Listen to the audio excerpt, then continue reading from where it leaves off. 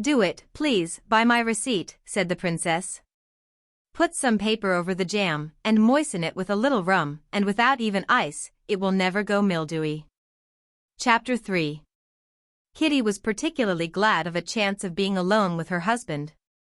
For she had noticed the shade of mortification that had passed over his face, always so quick to reflect every feeling, at the moment when he had come onto the terrace and asked what they were talking of, and had got no answer.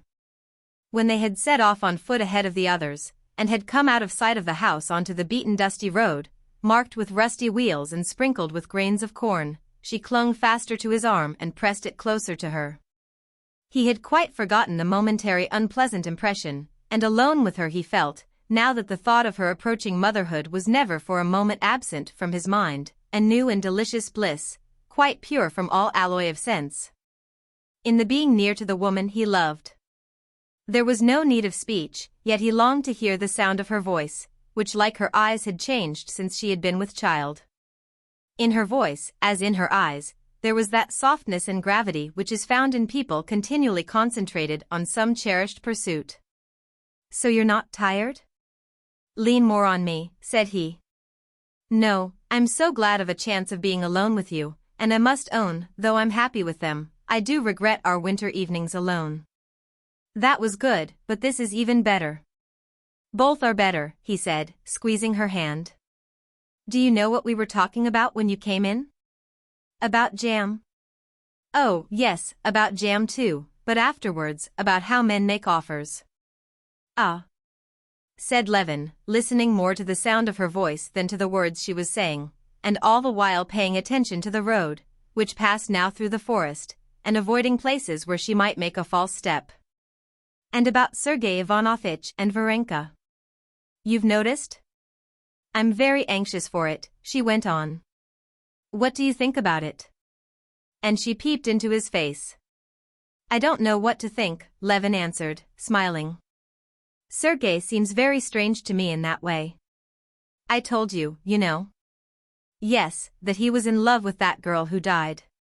That was when I was a child, I know about it from hearsay and tradition. I remember him then. He was wonderfully sweet. But I've watched him since with women, he is friendly, some of them he likes, but one feels that to him they're simply people, not women. Yes, but now with Varenka, I fancy there's something. Perhaps there is. But one has to know him. He's a peculiar, wonderful person. He lives a spiritual life only. He's too pure, too exalted a nature. Why? Would this lower him, then? No, but he's so used to a spiritual life that he can't reconcile himself with actual fact, and Varenka is after all fact. Levin had grown used by now to uttering his thought boldly, without taking the trouble of clothing it in exact language. He knew that his wife, in such moments of loving tenderness as now, would understand what he meant to say from a hint, and she did understand him.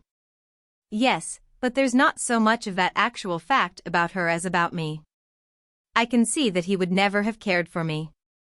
She is altogether spiritual.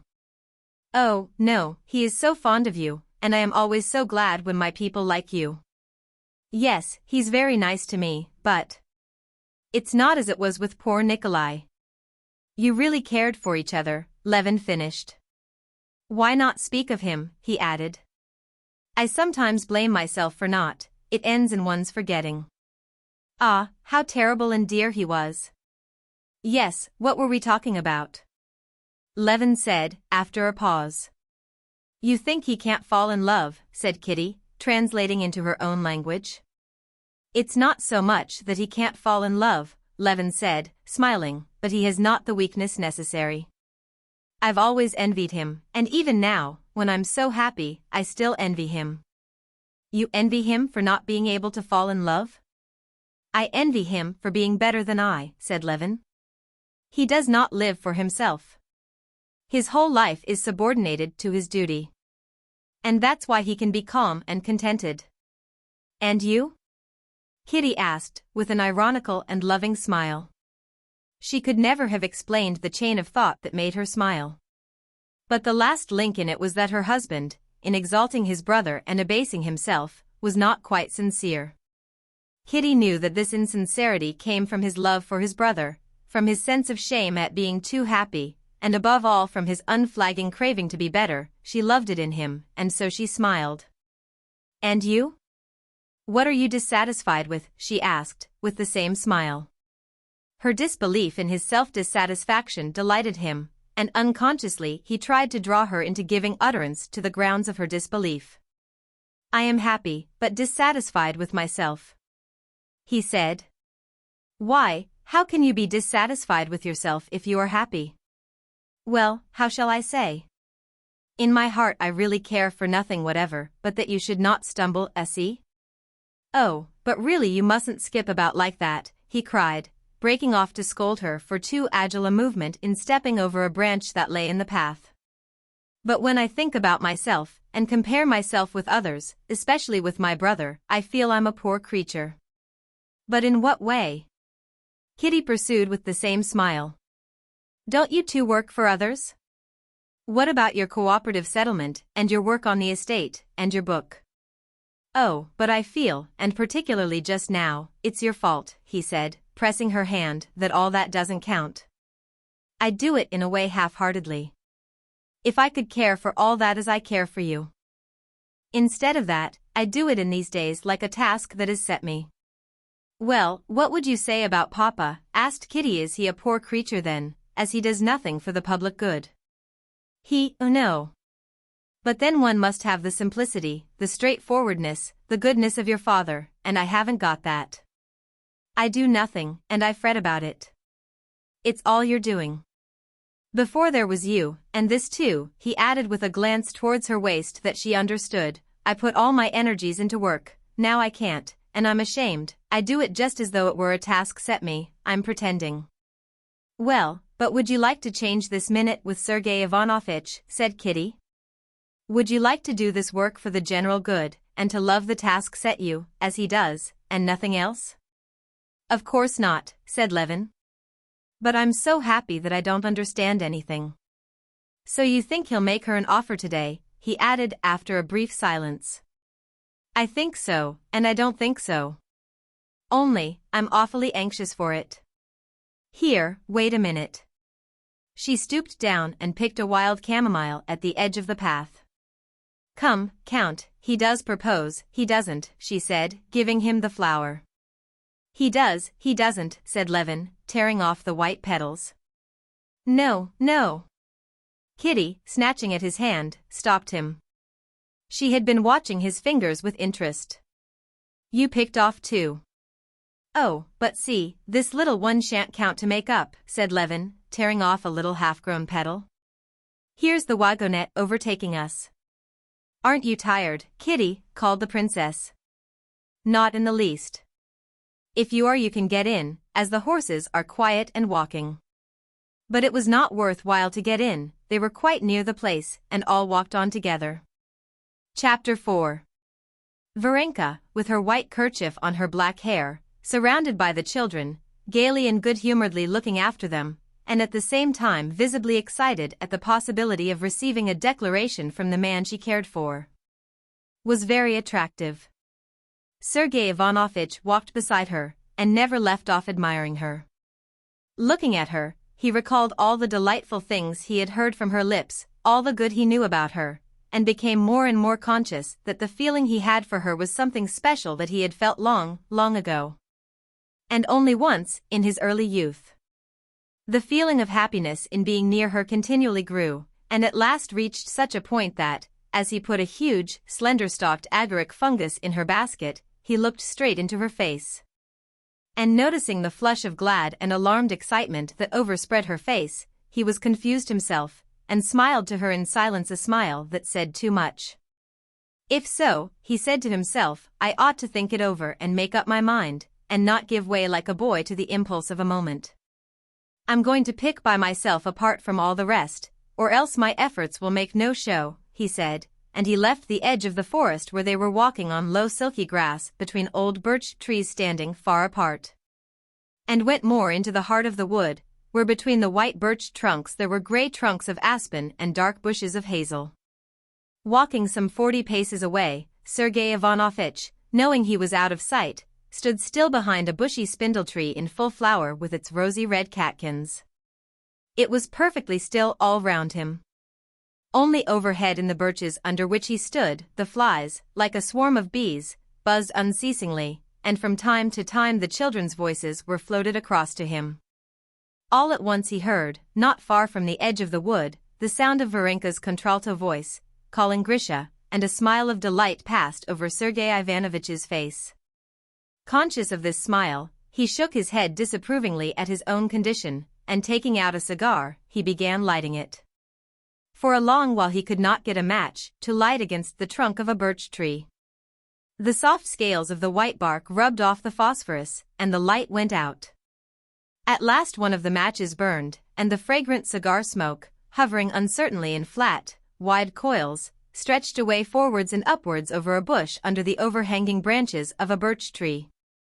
Watching the streak of smoke, Sergei Ivanovich walked gently on, deliberating on his position. Why not, he thought. If it were only a passing fancy or a passion, if it were only this attraction, this mutual attraction, I can call it a mutual attraction. But if I felt that it was in contradiction with the whole bent of my life, if I felt that in giving way to this attraction I should be false to my vocation and my duty. But it's not so. The only thing I can say against it is that, when I lost Marie, I said to myself that I would remain faithful to her memory. That's the only thing I can say against my feeling. That's a great thing, Sergei Ivanovich said to himself, feeling at the same time that this consideration had not the slightest importance for him personally, but would only perhaps detract from his romantic character in the eyes of others. But apart from that, however much I searched, I should never find anything to say against my feeling. If I were choosing by considerations of suitability alone, I could not have found anything better. However many women and girls he thought of whom he knew, he could not think of a girl who united to such a degree all, positively all, the qualities he would wish to see in his wife. She had all the charm and freshness of youth, but she was not a child, and if she loved him consciously as a woman ought to love, that was one thing.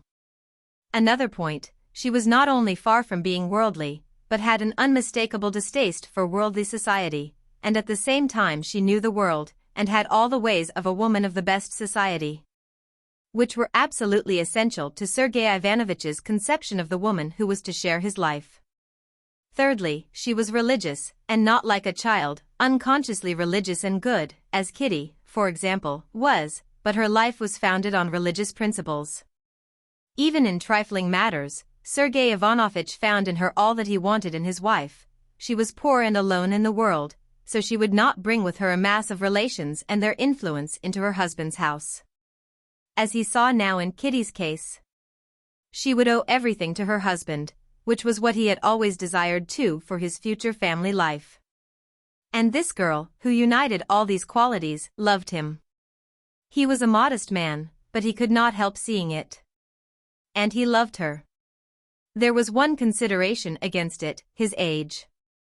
But he came of a long-lived family, he had not a single gray hair, no one would have taken him for 40, and he remembered Varenka's saying that it was only in Russia that men of 50 thought themselves old, and that in France a man of 50 considers himself dans la force de l'âge, while a man of 40 is un jeune. But what did the mere reckoning of years matter when he felt as young in heart as he had been 20 years ago?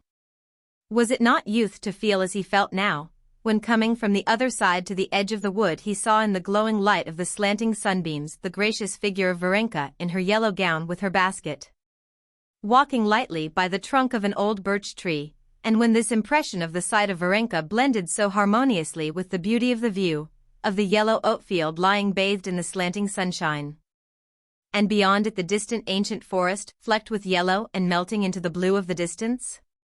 His heart throbbed joyously. A softened feeling came over him. He felt that he had made up his mind. Varenka, who had just crouched down to pick a mushroom, rose with a supple movement and looked round. Flinging away the cigar, Sergei Ivanovich advanced with resolute steps towards her. Chapter 5. Varvara Andreevna, when I was very young, I set before myself the ideal of the woman I loved and should be happy to call my wife. I have lived through a long life, and now for the first time I have met what I sought, in you. I love you, and offer you my hand. Sergei Ivanovich was saying this to himself while he was 10 paces from Varvara. Kneeling down, with her hands over the mushrooms to guard them from Grisha, she was calling little Masha. Come here, little ones. There are so many, she was saying in her sweet, deep voice. Seeing Sergei Ivanovich approaching, she did not get up and did not change her position, but everything told him that she felt his presence and was glad of it. Well, did you find some? She asked from under the white kerchief, turning her handsome, gently smiling face to him. Not one, said Sergei Ivanovich. Did you? She did not answer, busy with the children who thronged about her. That one too, near the twig, she pointed out to little Masha a little fungus, split in half across its rosy cap by the dry grass from under which it thrust itself. Varenka got up while Masha picked the fungus, breaking it into 2 white halves. This brings back my childhood, she added, moving apart from the children beside Sergei Ivanovich. They walked on for some steps in silence. Varenka saw that he wanted to speak, she guessed of what, and felt faint with joy and panic. They had walked so far away that no one could hear them now, but still he did not begin to speak. It would have been better for Varenka to be silent. After a silence, it would have been easier for them to say what they wanted to say than after talking about mushrooms. But against her own will, as it were accidentally, Varenka said. So you found nothing? In the middle of the wood there are always fewer, though. Sergei Ivanovich sighed and made no answer. He was annoyed that she had spoken about the mushrooms. He wanted to bring her back to the first words she had uttered about her childhood. But after a pause of some length, as though against his own will, he made an observation in response to her last words. I have heard that the white edible funguses are found principally at the edge of the wood, though I can't tell them apart. Some minutes more passed, they moved still further away from the children, and were quite alone. Varenka's heart throbbed so that she heard it beating, and felt that she was turning red and pale and red again. To be the wife of a man like Koznishev, after her position with Madame Stahl, was to her imagination the height of happiness. Besides, she was almost certain that she was in love with him. And this moment it would have to be decided. She felt frightened. She dreaded both his speaking and his not speaking. Now or never, it must be said, that Sergei Ivanovich felt too. Everything in the expression, the flushed cheeks and the downcast eyes of Varenka betrayed a painful suspense. Sergei Ivanovich saw it and felt sorry for her. He felt even that to say nothing now would be a slight to her. Rapidly in his own mind he ran over all the arguments in support of his decision. He even said over to himself the words in which he meant to put his offer, but instead of those words, some utterly unexpected reflection that occurred to him made him ask, what is the difference between the birch mushroom and the white mushroom? Varenka's lips quivered with emotion as she answered. In the top part there is scarcely any difference, it's in the stalk. And as soon as these words were uttered, both he and she felt that it was over, that what was to have been said would not be said, and their emotion, which had up to then been continually growing more intense, began to subside. The birch mushroom stalk suggests a dark man's chin after 2 days without shaving, said Sergei Ivanovich, speaking quite calmly now. Yes, that's true, answered Varenka smiling, and unconsciously the direction of their walk changed. They began to turn towards the children. Varenka felt both sore and ashamed, at the same time she had a sense of relief. When he had got home again and went over the whole subject, Sergei Ivanovich thought his previous decision had been a mistaken one.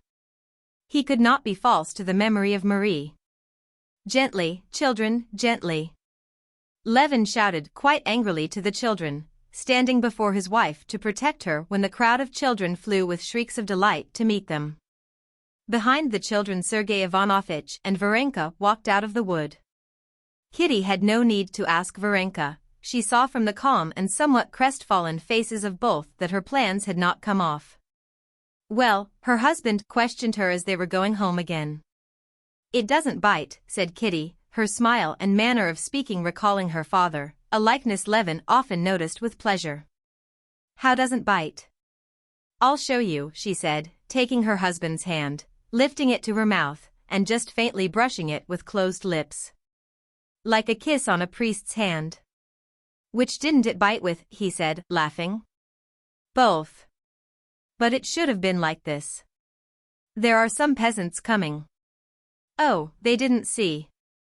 Chapter 6. During the time of the children's tea, the grown-up people sat in the balcony and talked as though nothing had happened, though they all, especially Sergei Ivanovitch and Varenka, were very well aware that there had happened an event which, though negative, was of very great importance. They both had the same feeling, rather like that of a schoolboy after an examination, which has left him in the same class or shut him out of the school forever. Everyone present, feeling too that something had happened, talked eagerly about extraneous subjects. Levin and Kitty were particularly happy and conscious of their love that evening. And their happiness in their love seemed to imply a disagreeable slur on those who would have liked to feel the same and could not, and they felt a prick of conscience. Mark my words, Alexander will not come, said the old princess. That evening they were expecting Stepan Arkadyevitch to come down by train, and the old prince had written that possibly he might come too. And I know why, the princess went on.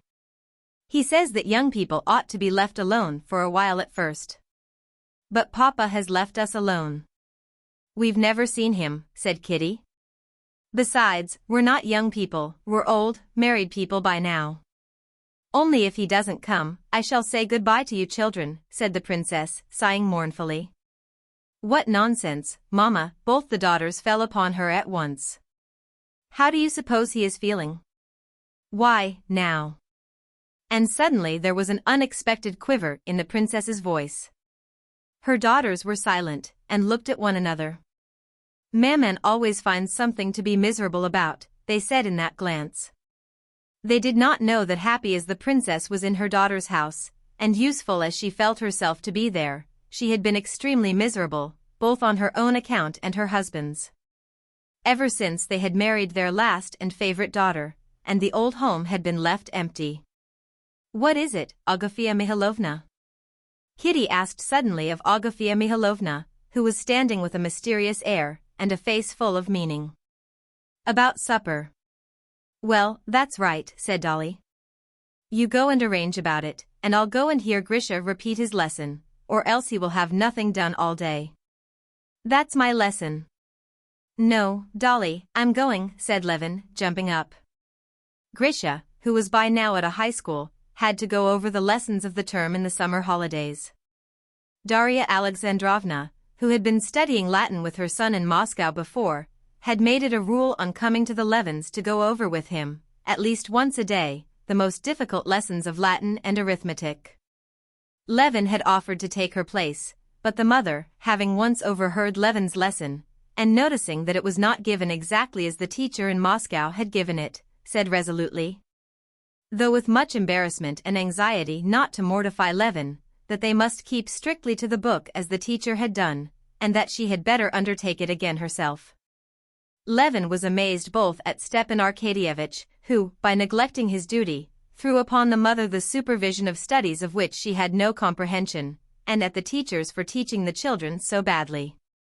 But he promised his sister-in-law to give the lessons exactly as she wished. And he went on teaching Grisha, not in his own way, but by the book, and so took little interest in it, and often forgot the hour of the lesson. So it had been today. No, I'm going, Dolly, you sit still, he said. We'll do it all properly, like the book. Only when Stiva comes, and we go out shooting, then we shall have to miss it. And Levin went to Grisha. Varenka was saying the same thing to Kitty. Even in the happy, well-ordered household of the Levins, Varenka had succeeded in making herself useful. I'll see to the supper, you sit still, she said, and got up to go to Agafia Mihailovna. Yes, most likely they've not been able to get chickens. If so, ours. Agafia Mihailovna and I will see about it, and Varenka vanished with her. What a nice girl, said the princess. Not nice, Maman, she's an exquisite girl. There's no one else like her. So you are expecting Stepan Arkadyevitch today, said Sergei Ivanovich, evidently not disposed to pursue the conversation about Varenka. It would be difficult to find two sons-in-law more unlike than yours, he said with a subtle smile. One all movement, only living in society, like a fish in water. The other are Kostya, lively, alert, quick in everything, but as soon as he is in society, he either sinks into apathy, or struggles helplessly like a fish on land. Yes, he's very heedless, said the princess, addressing Sergei Ivanovich. I've been meaning, indeed, to ask you to tell him that it's out of the question for her, she indicated Kitty, to stay here, that she positively must come to Moscow. He talks of getting a doctor down. Maman, he'll do everything. He has agreed to everything, Kitty said, angry with her mother for appealing to Sergei Ivanovich to judge in such a matter. In the middle of their conversation they heard the snorting of horses and the sound of wheels on the gravel. Dolly had not time to get up to go and meet her husband, when from the window of the room below, where Grisha was having his lesson, Levin leaped out and helped Grisha out after him. It's Stiva! Levin shouted from under the balcony. We've finished, Dolly, don't be afraid, he added, and started running like a boy to meet the carriage. Is Aegis, shouted Grisha, skipping along the avenue. And someone else too? Papa, of course, cried Levin, stopping at the entrance of the avenue. Kitty, don't come down the steep staircase, go round. But Levin had been mistaken in taking the persons sitting in the carriage for the old prince. As he got nearer to the carriage he saw beside Stepan Arkadyevitch not the prince but a handsome, stout young man in a Scotch cap, with long ends of ribbon behind. This was Vasenka Veslovsky, a distant cousin of the Shcherbatskys, a brilliant young gentleman in Petersburg and Moscow society. A capital fellow and a keen sportsman, as Stepan Arkadyevitch said, introducing him. Not a whit abashed by the disappointment caused by his having come in place of the old prince, Veslovsky greeted Levin gaily, claiming acquaintance with him in the past, and snatching up Grisha into the carriage. Lifted him over the pointer that Stepan Arkadyevitch had brought with him. Levin did not get into the carriage, but walked behind. He was rather vexed at the non-arrival of the old prince, whom he liked more and more the more he saw of him, and also at the arrival of this Vasenka Veslovsky, a quite uncongenial and superfluous person. He seemed to him still more uncongenial and superfluous when, on approaching the steps where the whole party, children and grown-up, were gathered together in much excitement, Levin saw Vasenka Veslovsky, with a particularly warm and gallant air, kissing Kitty's hand. Your wife and I are cousins and very old friends, said Vasenka Veslovsky, once more shaking Levin's hand with great warmth. Well, are there plenty of birds?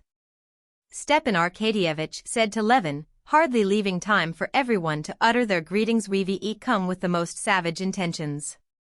Why, Himemen, they've not been in Moscow since. Look, Tanya, here's something for you. Get it, please, it's in the carriage, behind, he talked in all directions. How pretty you've grown, Dolly, he said to his wife, once more kissing her hand, holding it in one of his, and patting it with the other. Levin, who a minute before had been in the happiest frame of mind, now looked darkly at everyone, and everything displeased him. Who was it he kissed yesterday with those lips? He thought, looking at Stepan Arkadyevitch's tender demonstrations to his wife. He looked at Dolly, and he did not like her either. She doesn't believe in his love. So what is she so pleased about? Revolting, thought Levin. He looked at the princess, who had been so dear to him a minute before, and he did not like the manner in which she welcomed this Vasenka, with his ribbons, just as though she were in her own house. Even Sergei Ivanovich, who had come out too onto the steps, seemed to him unpleasant with the show of cordiality with which he met Stepan Arkadyevitch, though Levin knew that his brother neither liked nor respected Oblonsky. And Varenka, even she seemed hateful, with her air Saint Natush making the acquaintance of this gentleman, while all the while she was thinking of nothing but getting married. And more hateful than anyone was Kitty for falling in with the tone of gaiety with which this gentleman regarded his visit in the country, as though it were a holiday for himself and everyone else. And, above all, unpleasant was that particular smile with which she responded to his smile. Noisily talking, they all went into the house, but as soon as they were all seated, Levin turned and went out. Kitty saw something was wrong with her husband. She tried to seize a moment to speak to him alone, but he made haste to get away from her, saying he was wanted at the counting house. It was long since his own work on the estate had seemed to him so important as at that moment. It's all holiday for them, he thought, but these are no holiday matters, they won't wait, and there's no living without them. Chapter 7. Levin came back to the house only when they sent to summon him to supper. On the stairs were standing Kitty and Agafia Mihailovna, consulting about wines for supper. But why are you making all this fuss? Have what we usually do. No, Stiva doesn't drink. Kostya, stop, what's the matter? Kitty began, hurrying after him, but he strode ruthlessly away to the dining room without waiting for her, and at once joined in the lively general conversation which was being maintained there by Vasenka Veslovsky and Stepan Arkadyevitch. Well, what do you say, are we going shooting tomorrow? Said Stepan Arkadyevitch. Please, do let's go, said Veslovsky, moving to another chair, where he sat down sideways, with one fat leg crossed under him.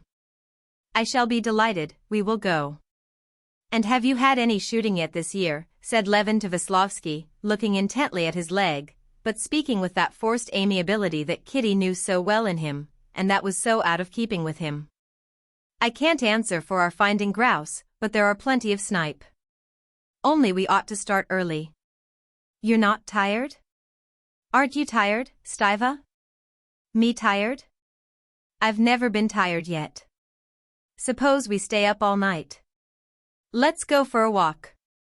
Yes, really, let's not go to bed at all. Capital. Veslovsky chimed in. Oh, we all know you can do without sleep, and keep other people up too, Dolly said to her husband, with that faint note of irony in her voice which she almost always had now with her husband. But to my thinking, it's time for bed now. I'm going, I don't want supper. No, do stay a little, Dolly, said Stepan Arkadyevitch, going round to her side behind the table where they were having supper. I've so much still to tell you. Nothing really, I suppose. Do you know Veslovsky has been at Anna's, and he's going to them again? You know they're hardly 50 miles from you, and I too must certainly go over there. Veslovsky, come here. Vasenka crossed over to the ladies, and sat down beside Kitty. Ah, do tell me, please, you have stayed with her? How was she? Darya Alexandrovna appealed to him. Levin was left at the other end of the table, and though never pausing in his conversation with the princess and Varenka, he saw that there was an eager and mysterious conversation going on between Stepan Arkadyevitch, Dolly, Kitty, and Veslovsky. And that was not all. He saw on his wife's face an expression of real feeling as she gazed with fixed eyes on the handsome face of Vasenka, who was telling them something with great animation. It's exceedingly nice at their place, Veslovsky was telling them about Vronsky and Anna. I can't, of course, take it upon myself to judge, but in their house you feel the real feeling of home. What do they intend doing? I believe they think of going to Moscow. How jolly it would be for us all to go over to them together. When are you going there? Stepan Arkadyevitch asked Vasenka. I'm spending July there. Will you go? Stepan Arkadyevitch said to his wife. I've been wanting to a long while, I shall certainly go, said Dolly. I am sorry for her, and I know her. She's a splendid woman. I will go alone, when you go back, and then I shall be in no one's way. And it will be better indeed without you. To be sure, said Stepan Arkadyevitch. And you, Kitty? I? Why should I go? Kitty said, flushing all over, and she glanced round at her husband. Do you know Anna Arkadyevna, then? Veslovsky asked her. She's a very fascinating woman. Yes, she answered Veslovsky, crimsoning still more. She got up and walked across to her husband. Are you going shooting, then, tomorrow? She said. His jealousy had in these few moments, especially at the flush that had overspread her cheeks while she was talking to Veslovsky, gone far indeed. Now as he heard her words, he construed them in his own fashion. Strange as it was to him afterwards to recall it, it seemed to him at the moment clear that in asking whether he was going shooting, all she cared to know was whether he would give that pleasure to Vasenka Veslovsky, with whom, as he fancied, she was in love. Yes, I'm going, he answered her in an unnatural voice, disagreeable to himself. No, better spend the day here tomorrow, or Dolly won't see anything of her husband, and set off the day after, said Kitty. The motive of Kitty's words was interpreted by Levin thus: don't separate me from him. I don't care about your going, but do let me enjoy the society of this delightful young man. Oh, if you wish, we'll stay here tomorrow, Levin answered, with peculiar amiability. Vasenka meanwhile, utterly unsuspecting the misery his presence had occasioned, got up from the table after Kitty, and watching her with smiling and admiring eyes, he followed her. Levin saw that look. He turned white, and for a minute he could hardly breathe. How dare he look at my wife like that, was the feeling that boiled within him.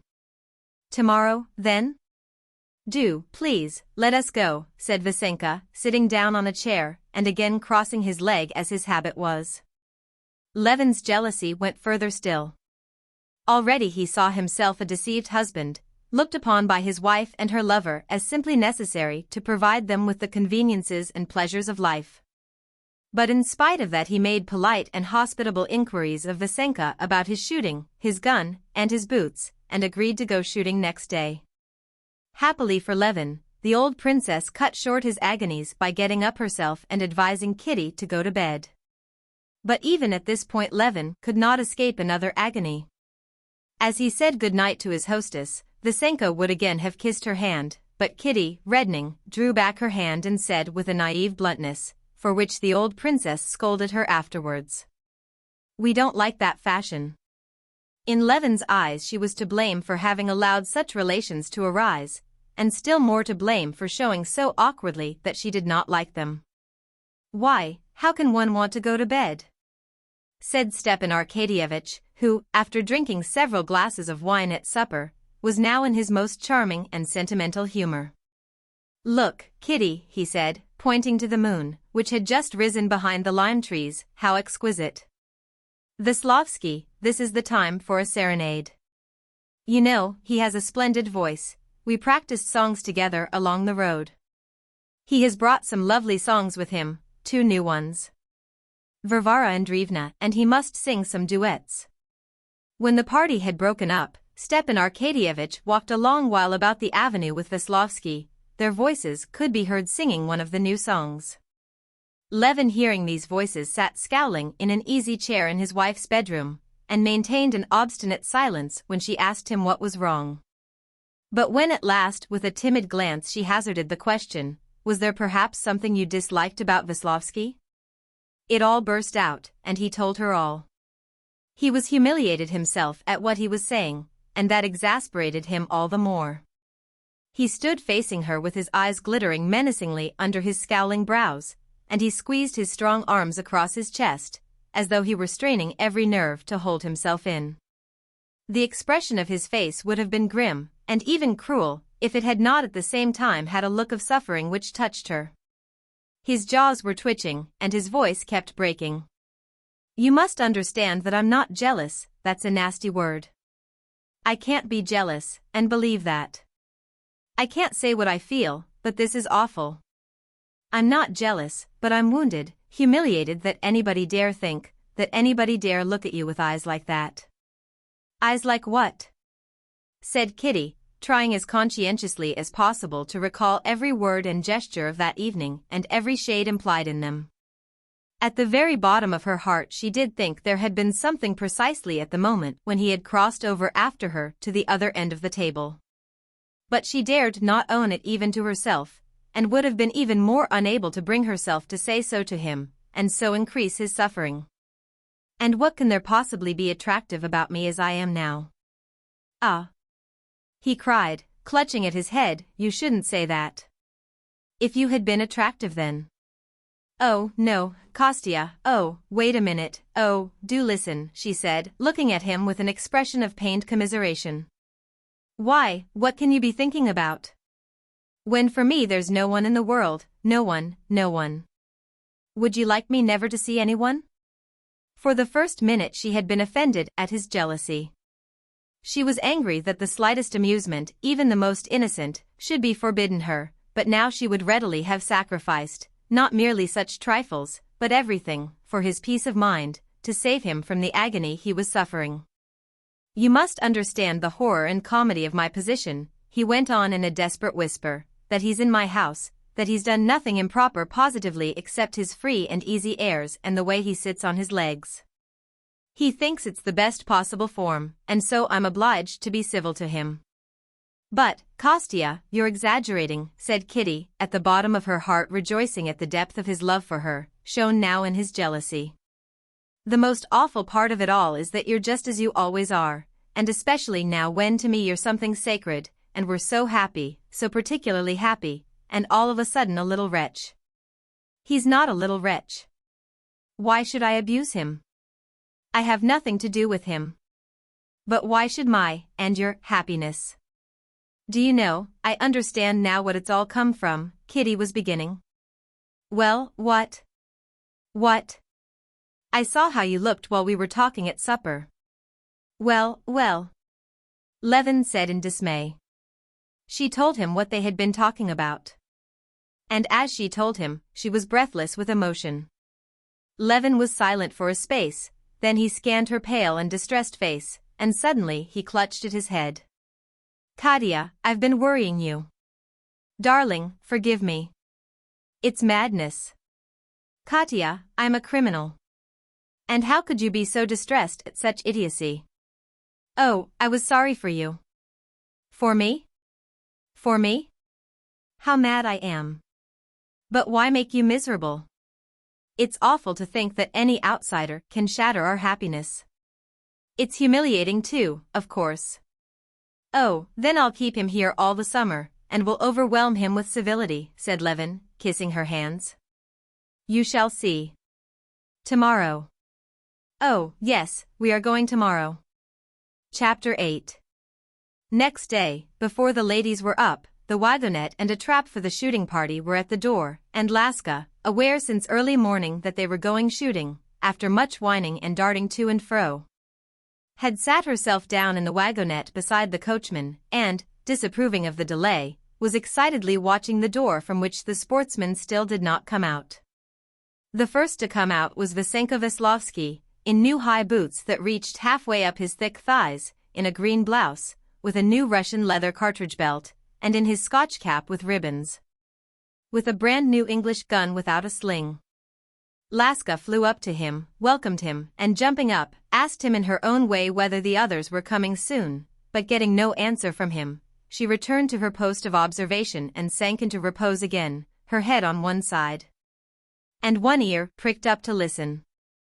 At last the door opened with a creak, and Stepan Arkadyevitch's spot antenna pointer crock flew out, running round and turning over in the air. Stepan Arkadyevitch himself followed with a gun in his hand and a cigar in his mouth. Good dog, Crock, he cried encouragingly to the dog, who put his paws up on his chest, catching at his game bag. Stepan Arkadyevitch was dressed in rough leggings and spats, in torn trousers and a short coat. On his head there was a wreck of a hat of indefinite form, but his gun of a new patent was a perfect gem, and his game bag and cartridge belt, though worn, were of the very best quality. Vasenka Veslovsky had had no notion before that it was truly chic for a sportsman to be in tatters, but to have his shooting outfit of the best quality.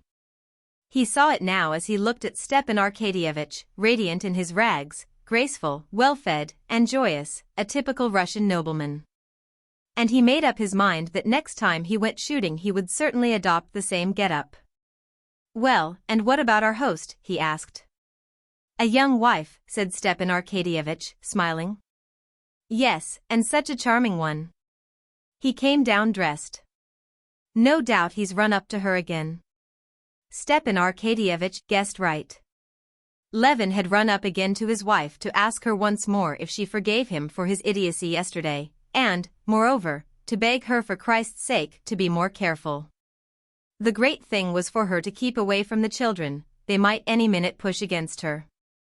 Then he had once more to hear her declare that she was not angry with him for going away for 2 days, and to beg her to be sure to send him a note next morning by a servant on horseback, to write him, if it were but 2 words only, to let him know that all was well with her. Kitty was distressed, as she always was, at parting for a couple of days from her husband, but when she saw his eager figure, looking big and strong in his shooting boots and his white blouse, and a sort of sportsman elation and excitement incomprehensible to her, she forgot her own chagrin for the sake of his pleasure, and said good-bye to him cheerfully. "Pardon, gentlemen," he said, running out onto the steps. "Have you put the lunch in? Why is the chestnut on the right?" "Well, it doesn't matter. Laska, down, go and lie down.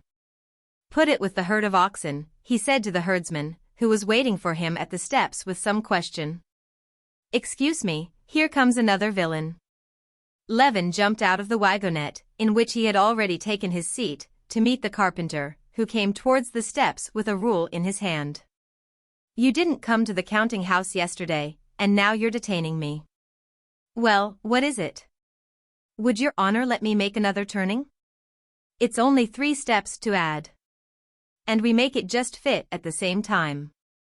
It will be much more convenient." "You should have listened to me," Levin answered with annoyance. "I said, put the lines and then fit in the steps. Now there's no setting it right. Do as I told you, and make a new staircase." The point was that in the lodge that was being built the carpenter had spoiled the staircase, fitting it together without calculating the space it was to fill, so that the steps were all sloping when it was put in place. Now the carpenter wanted, keeping the same staircase, to add 3 steps. "It will be much better." "But where's your staircase coming out with its 3 steps?" "Why, upon my word, sir," the carpenter said with a contemptuous smile, "it comes out right at the very spot. It starts, so to speak," he said, with a persuasive gesture, "it comes down, and comes down, and comes out. But 3 steps will add to the length too. Where is it to come out?" "Why, to be sure, it'll start from the bottom and go up, and come out so," the carpenter said obstinately and convincingly. "It'll reach the ceiling and the wall." "Upon my word." "Why, it'll go up, and come out like this." Levin took out a ramrod and began sketching him the staircase in the dust. "There, do you see?" "As your honor likes," said the carpenter, with a sudden gleam in his eyes, obviously understanding the thing at last. "It seems it'll be best to make a new one." "Well, then, do it as you're told," Levin shouted, seating himself in the wagonette. "Down. Hold the dogs, Philip." Levin felt now, at leaving behind all his family and household cares, such an eager sense of joy in life and expectation that he was not disposed to talk. Besides that, he had that feeling of concentrated excitement that every sportsman experiences as he approaches the scene of action. If he had anything on his mind at that moment, it was only the doubt whether they would start anything in the Kolpensky marsh, whether Laska would show to advantage in comparison with Krok, and whether he would shoot well that day himself. Not to disgrace himself before a new spectator, not to be outdone by Oblonsky, that too was a thought that crossed his brain. Oblonsky was feeling the same, and he too was not talkative. Vasenka Veslovsky kept up alone a ceaseless flow of cheerful chatter as he listened to him now. Levin felt ashamed to think how unfair he had been to him the day before. Vasenka was really a nice fellow, simple, good-hearted, and very good-humored. If Levin had met him before he was married, he would have made friends with him.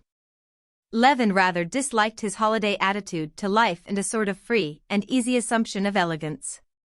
It was as though he assumed a high degree of importance in himself that could not be disputed, because he had long nails and a stylish cap, and everything else to correspond.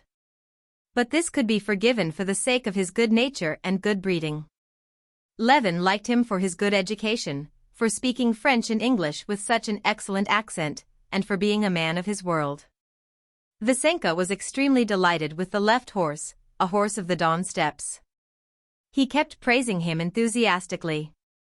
"How fine it must be galloping over the steppes on a steppe horse." "Eh? Isn't it?" he said. He had imagined riding on a steppe horse as something wild and romantic, and it turned out nothing of the sort. But his simplicity, particularly in conjunction with his good looks, his amiable smile, and the grace of his movements, was very attractive. Either because his nature was sympathetic to Levin, or because Levin was trying to atone for his sins of the previous evening by seeing nothing but what was good in him, anyway he liked his society. After they had driven over 2 miles from home, Veslovsky all at once felt for a cigar and his pocketbook, and did not know whether he had lost them or left them on the table. In the pocketbook there were 37 pounds, and so the matter could not be left in uncertainty. "Do you know what, Levin, I'll gallop home on that left trace horse?" "That will be splendid." He said, preparing to get out. "No, why should you?" answered Levin, calculating that Vasenka could hardly weigh less than 17 stone. "I'll send the coachman." The coachman rode back on the trace horse, and Levin himself drove the remaining pair. Chapter 9. "Well, now what's our plan of campaign?" "Tell us all about it," said Stepan Arkadyevitch. "Our plan is this. Now we're driving to Gvozdiyov. In Gvozdiyov there's a grouse marsh on this side, and beyond Gvozdiyov come some magnificent snipe marshes where there are grouse too. It's hot now, and we'll get there, it's 15 miles or so, towards evening, and have some evening shooting. We'll spend the night there and go on tomorrow to the bigger moors." "And is there nothing on the way?" "Yes, but we'll reserve ourselves, besides it's hot. There are 2 nice little places, but I doubt there being anything to shoot." Levin would himself have liked to go into these little places, but they were near home, he could shoot them over any time, and they were only little places, there would hardly be room for 3 to shoot. And so, with some insincerity, he said that he doubted there being anything to shoot. When they reached a little marsh Levin would have driven by, but Stepan Arkadyevitch, with the experienced eye of a sportsman, at once detected reeds visible from the road. "Shan't we try that?" he said, pointing to the little marsh. "Levin, do, please." "How delightful." Vasenka Veslovsky began begging, and Levin could but consent. Before they had time to stop, the dogs had flown one before the other into the marsh. "Krok! Laska!" The dogs came back. "There won't be room for 3. "I'll stay here," said Levin, hoping they would find nothing but peewits, who had been startled by the dogs, and turning over in their flight, were plaintively wailing over the marsh. "No. Come along, Levin, let's go together," Veslovsky called. "Really, there's not room." "Laska, back, Laska. You won't want another dog, will you?" Levin remained with the wagonette, and looked enviously at the sportsman. They walked right across the marsh. Except little birds and peewits, of which Vasenka killed one, there was nothing in the marsh. "Come, you see now that it was not that I grudged the marsh," said Levin, "only it's wasting time." "Oh, no, it was jolly all the same." "Did you see us?" said Vasenka Veslovsky, clambering awkwardly into the wagonette with his gun and his peewit in his hands. "How splendidly I shot this bird. Didn't I? Well, shall we soon be getting to the real place?" The horses started off suddenly, Levin knocked his head against the stock of someone's gun, and there was the report of a shot. The gun did actually go off first, but that was how it seemed to Levin. It appeared that Vasenka Veslovsky had pulled only one trigger, and had left the other hammer still cocked. The charge flew into the ground without doing harm to anyone. Stepan Arkadyevitch shook his head and laughed reprovingly at Veslovsky. But Levin had not the heart to reprove him. In the first place, any reproach would have seemed to be called forth by the danger he had incurred and the bump that had come up on Levin's forehead.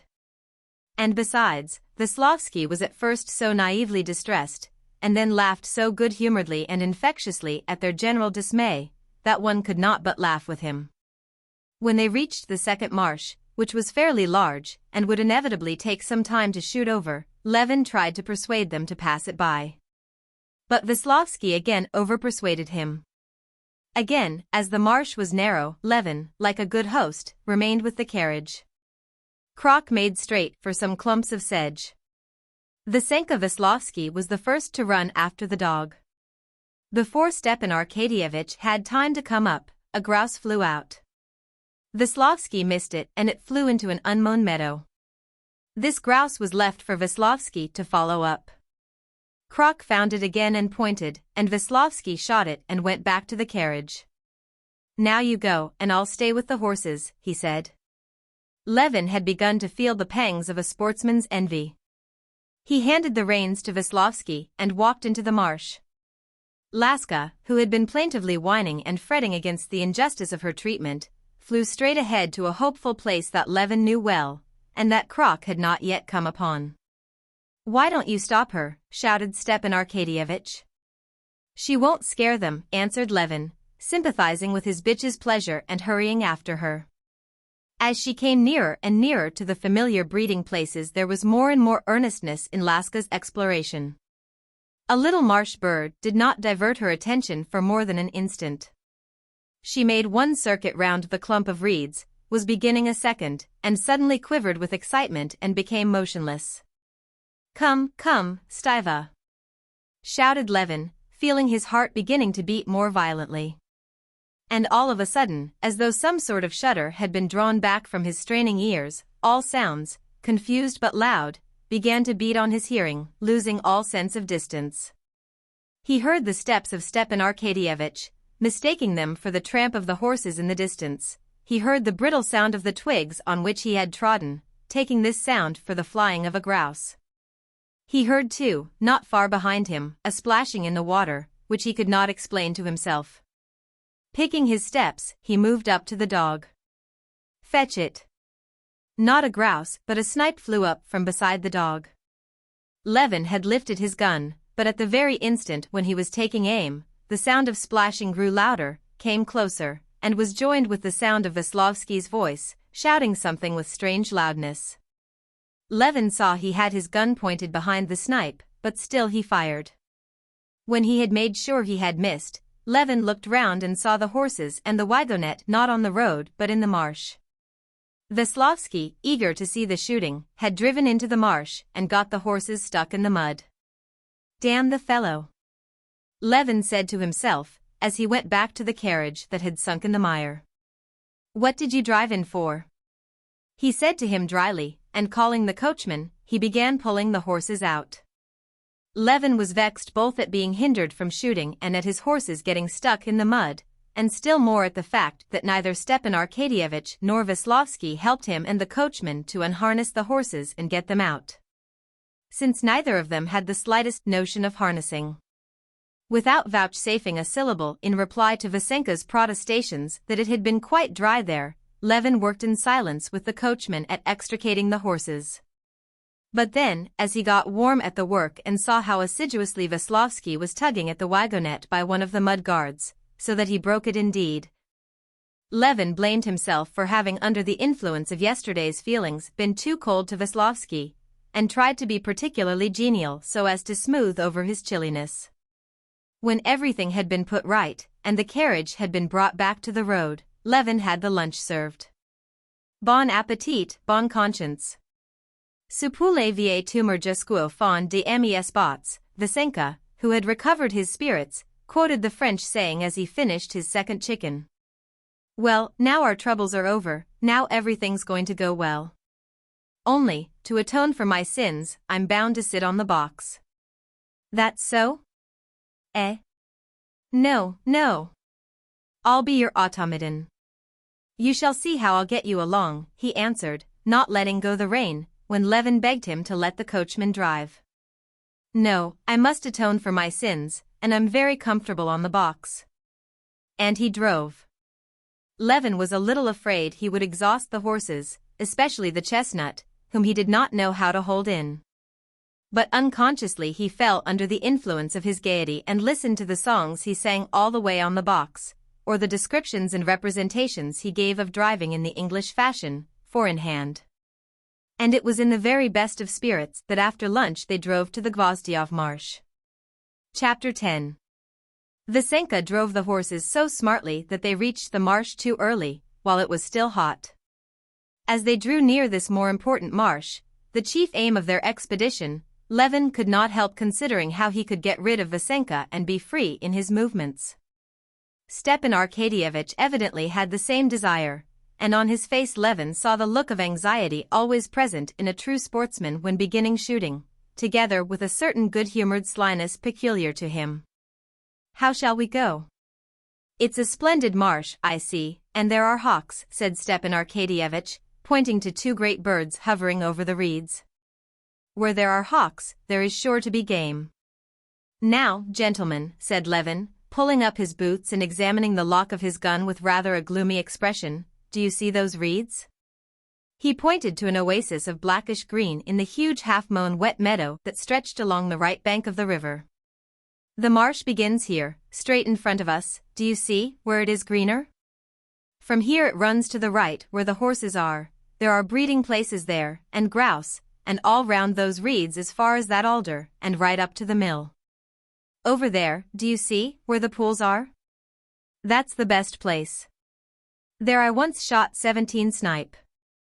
We'll separate with the dogs and go in different directions, and then meet over there at the mill." "Well, which shall go to left and which to right?" asked Stepan Arkadyevich. "It's wider to the right." "You two go that way and I'll take the left," he said with apparent carelessness. "Capital. We'll make the bigger bag." "Yes, come along, come along," Vasenka exclaimed. Levin could do nothing but agree, and they divided. As soon as they entered the marsh, the two dogs began hunting about together and made towards the green, slime-covered pool. Levin knew Laska's method, wary and indefinite. He knew the place too and expected a whole covey of snipe. "Veslovsky, beside me, walk beside me," he said in a faint voice to his companion splashing in the water behind him. Levin could not help feeling an interest in the direction his gun was pointed, after that casual shot near the Kolpensky marsh. "Oh, I won't get in your way, don't trouble about me." But Levin could not help troubling, and recalled Kitty's words at parting, "Mind you don't shoot one another." The dogs came nearer and nearer, past each other, each pursuing its own scent. The expectation of snipe was so intense that to Levin the squelching sound of his own heel, as he drew it up out of the mire, seemed to be the call of a snipe, and he clutched and pressed the lock of his gun. Bang! Bang! Sounded almost in his ear. Vasenka had fired at a flock of ducks, which was hovering over the marsh and flying at that moment towards the sportsman, far out of range. Before Levin had time to look round, there was the whir of one snipe, another, a third, and some 8 more rose one after another. Stepan Arkadyevich hit one at the very moment when it was beginning its zigzag movements, and the snipe fell in a heap into the mud.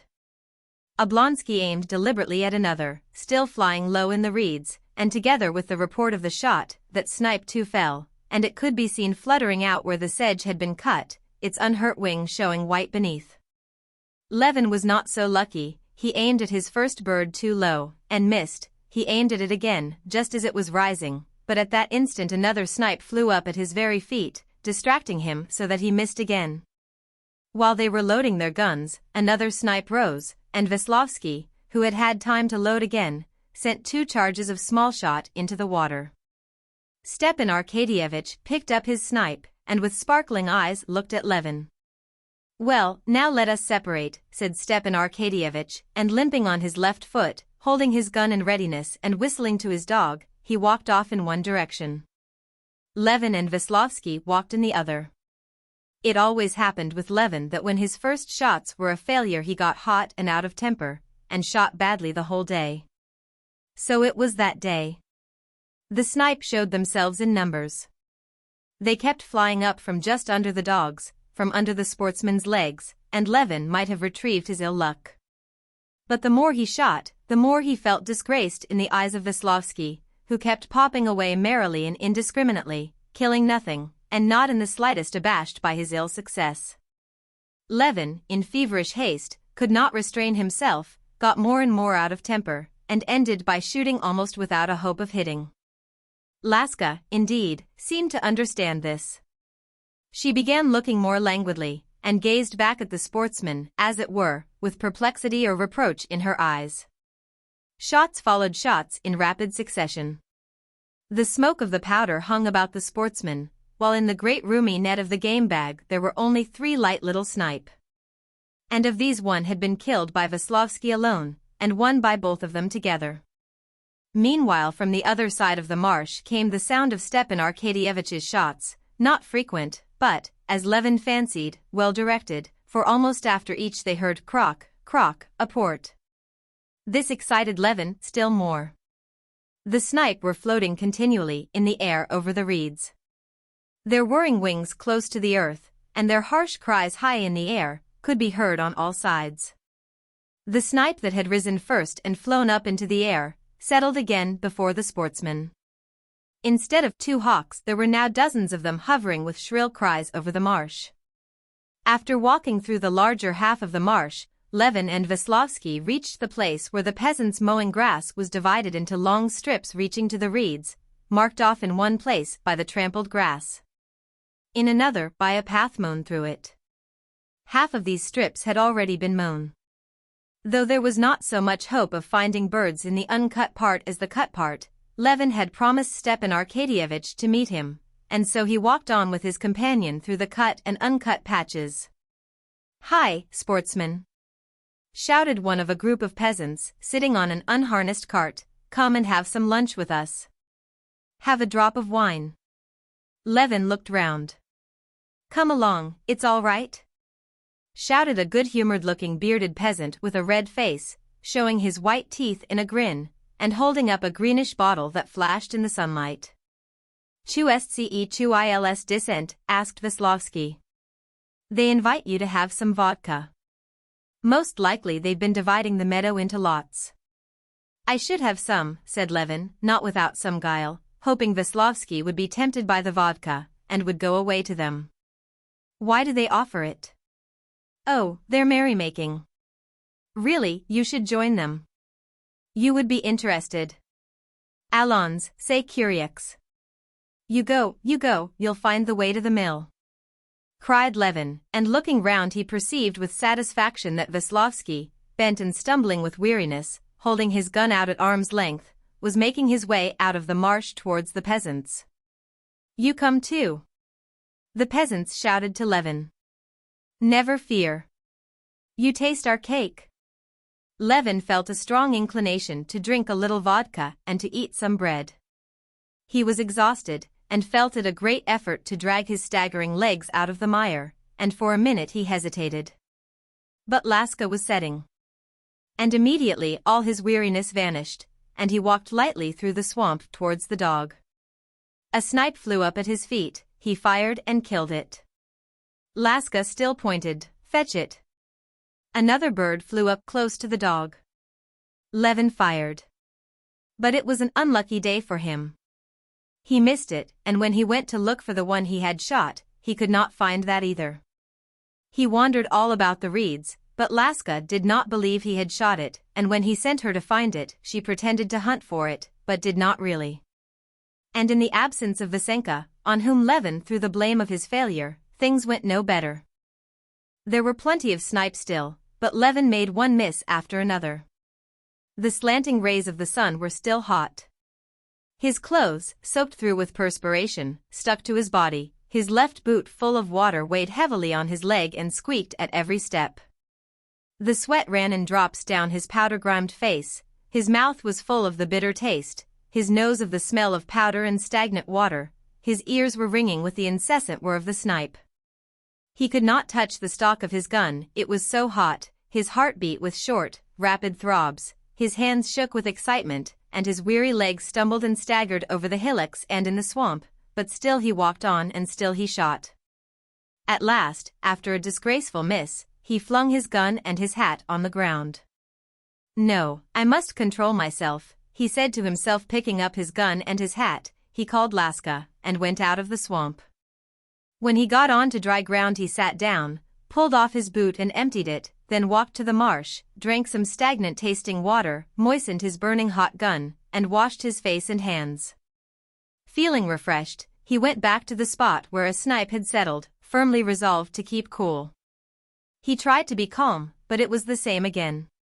His finger pressed the cock before he had taken a good aim at the bird. It got worse and worse. He had only 5 birds in his game bag when he walked out of the marsh towards the alders where he was to rejoin Stepan Arkadyevitch. Before he caught sight of Stepan Arkadyevitch, he saw his dog. Krok darted out from behind the twisted root of an alder, black all over with the stinking mire of the marsh, and with the air of a conqueror sniffed at Laska.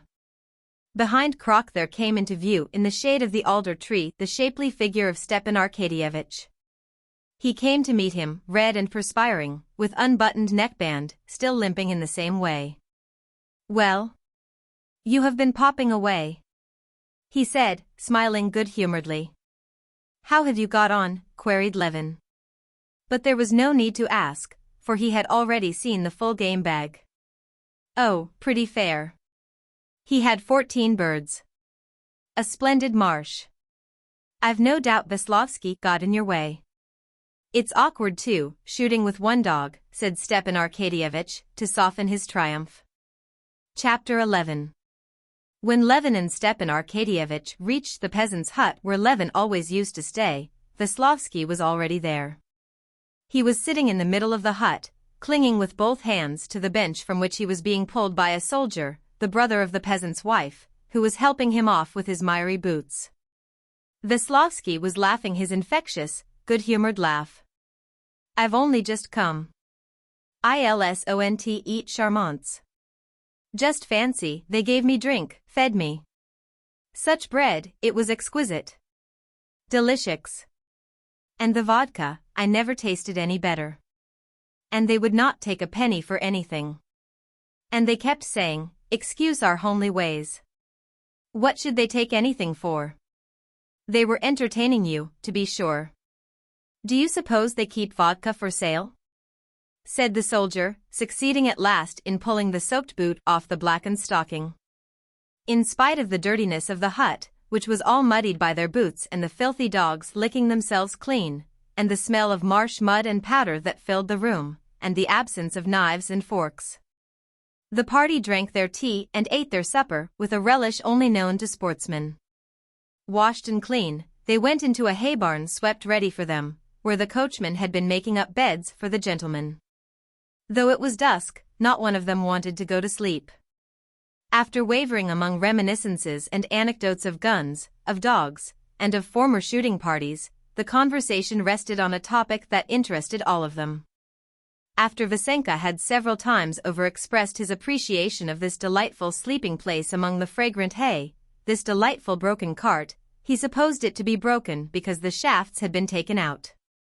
Of the good nature of the peasants that had treated him to vodka, of the dogs who lay at the feet of their respective masters, Oblonsky began telling them of a delightful shooting party at Malthus's, where he had stayed the previous summer.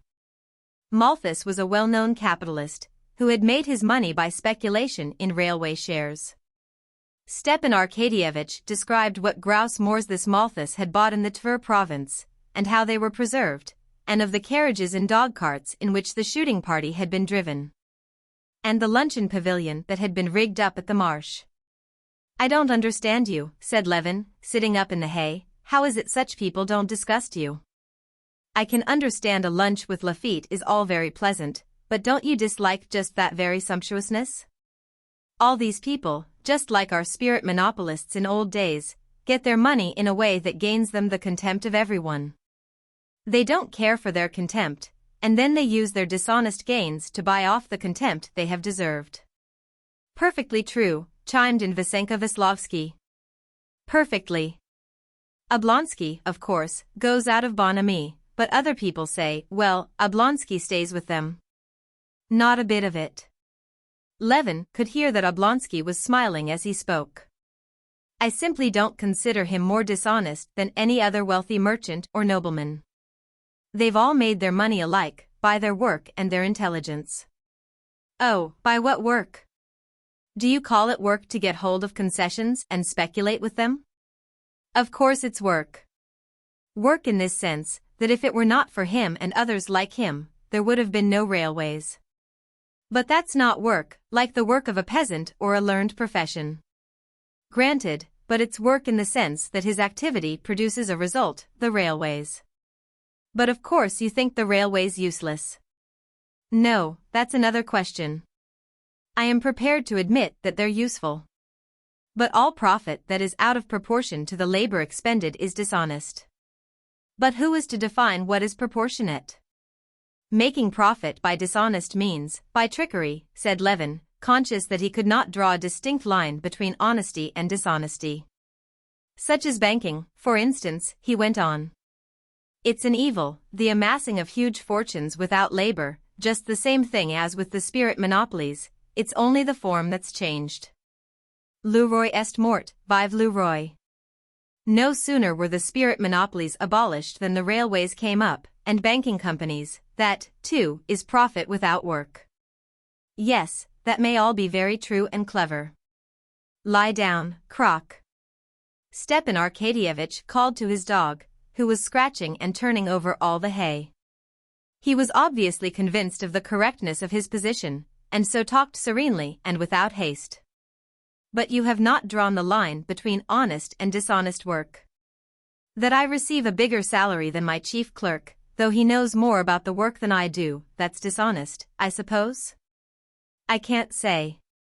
Well, but I can tell you, you're receiving some 5,000, let's say, for your work on the land, while our host, the peasant here, however hard he works, can never get more than 50 rubles. Is just as dishonest as my earning more than my chief clerk, and Malthus getting more than a station master. No, quite the contrary. I see that society takes up a sort of antagonistic attitude to these people, which is utterly baseless, and I fancy there's envy at the bottom of it. No, that's unfair, said Veslovsky. How could envy come in? There is something not nice about that sort of business. You say, Levin went on, that it's unjust for me to receive 5,000, while the peasant has 50, that's true. It is unfair, and I feel it, but it really is. Why is it we spend our time riding, drinking, shooting, doing nothing, while they are forever at work? Said Vasenka Veslovsky, obviously for the first time in his life reflecting on the question, and consequently considering it with perfect sincerity. Yes, you feel it, but you don't give him your property, said Stepan Arkadyevitch, intentionally, as it seemed, provoking Levin. There had arisen of late something like a secret antagonism between the two brothers-in-law. As though, since they had married sisters, a kind of rivalry had sprung up between them as to which was ordering his life best, and now this hostility showed itself in the conversation, as it began to take a personal note. I don't give it away, because no one demands that from me, and if I wanted to, I could not give it away, answered Levin, and have no one to give it to. Give it to this peasant, he would not refuse it. Yes, but how am I to give it up? Am I to go to him and make a deed of conveyance? I don't know, but if you are convinced that you have no right. I'm not at all convinced. On the contrary, I feel I have no right to give it up, that I have duties both to the land and to my family. No, excuse me, but if you consider this inequality as unjust, why is it you don't act accordingly? Well, I do act negatively on that idea, so far as not trying to increase the difference of position existing between him and me.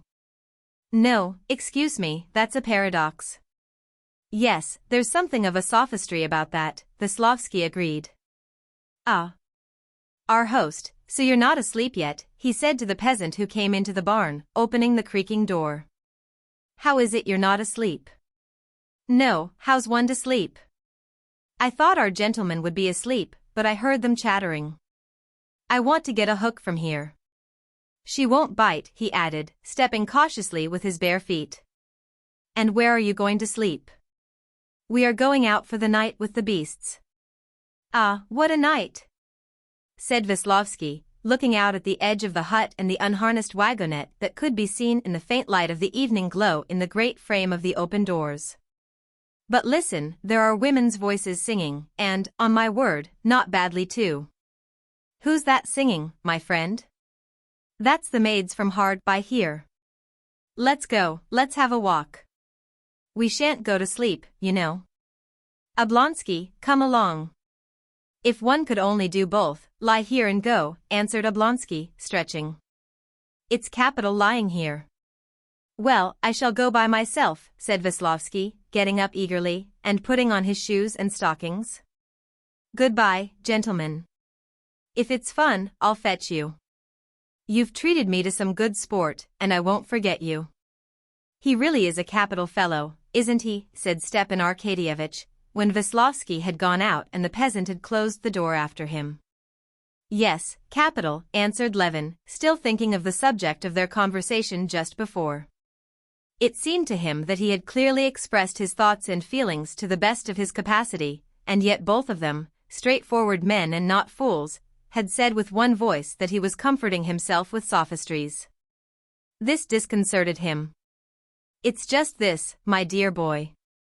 One must do one of two things, either admit that the existing order of society is just, and then stick up for one's rights in it. Or acknowledge that you are enjoying unjust privileges, as I do, and then enjoy them and be satisfied. No, if it were unjust, you could not enjoy these advantages and be satisfied, at least I could not. The great thing for me is to feel that I'm not to blame. What do you say, why not go after all? Said Stepan Arkadyevitch, evidently weary of the strain of thought. We shan't go to sleep, you know. Come, let's go. Levin did not answer. What they had said in the conversation, that he acted justly only in a negative sense, absorbed his thoughts. Can it be that it's only possible to be just negatively, he was asking himself? How strong the smell of the fresh hay is, though, said Stepan Arkadyevitch, getting up. There's not a chance of sleeping. Visenka has been getting up some fun there. Do you hear the laughing and his voice? Hadn't we better go? Come along. No, I'm not coming, answered Levin. Surely that's not a matter of principle too, said Stepan Arkadyevitch, smiling, as he felt about in the dark for his cap. It's not a matter of principle, but why should I go? But do you know you are preparing trouble for yourself, said Stepan Arkadyevitch, finding his cap and getting up. How so? Do you suppose I don't see the line you've taken up with your wife? I heard how it's a question of the greatest consequence, whether or not you're to be away for a couple of days shooting. That's all very well as an idyllic episode, but for your whole life that won't answer. A man must be independent. He has his masculine interests. A man has to be manly, said Oblonsky, opening the door. In what way? To go running after servant girls, said Levin. Why not, if it amuses him? Cane tire pa a consequence. It won't do my wife any harm, and it'll amuse me. The great thing is to respect the sanctity of the home. There should be nothing in the home. But don't tie your own hands. Perhaps so, said Levin dryly, and he turned on his side. Tomorrow, early, I want to go shooting, and I won't wake anyone, and shall set off at daybreak. Messrs. Venus Vite, they heard the voice of Veslovsky coming back. Charmanty. I've made such a discovery. Charmanty. A perfect Gretchen, and I've already made friends with her. Really, exceedingly pretty, he declared in a tone of approval, as though she had been made pretty entirely on his account, and he was expressing his satisfaction with the entertainment that had been provided for him. Levin pretended to be asleep, while Oblonsky, putting on his slippers, and lighting a cigar, walked out of the barn, and soon their voices were lost. For a long while Levin could not get to sleep. He heard the horses munching hay, then he heard the peasant and his elder boy getting ready for the night, and going off for the night watch with the beasts, then he heard the soldier arranging his bed on the other side of the barn, with his nephew, the younger son of their peasant host. He heard the boy in his shrill little voice telling his uncle what he thought about the dogs, who seemed to him huge and terrible creatures, and asking what the dogs were going to hunt next day, and the soldier in a husky, sleepy voice telling him the sportsmen were going in the morning to the marsh, and would shoot with their guns. And then, to check the boy's questions, he said, "Go to sleep, Vaska, go to sleep, or you'll catch it," and soon after he began snoring himself, and everything was still. He could only hear the snort of the horses, and the guttural cry of a snipe. Is it really only negative? He repeated to himself. Well, what of it? It's not my fault.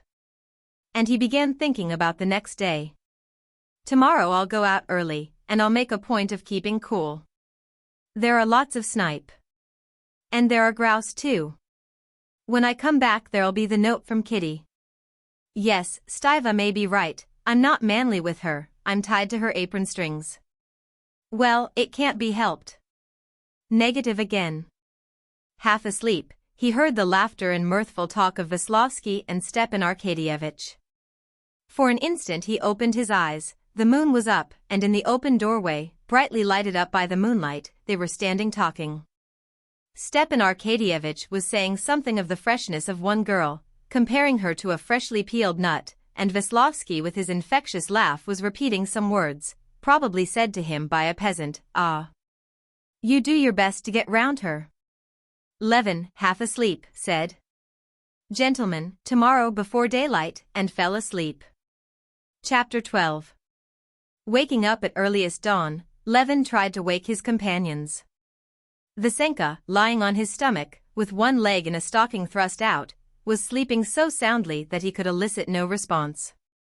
Oblonsky, half asleep, declined to get up so early. Even Laska, who was asleep, curled up in the hay, got up unwillingly, and lazily stretched out and straightened her hind legs one after the other. Getting on his boots and stockings, taking his gun, and carefully opening the creaking door of the barn, Levin went out into the road. The coachmen were sleeping in their carriages, the horses were dozing. Only one was lazily eating oats, dipping its nose into the manger. It was still grey out of doors.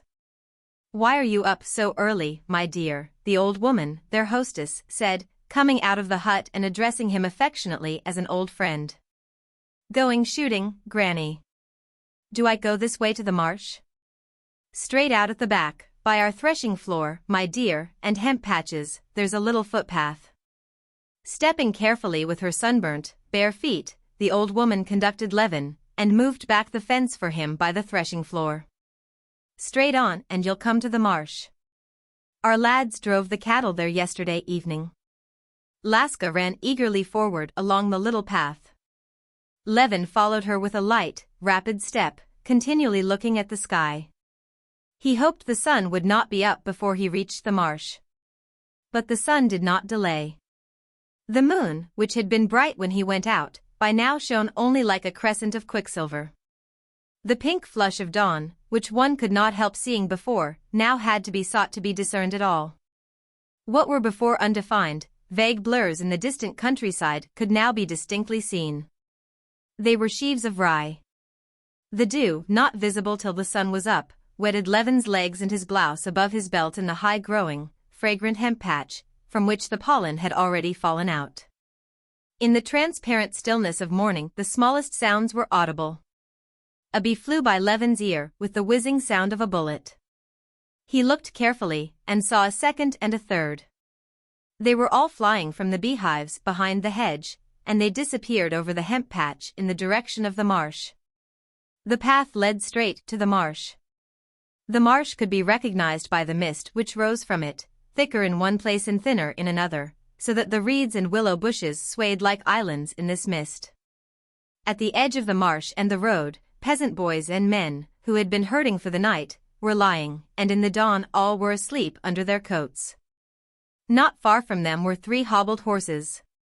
One of them clanked a chain. Laska walked beside her master, pressing a little forward and looking round. Passing the sleeping peasants and reaching the first reeds, Levin examined his pistols and let his dog off. One of the horses, a sleek, dark-brown 3-year-old, seeing the dog, started away, switched its tail and snorted.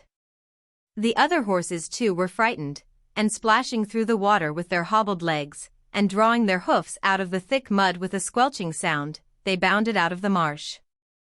Laska stopped, looking ironically at the horses and inquiringly at Levin. Levin patted Laska, and whistled as a sign that she might begin. Laska ran joyfully and anxiously through the slush that swayed under her. Running into the marsh among the familiar scents of roots, marsh plants, and slime, and the extraneous smell of horse dung, Laska detected at once a smell that pervaded the whole marsh. The scent of that strong-smelling bird that always excited her more than any other. Here and there among the moss and marsh plants this scent was very strong, but it was impossible to determine in which direction it grew stronger or fainter. To find the direction, she had to go farther away from the wind. Not feeling the motion of her legs, Laska bounded with a stiff gallop, so that at each bound she could stop short, to the right, away from the wind that blew from the east before sunrise, and turned facing the wind. Sniffing in the air with dilated nostrils, she felt at once that not their tracks only but they themselves were here before her, and not one, but many. Laska slackened her speed. They were here, but where precisely she could not yet determine. To find the very spot, she began to make a circle, when suddenly her master's voice drew her off. "Laska."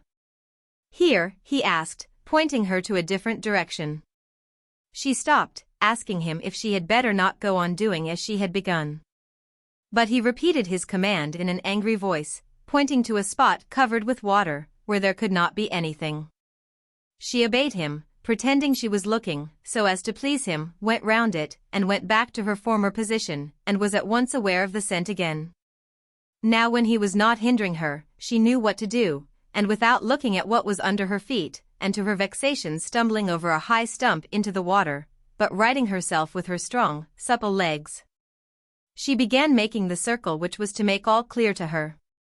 The scent of them reached her, stronger and stronger, and more defined, and all at once it became perfectly clear to her that one of them was here, behind this tuft of reeds, 5 paces in front of her. She stopped, and her whole body was still and rigid. On her short legs she could see nothing in front of her, but by the scent she knew it was sitting not more than 5 paces off. She stood still, feeling more and more conscious of it, and enjoying it in anticipation. Her tail was stretched straight and tense, and only wagging at the extreme end. Her mouth was slightly open, her ears raised. One ear had been turned wrong side out as she ran up, and she breathed heavily but warily, and still more warily looked round, but more with her eyes than her head, to her master. He was coming along with the face she knew so well, though the eyes were always terrible to her. He stumbled over the stump as he came, and moved, as she thought, extraordinarily slowly. She thought he came slowly, but he was running. Noticing Laska's special attitude as she crouched on the ground, as it were, scratching big prints with her hind paws, and with her mouth slightly open, Levin knew she was pointing at grouse, and with an inward prayer for luck. Especially with the first bird, he ran up to her. Coming quite close up to her, he could from his height look beyond her, and he saw with his eyes what she was seeing with her nose. In a space between 2 little thickets, at a couple of yards' distance, he could see a grouse. Turning its head, it was listening. Then lightly preening and folding its wings, it disappeared round a corner with a clumsy wag of its tail. Fetch it," shouted Levin, giving Laska a shove from behind. "But I can't go," thought Laska. "Where am I to go? From here I feel them, but if I move forward I shall know nothing of where they are or who they are." But then he shoved her with his knee, and in an excited whisper said, "Fetch it, Laska." "Well, if that's what he wishes, I'll do it, but I can't answer for myself now," she thought, and darted forward as fast as her legs would carry her between the thick bushes. She scented nothing now. She could only see and hear, without understanding anything. 10 paces from her former place a grouse rose with a guttural cry and the peculiar round sound of its wings.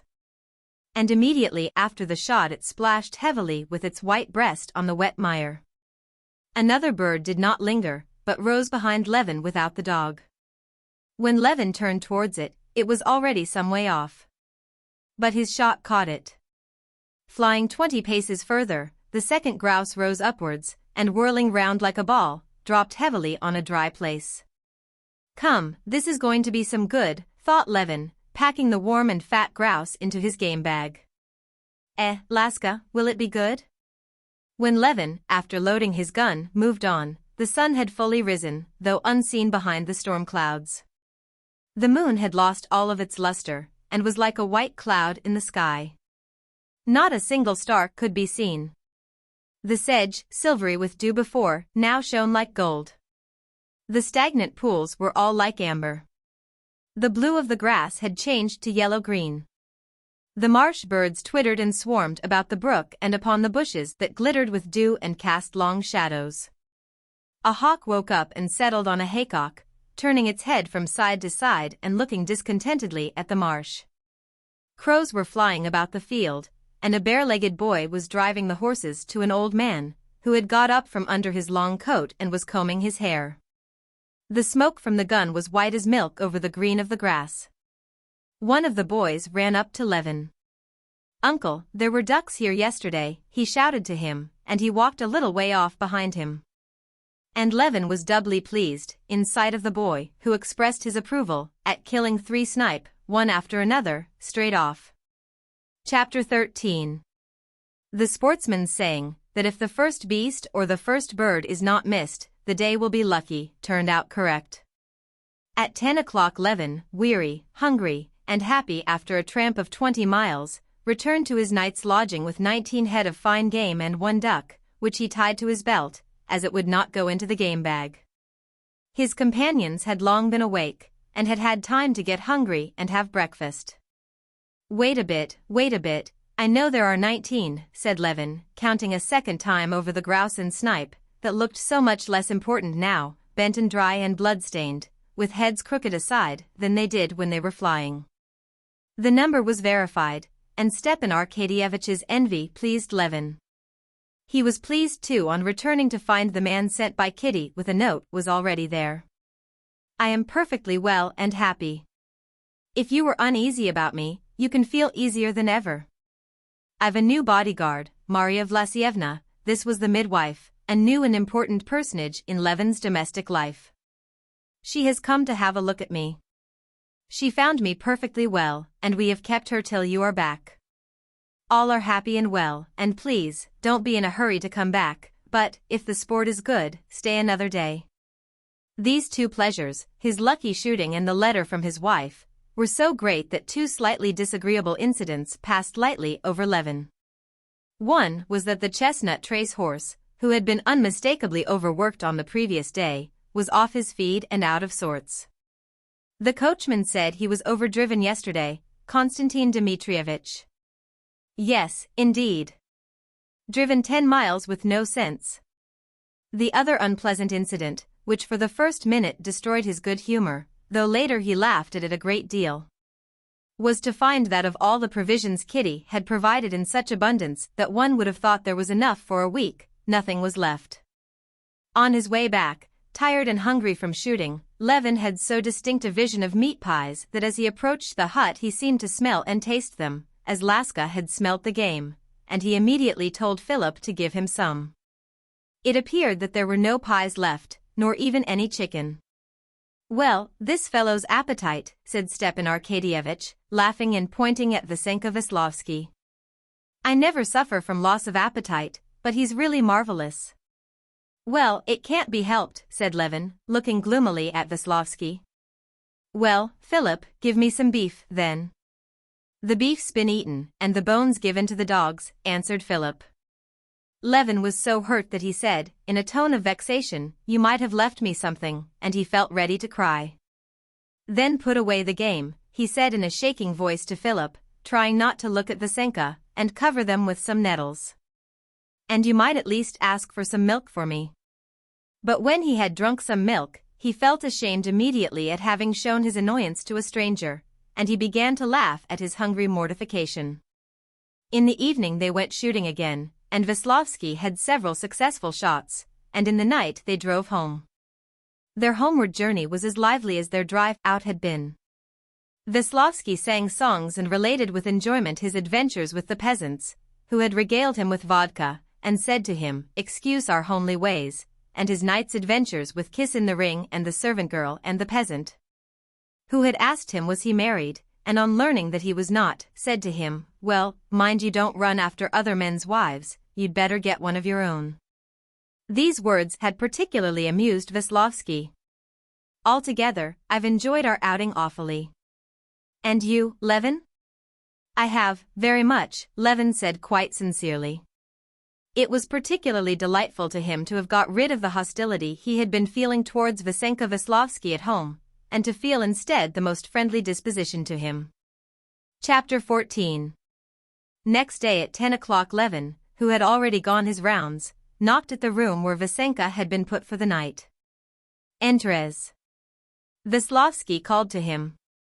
"Excuse me, I've only just finished my ablutions," he said, smiling, standing before him in his underclothes only. "Don't mind me, please." Levin sat down in the window. "Have you slept well?" "Like the dead." "What sort of day is it for shooting?" "What will you take, tea or coffee?" "Neither." "I'll wait till lunch." "I'm really ashamed." "I suppose the ladies are down?" "A walk now would be capital." "You show me your horses." After walking about the garden, visiting the stable, and even doing some gymnastic exercises together on the parallel bars, Levin returned to the house with his guest, and went with him into the drawing room. "We had splendid shooting, and so many delightful experiences," said Veslovsky, going up to Kitty, who was sitting at the samovar. "What a pity ladies are cut off from these delights." "Well, I suppose he must say something to the lady of the house," Levin said to himself. Again he fancied something in the smile, in the all-conquering air with which their guest addressed Kitty.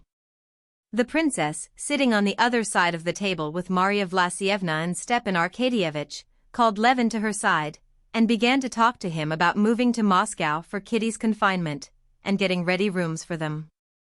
Just as Levin had disliked all the trivial preparations for his wedding, as derogatory to the grandeur of the event, now he felt still more offensive the preparations for the approaching birth, the date of which they reckoned, it seemed, on their fingers. He tried to turn a deaf ear to these discussions of the best patterns of long clothes for the coming baby. Tried to turn away and avoid seeing the mysterious, endless strips of knitting, the triangles of linen, and so on, to which Dolly attached special importance. The birth of a son, he was certain it would be a son, which was promised him, but which he still could not believe in, so marvelous it seemed, presented itself to his mind, on one hand, as a happiness so immense, and therefore so incredible. On the other, as an event so mysterious, that this assumption of a definite knowledge of what would be, and consequent preparation for it, as for something ordinary that did happen to people, jarred on him as confusing and humiliating. But the princess did not understand his feelings, and put down his reluctance to think and talk about it to carelessness and indifference, and so she gave him no peace. She had commissioned Stepan Arkadyevitch to look at a flat, and now she called Levin up. "I know nothing about it, princess." "Do as you think fit," he said. "You must decide when you will move."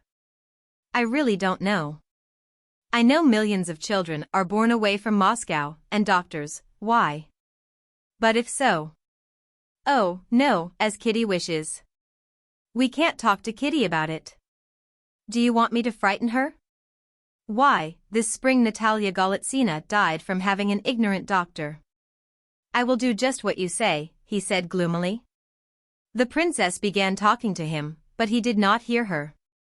Though the conversation with the princess had indeed jarred upon him, he was gloomy, not on account of that conversation, but from what he saw at the samovar.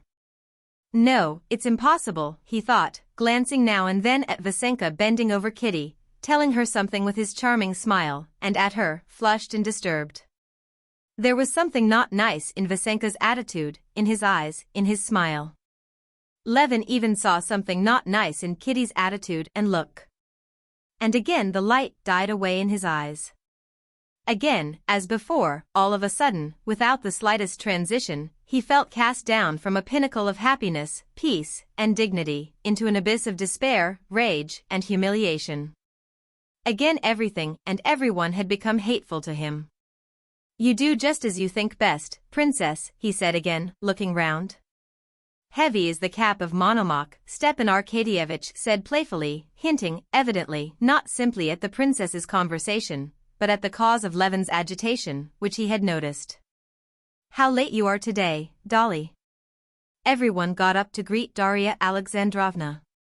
Vasenka only rose for an instant, and with the lack of courtesy to ladies characteristic of the modern young man, he scarcely bowed, and resumed his conversation again, laughing at something.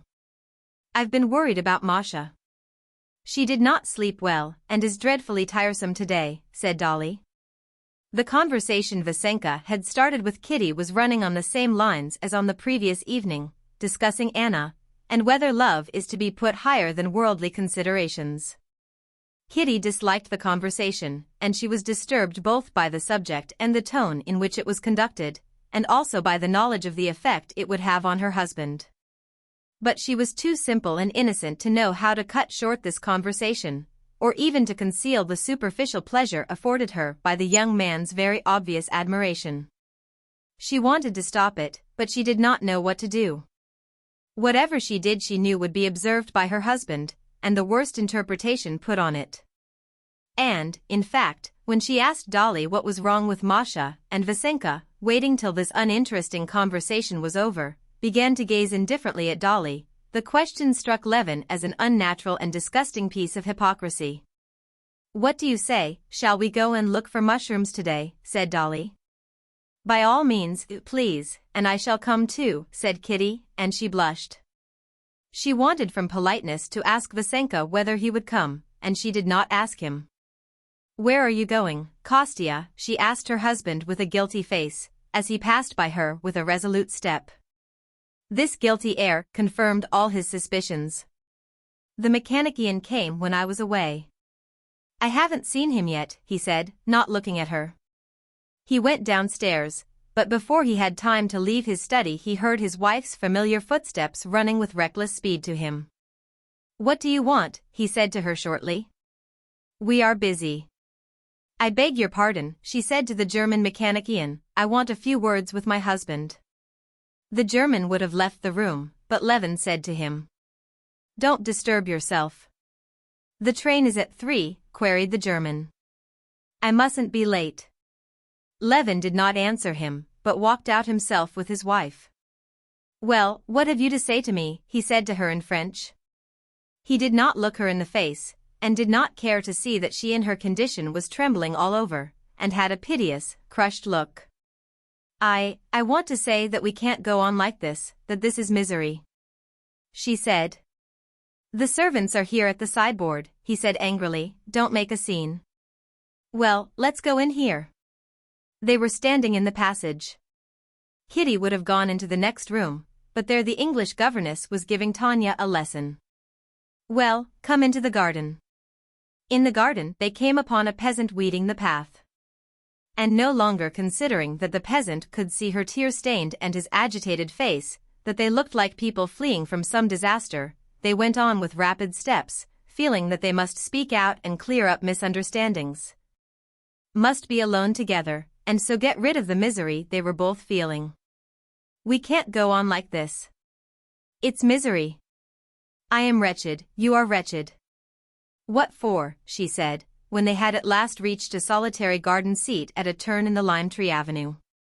"But tell me one thing, was there in his tone anything unseemly, not nice, humiliatingly horrible?" he said, standing before her again in the same position with his clenched fists on his chest, as he had stood before her that night.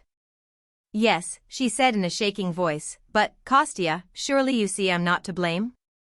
All the morning I've been trying to take a tone, but such people, why did he come?" "How happy we were," she said, breathless with the sobs that shook her.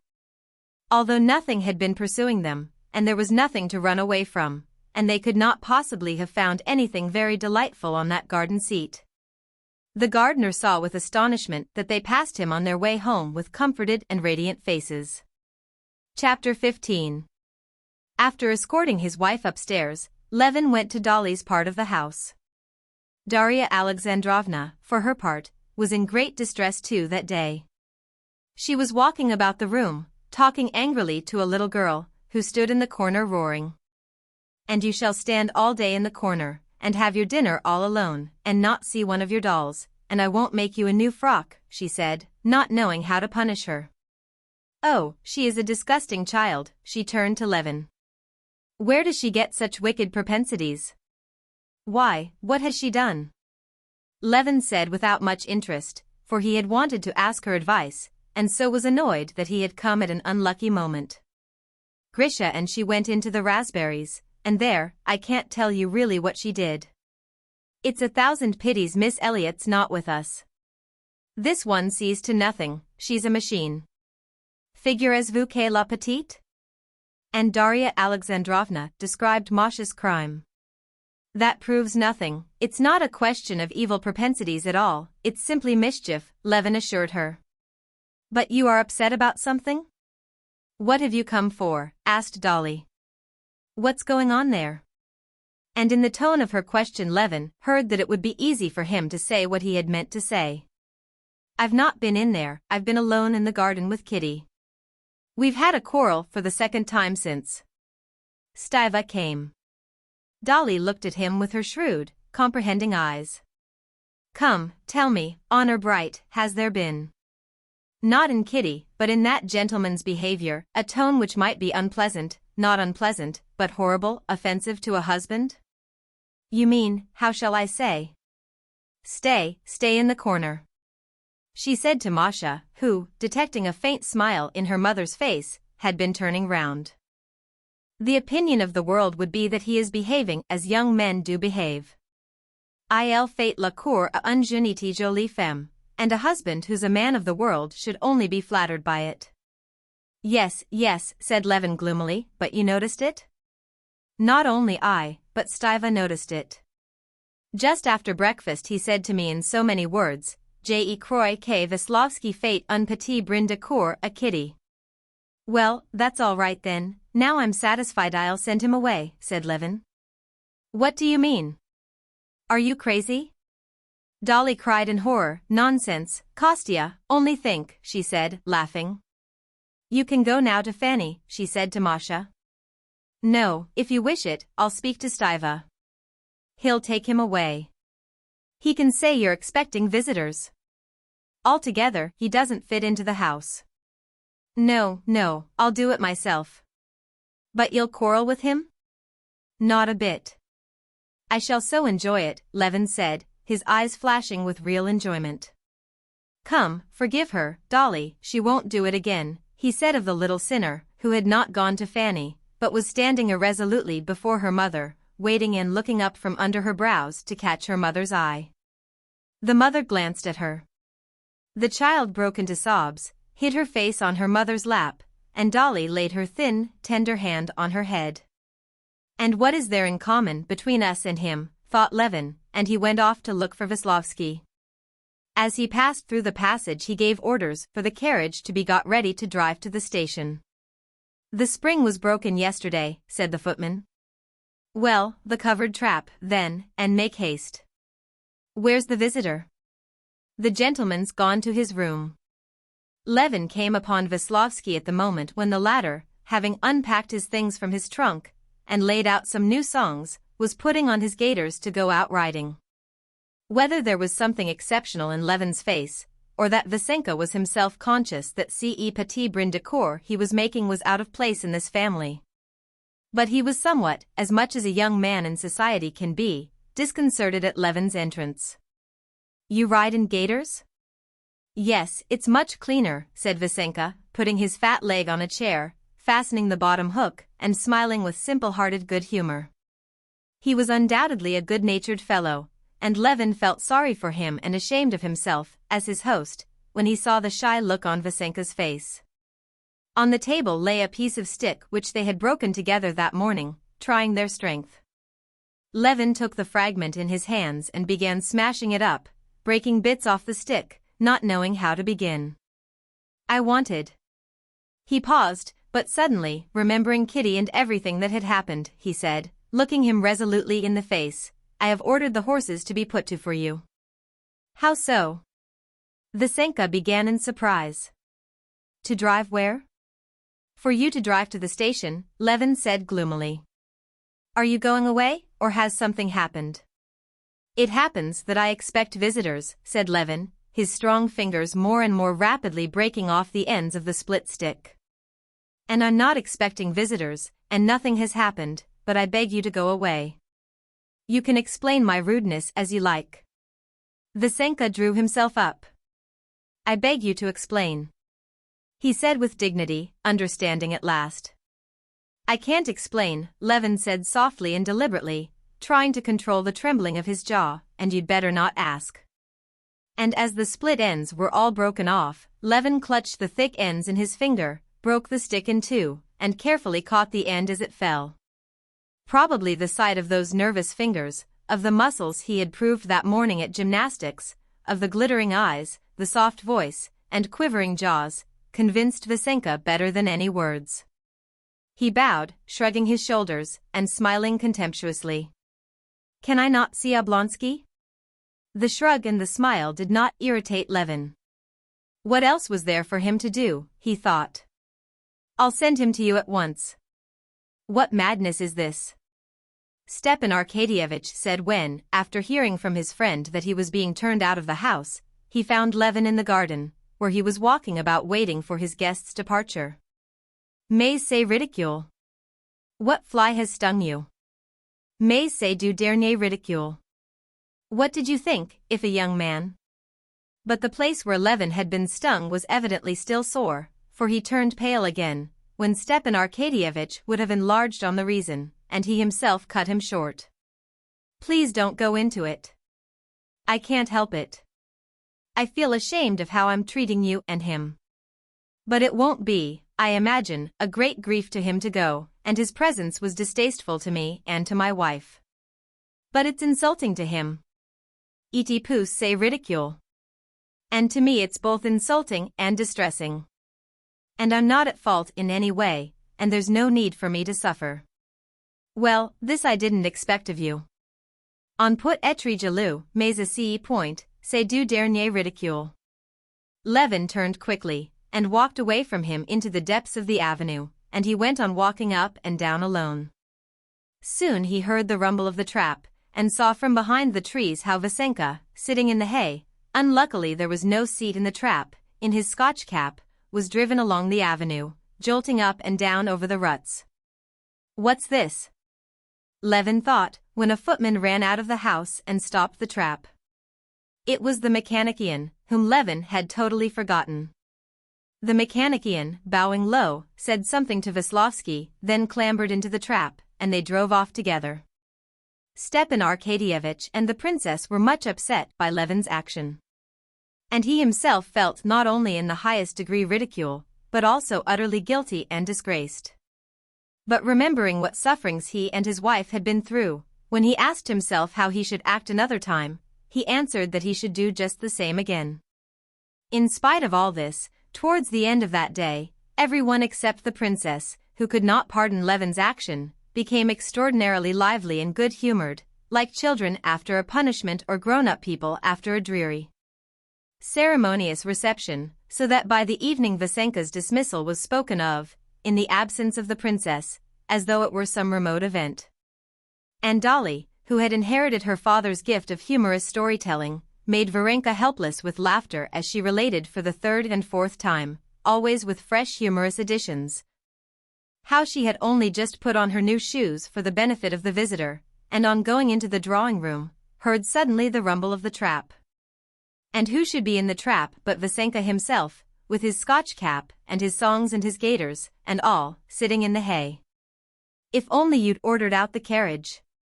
But no. And then I hear, stop. Oh, I thought they've relented." I look out, and behold a fat German being sat down by him and driving away.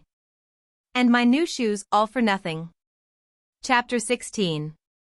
Darya Alexandrovna carried out her intention and went to see Anna. She was sorry to annoy her sister and to do anything Levin disliked. She quite understood how right the Levins were in not wishing to have anything to do with Vronsky. But she felt she must go and see Anna, and show her that her feelings could not be changed, in spite of the change in her position. That she might be independent of the Levins in this expedition, Darya Alexandrovna sent to the village to hire horses for the drive, but Levin, learning of it, went to her to protest. "What makes you suppose that I dislike your going? But even if I did dislike it, I should still more dislike your not taking my horses," he said. "You never told me that you were going for certain. Hiring horses in the village is disagreeable to me, and, what's of more importance, they'll undertake the job and never get you there. I have horses. And if you don't want to wound me, you'll take mine." Darya Alexandrovna had to consent, and on the day fixed Levin had ready for his sister-in-law a set of 4 horses and relays, getting them together from the farm and saddle horses, not at all a smart-looking set, but capable of taking Darya Alexandrovna the whole distance in a single day. At that moment, when horses were wanted for the princess, who was going, and for the midwife, it was a difficult matter for Levin to make up the number. But the duties of hospitality would not let him allow Darya Alexandrovna to hire horses when staying in his house. Moreover, he was well aware that the 20 rubles that would be asked for the journey were a serious matter for her. Darya Alexandrovna's pecuniary affairs, which were in a very unsatisfactory state, were taken to heart by the Levins as if they were their own. Darya Alexandrovna, by Levin's advice, started before daybreak. The road was good, the carriage comfortable, the horses trotted along merrily, and on the box, besides the coachman, sat the counting-house clerk, whom Levin was sending instead of a groom for greater security. Darya Alexandrovna dozed and waked up only on reaching the inn where the horses were to be changed. After drinking tea at the same well-to-do peasants with whom Levin had stayed on the way to Sviazhsky's, and chatting with the women about their children, and with the old man about Count Vronsky, whom the latter praised very highly, Darya Alexandrovna, at 10 o'clock, went on again. At home, looking after her children, she had no time to think. So now, after this journey of 4 hours, all the thoughts she had suppressed before rushed swarming into her brain, and she thought over all her life as she never had before, and from the most different points of view. Her thoughts seemed strange even to herself. At first she thought about the children, about whom she was uneasy, although the princess and Kitty, she reckoned more upon her, had promised to look after them.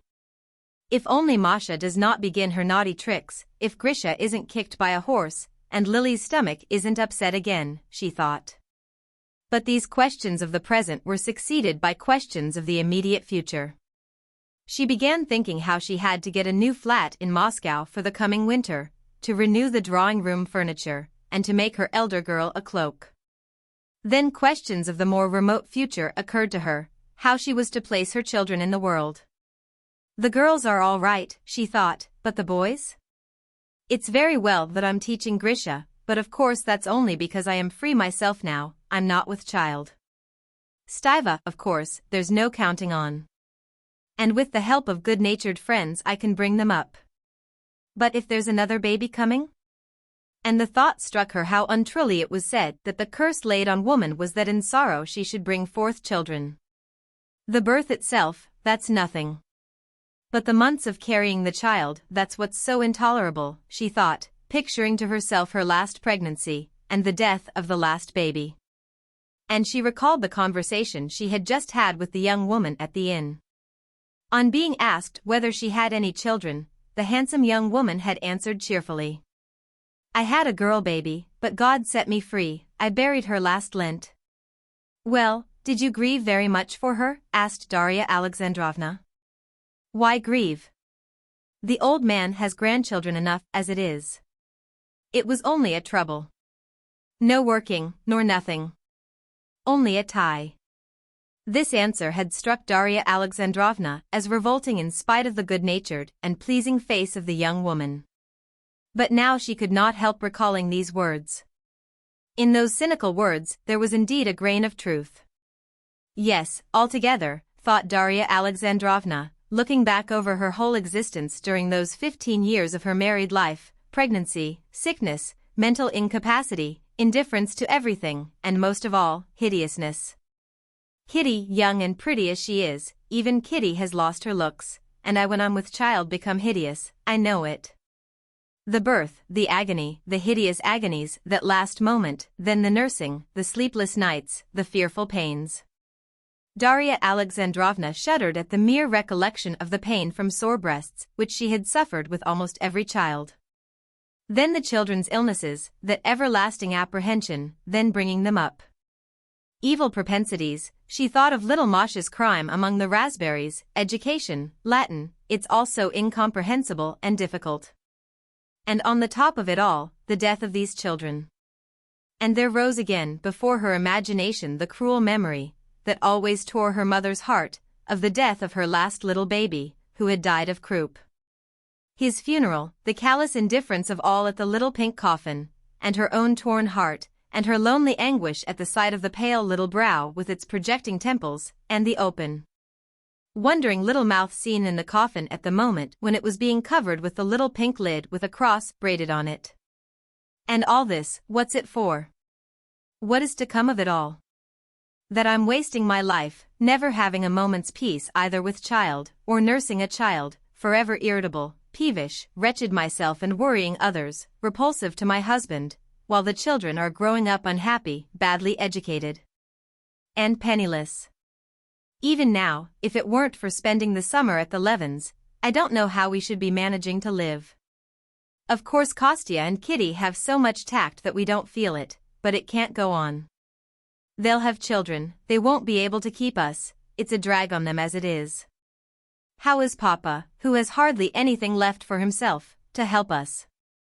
So that I can't even bring the children up by myself, and may find it hard with the help of other people, at the cost of humiliation. Why, even if we suppose the greatest good luck, that the children don't die, and I bring them up somehow, at the very best they'll simply be decent people. That's all I can hope for. And to gain simply that, what agonies, what toil. One's whole life ruined. Again she recalled what the young peasant woman had said, and again she was revolted at the thought, but she could not help admitting that there was a grain of brutal truth in the words. Is it far now, Mikhail? Darya Alexandrovna asked the counting-house clerk, to turn her mind from thoughts that were frightening her. From this village, they say, it's 5 miles. The carriage drove along the village street and onto a bridge. On the bridge was a crowd of peasant women with coils of ties for the sheaves on their shoulders, gaily and noisily chattering. They stood still on the bridge, staring inquisitively at the carriage. All the faces turned to Darya Alexandrovna looked to her healthy and happy, making her envious of their enjoyment of life. They're all living, they're all enjoying life, Darya Alexandrovna still mused when she had passed the peasant women and was driving uphill again at a trot, seated comfortably on the soft springs of the old carriage, while I, let out, as it were from prison, from the world of worries that fret me to death, am only looking about me now for an instant. They all live, those peasant women and my sister Natalia and Varenka and Anna, whom I am going to see, all, but not I. And they attack Anna. What for? Am I any better? I have, anyway, a husband I love, not as I should like to love him, still I do love him, while Anna never loved hers. How is she to blame? She wants to live. God has put that in our hearts. Very likely, I should have done the same.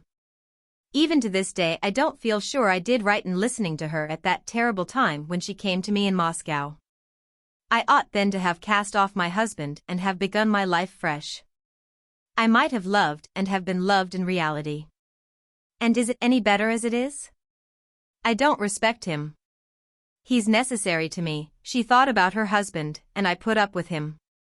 Is that any better? At that time I could still have been admired, I had beauty left me still, Darya Alexandrovna pursued her thoughts, and she would have liked to look at herself in the looking-glass. She had a traveling looking-glass in her handbag, and she wanted to take it out.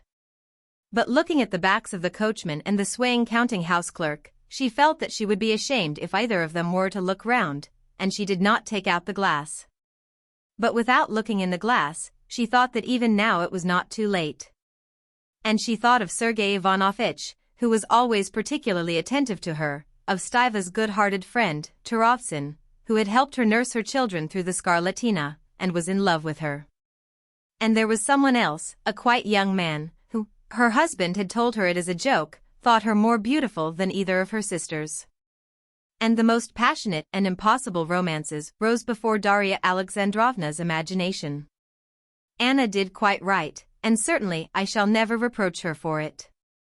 She is happy, she makes another person happy, and she's not broken down as I am, but most likely just as she always was, bright, clever, open to every impression, thought Darya Alexandrovna, and a sly smile curved her lips, for as she pondered on Anna's love affair, Darya Alexandrovna constructed on parallel lines an almost identical love affair for herself, with an imaginary composite figure, the ideal man who was in love with her. She, like Anna, confessed the whole affair to her husband. And the amazement and perplexity of Stepan Arkadyevitch at this avowal made her smile. In such daydreams she reached the turning of the highroad that led to Vozdvizhenskoe. Chapter 17. The coachman pulled up his 4 horses and looked round to the right, to a field of rye, where some peasants were sitting on a cart. The counting-house clerk was just going to jump down, but on second thoughts he shouted peremptorily to the peasants instead, and beckoned to them to come up. The wind, that seemed to blow as they drove, dropped when the carriage stood still. Gadflies settled on the steaming horses that angrily shook them off. The metallic clank of a whetstone against a scythe, that came to them from the cart, ceased. One of the peasants got up and came towards the carriage. "Well, you are slow," the counting-house clerk shouted angrily to the peasant who was stepping slowly with his bare feet over the ruts of the rough dry road. "Come along, do." A curly-headed old man with a bit of bast tied round his hair, and his bent back dark with perspiration, came towards the carriage, quickening his steps, and took hold of the mud guard with his sunburnt hand. "Vozdvizhenskoe, the manor house?" "The Count's," he repeated. "Go on to the end of this track. Then turn to the left. Straight along the avenue and you'll come right upon it." "But whom do you want?" "The Count himself?" "Well, are they at home, my good man?" Darya Alexandrovna said vaguely, not knowing how to ask about Anna, even of this peasant. "At home for sure," said the peasant, shifting from one bare foot to the other, and leaving a distinct print of 5 toes and a heel in the dust. "Sure to be at home," he repeated, evidently eager to talk. "Only yesterday visitors arrived." "There's a sight of visitors come. What do you want?" He turned round and called to a lad, who was shouting something to him from the cart. "Oh. They all rode by here not long since, to look at a reaping machine. They'll be home by now." "And who will you be belonging to?" "We've come a long way," said the coachman, climbing onto the box. "So it's not far?" "I tell you, it's just here. As soon as you get out," he said, keeping hold all the while of the carriage. A healthy-looking, broad-shouldered young fellow came up too. "What, is it laborers they want for the harvest?" he asked. "I don't know, my boy." "So you keep to the left, and you'll come right on it," said the peasant, unmistakably loath to let the travelers go, and eager to converse. The coachman started the horses, but they were only just turning off when the peasant shouted, "Stop!" "Hi, friend!" "Stop!" called the 2 voices. The coachman stopped. "They're coming." "They're yonder," shouted the peasant. "See what a turnout," he said, pointing to 4 persons on horseback, and 2 in a char-a-banc, coming along the road. They were Vronsky with a jockey, Veslovsky and Anna on horseback, and Princess Varvara and Sviazhsky in the char-a-banc. They had gone out to look at the working of a new reaping machine. When the carriage stopped, the party on horseback were coming at a walking pace. Anna was in front, beside Veslovsky. Anna, quietly walking her horse, a sturdy English cob with cropped mane and short tail, her beautiful head with her black hair straying loose under her high hat, her full shoulders, her slender waist in her black riding habit. And all the ease and grace of her deportment impressed Dolly. For the first minute it seemed to her unsuitable for Anna to be on horseback. The conception of riding on horseback for a lady was, in Darya Alexandrovna's mind, associated with ideas of youthful flirtation and frivolity, which, in her opinion, was unbecoming in Anna's position. But when she had scrutinized her, seeing her closer, she was at once reconciled to her riding. In spite of her elegance, everything was so simple, quiet, and dignified in the attitude, the dress and the movements of Anna, that nothing could have been more natural. Beside Anna, on a hot-looking grey cavalry horse, was Vasenka Veslovsky in his Scotch cap with floating ribbons, his stout legs stretched out in front, obviously pleased with his own appearance. Darya Alexandrovna could not suppress a good-humored smile as she recognized him. Behind rode Vronsky on a dark bay mare, obviously heated from galloping. He was holding her in, pulling at the reins. After him rode a little man in the dress of a jockey. Sviazhsky and Princess Varvara in a new charabanc with a big, raven-black trotting horse, overtook the party on horseback. Anna's face suddenly beamed with a joyful smile at the instant when, in the little figure huddled in a corner of the old carriage, she recognized Dolly. She uttered a cry, started in the saddle, and set her horse into a gallop. On reaching the carriage, she jumped off without assistance, and holding up her riding habit, she ran up to greet Dolly. "I thought it was you and dared not think it. How delightful. You can't fancy how glad I am," she said, at one moment pressing her face against Dolly and kissing her, and at the next holding her off and examining her with a smile. "Here's a delightful surprise, Alexei," she said, looking round at Vronsky, who had dismounted and was walking towards them. Vronsky, taking off his tall grey hat, went up to Dolly. "You wouldn't believe how glad we are to see you," he said, giving peculiar significance to the words, and showing his strong white teeth in a smile. The Senka Veslovsky, without getting off his horse, took off his cap and greeted the visitor by gleefully waving the ribbons over his head. "That's Princess Varvara," Anna said in reply to a glance of inquiry from Dolly as the charabanc drove up. "Ah," said Darya Alexandrovna, and unconsciously her face betrayed her dissatisfaction. Princess Varvara was her husband's aunt, and she had long known her, and did not respect her. She knew that Princess Varvara had passed her whole life toadying on her rich relations, but that she should now be sponging on Vronsky, a man who was nothing to her, mortified Dolly on account of her kinship with her husband. Anna noticed Dolly's expression, and was disconcerted by it. She blushed, dropped her riding habit, and stumbled over it. Darya Alexandrovna went up to the charabanc and coldly greeted Princess Varvara. Sviazhsky too she knew. He inquired how his queer friend with the young wife was, and running his eyes over the ill-matched horses and the carriage with its patched mud guards, proposed to the ladies that they should get into the charabanc.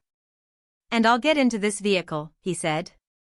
"The horse is quiet, and the princess drives capitally." "No, stay as you were," said Anna, coming up, "and we'll go in the carriage," and taking Dolly's arm, she drew her away. Darya Alexandrovna's eyes were fairly dazzled by the elegant carriage of a pattern she had never seen before, the splendid horses, and the elegant and gorgeous people surrounding her. But what struck her most of all was the change that had taken place in Anna, whom she knew so well and loved. Any other woman, a less close observer, not knowing Anna before, or not having thought as Darya Alexandrovna had been thinking on the road, would not have noticed anything special in Anna. But now Dolly was struck by that temporary beauty, which is only found in women during the moments of love, and which she saw now in Anna's face. Everything in her face, the clearly marked dimples in her cheeks and chin, the line of her lips, the smile which, as it were, fluttered about her face, the brilliance of her eyes, the grace and rapidity of her movements, the fullness of the notes of her voice, even the manner in which, with a sort of angry friendliness, she answered Veslovsky when he asked permission to get on her cob, so as to teach it to gallop with the right leg foremost. It was all peculiarly fascinating, and it seemed as if she were herself aware of it, and rejoicing in it. When both the women were seated in the carriage, a sudden embarrassment came over both of them. Anna was disconcerted by the intent look of inquiry Dolly fixed upon her. Dolly was embarrassed because after Sviazhsky's phrase about this vehicle, she could not help feeling ashamed of the dirty old carriage in which Anna was sitting with her. The coachman Philip and the counting-house clerk were experiencing the same sensation. The counting-house clerk, to conceal his confusion, busied himself settling the ladies, but Philip the coachman became sullen, and was bracing himself not to be overawed in future by this external superiority. He smiled ironically, looking at the raven horse, and was already deciding in his own mind that this smart trotter in the charabanc was only good for promenade, and wouldn't do 30 miles straight off in the heat. The peasants had all got up from the cart and were inquisitively and mirthfully staring at the meeting of the friends, making their comments on it. "They're pleased, too. Haven't seen each other for a long while," said the curly-headed old man with the bast round his hair. "I say, Uncle Gerasim, if we could take that raven horse now, to cart the corn, that would be quick work. Look-ee. Is that a woman in breeches? Said one of them, pointing to Vasenka Veslovsky sitting in a side saddle. Nay, a man. See how smartly he's going it. Lads. Seems we're not going to sleep, then? What chance of sleep today? Said the old man, with a sidelong look at the sun. Midday's past, looky-ee. Get your hooks, and come along. Chapter 18. Anna looked at Dolly's thin, careworn face, with its wrinkles filled with dust from the road, and she was on the point of saying what she was thinking, that is, that Dolly had got thinner. But, conscious that she herself had grown handsomer, and that Dolly's eyes were telling her so, she sighed and began to speak about herself. You are looking at me, she said, and wondering how I can be happy in my position? Well, it's shameful to confess, but I'm inexcusably happy. Something magical has happened to me, like a dream, when you're frightened, panic-stricken, and all of a sudden you wake up and all the horrors are no more. I have waked up. I have lived through the misery, the dread, and now for a long while past, especially since we've been here, I've been so happy. She said, with a timid smile of inquiry looking at Dolly. How glad I am. Said Dolly smiling, involuntarily speaking more coldly than she wanted to. I'm very glad for you. Why haven't you written to me? Why? Because I hadn't the courage. You forget my position. To me? Hadn't the courage? If you knew how I look at. Darya Alexandrovna wanted to express her thoughts of the morning, but for some reason it seemed to her now out of place to do so. But of that we'll talk later. What's this? What are all these buildings? She asked, wanting to change the conversation and pointing to the red and green roofs that came into view behind the green hedges of acacia and lilac. Quite a little town. But Anna did not answer. No. How do you look at my position? What do you think of it? She asked. I consider. Darya Alexandrovna was beginning, but at that instant Vasenka Veslovsky, having brought the cob to gallop with the right leg foremost, galloped past them, bumping heavily up and down in his short jacket on the chamois leather of the side saddle. He's doing it, Anna Arkadyevna, he shouted. Anna did not even glance at him, but again it seemed to Darya Alexandrovna out of place to enter upon such a long conversation in the carriage, and so she cut short her thought. I don't think anything, she said, but I always loved you, and if one loves anyone, one loves the whole person, just as they are and not as one would like them to be. Anna, taking her eyes off her friend's face and dropping her eyelids, this was a new habit Dolly had not seen in her before, pondered, trying to penetrate the full significance of the words. And obviously interpreting them as she would have wished, she glanced at Dolly. If you had any sins, she said, they would all be forgiven you for your coming to see me and these words. And Dolly saw that tears stood in her eyes. She pressed Anna's hand in silence. Well, what are these buildings? How many there are of them? After a moment's silence she repeated her question. These are the servants' houses, barns, and stables, answered Anna. And there the park begins. It had all gone to ruin, but Alexei had everything renewed. He is very fond of this place, and, what I never expected, he has become intensely interested in looking after it. But his is such a rich nature. Whatever he takes up, he does splendidly. So far from being bored by it, he works with passionate interest. With his temperament as I know it, he has become careful and businesslike, a first-rate manager, he positively reckons every penny in his management of the land. But only in that. When it's a question of tens of thousands, he doesn't think of money. She spoke with that gleefully sly smile with which women often talk of the secret characteristics only known to them, of those they love. Do you see that big building? That's the new hospital. I believe it will cost over 100,000, that's his hobby just now. And do you know how it all came about? The peasants asked him for some meadowland, I think it was, at a cheaper rate, and he refused, and I accused him of being miserly. Of course it was not really because of that, but everything together, he began this hospital to prove, do you see, that he was not miserly about money. C'est un petitesse, if you like, but I love him all the more for it. And now you'll see the house in a moment. It was his grandfather's house, and he has had nothing changed outside. How beautiful, said Dolly, looking with involuntary admiration at the handsome house with columns, standing out among the different colored greens of the old trees in the garden. Isn't it fine? And from the house, from the top, the view is wonderful. They drove into a courtyard strewn with gravel and bright with flowers, in which 2 laborers were at work putting an edging of stones round the light mold of a flower bed, and drew up in a covered entry. Ah, they're here already, said Anna, looking at the saddle horses, which were just being led away from the steps. It is a nice horse, isn't it? It's my cob, my favorite. Lead him here and bring me some sugar. Where is the Count? She inquired of 2 smart footmen who darted out. Ah, there he is, she said, seeing Vronsky coming to meet her with Veslovsky. Where are you going to put the princess? Said Vronsky in French, addressing Anna, and without waiting for a reply, he once more greeted Darya Alexandrovna, and this time he kissed her hand. I think the big balcony room. Oh, no, that's too far off. Better in the corner room, we shall see each other more.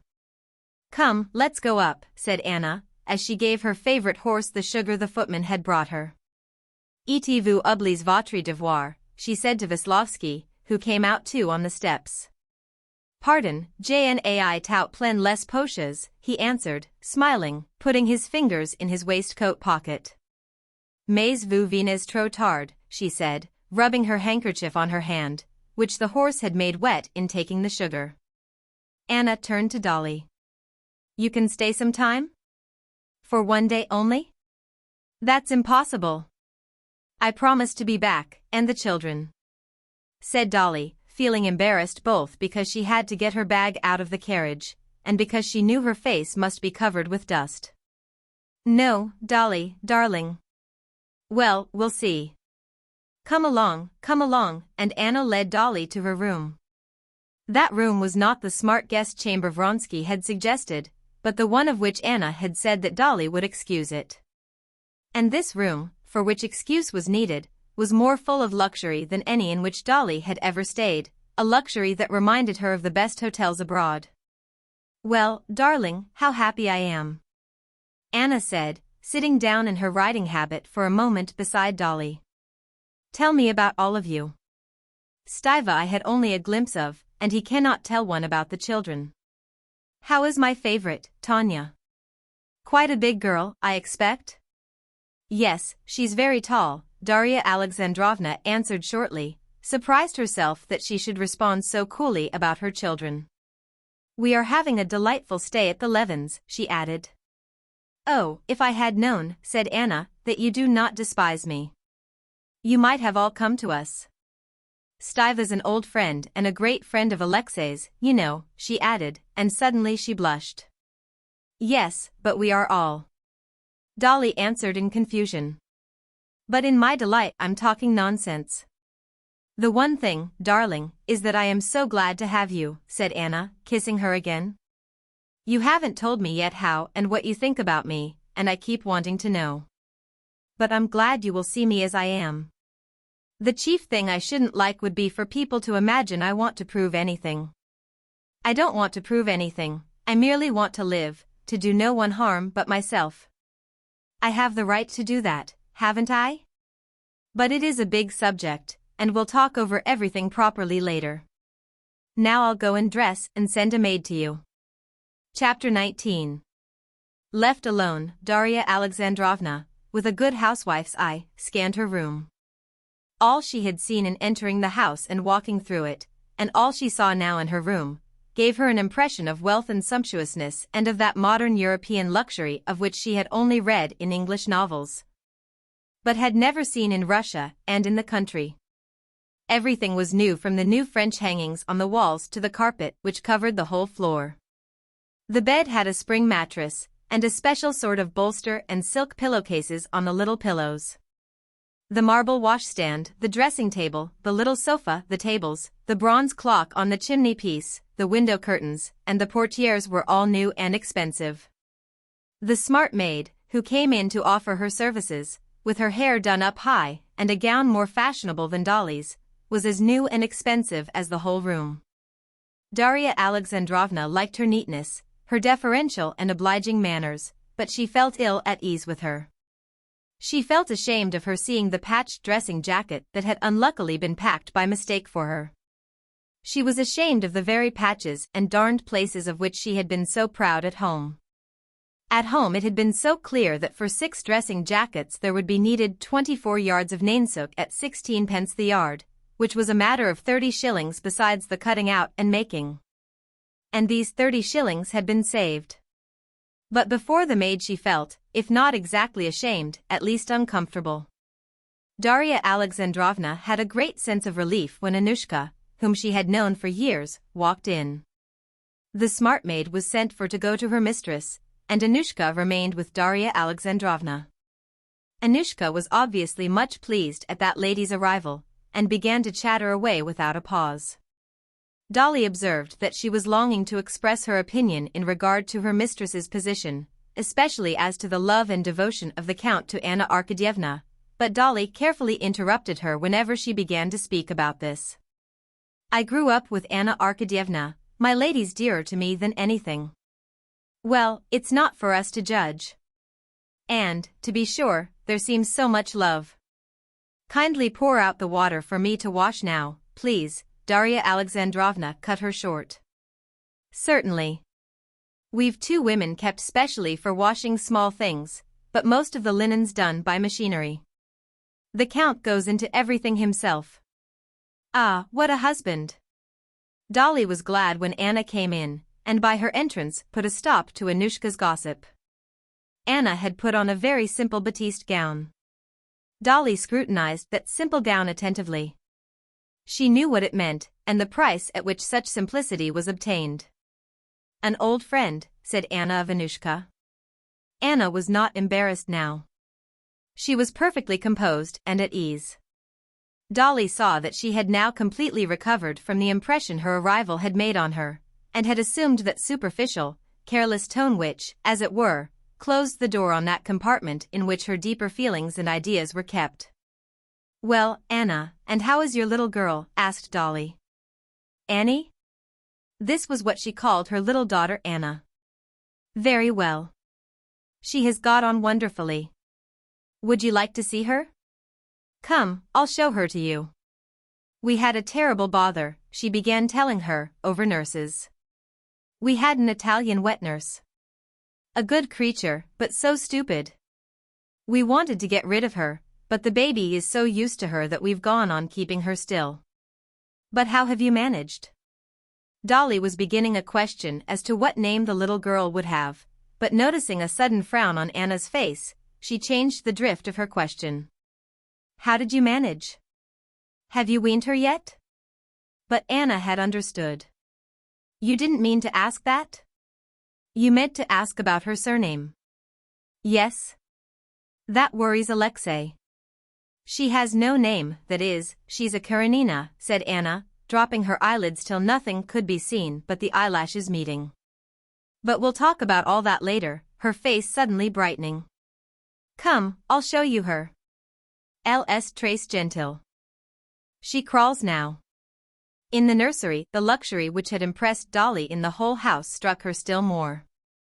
There were little go-karts ordered from England, and appliances for learning to walk, and a sofa after the fashion of a billiard table, purposely constructed for crawling, and swings and baths, all of special pattern, and modern.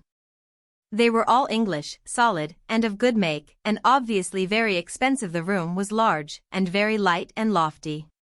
When they went in, the baby, with nothing on but her little smock, was sitting in a little elbow chair at the table, having her dinner of broth, which she was spilling all over her little chest.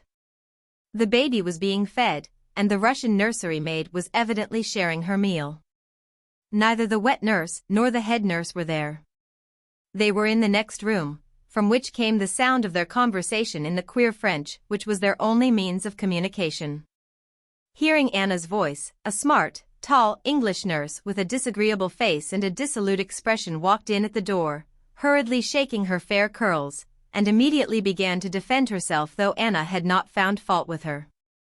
At every word Anna said, the English nurse said hurriedly several times, "Yes, my lady." The rosy baby with her black eyebrows and hair, her sturdy red little body with tight gooseflesh skin, delighted Darya Alexandrovna in spite of the cross expression with which she stared at the stranger. She positively envied the baby's healthy appearance. She was delighted, too, at the baby's crawling. Not one of her own children had crawled like that. When the baby was put on the carpet and its little dress tucked up behind, it was wonderfully charming. Looking round like some little wild animal at the grown-up big people with her bright black eyes, she smiled, unmistakably pleased at their admiring her, and holding her legs sideways, she pressed vigorously on her arms. And rapidly drew her whole back up after, and then made another step forward with her little arms. But the whole atmosphere of the nursery, and especially the English nurse, Darya Alexandrovna, did not like at all. It was only on the supposition that no good nurse would have entered so irregular a household as Anna's that Darya Alexandrovna could explain to herself how Anna, with her insight into people, could take such an unprepossessing, disreputable-looking woman as nurse to her child. Besides, from a few words that were dropped, Darya Alexandrovna saw at once that Anna, the two nurses, and the child had no common existence, and that the mother's visit was something exceptional. Anna wanted to get the baby her plaything, and could not find it. Most amazing of all was the fact that on being asked how many teeth the baby had, Anna answered wrong, and knew nothing about the two last teeth. "I sometimes feel sorry I'm so superfluous here," said Anna, going out of the nursery and holding up her skirt so as to escape the plaything standing in the doorway. "It was very different with my first child." "I expected it to be the other way," said Darya Alexandrovna shyly. "Oh, no. By the way, do you know I saw Seryoza?" said Anna, screwing up her eyes, as though looking at something far away. "But we'll talk about that later. You wouldn't believe it, I'm like a hungry beggar woman when a full dinner is set before her, and she does not know what to begin on first. The dinner is you, and the talks I have before me with you, which I could never have with anyone else. And I don't know which subject to begin upon first. Mais je ne vous ferai grâce de rien. I must have everything out with you. Oh, I ought to give you a sketch of the company you will meet with us," she went on. "I'll begin with the ladies. Princess Varvara, you know her, and I know your opinion and Stiva's about her. Stiva says the whole aim of her existence is to prove her superiority over Auntie Katerina Pavlovna. That's all true. But she's a good-natured woman, and I am so grateful to her. In Petersburg there was a moment when a chaperone was absolutely essential for me. Then she turned up. But really she is good-natured. She did a great deal to alleviate my position. I see you don't understand all the difficulty of my position there in Petersburg," she added. "Here I'm perfectly at ease and happy. Well, of that later on, though. Then Sviazhsky, he's the marshal of the district, and he's a very good sort of a man, but he wants to get something out of Alexei. You understand, with his property, now that we are settled in the country, Alexei can exercise great influence. Then there's Tushkevich, you have seen him, you know, Betsy's admirer. Now he's been thrown over and he's come to see us. As Alexei says, he's one of those people who are very pleasant if one accepts them for what they try to appear to be, et plus il est comme il faut, as Princess Varvara says. Then Veslovsky, you know him. A very nice boy," she said, and a sly smile curved her lips. "What's this wild story about him and the Levins?" Veslovsky told Alexei about it, and we don't believe it. "Il est très gentil et naïf," she said again with the same smile. "Men need occupation, and Alexei needs a circle, so I value all these people. We have to have the house lively and gay, so that Alexei may not long for any novelty. Then you'll see the steward, a German, a very good fellow, and he understands his work. Alexei has a very high opinion of him. Then the doctor, a young man, not quite a nihilist perhaps, but you know, eats with his knife, but a very good doctor. Then the architect. Un petit coeur. Chapter 20. Here's Dolly for you, Princess, you were so anxious to see her, said Anna, coming out with Darya Alexandrovna onto the stone terrace where Princess Varvara was sitting in the shade at an embroidery frame, working at a cover for Count Alexei Kirillovich's easy chair. She says she doesn't want anything before dinner, but please order some lunch for her, and I'll go and look for Alexei and bring them all in. Princess Varvara gave Dolly a cordial and rather patronizing reception, and began at once explaining to her that she was living with Anna because she had always cared more for her than her sister Katerina Pavlovna, the aunt that had brought Anna up. And that now, when everyone had abandoned Anna, she thought it her duty to help her in this most difficult period of transition. Her husband will give her a divorce, and then I shall go back to my solitude, but now I can be of use, and I am doing my duty, however difficult it may be for me, not like some other people. And how sweet it is of you, how right of you to have come. They live like the best of married couples, it's for God to judge them, not for us. And didn't Beryazovsky and Madame Ivanova, and Sam Nikandrov, and Vasiliev and Madame Mamonova, and Liza Neptunova? Did no one say anything about them? And it has ended by their being received by everyone. And then, c'est un intérieur si joli, si comme il faut. Tout à fait à l'anglaise. On s'y réunit le matin au breakfast, et pousse on s'y sépare. Everyone does as he pleases till dinner time. Dinner at 7 o'clock. Stiva did very rightly to send you. He needs their support. You know that through his mother and brother he can do anything. And then they do so much good. He didn't tell you about his hospital? So Sarah admirable, everything from Paris. Their conversation was interrupted by Anna, who had found the men of the party in the billiard room, and returned with them to the terrace. There was still a long time before the dinner hour, it was exquisite weather, and so several different methods of spending the next 2 hours were proposed. There were very many methods of passing the time at Vozdvizhensko, and these were all unlike those in use at Pokrovsko. Un party de lawn tennis, Veslovsky proposed, with his handsome smile. We'll be partners again, Anna Arkadyevna. No, it's too hot, better stroll about the garden and have a row in the boat, show Darya Alexandrovna the river banks. Vronsky proposed. I agree to anything, said Sviazhsky. I imagine that what Dolly would like best would be a stroll, wouldn't you? And then the boat, perhaps, said Anna.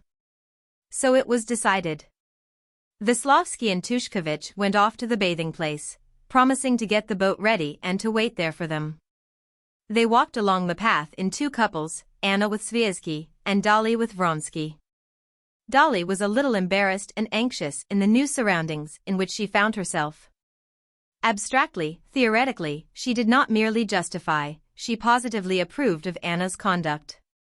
As is indeed not unfrequent with women of unimpeachable virtue, weary of the monotony of respectable existence, at a distance she not only excused illicit love, she positively envied it. Besides, she loved Anna with all her heart. But seeing Anna in actual life among these strangers, with this fashionable tone that was so new to Darya Alexandrovna, she felt ill at ease. What she disliked particularly was seeing Princess Varvara ready to overlook everything for the sake of the comforts she enjoyed. As a general principle, abstractly, Dolly approved of Anna's action. But to see the man for whose sake her action had been taken was disagreeable to her. Moreover, she had never liked Vronsky. She thought him very proud, and saw nothing in him of which he could be proud except his wealth. But against her own will, here in his own house, he overawed her more than ever, and she could not be at ease with him. She felt with him the same feeling she had had with the maid about her dressing jacket. Just as with the maid she had felt not exactly ashamed, but embarrassed at her darns, so she felt with him not exactly ashamed, but embarrassed at herself. Dolly was ill at ease, and tried to find a subject of conversation. Even though she supposed that, through his pride, praise of his house and garden would be sure to be disagreeable to him, she did all the same tell him how much she liked his house. Yes, it's a very fine building, and in the good old-fashioned style, he said. I like so much the court in front of the steps. Was that always so? Oh, no, he said, and his face beamed with pleasure. If you could only have seen that court last spring. And he began, at first rather diffidently, but more and more carried away by the subject as he went on, to draw her attention to the various details of the decoration of his house and garden.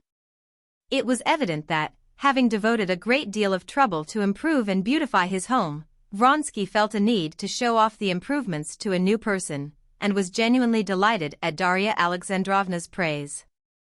If you would care to look at the hospital and are not tired, indeed, it's not far. Shall we go, he said, glancing into her face to convince himself that she was not bored. Are you coming, Anna? He turned to her. We will come, won't we? She said, addressing Sviazhsky. Mais il ne faut pas laisser le pauvre Veslovsky et Tushkovich se morfondre là dans le bateau. We must send and tell them. Yes, this is a monument he is setting up here, said Anna, turning to Dolly with that sly smile of comprehension with which she had previously talked about the hospital. Oh, it's a work of real importance, said Sviazhsky. But to show he was not trying to ingratiate himself with Vronsky, he promptly added some slightly critical remarks. I wonder though, Count, he said, that while you do so much for the health of the peasants, you take so little interest in the schools. C'est devenu tellement commun les écoles, said Vronsky. You understand it's not on that account, but it just happens so, my interest has been diverted elsewhere. This way then to the hospital, he said to Darya Alexandrovna, pointing to a turning out of the avenue. The ladies put up their parasols and turned into the side path. After going down several turnings, and going through a little gate, Darya Alexandrovna saw standing on rising ground before her a large pretentious-looking red building, almost finished. The iron roof, which was not yet painted, shone with dazzling brightness in the sunshine. Beside the finished building another had been begun, surrounded by scaffolding. Workmen in aprons, standing on scaffolds, were laying bricks, pouring mortar out of vats, and smoothing it with trowels. How quickly work gets done with you, said Sviazhsky. When I was here last time, the roof was not on. By the autumn it will all be ready. Inside almost everything is done, said Anna. And what's this new building?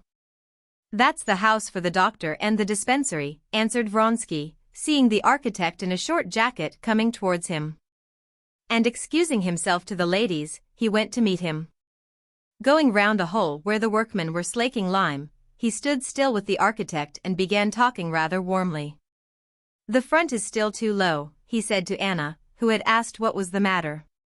I said the foundation ought to be raised, said Anna. Yes, of course it would have been much better, Anna Arkadyevna, said the architect, but now it's too late. Yes, I take a great interest in it, Anna answered Sviazhsky, who was expressing his surprise at her knowledge of architecture. This new building ought to have been in harmony with the hospital. It was an afterthought, and was begun without a plan. Vronsky, having finished his talk with the architect, joined the ladies, and led them inside the hospital. Although they were still at work on the cornices outside and were painting on the ground floor, upstairs almost all the rooms were finished. Going up the broad cast-iron staircase to the landing, they walked into the first large room.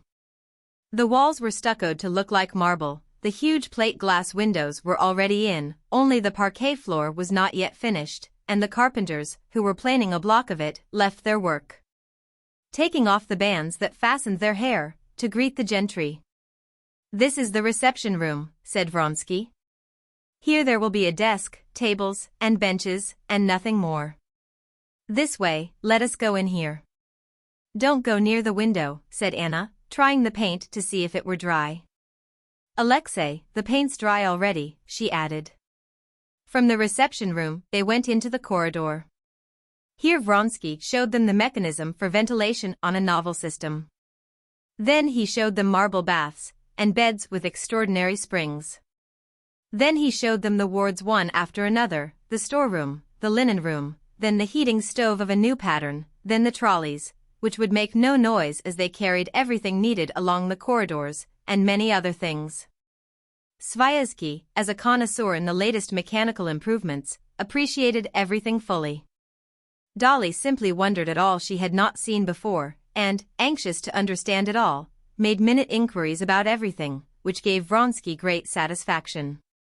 "Yes, I imagine that this will be the solitary example of a properly fitted hospital in Russia," said Sviazhsky. "And won't you have a lying-in ward?" asked Dolly. "That's so much needed in the country." "I have often." In spite of his usual courtesy, Vronsky interrupted her. "This is not a lying-in home, but a hospital for the sick, and is intended for all diseases, except infectious complaints," he said. "Ah. Look at this," and he rolled up to Darya Alexandrovna an invalid chair that had just been ordered for the convalescents.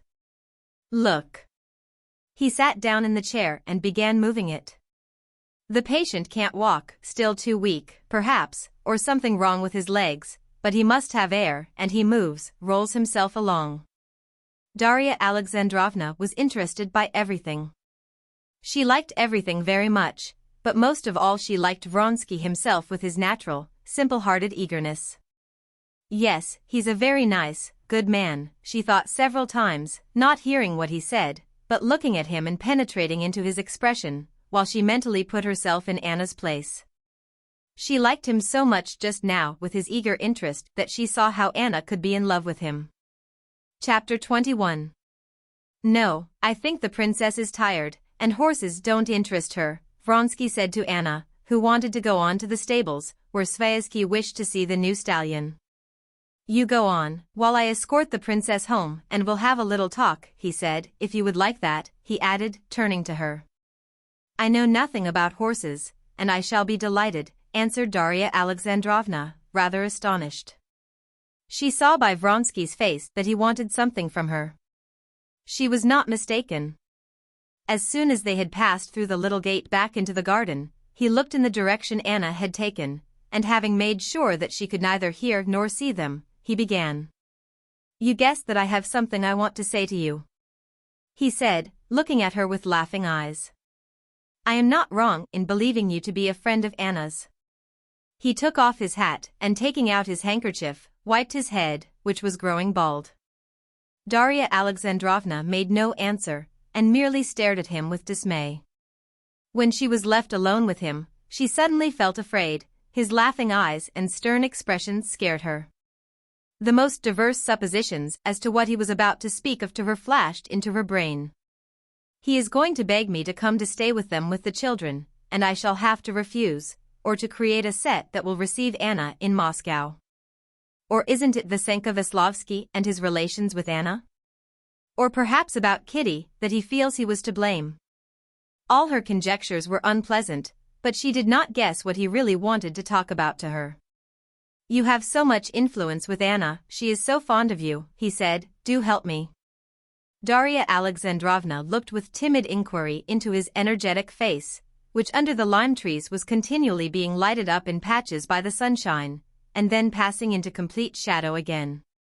She waited for him to say more, but he walked in silence beside her, scratching with his cane in the gravel. "You have come to see us, you, the only woman of Anna's former friends. I don't count Princess Varvara, but I know that you have done this not because you regard our position as normal, but because, understanding all the difficulty of the position, you still love her and want to be a help to her. Have I understood you rightly?" he asked, looking round at her. "Oh, yes," answered Darya Alexandrovna, putting down her sunshade, "but—" "No," he broke in, and unconsciously, oblivious of the awkward position into which he was putting his companion, he stopped abruptly, so that she had to stop short too.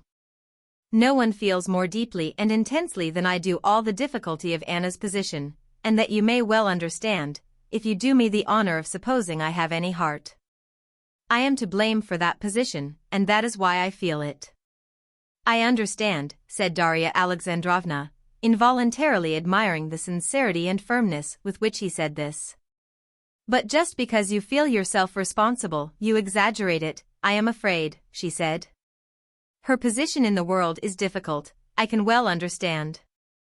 "In the world it is hell," he brought out quickly, frowning darkly.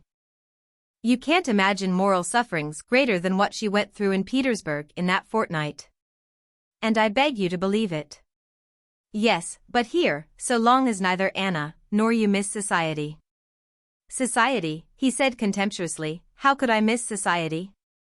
So far, and it may be so always, you are happy and at peace.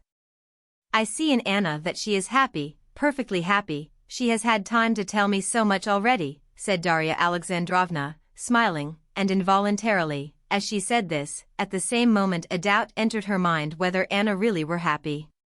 But Vronsky, it appeared, had no doubts on that score.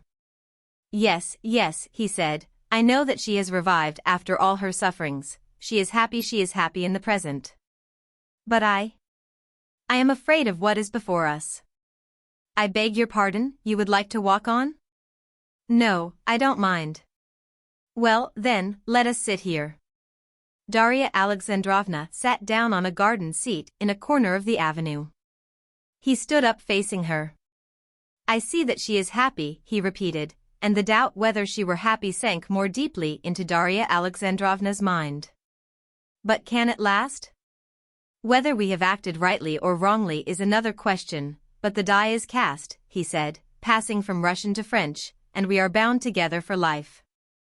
We are united by all the ties of love that we hold most sacred. We have a child, we may have other children. But the law and all the conditions of our position are such that thousands of complications arise which she does not see and does not want to see. And that one can well understand. But I can't help seeing them. My daughter is by law not my daughter, but Karenin's. I cannot bear this falsity, he said, with a vigorous gesture of refusal, and he looked with gloomy inquiry towards Darya Alexandrovna. She made no answer, but simply gazed at him. He went on. One day a son may be born, my son, and he will be legally a Karenin. He will not be the heir of my name nor of my property, and however happy we may be in our home life and however many children we may have, there will be no real tie between us. They will be Karenins. You can understand the bitterness and horror of this position. I have tried to speak of this to Anna. It irritates her. She does not understand, and to her I cannot speak plainly of all this. Now look at another side. I am happy in her love, but I must have occupation. I have found occupation, and am proud of what I am doing and consider it nobler than the pursuits of my former companions at court and in the army. And most certainly I would not change the work I am doing for theirs. I am working here, settled in my own place, and I am happy and contented, and we need nothing more to make us happy. I love my work here. Ce n'est pas un pis-aller, on the contrary. Darya Alexandrovna noticed that at this point in his explanation he grew confused, and she did not quite understand this digression, but she felt that having once begun to speak of matters near his heart, of which he could not speak to Anna, he was now making a clean breast of everything, and that the question of his pursuits in the country fell into the same category of matters near his heart, as the question of his relations with Anna. Well, I will go on, he said, collecting himself. The great thing is that as I work I want to have a conviction that what I am doing will not die with me, that I shall have heirs to come after me, and this I have not. Conceive the position of a man who knows that his children, the children of the woman he loves, will not be his, but will belong to someone who hates them and cares nothing about them. It is awful. He paused, evidently much moved. Yes, indeed, I see that. But what can Anna do? Queried Darya Alexandrovna. Yes, that brings me to the object of my conversation, he said, calming himself with an effort. Anna can, it depends on her. Even to petition the Tsar for legitimization, a divorce is essential. And that depends on Anna. Her husband agreed to a divorce, at that time your husband had arranged it completely. And now, I know, he would not refuse it. It is only a matter of writing to him. He said plainly at that time that if she expressed the desire, he would not refuse. Of course, he said gloomily, it is one of those pharisaical cruelties of which only such heartless men are capable. He knows what agony any recollection of him must give her, and knowing her, he must have a letter from her. I can understand that it is agony to her. But the matter is of such importance, that one must passer par dessus touts ces finesses de sentiment. Il va du bonheur et de l'existence d'un et de ses enfants. I won't speak of myself, though it's hard for me, very hard, he said, with an expression as though he were threatening someone for its being hard for him. And so it is, Princess, that I am shamelessly clutching at you as an anchor of salvation. Help me to persuade her to write to him and ask for a divorce. Yes, of course, Darya Alexandrovna said dreamily, as she vividly recalled her last interview with Alexei Alexandrovich. Yes, of course, she repeated with decision, thinking of Anna. Use your influence with her, make her write. I'm almost unable to speak about this to her. Very well, I will talk to her. But how is it she does not think of it herself, said Darya Alexandrovna, and for some reason she suddenly at that point recalled Anna's strange new habit of half-closing her eyes. And she remembered that Anna drooped her eyelids just when the deeper questions of life were touched upon.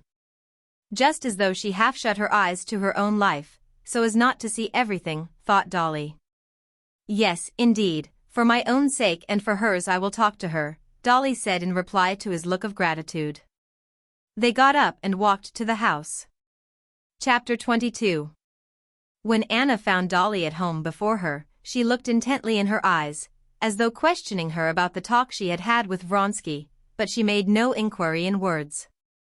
I believe it's dinner time, she said. We've not seen each other at all yet. I am reckoning on the evening. Now I want to go and dress. I expect you do too, we all got splashed at the buildings. Dolly went to her room and she felt amused. To change her dress was impossible, for she had already put on her best dress. But in order to signify in some way her preparation for dinner, she asked the maid to brush her dress, changed her cuffs and tie, and put some lace on her head. This is all I can do, she said with a smile to Anna, who came in to her in a third dress, again of extreme simplicity. Yes, we are too formal here, she said, as it were apologizing for her magnificence. Alexei is delighted at your visit, as he rarely is at anything. He has completely lost his heart to you, she added. You're not tired? There was no time for talking about anything before dinner. Going into the drawing room they found Princess Varvara already there, and the gentlemen of the party in black frock coats. The architect wore a swallowtail coat. Vronsky presented the doctor and the steward to his guest. The architect he had already introduced to her at the hospital. A stout butler, resplendent with a smoothly shaven round chin and a starched white cravat, announced that dinner was ready, and the ladies got up. Vronsky asked Sviazhsky to take in Anna Arkadyevna, and himself offered his arm to Dolly. Veslovsky was before Tushkevich in offering his arm to Princess Varvara, so that Tushkevich with the steward and the doctor walked in alone. The dinner, the dining room, the service, the waiting at table, the wine, and the food, were not simply in keeping with the general tone of modern luxury throughout all the house, but seemed even more sumptuous and modern. Darya Alexandrovna watched this luxury which was novel to her, and as a good housekeeper used to managing a household, although she never dreamed of adapting anything she saw to her own household. As it was all in a style of luxury far above her own manner of living, she could not help scrutinizing every detail, and wondering how and by whom it was all done. Vasenka Veslovsky, her husband, and even Sviazhsky, and many other people she knew, would never have considered this question, and would have readily believed what every well-bred host tries to make his guests feel, that is, that all that is well ordered in his house has cost him, the host, no trouble whatever, but comes of itself. Darya Alexandrovna was well aware that even porridge for the children's breakfast does not come of itself, and that therefore, where so complicated and magnificent a style of luxury was maintained, someone must give earnest attention to its organization. And from the glance with which Alexei Kirillovich scanned the table, from the way he nodded to the butler, and offered Darya Alexandrovna her choice between cold soup and hot soup, she saw that it was all organized and maintained by the care of the master of the house himself. It was evident that it all rested no more upon Anna than upon Veslovsky. She, Sviazhsky, the princess, and Veslovsky were equally guests, with light hearts enjoying what had been arranged for them. Anna was the hostess only in conducting the conversation. The conversation was a difficult one for the lady of the house at a small table with persons present, like the steward and the architect, belonging to a completely different world. Struggling not to be overawed by an elegance to which they were unaccustomed, and unable to sustain a large share in the general conversation. But this difficult conversation Anna directed with her usual tact and naturalness, and indeed she did so with actual enjoyment, as Darya Alexandrovna observed. The conversation began about the row Tushkovich and Veslovsky had taken alone together in the boat, and Tushkovich began describing the last boat races in Petersburg at the yacht club. But Anna, seizing the first pause, at once turned to the architect to draw him out of his silence. Nikolai Ivanitch was struck, she said, meaning Sviazhsky, at the progress the new building had made since he was here last. But I am there every day, and every day I wonder at the rate at which it grows. It's first-rate working with His Excellency, said the architect with a smile. He was respectful and composed, though with a sense of his own dignity. It's a very different matter to have to do with the district authorities. Where one would have to write out sheaves of papers, here I call upon the Count, and in 3 words we settle the business. The American way of doing business, said Sviazhsky, with a smile. Yes, there they build in a rational fashion. The conversation passed to the misuse of political power in the United States, but Anna quickly brought it round to another topic, so as to draw the steward into talk. Have you ever seen a reaping machine? She said, addressing Darya Alexandrovna. We had just ridden over to look at one when we met. It's the first time I ever saw one. How do they work? Asked Dolly. Exactly like little scissors. A plank and a lot of little scissors. Like this. Anna took a knife and fork in her beautiful white hands covered with rings, and began showing how the machine worked. It was clear that she saw nothing would be understood from her explanation. But aware that her talk was pleasant and her hands beautiful, she went on explaining. More like little penknives, Veslovsky said playfully, never taking his eyes off her. Anna gave a just perceptible smile, but made no answer. Isn't it true, Karl Fedorich, that it's just like little scissors, she said to the steward. Oh, ja, answered the German. Es it ein ganz einfaches Ding, and he began to explain the construction of the machine. It's a pity it doesn't bind too. I saw one at the Vienna exhibition, which binds with a wire, said Sviazhsky. They would be more profitable in use. Es kommt drauf.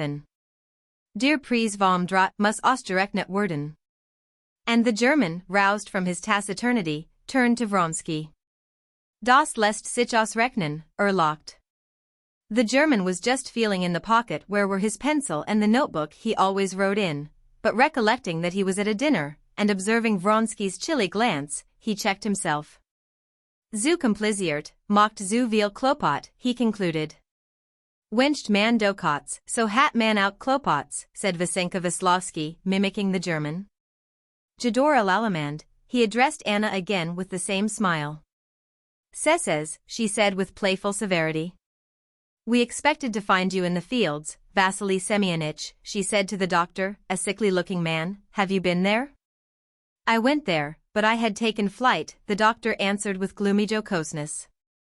Then you've taken a good constitutional? Splendid. Well, and how was the old woman?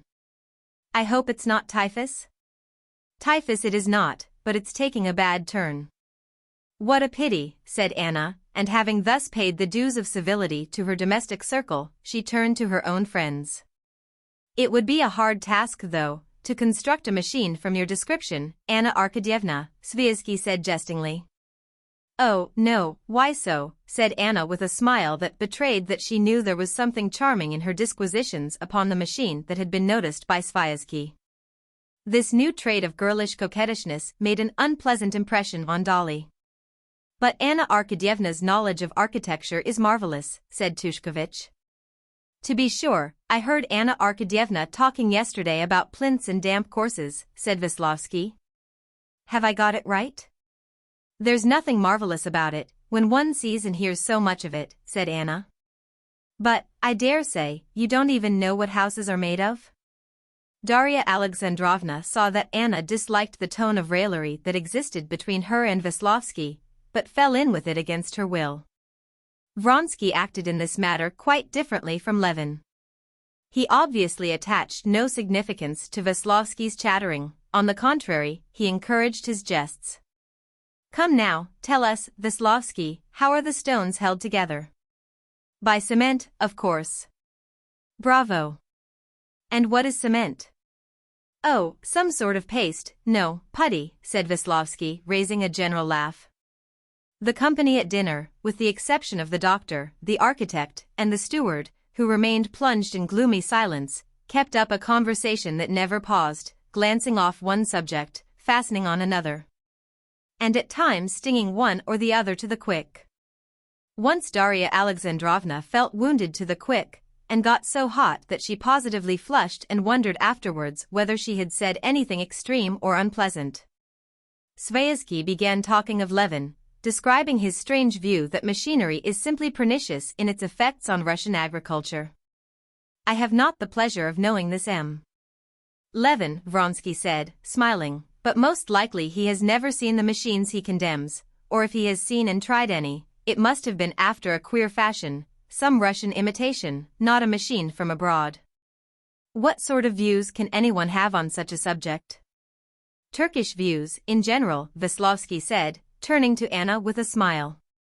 I can't defend his opinions, Darya Alexandrovna said, firing up.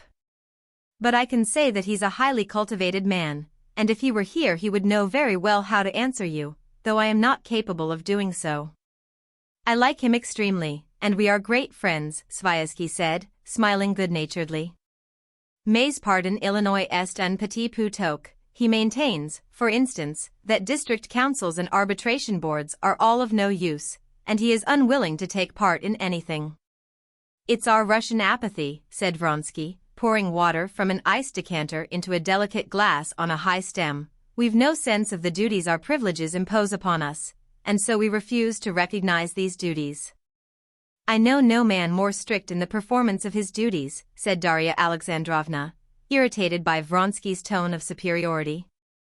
For my part, pursued Vronsky, who was evidently for some reason or other keenly affected by this conversation, such as I am, on the contrary, extremely grateful for the honor they have done me. Thanks to Nikolai Ivanitch, he indicated Sviazhsky, in electing me a justice of the peace. I consider that for me the duty of being present at the session, of judging some peasant's quarrel about a horse, is as important as anything I can do. And I shall regard it as an honor if they elect me for the district council. It's only in that way I can pay for the advantages I enjoy as a landowner. Unluckily they don't understand the weight that the big landowners ought to have in the state. It was strange to Darya Alexandrovna to hear how serenely confident he was of being right at his own table. She thought how Levin, who believed the opposite, was just as positive in his opinions at his own table. But she loved Levin, and so she was on his side. So we can reckon upon you, Count, for the coming elections, said Sviazhsky.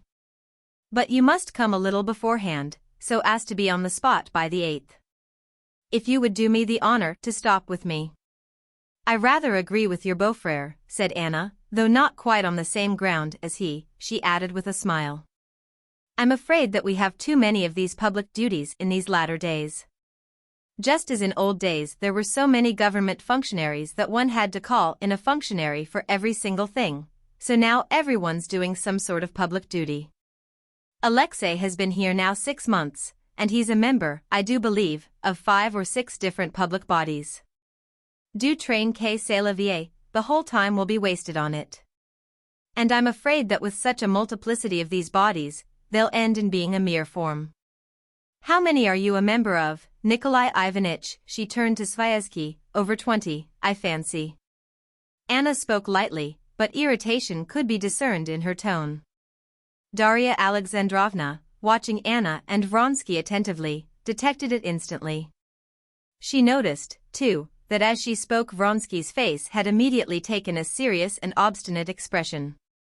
Noticing this, and that Princess Varvara at once made haste to change the conversation by talking of Petersburg acquaintances, and remembering what Vronsky had without apparent connection said in the garden of his work in the country. Dolly surmised that this question of public activity was connected with some deep private disagreement between Anna and Vronsky. The dinner, the wine, the decoration of the table were all very good, but it was all like what Darya Alexandrovna had seen at formal dinners and balls which of late years had become quite unfamiliar to her.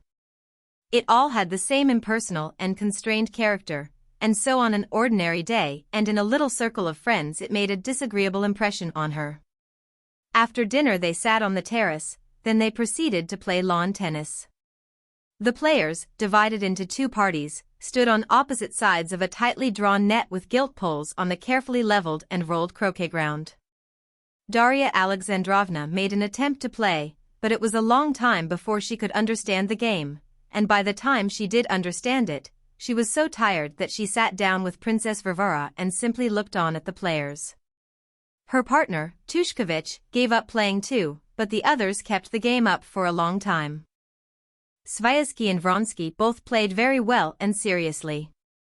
They kept a sharp lookout on the balls served to them, and without haste or getting in each other's way, they ran adroitly up to them, waited for the rebound, and neatly and accurately returned them over the net. Veslovsky played worse than the others. He was too eager, but he kept the players lively with his high spirits. His laughter and outcries never paused. Like the other men of the party, with the ladies' permission, he took off his coat and his solid, comely figure in his white shirt-sleeves, with his red perspiring face and his impulsive movements, made a picture that imprinted itself vividly on the memory. When Darya Alexandrovna lay in bed that night, as soon as she closed her eyes, she saw Vasenka Veslovsky flying about the croquet ground. During the game Darya Alexandrovna was not enjoying herself.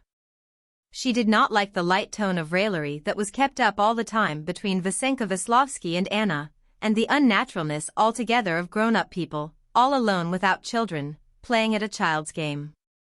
But to avoid breaking up the party and to get through the time somehow, after a rest she joined the game again, and pretended to be enjoying it. All that day it seemed to her as though she were acting in a theater with actors cleverer than she, and that her bad acting was spoiling the whole performance. She had come with the intention of staying 2 days, if all went well. But in the evening, during the game, she made up her mind that she would go home next day. The maternal cares and worries, which she had so hated on the way, now, after a day spent without them, struck her in quite another light, and tempted her back to them. When, after evening tea and a row by night in the boat, Darya Alexandrovna went alone to her room, took off her dress, and began arranging her thin hair for the night, she had a great sense of relief. It was positively disagreeable to her to think that Anna was coming to see her immediately. She longed to be alone with her own thoughts. Chapter 23. Dolly was wanting to go to bed when Anna came in to see her, attired for the night. In the course of the day Anna had several times begun to speak of matters near her heart, and every time after a few words she had stopped. Afterwards, by ourselves, we'll talk about everything. I've got so much I want to tell you, she said. Now they were by themselves, and Anna did not know what to talk about.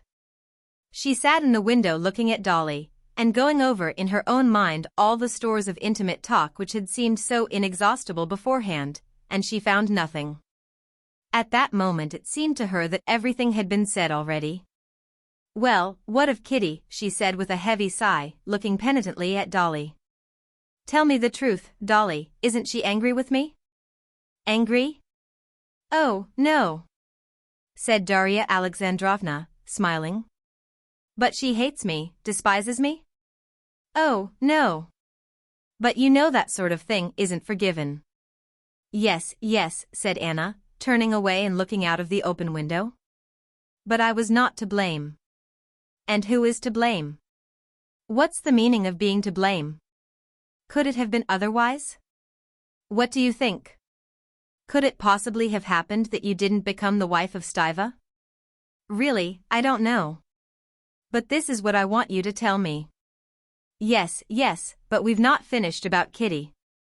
Is she happy? He's a very nice man, they say.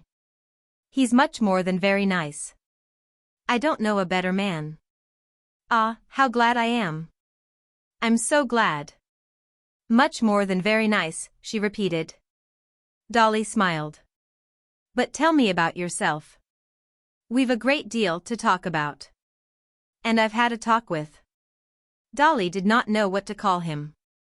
She felt it awkward to call him either the Count or Alexei Kirillovich. With Alexei, said Anna, I know what you talked about. But I wanted to ask you directly what you think of me, of my life. How am I to say like that straight off? I really don't know. No, tell me all the same. You see my life. But you mustn't forget that you're seeing us in the summer, when you have come to us and we are not alone. But we came here early in the spring, lived quite alone, and shall be alone again, and I desire nothing better. But imagine me living alone without him, alone, and that will be, I see by everything that it will often be repeated, that he will be half the time away from home, she said, getting up and sitting down close by Dolly. Of course, she interrupted Dolly, who would have answered, of course I won't try to keep him by force. I don't keep him indeed. The races are just coming, his horses are running, he will go. I'm very glad. But think of me, fancy my position. But what's the use of talking about it? She smiled. Well, what did he talk about with you? He spoke of what I want to speak about of myself, and it's easy for me to be his advocate, of whether there is not a possibility. Whether you could not. Darya Alexandrovna hesitated, correct, improve your position. You know how I look at it. But all the same, if possible, you should get married. Divorce, you mean, said Anna. Do you know, the only woman who came to see me in Petersburg was Betsy Tverskaya? You know her, of course? Au fond, c'est la femme la plus dépravée qui existe. She had an intrigue with Tushkovich, deceiving her husband in the basest way. And she told me that she did not care to know me so long as my position was irregular. Don't imagine I would compare, I know you, darling. But I could not help remembering. Well, so what did he say to you, she repeated. He said that he was unhappy on your account and his own. Perhaps you will say that it's egoism, but what a legitimate and noble egoism. He wants first of all to legitimize his daughter, and to be your husband, to have a legal right to you. What wife, what slave can be so utterly a slave as I, in my position, she put in gloomily. The chief thing he desires that you should not suffer. That's impossible. Well, and the most legitimate desire, he wishes that your children should have a name. What children? Anna said, not looking at Dolly, and half closing her eyes. Annie and those to come. He need not trouble on that score. I shall have no more children. How can you tell that you won't? I shall not, because I don't wish it. And, in spite of all her emotion, Anna smiled as she caught the naive expression of curiosity, wonder, and horror on Dolly's face. The doctor told me after my illness. Impossible, said Dolly, opening her eyes wide. For her this was one of those discoveries, the consequences and deductions from which are so immense that all that one feels for the first instant is that it is impossible to take it all in, and that one will have to reflect a great deal upon it. This discovery, suddenly throwing light on all those families of one or two children, which had hitherto been so incomprehensible to her, aroused so many ideas, reflections, and contradictory emotions, that she had nothing to say. And simply gazed with wide-open eyes of wonder at Anna. This was the very thing she had been dreaming of, but now learning that it was possible, she was horrified. She felt that it was too simple a solution of too complicated a problem. N'est ce pas immoral, was all she said, after a brief pause. Why so? Think, I have a choice between two alternatives, either to be with child that is an invalid, or to be the friend and companion of my husband, practically my husband, Anna said in a tone intentionally superficial and frivolous. Yes, said Darya Alexandrovna, hearing the very arguments she had used to herself, and not finding the same force in them as before. For you, for other people, said Anna, as though divining her thoughts, there may be reason to hesitate. But for me. You must consider, I am not his wife, he loves me as long as he loves me. And how am I to keep his love? Not like this. She moved her white hands in a curve before her waist with extraordinary rapidity. As happens during moments of excitement, ideas and memories rushed into Darya Alexandrovna's head. She thought, did not keep my attraction for Stiva. He left me for others, and the first woman for whom he betrayed me did not keep him by being always pretty and lively. He deserted her and took another. And can Anna attract and keep Count Vronsky in that way? If that is what he looks for, he will find dresses and manners still more attractive and charming. And however white and beautiful her bare arms are, however beautiful her full figure and her eager face under her black curls, he will find something better still, just as my disgusting, pitiful, and charming husband does. Dolly made no answer, she merely sighed. Anna noticed this sigh, indicating dissent, and she went on. In her armory she had other arguments so strong that no answer could be made to them. Do you say that it's not right? But you must consider, she went on, you forget my position. How can I desire children? I'm not speaking of the suffering, I'm not afraid of that. Think only, what are my children to be? Ill-fated children, who will have to bear a stranger's name. For the very fact of their birth they will be forced to be ashamed of their mother, their father, their birth. But that is just why a divorce is necessary. But Anna did not hear her. She longed to give utterance to all the arguments with which she had so many times convinced herself. What is reason given me for, if I am not to use it to avoid bringing unhappy beings into the world? She looked at Dolly, but without waiting for a reply she went on. I should always feel I had wronged these unhappy children, she said. If they are not, at any rate they are not unhappy. While if they are unhappy, I alone should be to blame for it. These were the very arguments Darya Alexandrovna had used in her own reflections, but she heard them without understanding them. How can one wrong creatures that don't exist? She thought. And all at once the idea struck her, could it possibly, under any circumstances, have been better for her favorite Grisha if he had never existed? And this seemed to her so wild, so strange, that she shook her head to drive away this tangle of whirling, mad ideas. No, I don't know, it's not right, was all she said, with an expression of disgust on her face. Yes, but you mustn't forget that you and I. And besides that, added Anna, in spite of the wealth of her arguments and the poverty of Dolly's objections, seeming still to admit that it was not right, don't forget the chief point, that I am not now in the same position as you. For you the question is, do you desire not to have any more children, while for me it is, do I desire to have them? And that's a great difference. You must see that I can't desire it in my position. Darya Alexandrovna made no reply. She suddenly felt that she had got far away from Anna, that there lay between them a barrier of questions on which they could never agree, and about which it was better not to speak. Chapter 24. Then there is all the more reason for you to legalize your position, if possible, said Dolly. Yes, if possible, said Anna, speaking all at once in an utterly different tone, subdued and mournful. Surely you don't mean a divorce is impossible? I was told your husband had consented to it.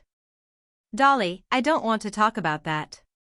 Oh, we won't then, Darya Alexandrovna hastened to say, noticing the expression of suffering on Anna's face. All I see is that you take too gloomy a view of things. Not at all. I'm always bright and happy. You see, face de passions. Veslovsky. Yes, to tell the truth, I don't like Veslovsky's tone, said Darya Alexandrovna, anxious to change the subject. Oh, that's nonsense. It amuses Alexei, and that's all, but he's a boy, and quite under my control. You know, I turn him as I please. It's just as it might be with your Grisha. Dolly. She suddenly changed the subject, you say I take too gloomy a view of things. You can't understand. It's too awful. I try not to take any view of it at all. But I think you ought to. You ought to do all you can. But what can I do? Nothing. You tell me to marry Alexei, and say I don't think about it. I don't think about it, she repeated, and a flush rose into her face. She got up, straightening her chest, and sighed heavily. With her light step she began pacing up and down the room, stopping now and then. I don't think of it? Not a day, not an hour passes that I don't think of it, and blame myself for thinking of it, because thinking of that may drive me mad. Drive me mad, she repeated. When I think of it, I can't sleep without morphine. But never mind. Let us talk quietly.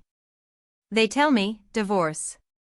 In the first place, he won't give me a divorce. He's under the influence of Countess Lydia Ivanovna now. Darya Alexandrovna, sitting erect on a chair, turned her head, following Anna with a face of sympathetic suffering. You ought to make the attempt, she said softly. Suppose I make the attempt. What does it mean? She said, evidently giving utterance to a thought, 1,000 times thought over and learned by heart. It means that I, hating him, but still recognizing that I have wronged him, and I consider him magnanimous, that I humiliate myself to write to him. Well, suppose I make the effort, I do it. Either I receive a humiliating refusal or consent. Well, I have received his consent, say. Anna was at that moment at the furthest end of the room, and she stopped there, doing something to the curtain at the window. I receive his consent, but my son? They won't give him up to me. He will grow up despising me, with his father, whom I've abandoned. Do you see, I love equally, I think, but both more than myself, two creatures, Seryoza and Alexei.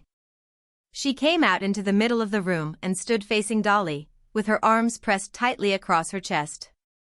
In her white dressing gown her figure seemed more than usually grand and broad. She bent her head, and with shining, wet eyes looked from under her brows at Dolly, a thin little pitiful figure in her patched dressing jacket and nightcap, shaking all over with emotion. It is only those two creatures that I love, and one excludes the other. I can't have them together, and that's the only thing I want. And since I can't have that, I don't care about the rest. I don't care about anything. And it will end one way or another, and so I don't like to talk of it. So don't blame me, don't judge me for anything. You can't with your pure heart understand all that I'm suffering. She went up, sat down beside Dolly, and with a guilty look, peeped into her face and took her hand. What are you thinking? What are you thinking about me? Don't despise me. I don't deserve contempt. I'm simply unhappy. If anyone is unhappy, I am, she articulated, and turning away, she burst into tears. Left alone, Darya Alexandrovna said her prayers and went to bed. She had felt for Anna with all her heart while she was speaking to her, but now she could not force herself to think of her. The memories of home and of her children rose up in her imagination with a peculiar charm quite new to her, with a sort of new brilliance. That world of her own seemed to her now so sweet and precious that she would not on any account spend an extra day outside it, and she made up her mind that she would certainly go back next day. Anna meantime went back to her boudoir, took a wine glass and dropped into it several drops of a medicine, of which the principal ingredient was morphine.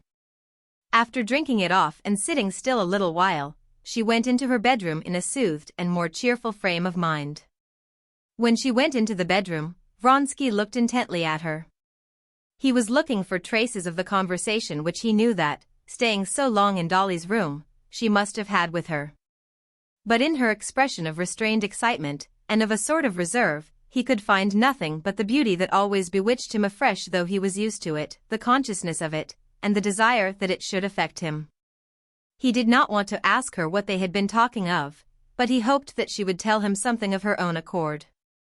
But she only said, "I am so glad you like Dolly. You do, don't you?" "Oh, I've known her a long while, you know. She's very good-hearted, I suppose, mais excessivement terre-à-terre. Still, I'm very glad to see her." He took Anna's hand and looked inquiringly into her eyes. Misinterpreting the look, she smiled to him. Next morning, in spite of the protests of her hosts, Darya Alexandrovna prepared for her homeward journey. Levin's coachman, in his by no means new coat and shabby hat, with his ill-matched horses and his coach with the patched mud guards, drove with gloomy determination into the covered gravel approach. Darya Alexandrovna disliked taking leave of Princess Varvara and the gentlemen of the party. After a day spent together, both she and her hosts were distinctly aware that they did not get on together, and that it was better for them not to meet. Only Anna was sad. She knew that now, from Dolly's departure, no one again would stir up within her soul the feelings that had been roused by their conversation. It hurt her to stir up these feelings, but yet she knew that that was the best part of her soul, and that that part of her soul would quickly be smothered in the life she was leading.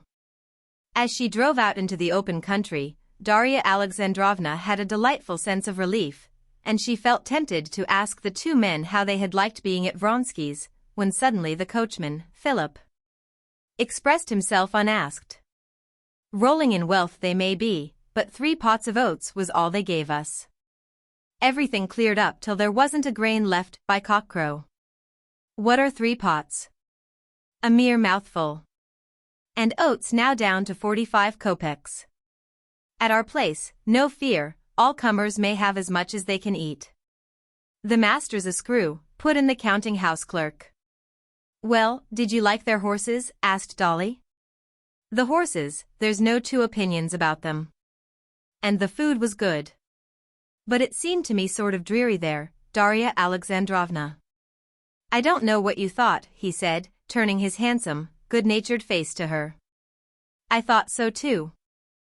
"Well, shall we get home by evening?" We must." On reaching home and finding everyone entirely satisfactory and particularly charming, Darya Alexandrovna began with great liveliness telling them how she had arrived, how warmly they had received her, of the luxury and good taste in which the Vronskys lived, and of their recreations, and she would not allow a word to be said against them. "One has to know Anna and Vronsky. I have got to know him better now, to see how nice they are and how touching," she said, speaking now with perfect sincerity, and forgetting the vague feeling of dissatisfaction and awkwardness she had experienced there. Chapter 25. Vronsky and Anna spent the whole summer and part of the winter in the country, living in just the same condition, and still taking no steps to obtain a divorce. It was an understood thing between them that they should not go away anywhere. But both felt, the longer they lived alone, especially in the autumn, without guests in the house, that they could not stand this existence, and that they would have to alter it. Their life was apparently such that nothing better could be desired. They had the fullest abundance of everything, they had a child, and both had occupation. Anna devoted just as much care to her appearance when they had no visitors, and she did a great deal of reading, both of novels and of what serious literature was in fashion.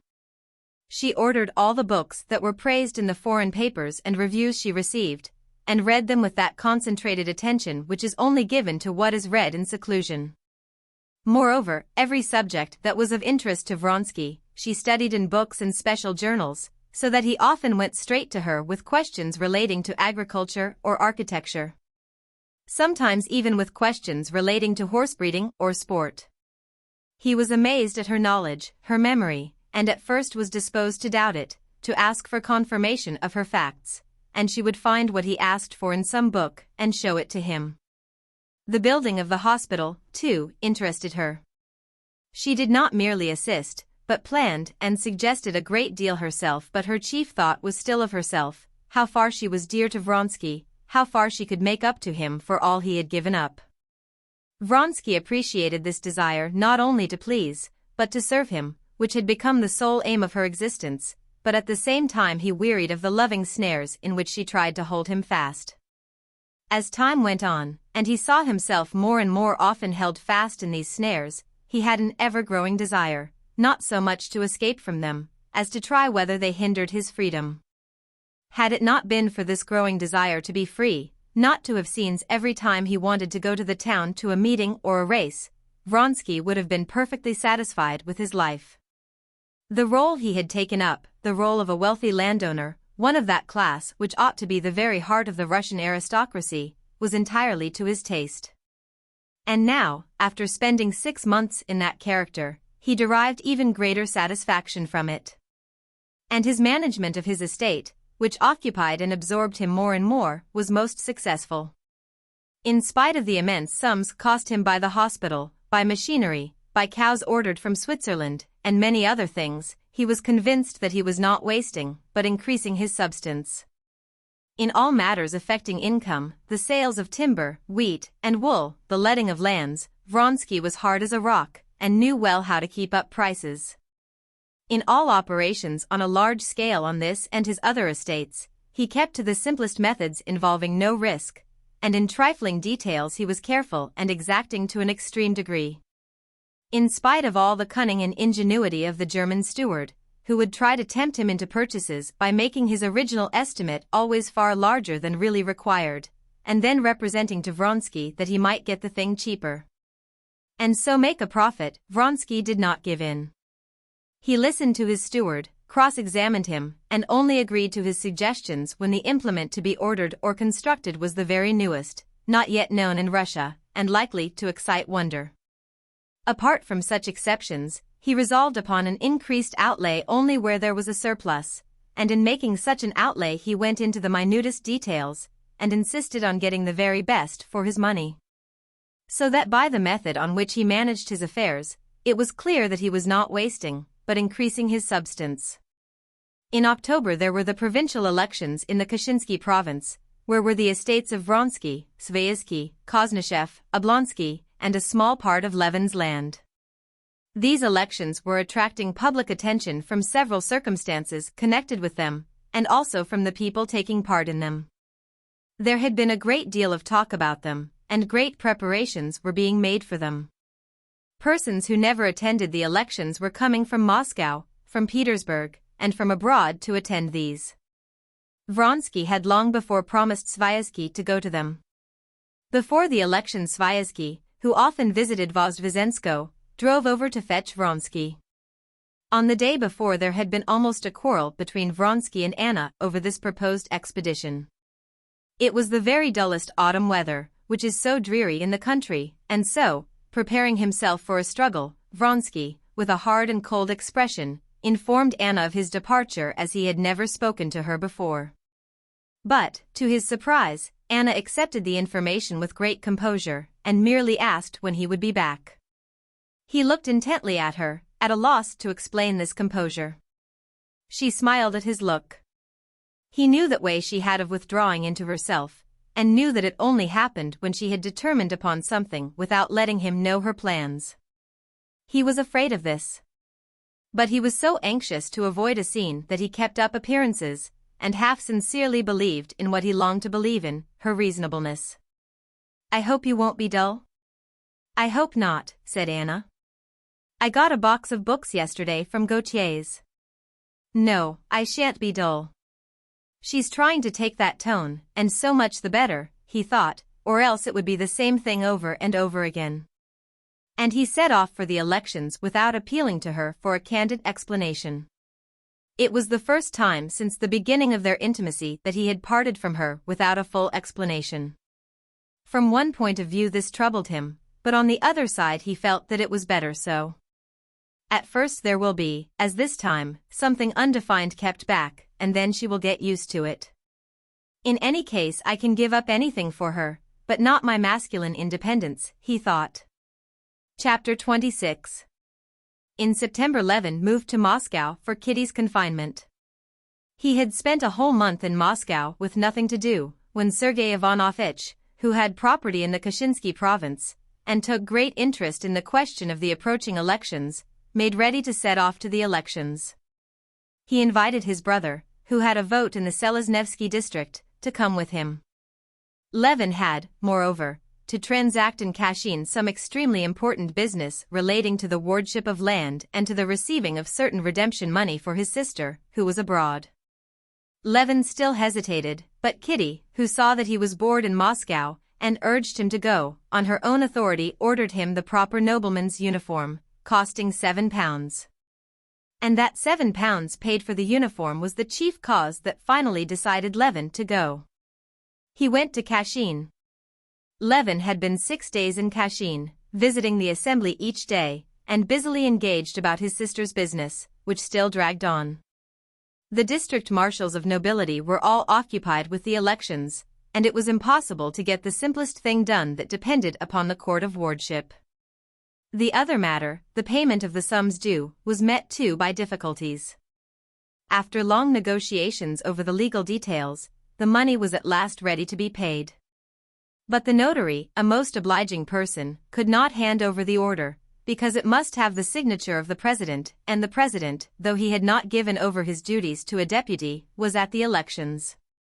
All these worrying negotiations, this endless going from place to place, and talking with pleasant and excellent people, who quite saw the unpleasantness of the petitioner's position, but were powerless to assist him, all these efforts that yielded no result, led to a feeling of misery in Levin akin to the mortifying helplessness one experiences in dreams when one tries to use physical force. He felt this frequently as he talked to his most good-natured solicitor. This solicitor did, it seemed, everything possible, and strained every nerve to get him out of his difficulties. "I tell you what you might try," he said more than once. "Go to so-and-so and so-and-so," and the solicitor drew up a regular plan for getting round the fatal point that hindered everything. But he would add immediately, "It'll mean some delay, anyway, but you might try it." And Levin did try, and did go. Everyone was kind and civil, but the point evaded seemed to crop up again in the end, and again to bar the way. What was particularly trying was that Levin could not make out with whom he was struggling, to whose interest it was that his business should not be done. That no one seemed to know, the solicitor certainly did not know. If Levin could have understood why, just as he saw why one can only approach the booking office of a railway station in single file, it would not have been so vexatious and tiresome to him. But with the hindrances that confronted him in his business, no one could explain why they existed. But Levin had changed a good deal since his marriage. He was patient, and if he could not see why it was all arranged like this, he told himself that he could not judge without knowing all about it, and that most likely it must be so, and he tried not to fret. In attending the elections, too, and taking part in them, he tried now not to judge, not to fall foul of them, but to comprehend as fully as he could the question which was so earnestly and ardently absorbing honest and excellent men whom he respected.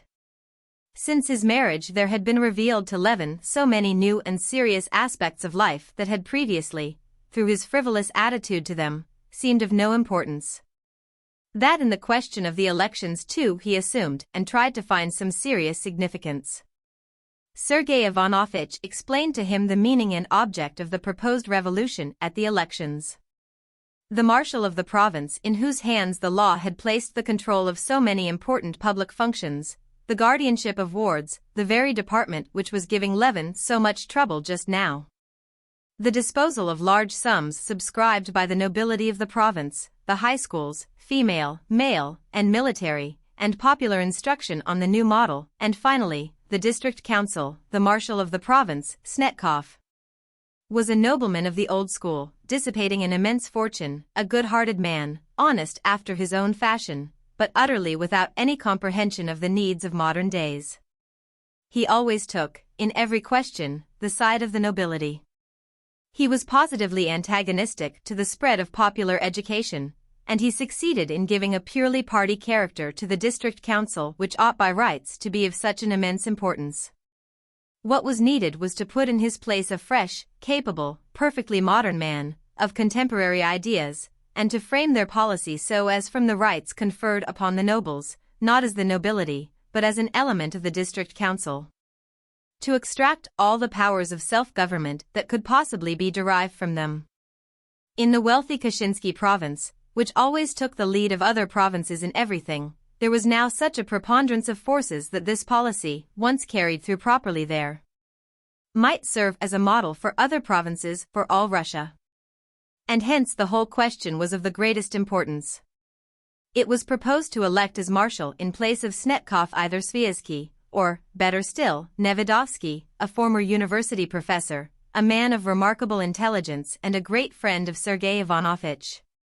The meeting was opened by the governor, who made a speech to the nobles, urging them to elect the public functionaries, not from regard for persons, but for the service and welfare of their fatherland. And hoping that the honorable nobility of the Kashinsky province would, as at all former elections, hold their duty as sacred, and vindicate the exalted confidence of the monarch. When he had finished with his speech, the governor walked out of the hall. And the noblemen noisily and eagerly, some even enthusiastically, followed him and thronged round him while he put on his fur coat and conversed amicably with the marshal of the province. Levin, anxious to see into everything and not to miss anything, stood there too in the crowd, and heard the governor say, "Please tell Maria Ivanovna my wife is very sorry she couldn't come to the home." And thereupon the nobles in high good humor sorted out their fur coats and all drove off to the cathedral. In the cathedral Levin, lifting his hand like the rest and repeating the words of the archdeacon, swore with most terrible oaths to do all the governor had hoped they would do. Church services always affected Levin, and as he uttered the words "I kiss the cross," and glanced round at the crowd of young and old men repeating the same, he felt touched.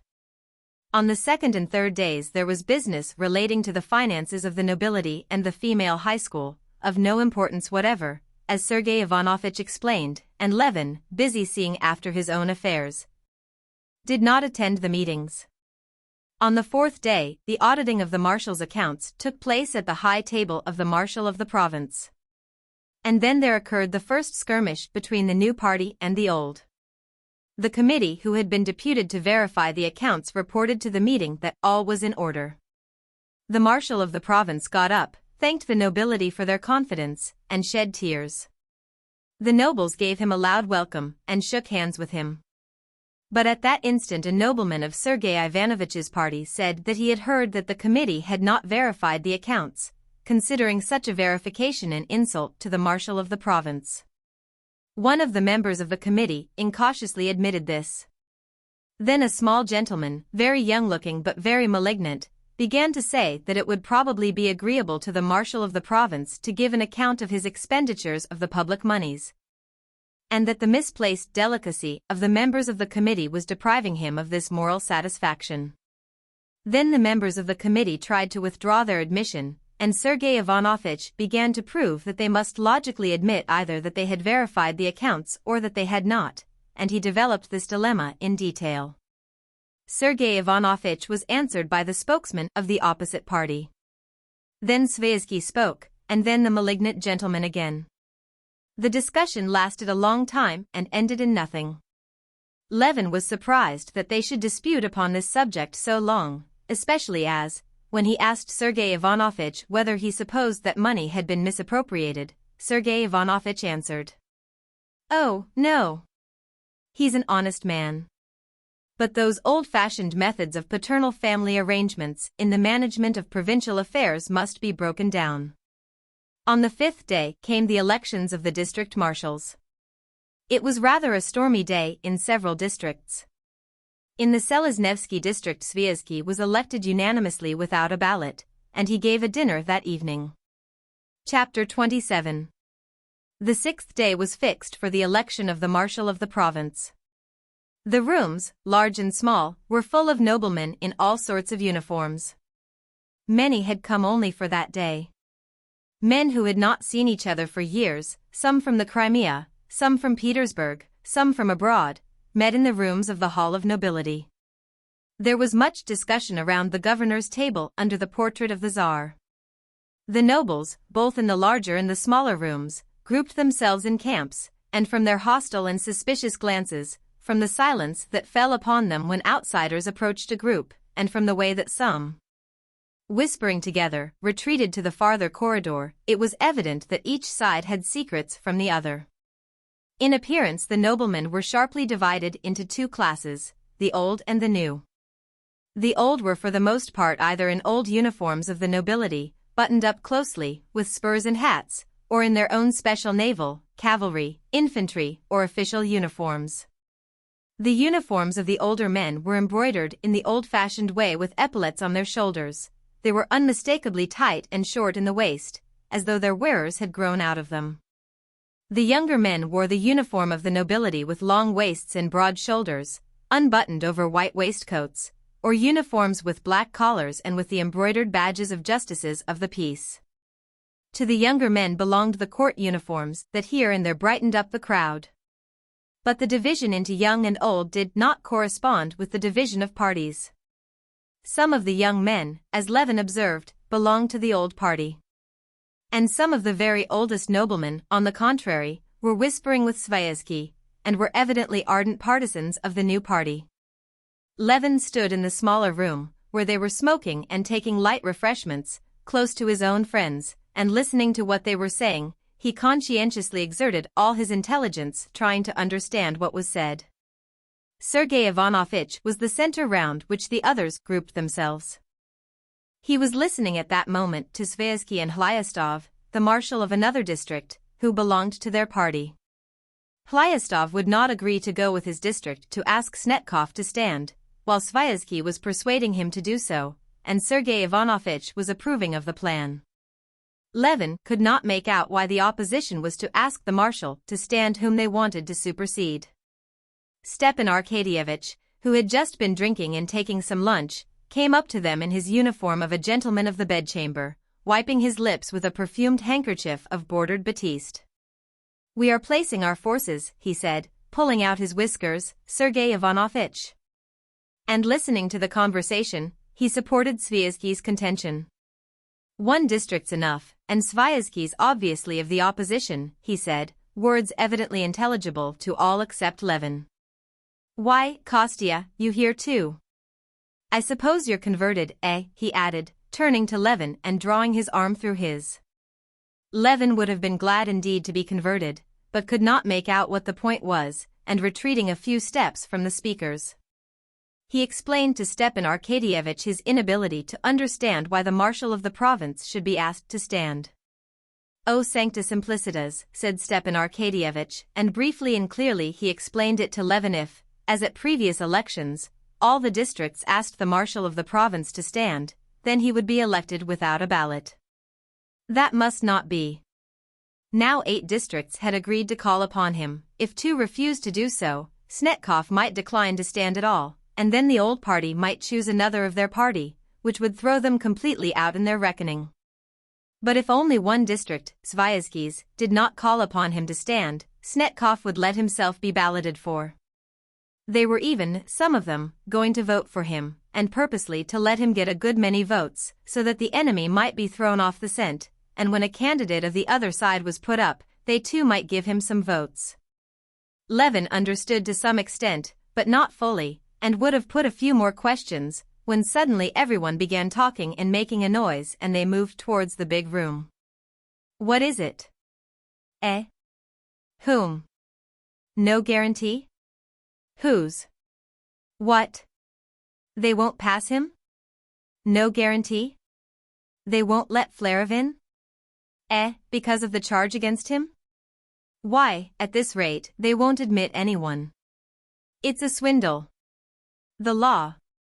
Levin heard exclamations on all sides, and he moved into the big room together with the others, all hurrying somewhere and afraid of missing something. Squeezed by the crowding noblemen, he drew near the high table where the marshal of the province, Sviazhsky, and the other leaders were hotly disputing about something. Chapter 28. Levin was standing rather far off. A nobleman breathing heavily and hoarsely at his side, and another whose thick boots were creaking, prevented him from hearing distinctly. He could only hear the soft voice of the marshal faintly, then the shrill voice of the malignant gentleman, and then the voice of Sviazhsky. They were disputing, as far as he could make out, as to the interpretation to be put on the act and the exact meaning of the words, liable to be called up for trial. The crowd parted to make way for Sergei Ivanovitch approaching the table. Sergei Ivanovitch, waiting till the malignant gentleman had finished speaking, said that he thought the best solution would be to refer to the act itself, and asked the secretary to find the act. The act said that in case of difference of opinion, there must be a ballot. Sergei Ivanovitch read the act and began to explain its meaning, but at that point a tall, stout, round-shouldered landowner, with dyed whiskers, in a tight uniform that cut the back of his neck, interrupted him. He went up to the table, and striking it with his finger ring, he shouted loudly, "A ballot! Put it to the vote. No need for more talking." Then several voices began to talk all at once, and the tall nobleman with the ring, getting more and more exasperated, shouted more and more loudly. But it was impossible to make out what he said. He was shouting for the very course Sergei Ivanovich had proposed. But it was evident that he hated him and all his party, and this feeling of hatred spread through the whole party and roused in opposition to it the same vindictiveness, though in a more seemly form, on the other side. Shouts were raised, and for a moment all was confusion, so that the marshal of the province had to call for order. "A ballot! A ballot! Every nobleman sees it. We shed our blood for our country. The confidence of the monarch. No checking the accounts of the marshal, he's not a cashier. But that's not the point. Votes, please." "Beastly!" shouted furious and violent voices on all sides. Looks and faces were even more violent and furious than their words. They expressed the most implacable hatred. Levin did not in the least understand what was the matter, and he marveled at the passion with which it was disputed whether or not the decision about Flerov should be put to the vote. He forgot, as Sergei Ivanovich explained to him afterwards, this syllogism, that it was necessary for the public good to get rid of the marshal of the province, that to get rid of the marshal it was necessary to have a majority of votes. That to get a majority of votes it was necessary to secure Flerov's right to vote, that to secure the recognition of Flerov's right to vote they must decide on the interpretation to be put on the act. And one vote may decide the whole question, and one must be serious and consecutive, if one wants to be of use in public life, concluded Sergei Ivanovich.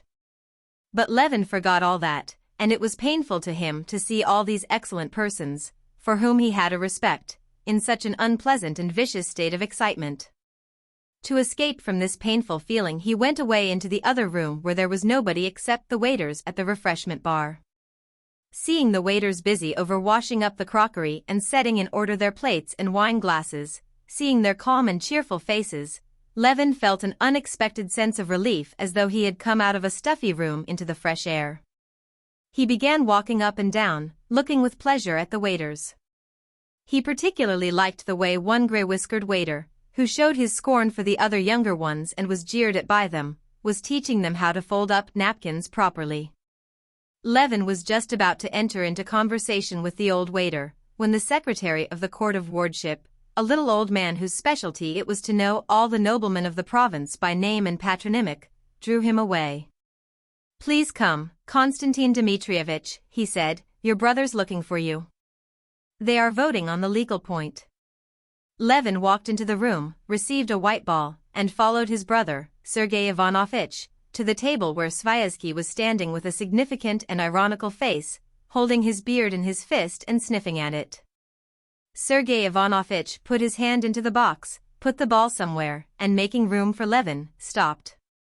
Levin advanced, but utterly forgetting what he was to do, and much embarrassed, he turned to Sergei Ivanovich with the question, "Where am I to put it?" He asked this softly, at a moment when there was talking going on near, so that he had hoped his question would not be overheard. But the person speaking paused, and his improper question was overheard. Sergei Ivanovich frowned. "That is a matter for each man's own decision," he said severely. Several people smiled. Levin crimsoned, hurriedly thrust his hand under the cloth, and put the ball to the right as it was in his right hand. Having put it in, he recollected that he ought to have thrust his left hand too, and so he thrust it in though too late, and, still more overcome with confusion, he beat a hasty retreat into the background. 126 for admission. 98 against, sang out the voice of the secretary, who could not pronounce the letter R. Then there was a laugh, a button and 2 nuts were found in the box. The nobleman was allowed the right to vote, and the new party had conquered. But the old party did not consider themselves conquered. Levin heard that they were asking Snetkov to stand, and he saw that a crowd of noblemen was surrounding the marshal, who was saying something. Levin went nearer. In reply Snetkov spoke of the trust the noblemen of the province had placed in him, the affection they had shown him, which he did not deserve, as his only merit had been his attachment to the nobility, to whom he had devoted 12 years of service. Several times he repeated the words, "I have served to the best of my powers with truth and good faith, I value your goodness and thank you," and suddenly he stopped short from the tears that choked him, and went out of the room. Whether these tears came from a sense of the injustice being done him, from his love for the nobility, or from the strain of the position he was placed in, feeling himself surrounded by enemies, his emotion infected the assembly. The majority were touched, and Levin felt a tenderness for Snetkov. In the doorway the marshal of the province jostled against Levin. "Beg pardon, excuse me, please," he said as to a stranger, but recognizing Levin, he smiled timidly. It seemed to Levin that he would have liked to say something, but could not speak for emotion. His face and his whole figure in his uniform with the crosses, and white trousers striped with braid, as he moved hurriedly along, reminded Levin of some hunted beast who sees that he is in evil case. This expression in the marshal's face was particularly touching to Levin, because only the day before, he had been at his house about his trustee business and had seen him in all his grandeur, a kind-hearted, fatherly man. The big house with the old family furniture, the rather dirty, far from stylish, but respectful footmen, unmistakably old house serfs who had stuck to their master. The stout, good-natured wife in a cap with lace and a Turkish shawl, petting her pretty grandchild, her daughter's daughter, the young son, a sixth-form high school boy, coming home from school and greeting his father, kissing his big hand. The genuine, cordial words and gestures of the old man, all this had the day before roused an instinctive feeling of respect and sympathy in Levin. This old man was a touching and pathetic figure to Levin now, and he longed to say something pleasant to him. "So you're sure to be our marshal again," he said. "It's not likely," said the marshal, looking round with a scared expression. "I'm worn out, I'm old. If there are men younger and more deserving than I, let them serve." And the marshal disappeared through a side door. The most solemn moment was at hand. They were to proceed immediately to the election. The leaders of both parties were reckoning white and black on their fingers.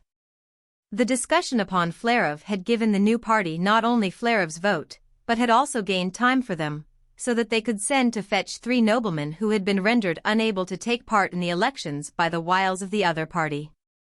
2 noble gentlemen, who had a weakness for strong drink, had been made drunk by the partisans of Snetkov, and a third had been robbed of his uniform.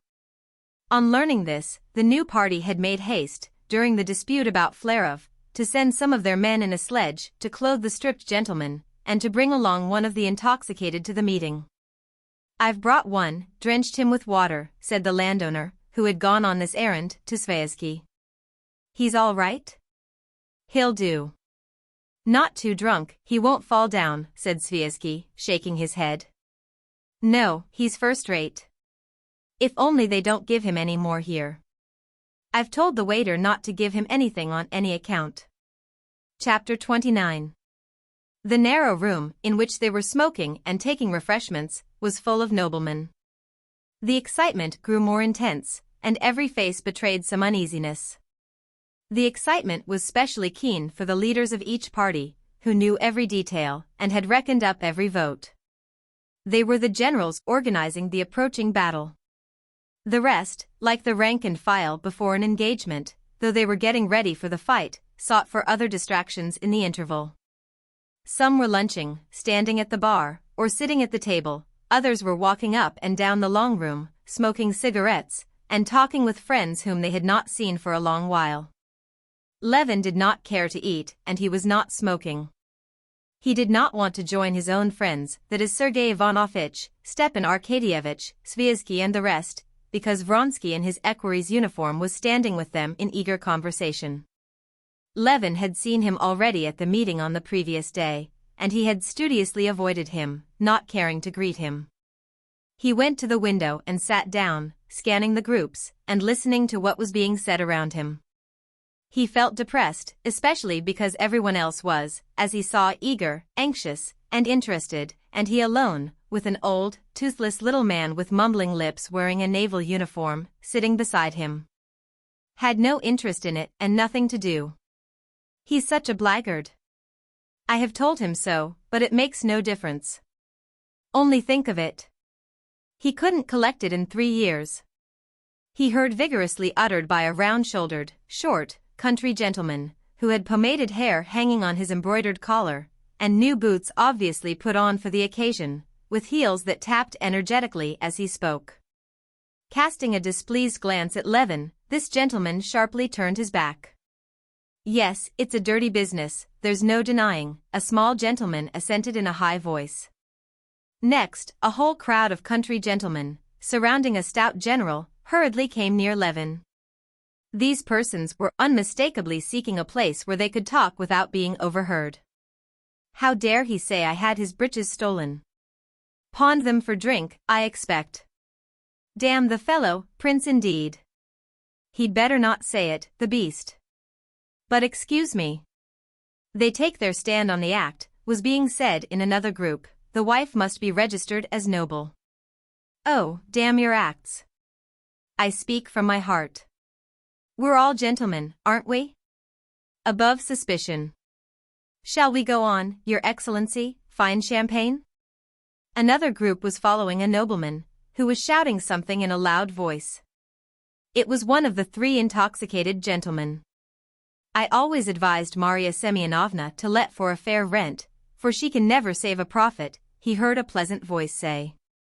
The speaker was a country gentleman with grey whiskers, wearing the regimental uniform of an old general staff officer. It was the very landowner Levin had met at Sviazhsky's. He knew him at once. The landowner too stared at Levin, and they exchanged greetings. Very glad to see you. To be sure. I remember you very well. Last year at our district marshal, Nikolai Ivanovich's. Well, and how is your land doing? Asked Levin.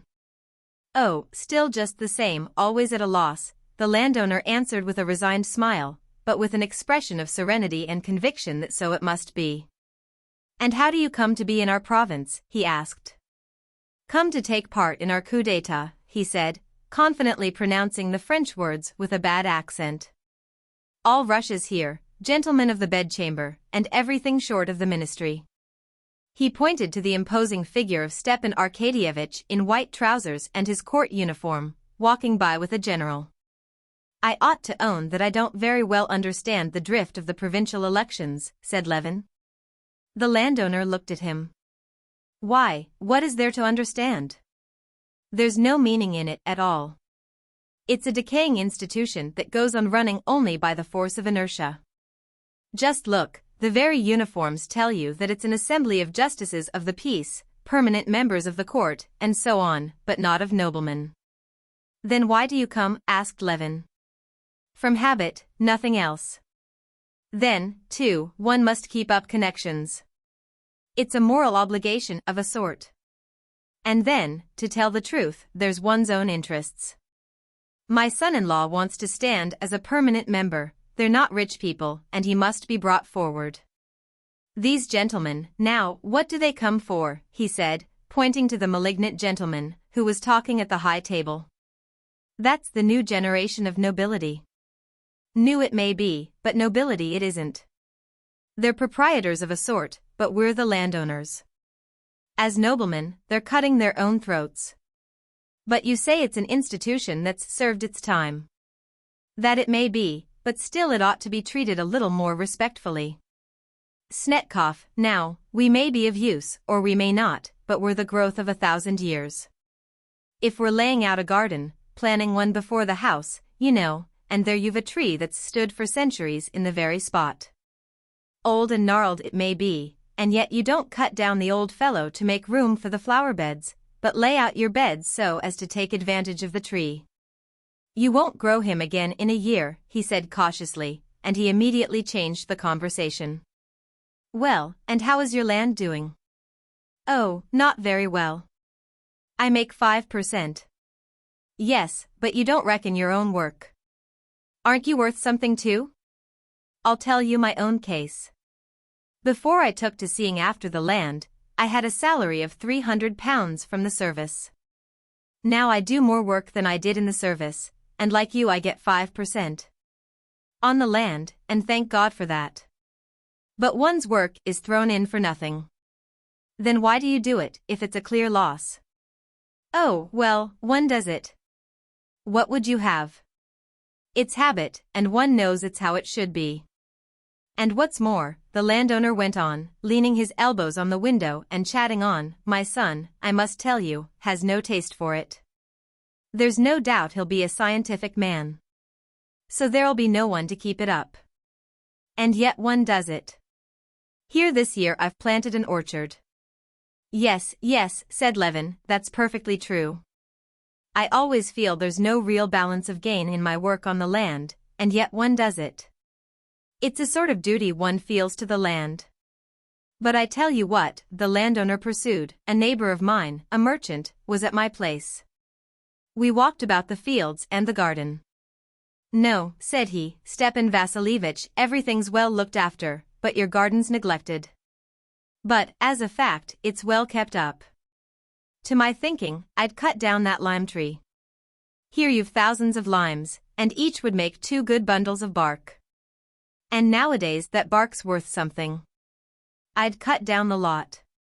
And with what he made he'd increase his stock, or buy some land for a trifle, and let it out in lots to the peasants, Levin added, smiling. He had evidently more than once come across those commercial calculations. And he'd make his fortune. But you and I must thank God if we keep what we've got and leave it to our children. You're married, I've heard, said the landowner. Yes, Levin answered, with proud satisfaction. Yes, it's rather strange, he went on. So we live without making anything, as though we were ancient vestals set to keep in a fire. The landowner chuckled under his white mustaches. There are some among us, too, like our friend Nikolai Ivanovich, or Count Vronsky, that's settled here lately, who try to carry on their husbandry as though it were a factory, but so far it leads to nothing but making away with capital on it. But why is it we don't do like the merchants? Why don't we cut down our parks for timber, said Levin, returning to a thought that had struck him. Why, as you said, to keep the fire in besides that's not work for a nobleman. And our work as noblemen isn't done here at the elections, but yonder, each in our corner. There's a class instinct, too, of what one ought and oughtn't to do. There's the peasants, too, I wonder at them sometimes. Any good peasant tries to take all the land he can. However bad the land is, he'll work it. Without a return too. At a simple loss. Just as we do, said Levin. Very, very glad to have met you, he added, seeing Sviazhsky approaching him. And here we've met for the first time since we met at your place, said the landowner to Sviazhsky, and we've had a good talk too. Well, have you been attacking the new order of things, said Sviazhsky with a smile. That we're bound to do. You've relieved your feelings? Chapter 30. Sviazhsky took Levin's arm, and went with him to his own friends. This time there was no avoiding Vronsky. He was standing with Stepan Arkadyevitch and Sergei Ivanovitch, and looking straight at Levin as he drew near. Delighted. I believe I've had the pleasure of meeting you, at Princess Shcherbátsky's, he said, giving Levin his hand. Yes, I quite remember our meeting, said Levin, and blushing crimson, he turned away immediately, and began talking to his brother. With a slight smile Vronsky went on talking to Sviazhsky, obviously without the slightest inclination to enter into conversation with Levin. But Levin, as he talked to his brother, was continually looking round at Vronsky, trying to think of something to say to him to gloss over his rudeness. What are we waiting for now? Asked Levin, looking at Sviazhsky and Vronsky. For Snetkov. He has to refuse or to consent to stand, answered Sviazhsky. Well, and what has he done, consented or not? That's the point, that he's done neither, said Vronsky. And if he refuses, who will stand then? Asked Levin, looking at Vronsky. Whoever chooses to, said Sviazhsky. Shall you? Asked Levin. Certainly not I, said Sviazhsky, looking confused, and turning an alarmed glance at the malignant gentleman, who was standing beside Sergei Ivanovitch. Who then?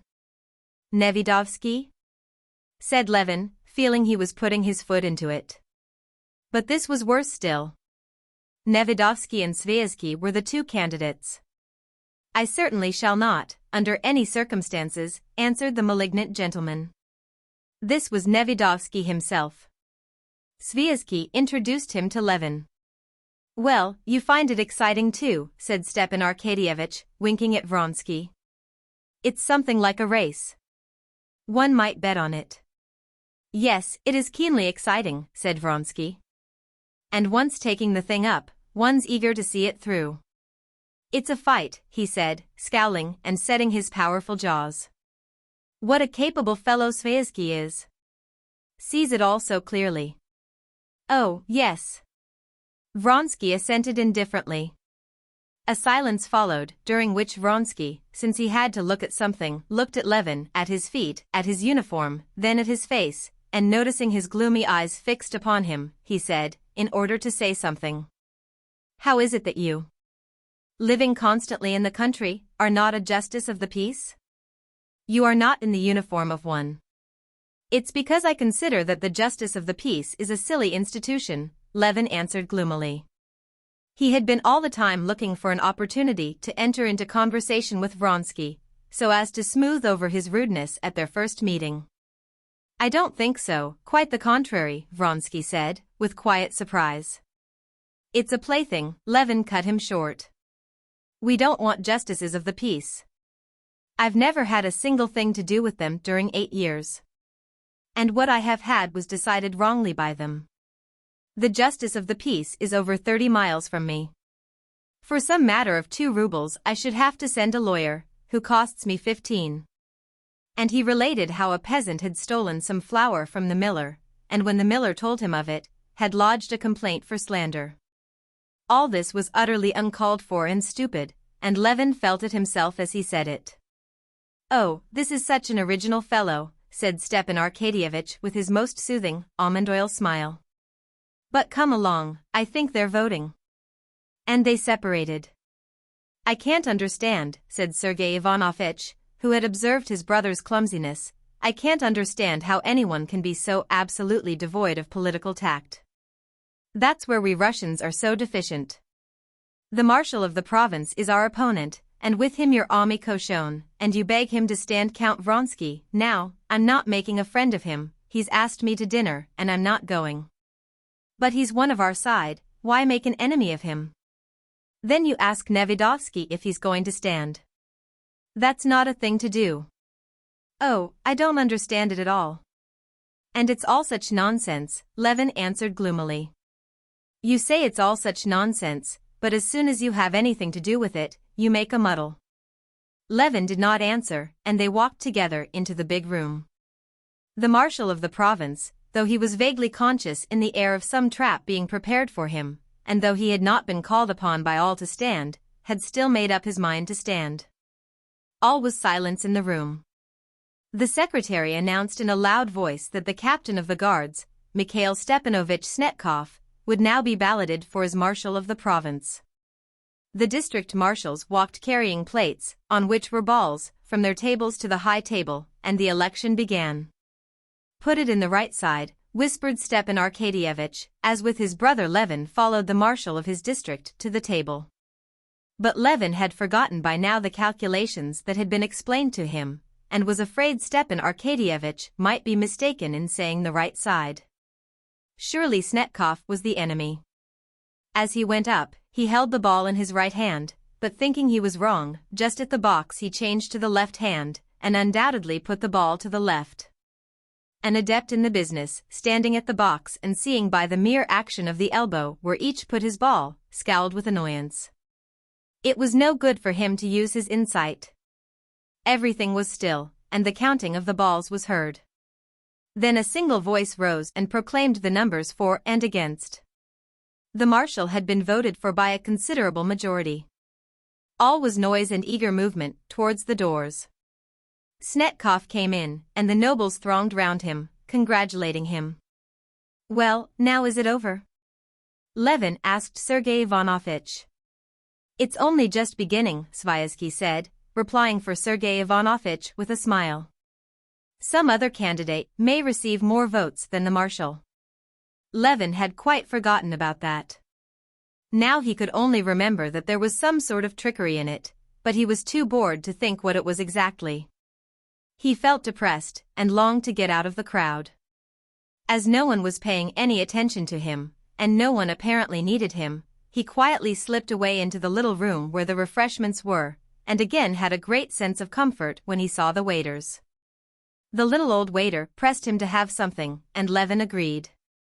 After eating a cutlet with beans and talking to the waiters of their former masters, Levin, not wishing to go back to the hall, where it was all so distasteful to him, proceeded to walk through the galleries. The galleries were full of fashionably dressed ladies, leaning over the balustrade and trying not to lose a single word of what was being said below. With the ladies were sitting and standing smart lawyers, high school teachers in spectacles, and officers. Everywhere they were talking of the election, and of how worried the marshal was, and how splendid the discussions had been. In one group Levin heard his brother's praises. One lady was telling a lawyer, "How glad I am I heard Koznishev. It's worth losing one's dinner. He's exquisite. So clear and distinct all of it. There's not one of you in the law courts that speaks like that. The only one is Maydel, and he's not so eloquent by a long way." Finding a free place, Levin leaned over the balustrade and began looking and listening. All the noblemen were sitting railed off behind barriers according to their districts.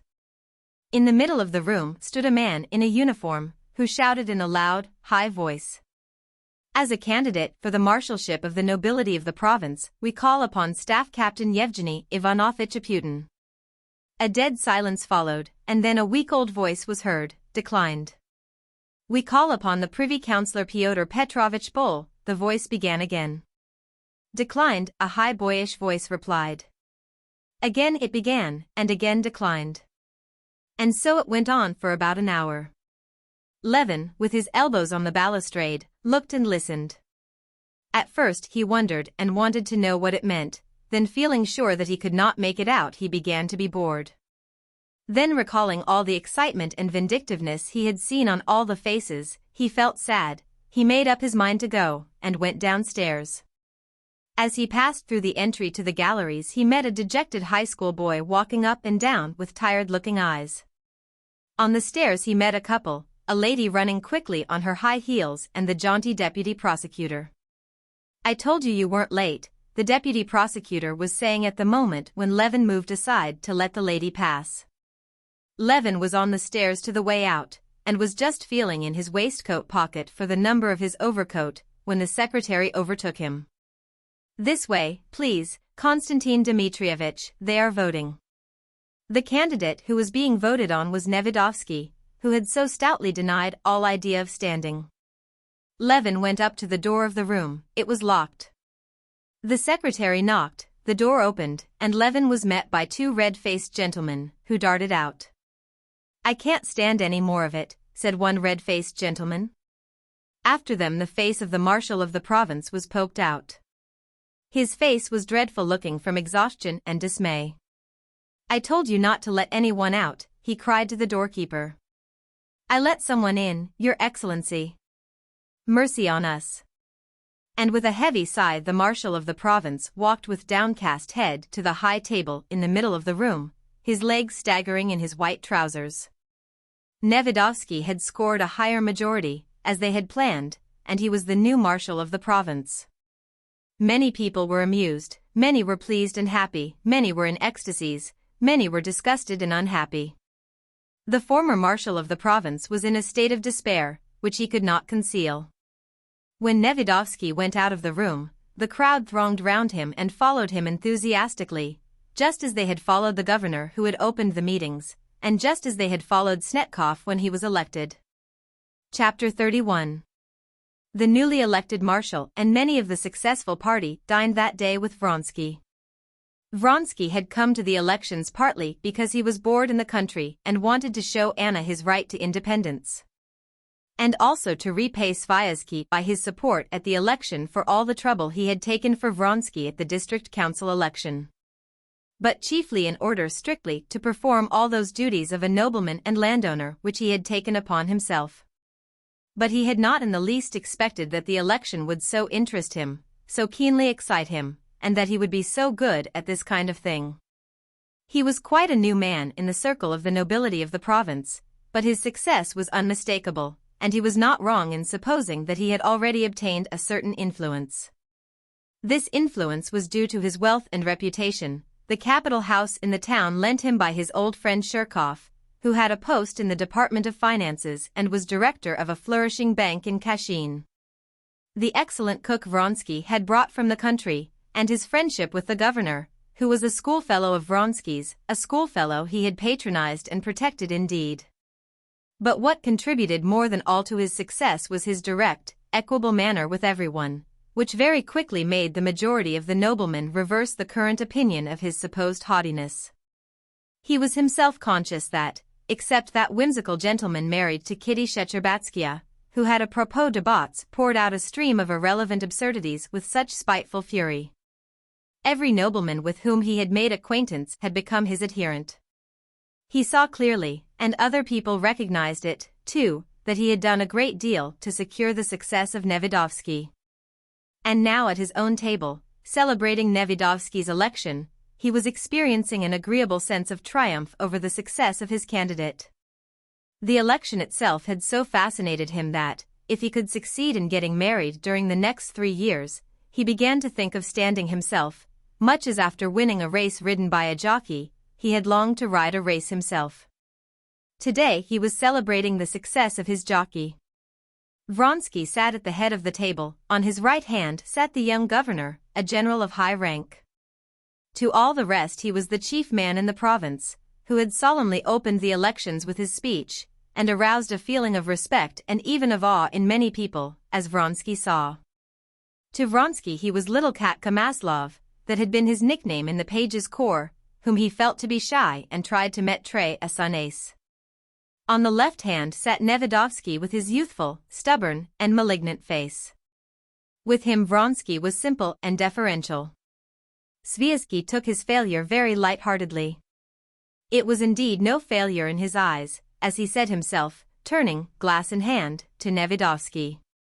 They could not have found a better representative of the new movement, which the nobility ought to follow. And so every honest person, as he said, was on the side of today's success and was rejoicing over it. Stepan Arkadyevitch was glad, too, that he was having a good time, and that everyone was pleased.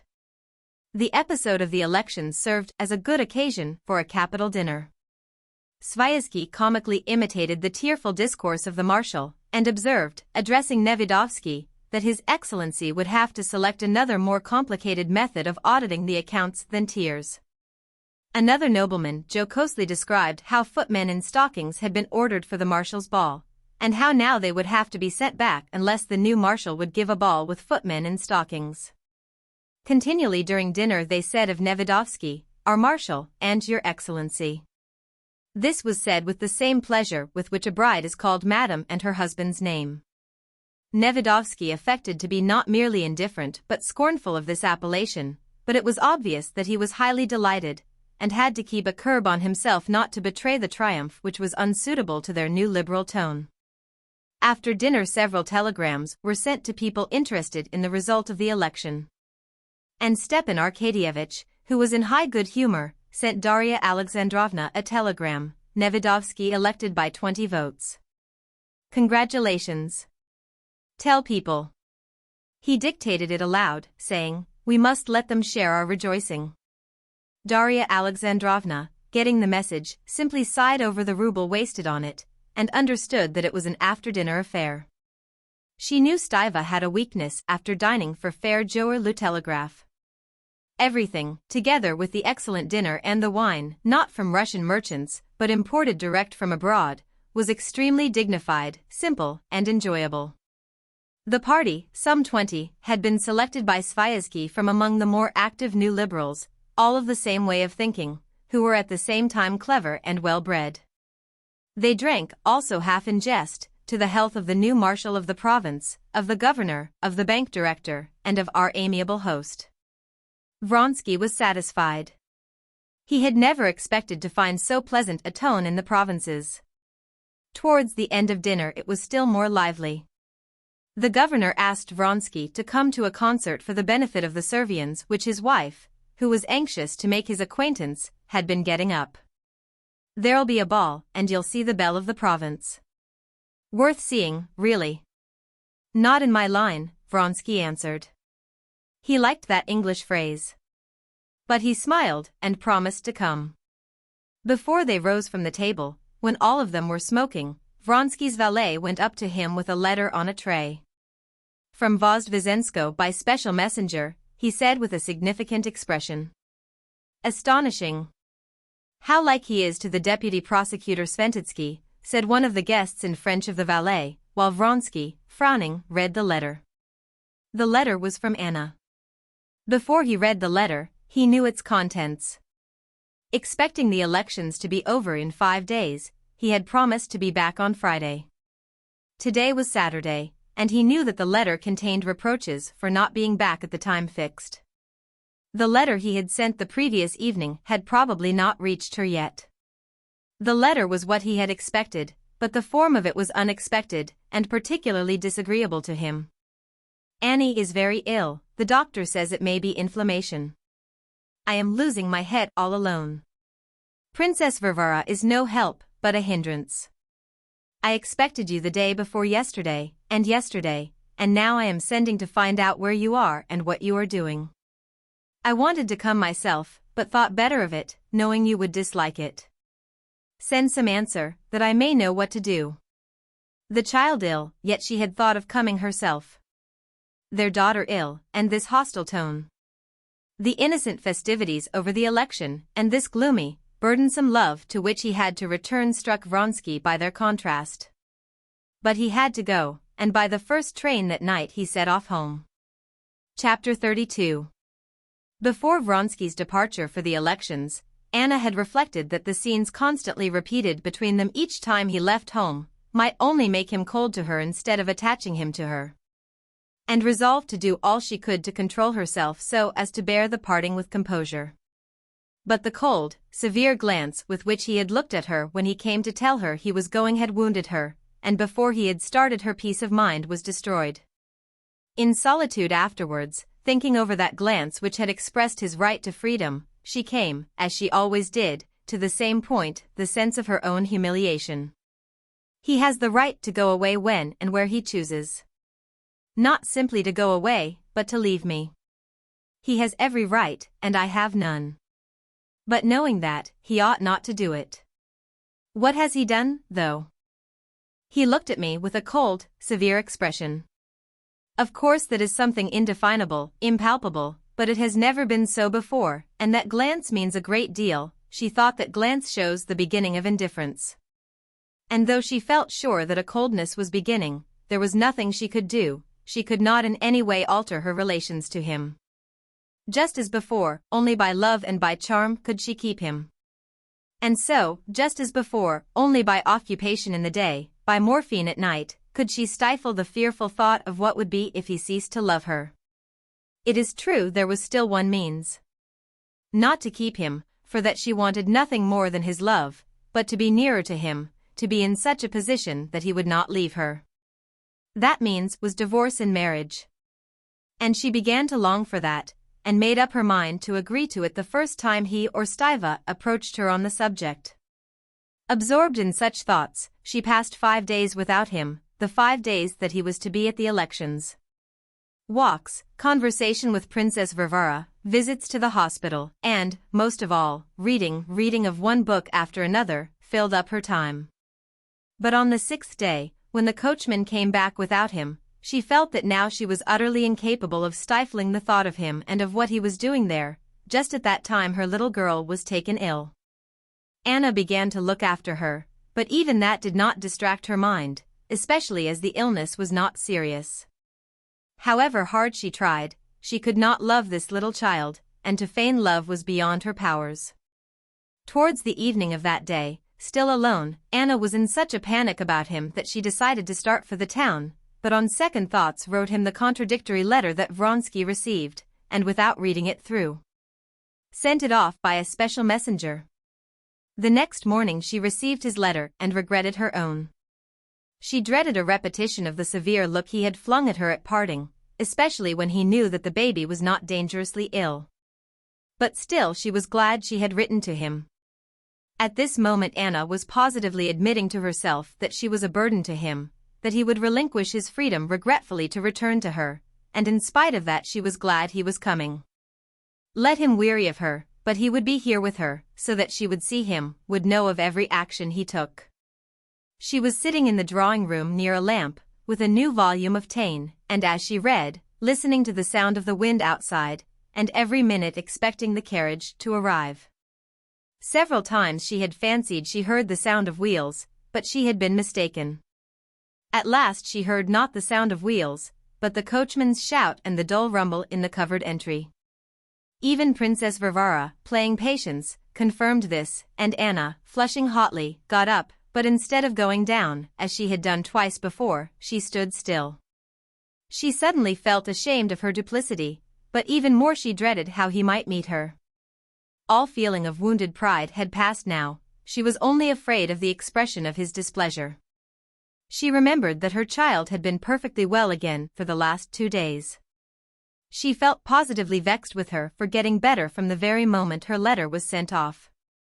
Then she thought of him, that he was here, all of him, with his hands, his eyes. She heard his voice. And forgetting everything, she ran joyfully to meet him. "Well, how is Annie?" he said timidly from below, looking up to Anna as she ran down to him. He was sitting on a chair, and a footman was pulling off his warm overboot. "Oh, she is better." "And you," he said, shaking himself. She took his hand in both of hers, and drew it to her waist, never taking her eyes off him. "Well, I'm glad," he said, coldly scanning her hair, her dress, which he knew she had put on for him. All was charming, but how many times it had charmed him. And the stern, stony expression that she so dreaded settled upon his face. "Well, I'm glad." "And are you well?" he said, wiping his damp beard with his handkerchief and kissing her hand. Never mind, she thought, only let him be here, and so long as he's here he dare not, cease to love me. The evening was spent happily and gaily in the presence of Princess Varvara, who complained to him that Anna had been taking morphine in his absence. "What am I to do? I couldn't sleep. My thoughts prevented me. When he's here I never take it, hardly ever." He told her about the election, and Anna knew how by adroit questions to bring him to what gave him most pleasure, his own success. She told him of everything that interested him at home. And all that she told him was of the most cheerful description. But late in the evening, when they were alone, Anna, seeing that she had regained complete possession of him, wanted to erase the painful impression of the glance he had given her for her letter. She said, "Tell me frankly, you were vexed at getting my letter, and you didn't believe me?" As soon as she had said it, she felt that however warm his feelings were to her, he had not forgiven her for that. "Yes," he said, "the letter was so strange. First, Annie ill, and then you thought of coming yourself. It was all the truth." "Oh, I don't doubt it." "Yes, you do doubt it. You are vexed, I see." "Not for one moment." "I'm only vexed, that's true, that you seem somehow unwilling to admit that there are duties. The duty of going to a concert." "But we won't talk about it," he said. "Why not talk about it?" she said. "I only meant to say that matters of real importance may turn up. Now, for instance, I shall have to go to Moscow to arrange about the house." "Oh, Anna, why are you so irritable? Don't you know that I can't live without you?" "If so," said Anna, her voice suddenly changing, "it means that you are sick of this life. Yes, you will come for a day and go away, as men do." "Anna, that's cruel. I am ready to give up my whole life." But she did not hear him. "If you go to Moscow, I will go too. I will not stay here. Either we must separate or else live together. Why, you know, that's my one desire. But for that, we must get a divorce. I will write to him. I see I cannot go on like this. But I will come with you to Moscow. You talk as if you were threatening me." But I desire nothing so much as never to be parted from you, said Vronsky, smiling. But as he said these words there gleamed in his eyes not merely a cold look, but the vindictive look of a man persecuted and made cruel. She saw the look and correctly divined its meaning. If so, it's a calamity, that glance told her. It was a moment's impression, but she never forgot it. Anna wrote to her husband asking him about a divorce, and towards the end of November, taking leave of Princess Varvara, who wanted to go to Petersburg, she went with Vronsky to Moscow. Expecting every day an answer from Alexei Alexandrovich, and after that the divorce, they now established themselves together like married people. Part 7. Chapter 1. The Levins had been 3 months in Moscow. The date had long passed on which, according to the most trustworthy calculations of people learned in such matters, Kitty should have been confined.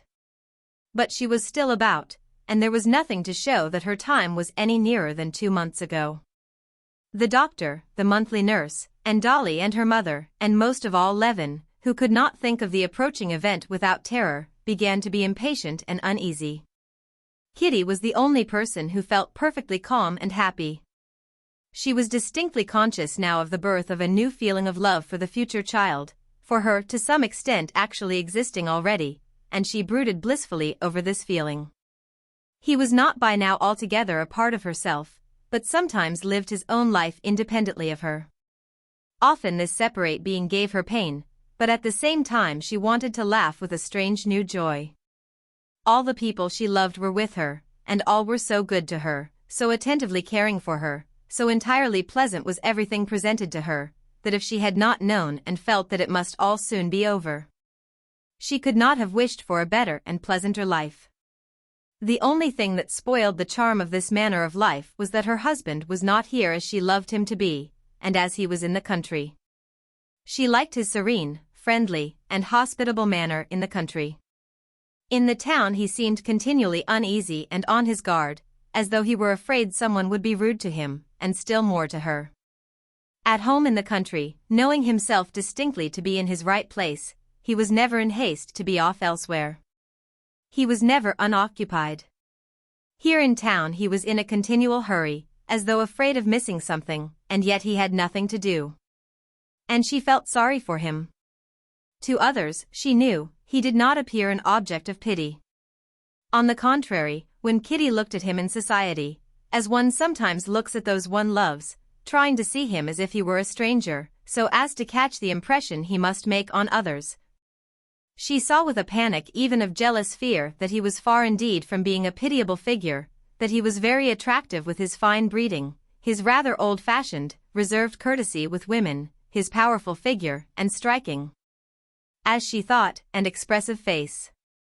But she saw him not from without, but from within. She saw that here he was not himself. That was the only way she could define his condition to herself. Sometimes she inwardly reproached him for his inability to live in the town. Sometimes she recognized that it was really hard for him to order his life here so that he could be satisfied with it. What had he to do, indeed? He did not care for cards, he did not go to a club. Spending the time with jovial gentlemen of Oblonsky's type, she knew now what that meant. It meant drinking and going somewhere after drinking. She could not think without horror of where men went on such occasions. Was he to go into society? But she knew he could only find satisfaction in that if he took pleasure in the society of young women, and that she could not wish for. Should he stay at home with her, her mother and her sisters? But much as she liked and enjoyed their conversations forever on the same subjects, Ali Nadine, as the old prince called the sisters' talks, she knew it must bore him. What was there left for him to do? To go on writing at his book he had indeed attempted, and at first he used to go to the library and make extracts and look up references for his book. But, as he told her, the more he did nothing, the less time he had to do anything. And besides, he complained that he had talked too much about his book here, and that consequently all his ideas about it were muddled and had lost their interest for him. One advantage in this town life was that quarrels hardly ever happened between them here in town.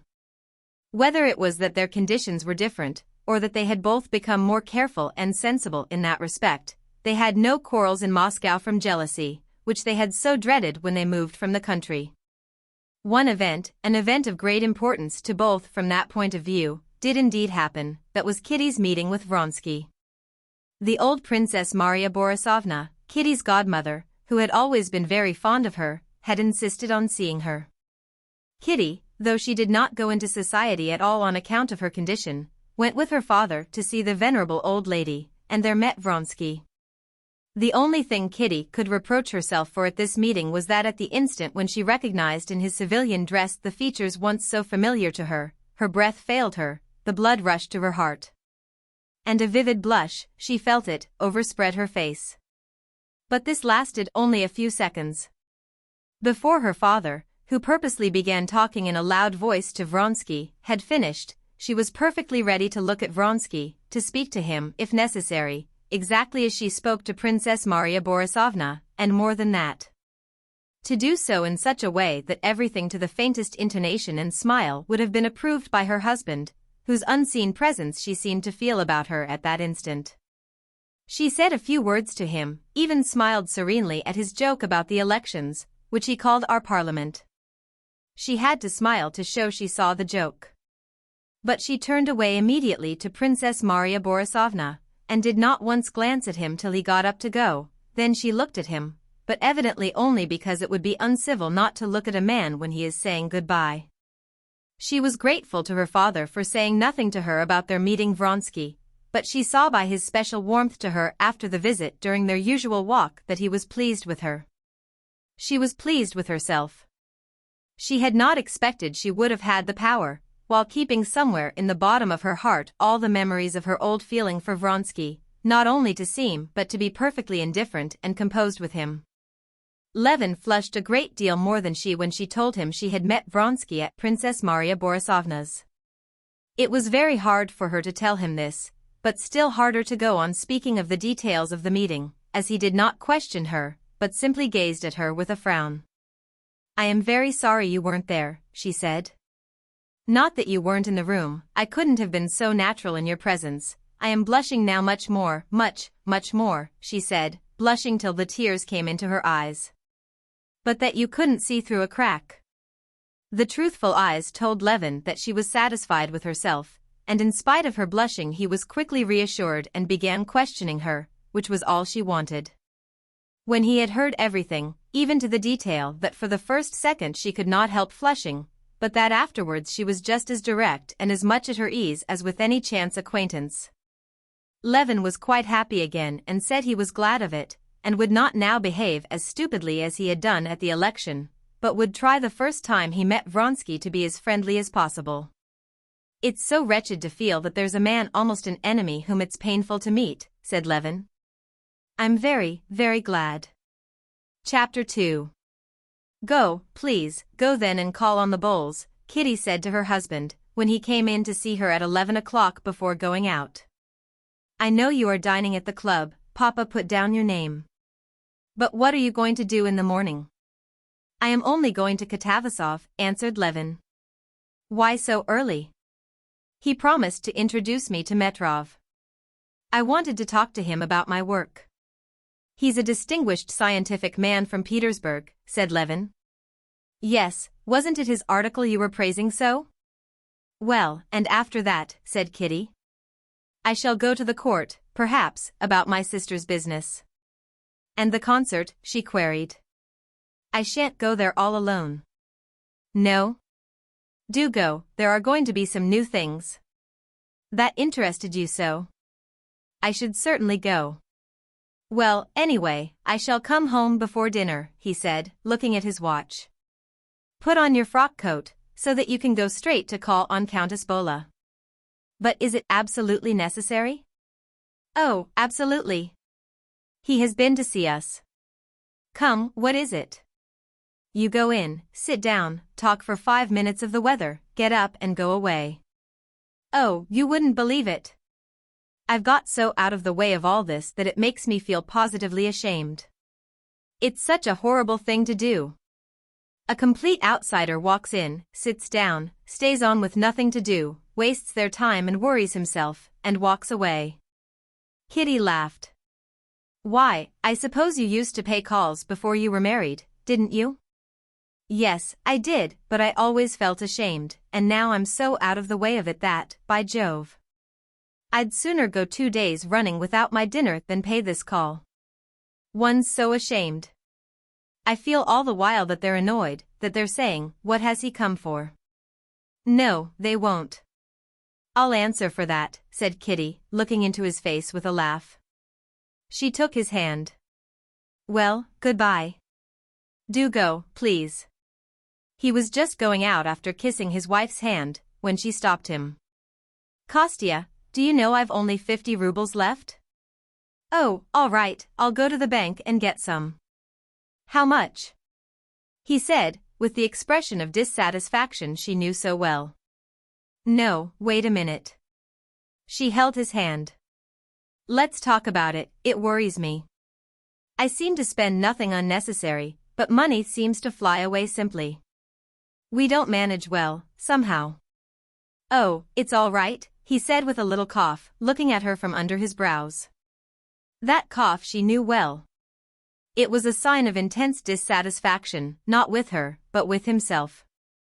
He certainly was displeased not at so much money being spent, but at being reminded of what he, knowing something was unsatisfactory, wanted to forget. I have told Sokolov to sell the wheat, and to borrow an advance on the mill. We shall have money enough in any case.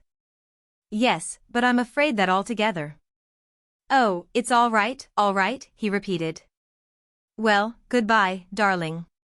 No, I'm really sorry sometimes that I listened to Mama. How nice it would have been in the country. As it is, I'm worrying you all, and we're wasting our money. Not at all, not at all. Not once since I've been married have I said that things could have been better than they are. Truly? She said, looking into his eyes. He had said it without thinking, simply to console her. But when he glanced at her and saw those sweet truthful eyes fastened questioningly on him, he repeated it with his whole heart. I was positively forgetting her, he thought. And he remembered what was before them, so soon to come. Will it be soon? How do you feel, he whispered, taking her 2 hands. I have so often thought so, that now I don't think about it or know anything about it. And you're not frightened? She smiled contemptuously. Not the least little bit, she said. Well, if anything happens, I shall be at Katavasov's. No, nothing will happen, and don't think about it. I'm going for a walk on the boulevard with Papa. We're going to see Dolly. I shall expect you before dinner. Oh, yes. Do you know that Dolly's position is becoming utterly impossible? She's in debt all round, she hasn't a penny. We were talking yesterday with Mama and Arseny, this was her sister's husband Lvov, and we determined to send you with him to talk to Stiva. It's really unbearable. One can't speak to Papa about it. But if you and he... Why, what can we do, said Levin. You'll be at Arseny's, anyway, talk to him, he will tell what we decided. Oh, I agree to everything Arseny thinks beforehand. I'll go and see him. By the way, if I do go to the concert, I'll go with Natalia. Well, goodbye. On the steps Levin was stopped by his old servant Kuzma, who had been with him before his marriage, and now looked after their household in town. Beauty, that was the left shaft horse brought up from the country, has been badly shod and is quite lame, he said. What does your honor wish to be done? During the first part of their stay in Moscow, Levin had used his own horses brought up from the country. He had tried to arrange this part of their expenses in the best and cheapest way possible. But it appeared that their own horses came dearer than hired horses, and they still hired too. Send for the veterinary, there may be a bruise. And for Katerina Alexandrovna, asked Kuzma. Levin was not by now struck as he had been at first by the fact that to get from one end of Moscow to the other he had to have 2 powerful horses put into a heavy carriage. To take the carriage 3 miles through the snowy slush and to keep it standing there 4 hours, paying 5 rubles every time. Now it seemed quite natural. Hire a pair for our carriage from the jobmaster, said he. Yes, sir. And so, simply and easily, thanks to the facilities of town life, Levin settled a question which, in the country, would have called for so much personal trouble and exertion, and going out onto the steps, he called a sledge, sat down, and drove to Nikitsky. On the way he thought no more of money, but mused on the introduction that awaited him to the Petersburg savant, a writer on sociology, and what he would say to him about his book. Only during the first days of his stay in Moscow Levin had been struck by the expenditure, strange to one living in the country, unproductive but inevitable, that was expected of him on every side, but by now he had grown used to it. That had happened to him in this matter which is said to happen to drunkards: the first glass sticks in the throat, the second flies down like a hawk, but after the third they're like tiny little birds. When Levin had changed his first 100-ruble note to pay for liveries for his footman and hall porter, he could not help reflecting that these liveries were of no use to anyone, but they were indubitably necessary. To judge by the amazement of the princess and Kitty when he suggested that they might do without liveries, that these liveries would cost the wages of 2 laborers for the summer, that is, would pay for about 300 working days from Easter to Ash Wednesday, and each a day of hard work from early morning to late evening, and that 100-ruble note did stick in his throat. But the next note, changed to pay for providing a dinner for their relations, that cost 28 rubles, though it did excite in Levin the reflection that 28 rubles meant 9 measures of oats, which men would with groans and sweat have reaped and bound and thrashed and winnowed and sifted and sown. This next one he parted with more easily. And now the notes he changed no longer aroused such reflections, and they flew off like little birds. Whether the labor devoted to obtaining the money corresponded to the pleasure given by what was bought with it, was a consideration he had long ago dismissed. His business calculation that there was a certain price below which he could not sell certain grain was forgotten too. The rye, for the price of which he had so long held out, had been sold for 50 kopecks a measure cheaper than it had been fetching a month ago. Even the consideration that with such an expenditure he could not go on living for a year without debt, that even had no force. Only one thing was essential: to have money in the bank, without inquiring where it came from, so as to know that one had the wherewithal to buy meat for tomorrow. And this condition had hitherto been fulfilled. He had always had the money in the bank. But now the money in the bank had gone, and he could not quite tell where to get the next installment. And this it was which, at the moment when Kitty had mentioned money, had disturbed him. But he had no time to think about it. He drove off, thinking of Katavasov and the meeting with Metrov that was before him. Chapter 3. Levin had on this visit to town seen a great deal of his old friend at the university, Professor Katavasov, whom he had not seen since his marriage. He liked in Katavasov the clearness and simplicity of his conception of life. Levin thought that the clearness of Katavasov's conception of life was due to the poverty of his nature. Katavasov thought that the disconnectedness of Levin's ideas was due to his lack of intellectual discipline. But Levin enjoyed Katavasov's clearness, and Katavasov enjoyed the abundance of Levin's untrained ideas, and they liked to meet and to discuss. Levin had read Katavasov some parts of his book, and he had liked them. On the previous day Katavasov had met Levin at a public lecture and told him that the celebrated Metrov, whose article Levin had so much liked, was in Moscow, that he had been much interested by what Katavasov had told him about Levin's work, and that he was coming to see him tomorrow at 11, and would be very glad to make Levin's acquaintance. "You're positively a reformed character, I'm glad to see," said Katavasov, meeting Levin in the little drawing-room. "I heard the bell and thought, impossible that it can be he at the exact time. Well, what do you say to the Montenegrins now? They're a race of warriors." "Why, what's happened?" asked Levin.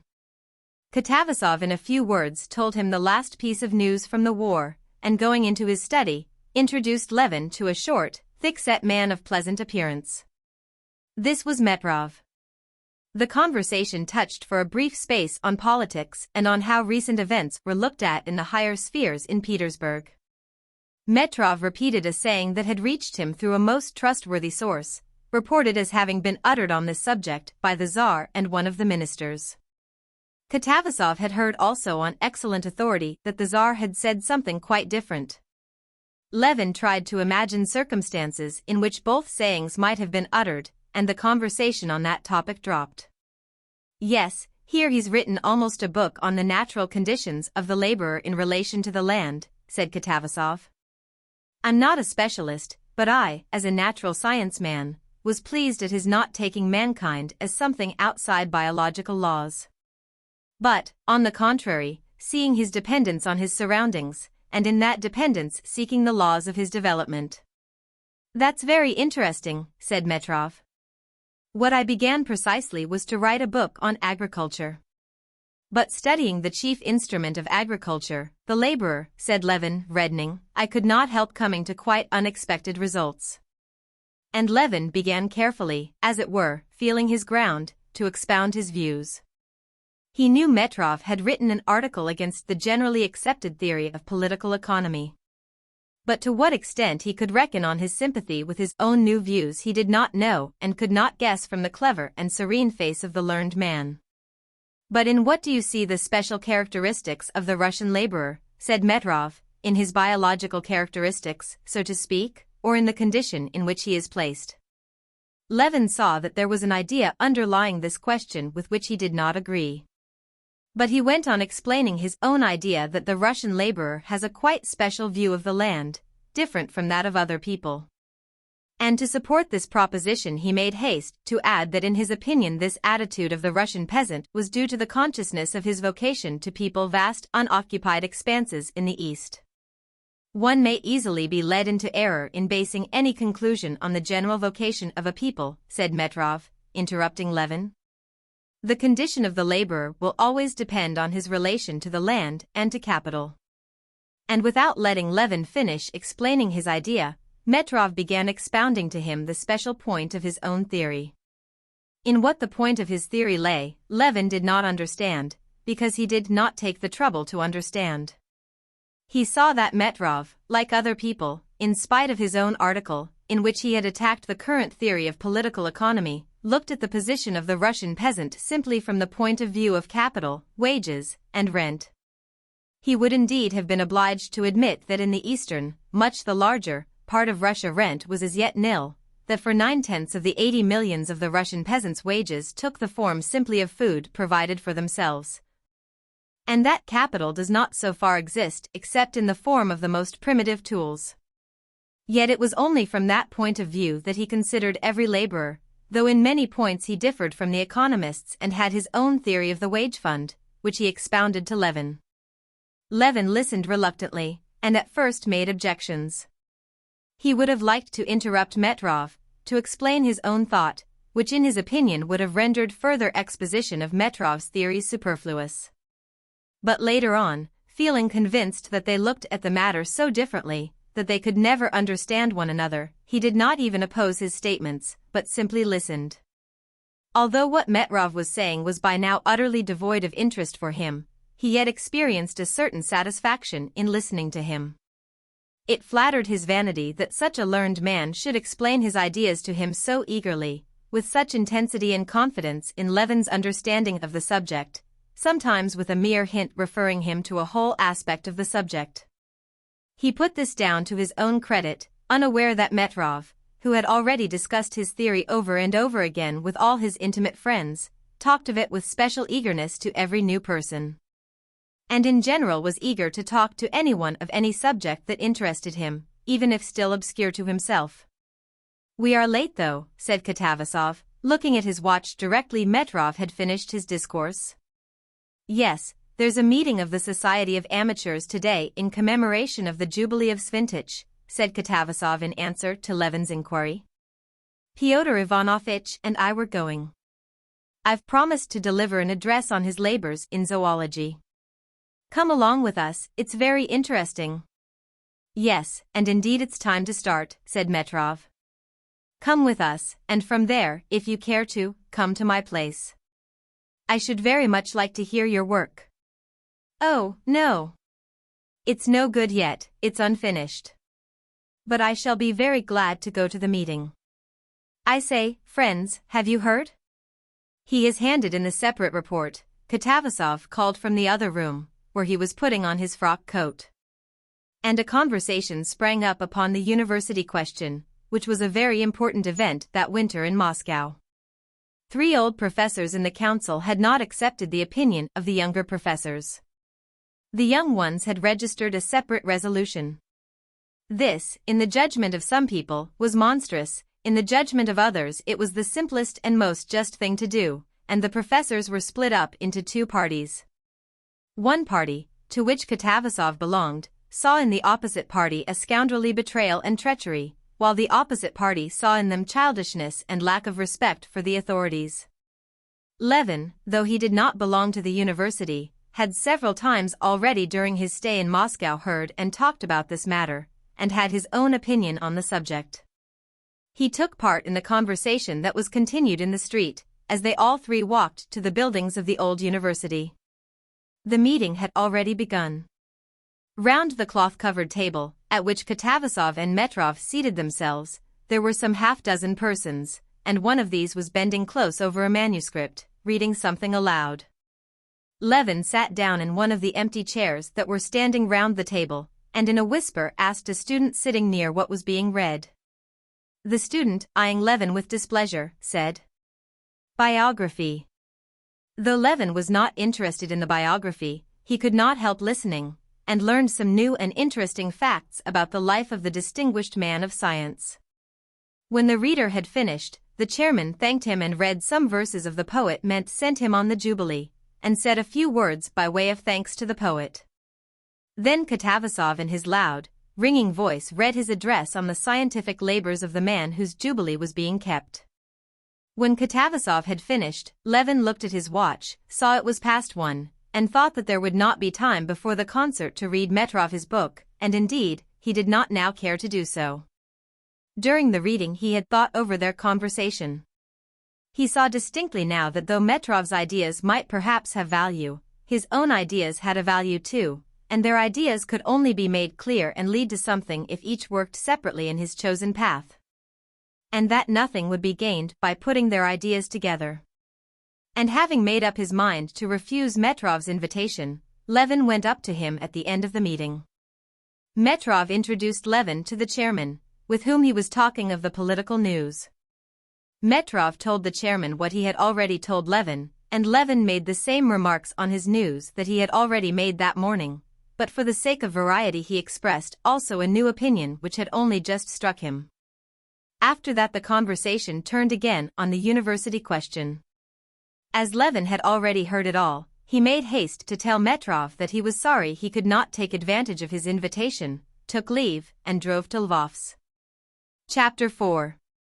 Lvov, the husband of Natalia, Kitty's sister, had spent all his life in foreign capitals, where he had been educated and had been in the diplomatic service.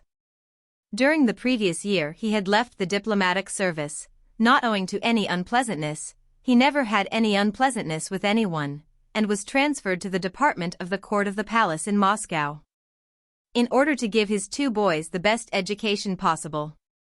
In spite of the striking contrast in their habits and views and the fact that Lvov was older than Levin, they had seen a great deal of one another that winter, and had taken a great liking to each other. Lvov was at home, and Levin went in to him unannounced. Lvov, in a housecoat with a belt and in chamois leather shoes, was sitting in an armchair, and with a pince-nez with blue glasses he was reading a book that stood on a reading desk, while in his beautiful hand he held a half-burned cigarette daintily away from him. His handsome, delicate, and still youthful-looking face, to which his curly, glistening silvery hair gave a still more aristocratic air, lighted up with a smile when he saw Levin. "Capital. I was meaning to send to you. How's Kitty? Sit here, it's more comfortable." He got up and pushed up a rocking chair. "Have you read the last circular in the Journal de St. Petersburg?" "I think it's excellent," he said, with a slight French accent. Levin told him what he had heard from Katavasov was being said in Petersburg, and after talking a little about politics, he told him of his interview with Metrov, and the Learned Society's meeting. To Lvov it was very interesting. "That's what I envy you, that you are able to mix in these interesting scientific circles," he said. And as he talked, he passed as usual into French, which was easier to him. It's true I haven't the time for it. My official work and the children leave me no time, and then I'm not ashamed to own that my education has been too defective. That I don't believe, said Levin with a smile, feeling, as he always did, touched at Lvov's low opinion of himself, which was not in the least put on from a desire to seem or to be modest, but was absolutely sincere. Oh, yes, indeed. I feel now how badly educated I am. To educate my children I positively have to look up a great deal, and in fact simply to study myself. For it's not enough to have teachers, there must be someone to look after them, just as on your land you want laborers and an overseer. See what I'm reading, he pointed to Busleev's grammar on the desk, it's expected of Misha, and it's so difficult. Come, explain to me. Here he says. Levin tried to explain to him that it couldn't be understood, but that it had to be taught. But Lvov would not agree with him. Oh, you're laughing at it. On the contrary, you can't imagine how, when I look at you, I'm always learning the task that lies before me, that is the education of one's children. Well, there's nothing for you to learn, said Lvov. All I know, said Levin, is that I have never seen better brought-up children than yours, and I wouldn't wish for children better than yours. Lvov visibly tried to restrain the expression of his delight, but he was positively radiant with smiles. If only they're better than I. That's all I desire. You don't know yet all the work, he said, with boys who've been left like mine to run wild abroad. You'll catch all that up. They're such clever children. The great thing is the education of character. That's what I learn when I look at your children. You talk of the education of character. You can't imagine how difficult that is. You have hardly succeeded in combating one tendency when others crop up, and the struggle begins again.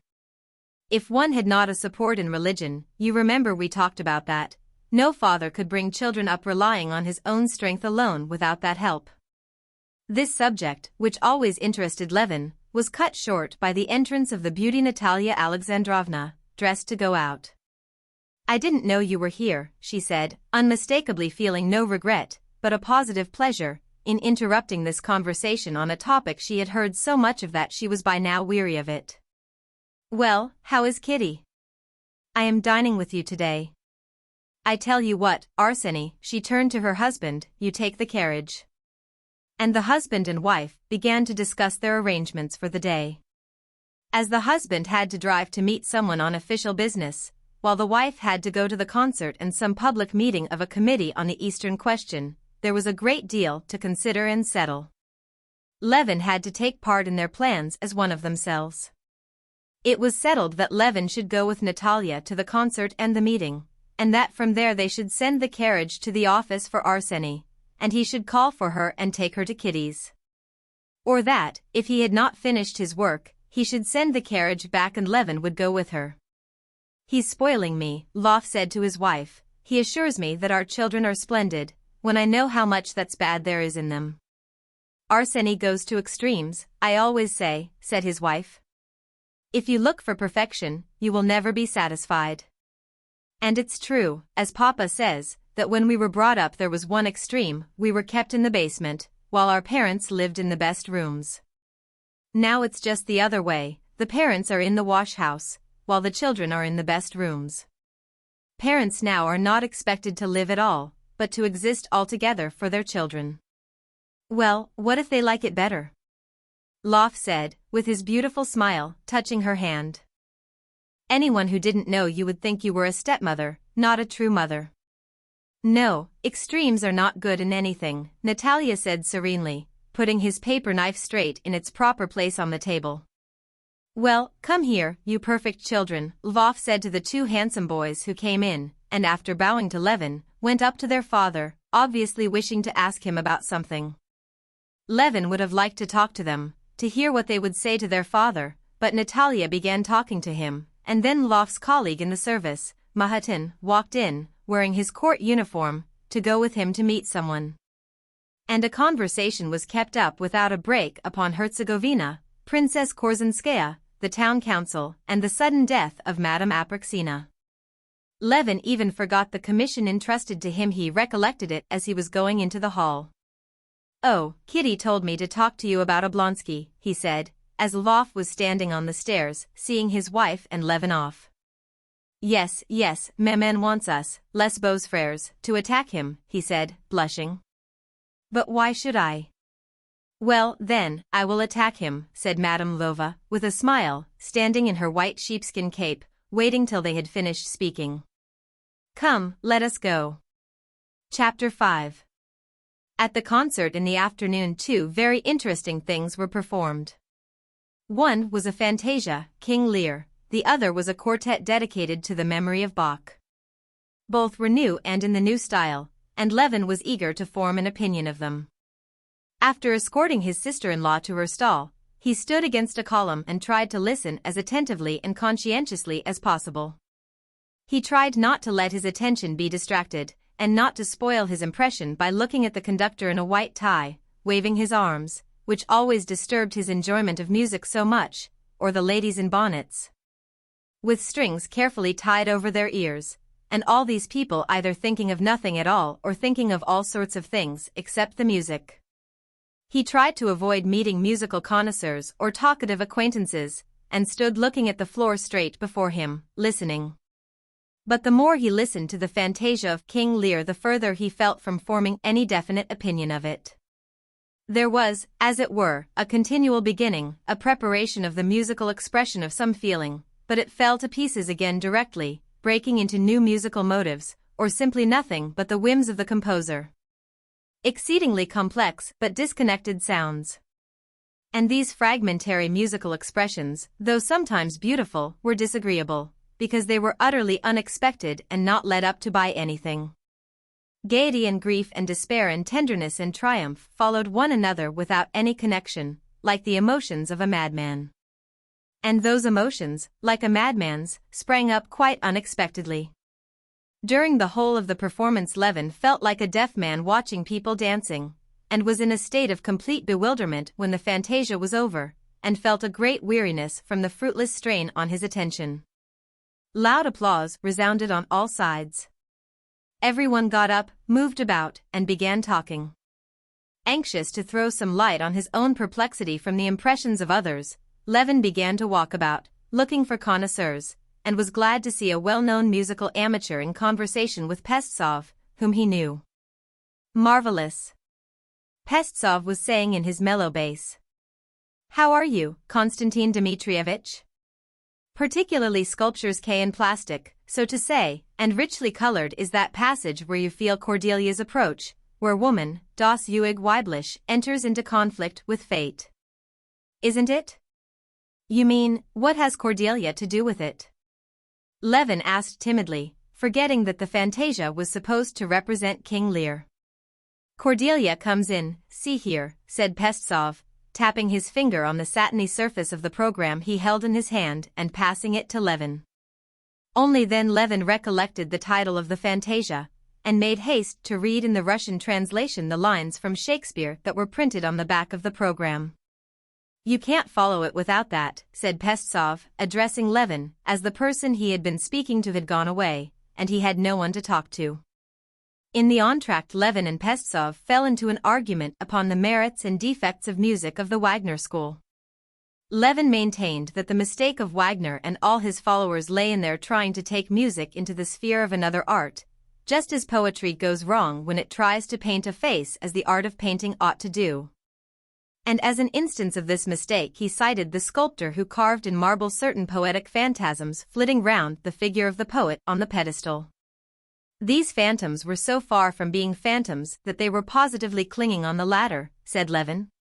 The comparison pleased him, but he could not remember whether he had not used the same phrase before, and to Pestsov, too, and as he said it he felt confused. Pestsov maintained that art is one, and that it can attain its highest manifestations only by conjunction with all kinds of art. The second piece that was performed Levin could not hear.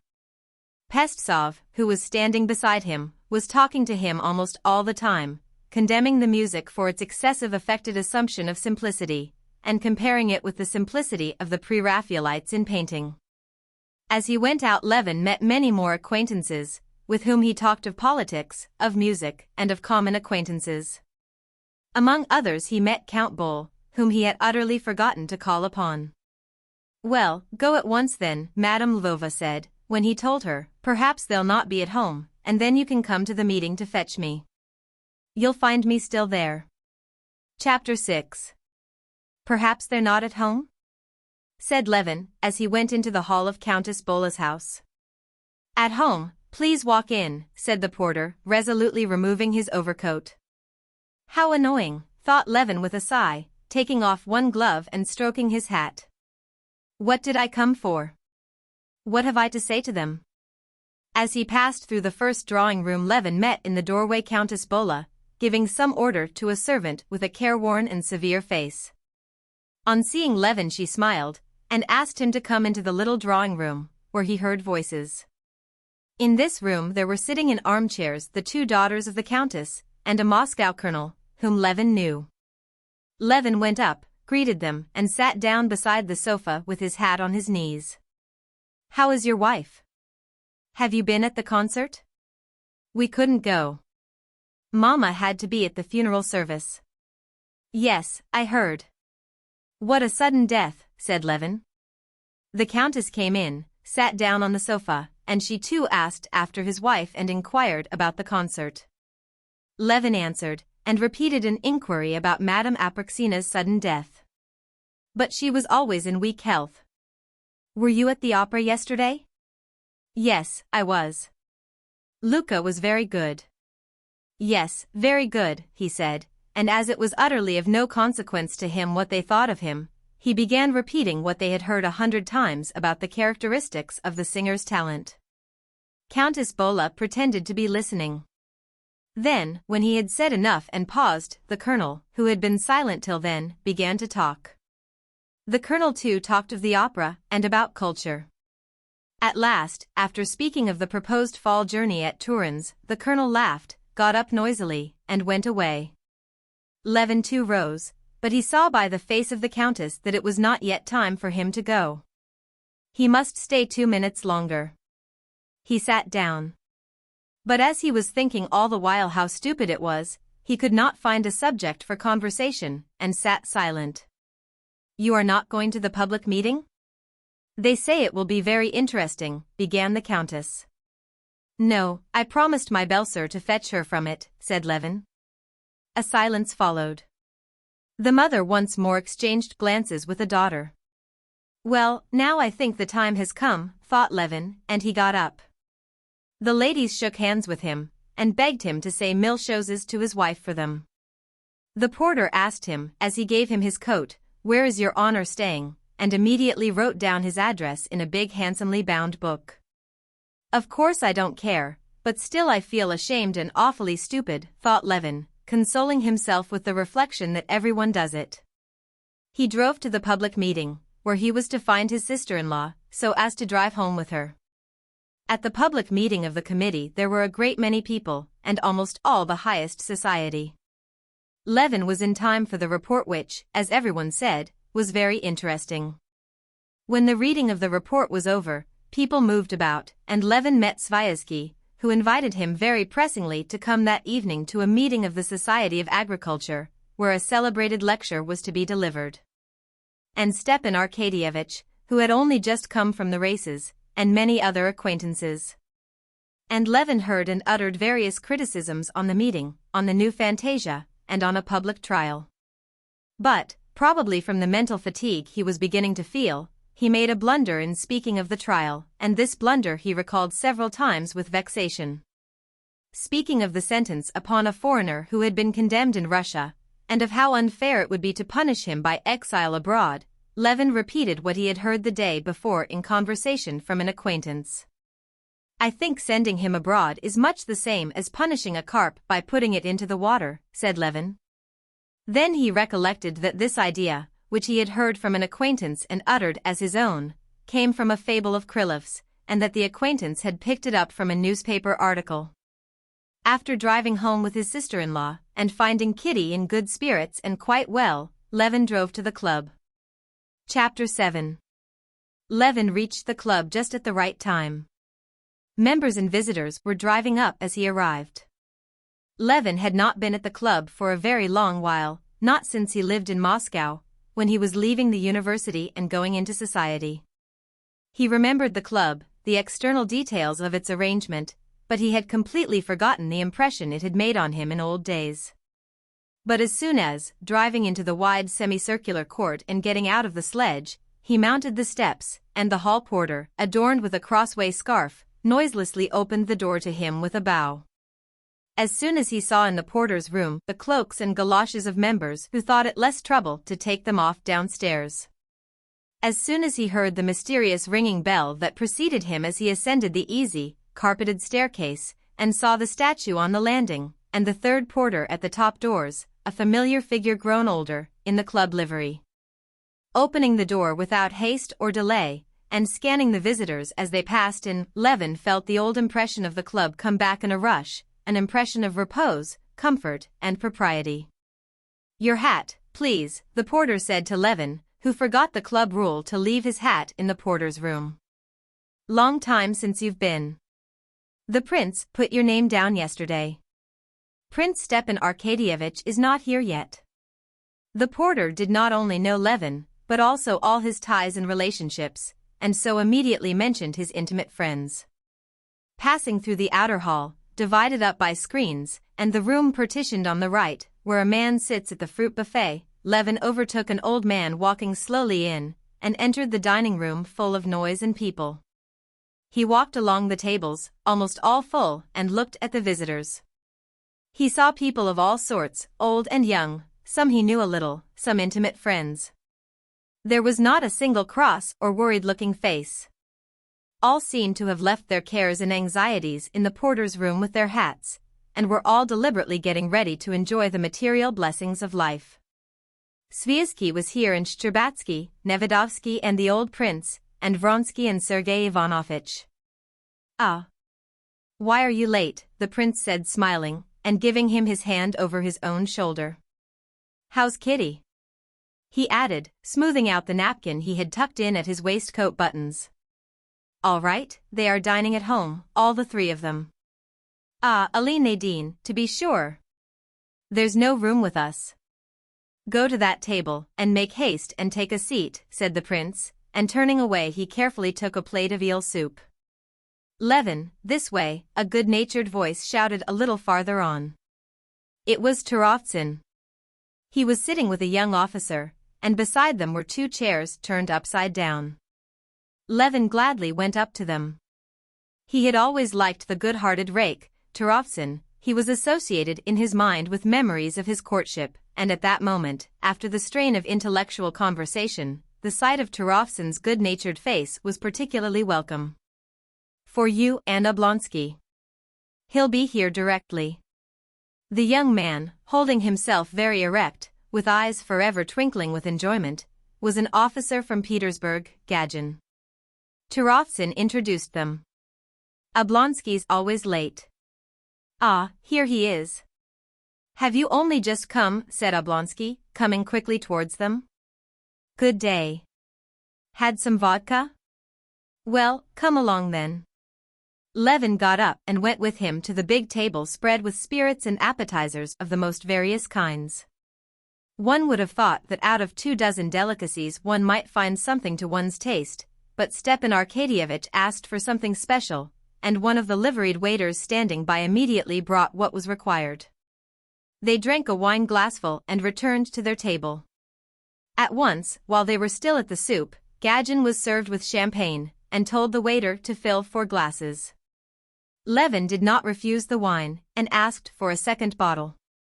He was very hungry, and ate and drank with great enjoyment, and with still greater enjoyment took part in the lively and simple conversation of his companions. Gagin, dropping his voice, told the last good story from Petersburg, and the story, though improper and stupid, was so ludicrous that Levin broke into roars of laughter so loud that those near looked round. "That's in the same style as, 'That's a thing I can't endure.'" "You know the story," said Stepan Arkadyevich. "Ah, that's exquisite." "Another bottle," he said to the waiter, and he began to relate his good story. Pyotr Ilyich Vinovsky invites you to drink with him, a little old waiter interrupted Stepan Arkadyevitch, bringing 2 delicate glasses of sparkling champagne, and addressing Stepan Arkadyevitch and Levin. Stepan Arkadyevitch took the glass, and looking towards a bald man with red mustaches at the other end of the table, he nodded to him, smiling. "Who's that?" asked Levin. "You met him once at my place, don't you remember? A good-natured fellow."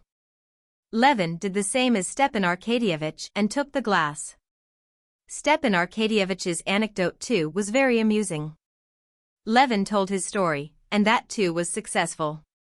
Then they talked of horses, of the races, of what they had been doing that day, and of how smartly Vronsky's atlas had won the first prize. Levin did not notice how the time passed at dinner. "Ah. And here they are," Stepan Arkadyevitch said towards the end of dinner, leaning over the back of his chair and holding out his hand to Vronsky, who came up with a tall officer of the guards. Vronsky's face too beamed with the look of good-humored enjoyment that was general in the club. He propped his elbow playfully on Stepan Arkadyevitch's shoulder, whispering something to him, and he held out his hand to Levin with the same good-humored smile. "Very glad to meet you," he said. "I looked out for you at the election, but I was told you had gone away." "Yes, I left the same day. We've just been talking of your horse." "I congratulate you," said Levin. "It was very rapidly run." "Yes, you've racehorses too, haven't you?" "No, my father had, but I remember and know something about it." "Where have you dined?" asked Stepan Arkadyevitch. "We were at the second table, behind the columns." "We've been celebrating his success," said the tall colonel. "It's his second imperial prize. I wish I might have the luck at cards he has with horses." "Well, why waste the precious time? I'm going to the infernal regions," added the colonel, and he walked away. "That's Yashvin," Vronsky said in answer to Turovtsin, and he sat down in the vacated seat beside them. He drank the glass offered him, and ordered a bottle of wine. Under the influence of the club atmosphere or the wine he had drunk, Levin chatted away to Vronsky of the best breeds of cattle, and was very glad not to feel the slightest hostility to this man. He even told him, among other things, that he had heard from his wife that she had met him at Princess Maria Borisovna's. "Ah, Princess Maria Borisovna, she's exquisite," said Stepan Arkadyevitch, and he told an anecdote about her which set them all laughing. Vronsky particularly laughed with such simple-hearted amusement that Levin felt quite reconciled to him. "Well, have we finished?" said Stepan Arkadyevitch, getting up with a smile. "Let us go." Chapter 8. Getting up from the table, Levin walked with Gagin through the lofty room to the billiard room, feeling his arms swing as he walked with a peculiar lightness and ease. As he crossed the big room, he came upon his father-in-law. "Well, how do you like our temple of indolence?" said the prince, taking his arm. "Come along, come along." "Yes, I wanted to walk about and look at everything. It's interesting." "Yes, it's interesting for you. But its interest for me is quite different. You look at those little old men now," he said, pointing to a club member with bent back and projecting lip, shuffling towards them in his soft boots, and imagine that they were shlupiks like that from their birth up. "How shlupiks?" "I see you don't know that name. That's our club designation. You know the game of rolling eggs, when one's rolled along while it becomes a shlupik. So it is with us, one goes on coming and coming to the club, and ends by becoming a shlupik." "Ah, you laugh. But we look out, for fear of dropping into it ourselves." "You know Prince Chechensky?" inquired the prince, and Levin saw by his face that he was just going to relate something funny. "No, I don't know him." "You don't say so." "Well, Prince Chechensky is a well-known figure. No matter, though. He's always playing billiards here. Only 3 years ago he was not a shlupik and kept up his spirits and even used to call other people shlupiks. But one day he turns up, and our porter, you know Vasily?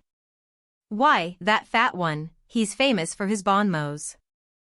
And so Prince Chechensky asks him, 'Come, Vasily, who's here?'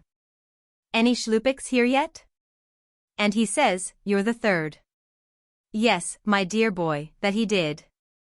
Talking and greeting the friends they met, Levin and the prince walked through all the rooms, the great room where tables had already been set, and the usual partners were playing for small stakes. The divan room, where they were playing chess, and Sergei Ivanovich was sitting talking to somebody, the billiard room, where, about a sofa in a recess, there was a lively party drinking champagne. Gagin was one of them. They peeped into the infernal regions, where a good many men were crowding round one table, at which Yashvin was sitting. Trying not to make a noise, they walked into the dark reading room, where under the shaded lamps there sat a young man with a wrathful countenance, turning over one journal after another, and a bald general buried in a book. They went, too, into what the prince called the intellectual room, where three gentlemen were engaged in a heated discussion of the latest political news. Prince, please come, we're ready, said one of his card party, who had come to look for him, and the prince went off. Levin sat down and listened, but recalling all the conversation of the morning he felt all of a sudden fearfully bored.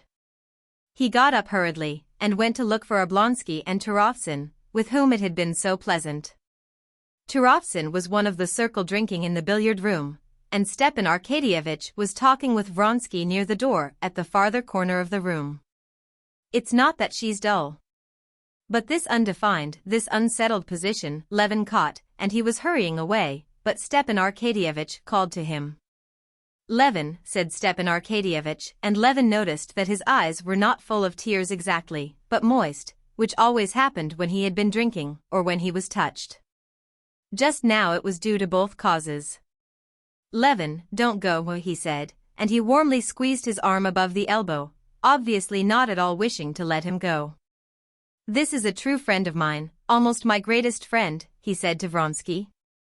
You have become even closer and dearer to me. And I want you, and I know you ought, to be friends, and great friends, because you're both splendid fellows. Well, there's nothing for us now but to kiss and be friends, Vronsky said, with good-natured playfulness, holding out his hand. Levin quickly took the offered hand, and pressed it warmly. I'm very, very glad, said Levin. Waiter, a bottle of champagne, said Stepan Arkadyevitch. And I'm very glad, said Vronsky. But in spite of Stepan Arkadyevitch's desire, and their own desire, they had nothing to talk about, and both felt it. Do you know, he has never met Anna? Stepan Arkadyevitch said to Vronsky. And I want above everything to take him to see her. Let us go, Levin. Really, said Vronsky. She will be very glad to see you. I should be going home at once, he added, but I'm worried about Yashvin, and I want to stay on till he finishes. Why, is he losing? He keeps losing, and I'm the only friend that can restrain him. Well, what do you say to pyramids? Levin, will you play? Capital, said Stepan Arkadyevitch. Get the table ready, he said to the marker. It has been ready a long while, answered the marker, who had already set the balls in a triangle, and was knocking the red one about for his own diversion. Well, let us begin. After the game Vronsky and Levin sat down at Gagin's table, and at Stepan Arkadyevitch's suggestion Levin took a hand in the game. Vronsky sat down at the table, surrounded by friends, who were incessantly coming up to him. Every now and then he went to the infernal to keep an eye on Yashvin. Levin was enjoying a delightful sense of repose after the mental fatigue of the morning. He was glad that all hostility was at an end with Vronsky, and the sense of peace, decorum, and comfort never left him. When the game was over, Stepan Arkadyevitch took Levin's arm. Well, let us go to Anna's then. At once. Eh? She is at home. I promised her long ago to bring you. Where were you meaning to spend the evening? Oh, nowhere specially. I promised Sviazhsky to go to the Society of Agriculture. By all means, let us go, said Levin. Very good, come along. Find out if my carriage is here, Stepan Arkadyevitch said to the waiter. Levin went up to the table, paid the 40 rubles he had lost.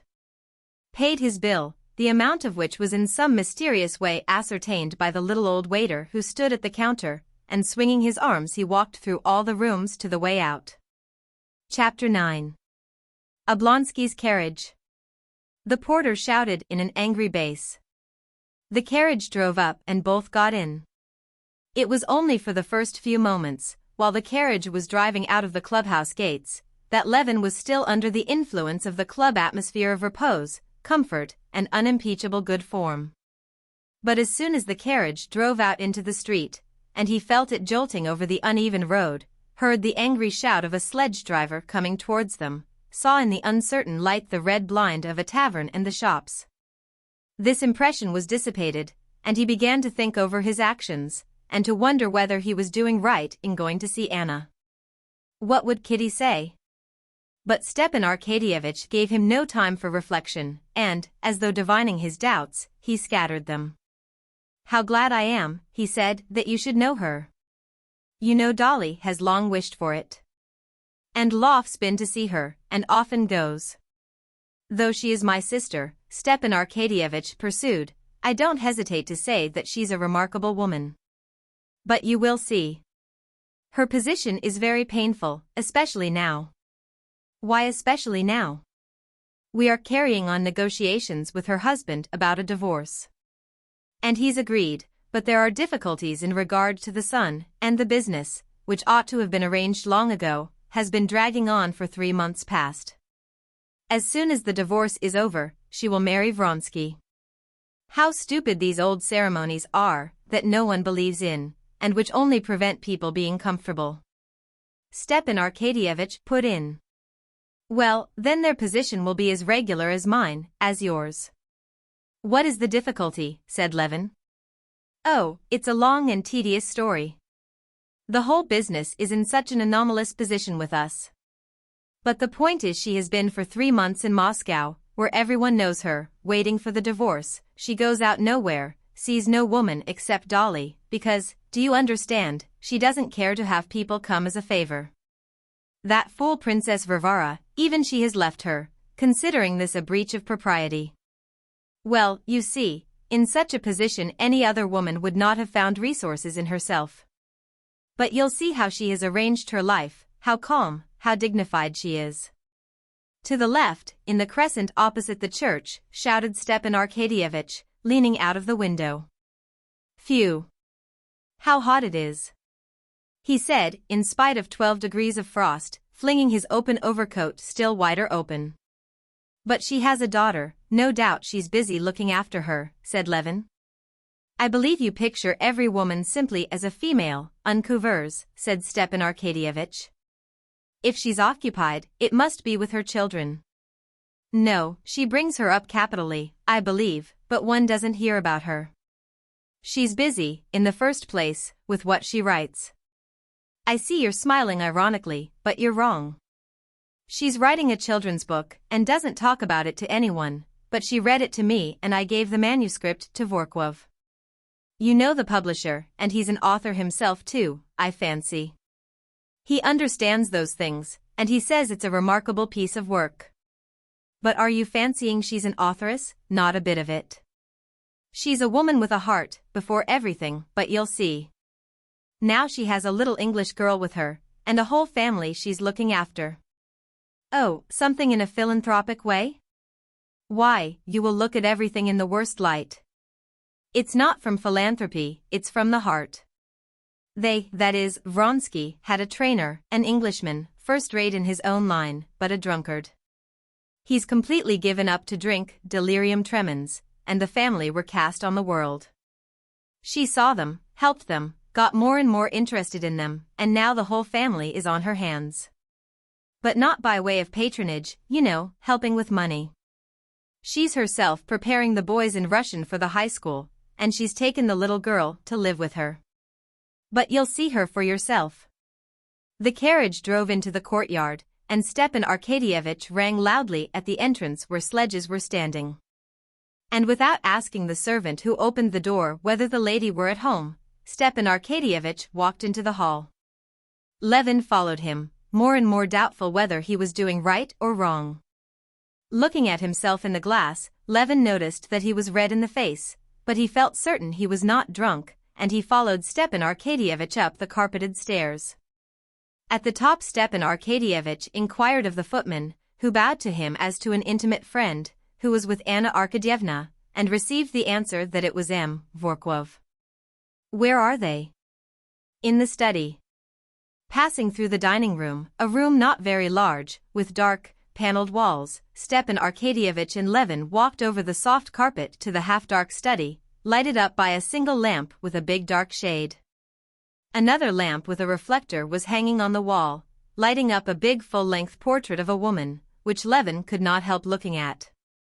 It was the portrait of Anna, painted in Italy by Mihailov.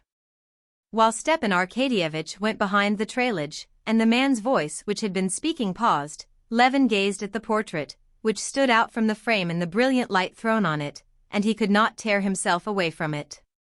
He positively forgot where he was, and not even hearing what was said, he could not take his eyes off the marvelous portrait. It was not a picture, but a living, charming woman, with black curling hair, with bare arms and shoulders, with a pensive smile on the lips, covered with soft down. Triumphantly and softly she looked at him with eyes that baffled him. She was not living only because she was more beautiful than a living woman can be. "I am delighted." He heard suddenly near him a voice, unmistakably addressing him, the voice of the very woman he had been admiring in the portrait. Anna had come from behind the trailage to meet him, and Levin saw in the dim light of the study the very woman of the portrait, in a dark blue shot gown, not in the same position nor with the same expression, but with the same perfection of beauty which the artist had caught in the portrait. She was less dazzling in reality, but, on the other hand, there was something fresh and seductive in the living woman which was not in the portrait. Chapter 10. She had risen to meet him, not concealing her pleasure at seeing him. And in the quiet ease with which she held out her little vigorous hand, introduced him to Vorkov and indicated a red-haired, pretty little girl who was sitting at work, calling her pupil. Levin recognized and liked the manners of a woman of the great world, always self-possessed and natural. "I am delighted, delighted," she repeated, and on her lips these simple words took for Levin's ears a special significance. "I have known you and liked you for a long while, both from your friendship with Stiva and for your wife's sake. I knew her for a very short time, but she left on me the impression of an exquisite flower, simply a flower. And to think she will soon be a mother." She spoke easily and without haste, looking now and then from Levin to her brother, and Levin felt that the impression he was making was good, and he felt immediately at home, simple and happy with her, as though he had known her from childhood. "Ivan Petrovitch and I settled in Alexei's study," she said in answer to Stepan Arkadyevich's question whether he might smoke, just so as to be able to smoke, and glancing at Levin, instead of asking whether he would smoke. She pulled closer a tortoiseshell cigar case and took a cigarette. "How are you feeling today?" her brother asked her. "Oh, nothing. Nerves, as usual." "Yes, isn't it extraordinarily fine?" said Stepan Arkadyevich, noticing that Levin was scrutinizing the picture. "I have never seen a better portrait." "And extraordinarily like, isn't it?" said Vorkov. Levin looked from the portrait to the original. A peculiar brilliance lighted up Anna's face when she felt his eyes on her. Levin flushed, and to cover his confusion would have asked whether she had seen Darya Alexandrovna lately, but at that moment Anna spoke. "We were just talking, Ivan Petrovitch and I, of Vashchenkov's last pictures. Have you seen them?" "Yes, I have seen them," answered Levin. "But, I beg your pardon," I interrupted you, "you were saying?" Levin asked if she had seen Dolly lately. "She was here yesterday. She was very indignant with the high school people on Grisha's account. The Latin teacher, it seems, had been unfair to him." "Yes, I have seen his pictures. I didn't care for them very much." Levin went back to the subject she had started. Levin talked now not at all with that purely businesslike attitude to the subject with which he had been talking all the morning. Every word in his conversation with her had a special significance. And talking to her was pleasant. Still pleasanter it was to listen to her. Anna talked not merely naturally and cleverly, but cleverly and carelessly, attaching no value to her own ideas and giving great weight to the ideas of the person she was talking to. The conversation turned on the new movement in art, on the new illustrations of the Bible by a French artist. Vorkov attacked the artist for a realism carried to the point of coarseness. Levin said that the French had carried conventionality further than anyone, and that consequently they see a great merit in the return to realism. In the fact of not lying they see poetry. Never had anything clever said by Levin given him so much pleasure as this remark. Anna's face lighted up at once, as at once she appreciated the thought. She laughed. "I laugh," she said, "as one laughs when one sees a very true portrait. What you said so perfectly hits off French art now, painting and literature too, indeed, Zola, Daudet. But perhaps it is always so, that men form their conceptions from fictitious, conventional types, and then, all the combinaisons made, they are tired of the fictitious figures and begin to invent more natural, true figures." "That's perfectly true," said Voronov. "So you've been at the club," she said to her brother. Yes, this is a woman." Levin thought, forgetting himself and staring persistently at her lovely, mobile face, which at that moment was all at once completely transformed. Levin did not hear what she was talking of as she leaned over to her brother, but he was struck by the change of her expression. Her face, so handsome a moment before in its repose, suddenly wore a look of strange curiosity, anger, and pride. But this lasted only an instant. She dropped her eyelids, as though recollecting something. "Oh, well, but that's of no interest to anyone," she said, and she turned to the English girl. "Please order the tea in the drawing room," she said in English. The girl got up and went out. "Well, how did she get through her examination?" asked Stepan Arkadyevitch. "Splendidly. She's a very gifted child and a sweet character. It will end in your loving her more than your own. There a man speaks. In love there's no more nor less. I love my daughter with one love, and her with another." "I was just telling Anna Arkadyevna," said Vorkov, "that if she were to put 100th part of the energy she devotes to this English girl to the public question of the education of Russian children, she would be doing a great and useful work." "Yes, but I can't help it, I couldn't do it.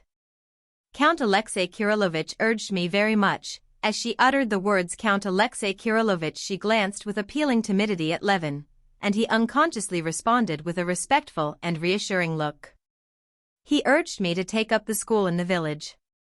I visited it several times. The children were very nice, but I could not feel drawn to the work." "You speak of energy. Energy rests upon love, and come as it will, there's no forcing it. I took to this child, I could not myself say why." And she glanced again at Levin. And her smile and her glance all told him that it was to him only she was addressing her words, valuing his good opinion, and at the same time sure beforehand that they understood each other. "I quite understand that," Levin answered. "It's impossible to give one's heart to a school or such institutions in general, and I believe that's just why philanthropic institutions always give such poor results." She was silent for a while, then she smiled. Yes, she agreed. "I never could. Jeni pa Lukura says large to love a whole asylum of horrid little girls. Sela ni ma jame riasi. There are so many women who have made themselves unpositioned socially in that way. And now more than ever," she said with a mournful, confiding expression, ostensibly addressing her brother, but unmistakably intending her words only for Levin, "now when I have such need of some occupation, I cannot." And suddenly frowning, Levin saw that she was frowning at herself for talking about herself. She changed the subject. "I know about you," she said to Levin. "That you're not a public-spirited citizen, and I have defended you to the best of my ability." "How have you defended me?" "Oh, according to the attacks made on you. But won't you have some tea?" She rose and took up a book bound in morocco. "Give it to me, Anna Arkadyevna," said Vorkov, indicating the book. "It's well worth taking up." "Oh, no, it's all so sketchy." "I told him about it," Stepan Arkadyevitch said to his sister, nodding at Levin. "You shouldn't have." my writing is something after the fashion of those little baskets and carving which Liza Mertzalova used to sell me from the prisons. She had the direction of the prison department in that society. She turned to Levin. And they were miracles of patience, the work of those poor wretches. And Levin saw a new trait in this woman, who attracted him so extraordinarily. Besides wit, grace, and beauty, she had truth. She had no wish to hide from him all the bitterness of her position. As she said that, she sighed, and her face, suddenly taking a hard expression, looked as it were turned to stone. With that expression on her face she was more beautiful than ever. But the expression was new, it was utterly unlike that expression, radiant with happiness and creating happiness, which had been caught by the painter in her portrait. Levin looked more than once at the portrait and at her figure, as taking her brother's arm she walked with him to the high doors, and he felt for her a tenderness and pity at which he wondered himself. She asked Levin and Vorkov to go into the drawing-room, while she stayed behind to say a few words to her brother. About her divorce, about Vronsky, and what he's doing at the club, about me, wondered Levin. And he was so keenly interested by the question of what she was saying to Stepan Arkadyevitch, that he scarcely heard what Vorkov was telling him of the qualities of the story for children Anna Arkadyevna had written. At tea the same pleasant sort of talk, full of interesting matter, continued. There was not a single instant when a subject for conversation was to seek. On the contrary, it was felt that one had hardly time to say what one had to say, and eagerly held back to hear what the others were saying. And all that was said, not only by her, but by Vorkov and Stepan Arkadyevitch all, so it seemed to Levin, gained peculiar significance from her appreciation and her criticism. While he followed this interesting conversation, Levin was all the time admiring her beauty, her intelligence, her culture, and at the same time her directness and genuine depth of feeling. He listened and talked, and all the while he was thinking of her inner life, trying to divine her feelings. And though he had judged her so severely hitherto, now by some strange chain of reasoning he was justifying her and was also sorry for her, and afraid that Vronsky did not fully understand her. At 11 o'clock, when Stepan Arkadyevitch got up to go, Vorkov had left earlier. It seemed to Levin that he had only just come. Regretfully Levin too rose. "Goodbye," she said, holding his hand and glancing into his face with a winning look. "I am very glad que la glace est rompue."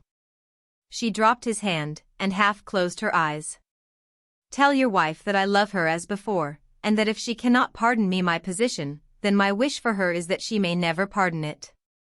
To pardon it, one must go through what I have gone through, and may God spare her that." "Certainly, yes, I will tell her," Levin said, blushing. Chapter 11. What a marvelous, sweet, and unhappy woman. He was thinking, as he stepped out into the frosty air with Stepan Arkadyevitch. "Well, didn't I tell you," said Stepan Arkadyevitch, seeing that Levin had been completely won over. "Yes," said Levin dreamily, "an extraordinary woman. It's not her cleverness, but she has such wonderful depth of feeling. I'm awfully sorry for her. Now, please God, everything will soon be settled." Well, don't be hard on people in future," said Stepan Arkadyevitch, opening the carriage door. "Goodbye, we don't go the same way."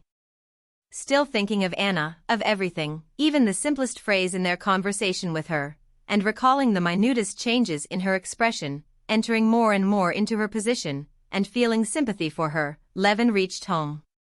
At home Kuzma told Levin that Katerina Alexandrovna was quite well, and that her sisters had not long been gone, and he handed him 2 letters. Levin read them at once in the hall, that he might not overlook them later. One was from Sokolov, his bailiff. Sokolov wrote that the corn could not be sold, that it was fetching only 5.5 rubles, and that more than that could not be got for it. The other letter was from his sister. She scolded him for her business being still unsettled.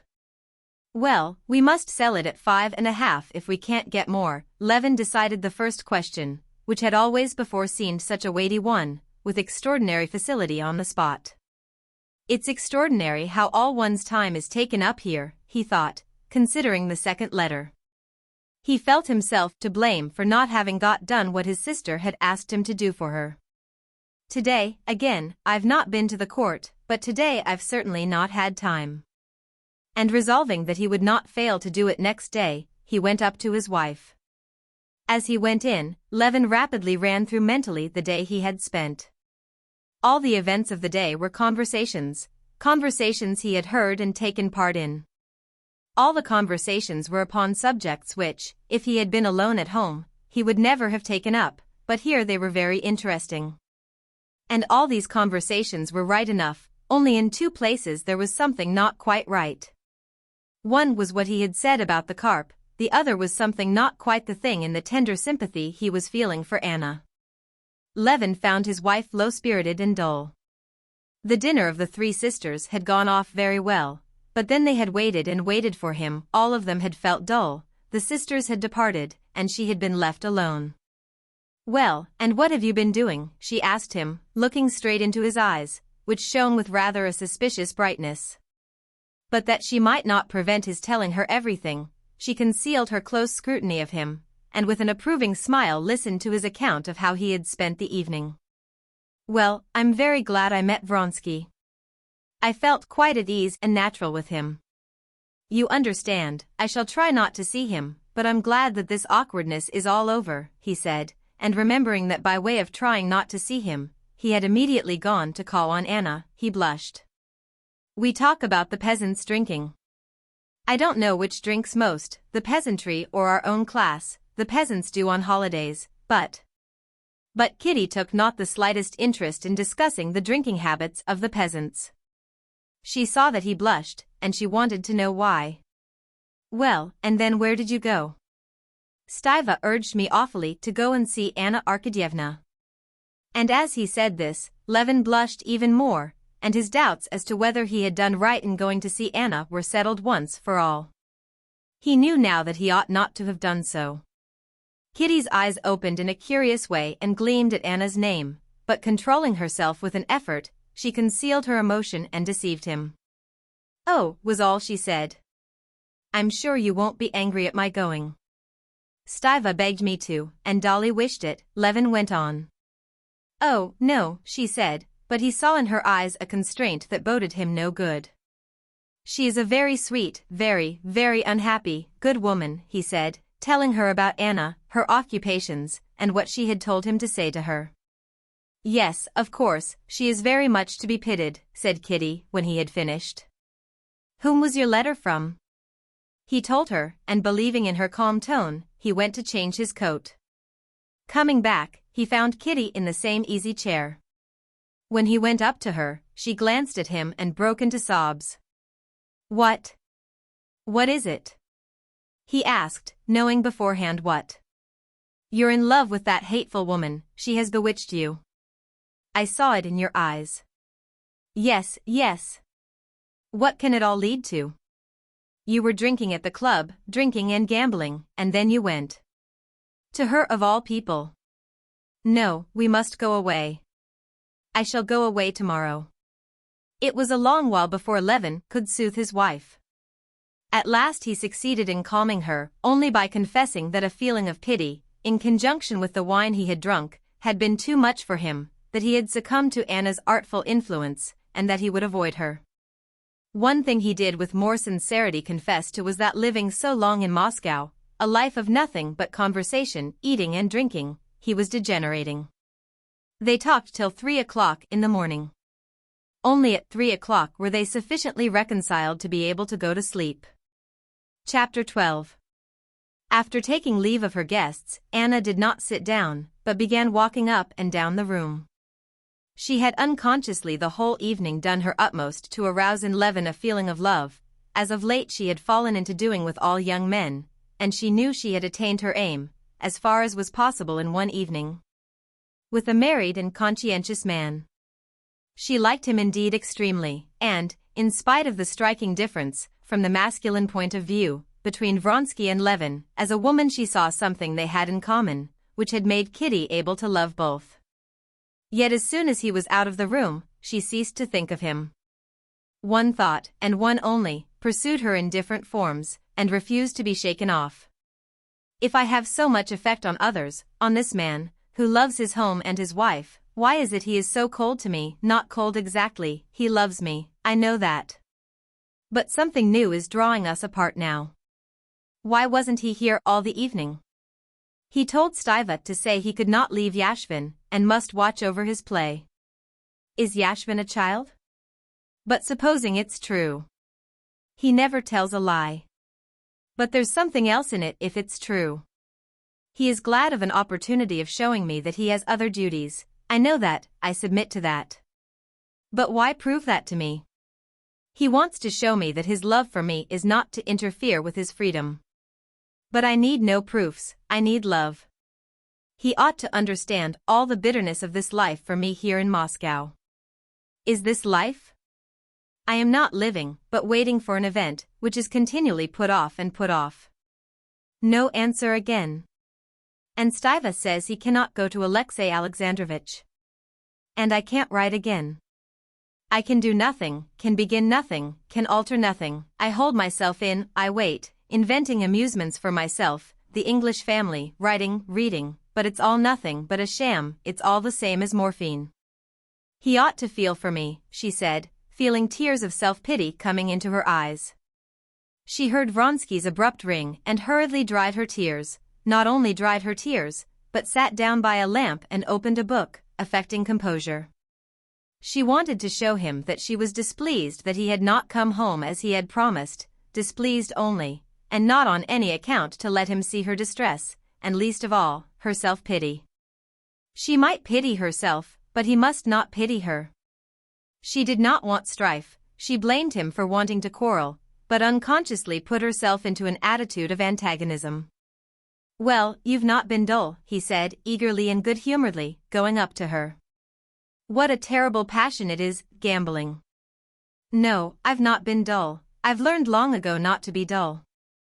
Stiva has been here and Levin. Yes, they meant to come and see you. Well, how did you like Levin, he said, sitting down beside her. Very much. They have not long been gone. What was Yashvin doing? He was winning, 17,000. I got him away. He had really started home, but he went back again, and now he's losing. Then what did you stay for? She asked, suddenly lifting her eyes to him. The expression of her face was cold and ungracious. You told Stiva you were staying on to get Yashvin away. And you have left him there. The same expression of cold readiness for the conflict appeared on his face too. In the first place, I did not ask him to give you any message, and secondly, I never tell lies. But what's the chief point? I wanted to stay, and I stayed, he said, frowning. Anna, what is it for? Why will you? He said after a moment's silence, bending over towards her, and he opened his hand, hoping she would lay hers in it. She was glad of this appeal for tenderness. But some strange force of evil would not let her give herself up to her feelings, as though the rules of warfare would not permit her to surrender. Of course you wanted to stay, and you stayed. You do everything you want to. But what do you tell me that for? With what object? She said, getting more and more excited. Does anyone contest your rights? But you want to be right, and you're welcome to be right. His hand closed, he turned away, and his face wore a still more obstinate expression. For you it's a matter of obstinacy, she said, watching him intently and suddenly finding the right word for that expression that irritated her, simply obstinacy. For you it's a question of whether you keep the upper hand of me, while for me. Again she felt sorry for herself, and she almost burst into tears. If you knew what it is for me. When I feel as I do now that you are hostile, yes, hostile to me, if you knew what this means for me. If you knew how I feel on the brink of calamity at this instant, how afraid I am of myself. And she turned away, hiding her sobs. But what are you talking about? He said, horrified at her expression of despair, and again bending over her, he took her hand and kissed it. What is it for? Do I seek amusements outside our home? Don't I avoid the society of women? Well, yes. If that were all, she said. Come, tell me what I ought to do to give you peace of mind. I am ready to do anything to make you happy, he said, touched by her expression of despair, what wouldn't I do to save you from distress of any sort, as now, Anna, he said. It's nothing, nothing, she said. I don't know myself whether it's the solitary life, my nerves. Come, don't let us talk of it. What about the race? You haven't told me. She inquired, trying to conceal her triumph at the victory, which had anyway been on her side. He asked for supper, and began telling her about the races. But in his tone, in his eyes, which became more and more cold, she saw that he did not forgive her for her victory, that the feeling of obstinacy with which she had been struggling had asserted itself again in him. He was colder to her than before, as though he were regretting his surrender. And she, remembering the words that had given her the victory, how I feel on the brink of calamity, how afraid I am of myself, saw that this weapon was a dangerous one, and that it could not be used a second time. And she felt that beside the love that bound them together there had grown up between them some evil spirit of strife, which she could not exorcise from his, and still less from her own heart. Chapter 13. There are no conditions to which a man cannot become used, especially if he sees that all around him are living in the same way. Levin could not have believed 3 months before that he could have gone quietly to sleep in the condition in which he was that day, that leading an aimless, irrational life, living too beyond his means. After drinking to excess, he could not call what happened at the club anything else, forming inappropriately friendly relations with a man with whom his wife had once been in love. And a still more inappropriate call upon a woman who could only be called a lost woman. After being fascinated by that woman and causing his wife distress, he could still go quietly to sleep. But under the influence of fatigue, a sleepless night, and the wine he had drunk, his sleep was sound and untroubled. At 5 o'clock the creak of a door opening waked him. He jumped up and looked round.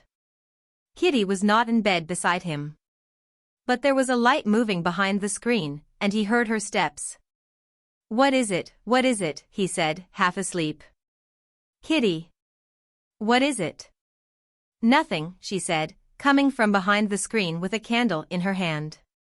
I felt unwell, she said, smiling a particularly sweet and meaning smile. What? Has it begun? He said in terror. We ought to send. And hurriedly he reached after his clothes. No, no, she said, smiling and holding his hand. It's sure to be nothing.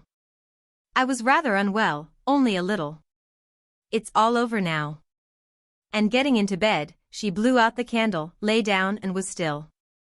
Though he thought her stillness suspicious, as though she were holding her breath, and still more suspicious the expression of peculiar tenderness and excitement with which, as she came from behind the screen, she said nothing. He was so sleepy that he fell asleep at once. Only later he remembered the stillness of her breathing, and understood all that must have been passing in her sweet, precious heart while she lay beside him, not stirring, in anticipation of the greatest event in a woman's life. At 7 o'clock he was waked by the touch of her hand on his shoulder, and a gentle whisper. She seemed struggling between regret at waking him, and the desire to talk to him. Kostya, don't be frightened. It's all right. But I fancy we ought to send for Lizaveta Petrovna. The candle was lighted again. She was sitting up in bed, holding some knitting, which she had been busy upon during the last few days. Please, don't be frightened, it's all right. I'm not a bit afraid, she said, seeing his scared face, and she pressed his hand to her bosom and then to her lips. He hurriedly jumped up, hardly awake, and kept his eyes fixed on her, as he put on his dressing gown. Then he stopped, still looking at her. He had to go, but he could not tear himself from her eyes. He thought he loved her face, knew her expression, her eyes, but never had he seen it like this. How hateful and horrible he seemed to himself, thinking of the distress he had caused her yesterday. Her flushed face, fringed with soft curling hair under her nightcap, was radiant with joy and courage. Though there was so little that was complex or artificial in Kitty's character in general, Levin was struck by what was revealed now, when suddenly all disguises were thrown off and the very kernel of her soul shone in her eyes. And in this simplicity and nakedness of her soul, she, the very woman he loved in her, was more manifest than ever. She looked at him, smiling. But all at once her brows twitched, she threw up her head, and going quickly up to him, clutched his hand and pressed close up to him, breathing her hot breath upon him. She was in pain and was, as it were, complaining to him of her suffering. And for the first minute, from habit, it seemed to him that he was to blame. But in her eyes there was a tenderness that told him that she was far from reproaching him, that she loved him for her sufferings. If not I, who is to blame for it? He thought unconsciously, seeking someone responsible for this suffering for him to punish, but there was no one responsible. She was suffering, complaining, and triumphing in her sufferings, and rejoicing in them, and loving them. He saw that something sublime was being accomplished in her soul, but what? He could not make it out. It was beyond his understanding. I have sent to Mama. You go quickly to fetch Lizaveta Petrovna, Kostya. Nothing, it's over. She moved away from him and rang the bell. Well, go now, Pasha's coming. I am all right. And Levin saw with astonishment that she had taken up the knitting she had brought in the night and begun working at it again. As Levin was going out of one door, he heard the maidservant come in at the other. He stood at the door and heard Kitty giving exact directions to the maid, and beginning to help her move the bedstead. He dressed, and while they were putting in his horses, as a hired sledge was not to be seen yet, he ran again up to the bedroom, not on tiptoe, it seemed to him, but on wings. Two maidservants were carefully moving something in the bedroom. Kitty was walking about knitting rapidly and giving directions. I'm going for the doctor. They have sent for Lizaveta Petrovna, but I'll go on there too. Isn't there anything wanted? Yes, shall I go to Dolly's? She looked at him, obviously not hearing what he was saying. Yes, yes. Do go, she said quickly, frowning and waving her hand to him. He had just gone into the drawing room, when suddenly a plaintive moan sounded from the bedroom, smothered instantly. He stood still, and for a long while he could not understand. Yes, that is she, he said to himself, and clutching at his head he ran downstairs. Lord have mercy on us. Pardon us. Aid us, he repeated the words that for some reason came suddenly to his lips. And he, an unbeliever, repeated these words not with his lips only. At that instant he knew that all his doubts, even the impossibility of believing with his reason, of which he was aware in himself, did not in the least hinder his turning to God. All of that now floated out of his soul like dust. To whom was he to turn if not to him in whose hands he felt himself, his soul, and his love? The horse was not yet ready, but feeling a peculiar concentration of his physical forces and his intellect on what he had to do, he started off on foot without waiting for the horse, and told Kuzma to overtake him. At the corner he met a night cabman driving hurriedly. In the little sledge, wrapped in a velvet cloak, sat Lizaveta Petrovna with a kerchief round her head. Thank God. Thank God. He said, overjoyed to recognize her little fair face which wore a peculiarly serious, even stern expression. Telling the driver not to stop, he ran along beside her. For 2 hours, then? Not more, she inquired. You should let Pyotr Dmitrievich know, but don't hurry him. And get some opium at the chemist's. So you think that it may go on well? Lord have mercy on us and help us.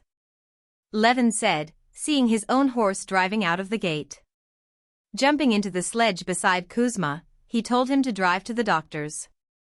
Chapter 14. The doctor was not yet up, and the footman said that he had been up late, and had given orders not to be waked, but would get up soon. The footman was cleaning the lamp chimneys, and seemed very busy about them. This concentration of the footman upon his lamps, and his indifference to what was passing in Levin, at first astounded him, but immediately on considering the question he realized that no one knew or was bound to know his feelings. And that it was all the more necessary to act calmly, sensibly, and resolutely to get through this wall of indifference and attain his aim.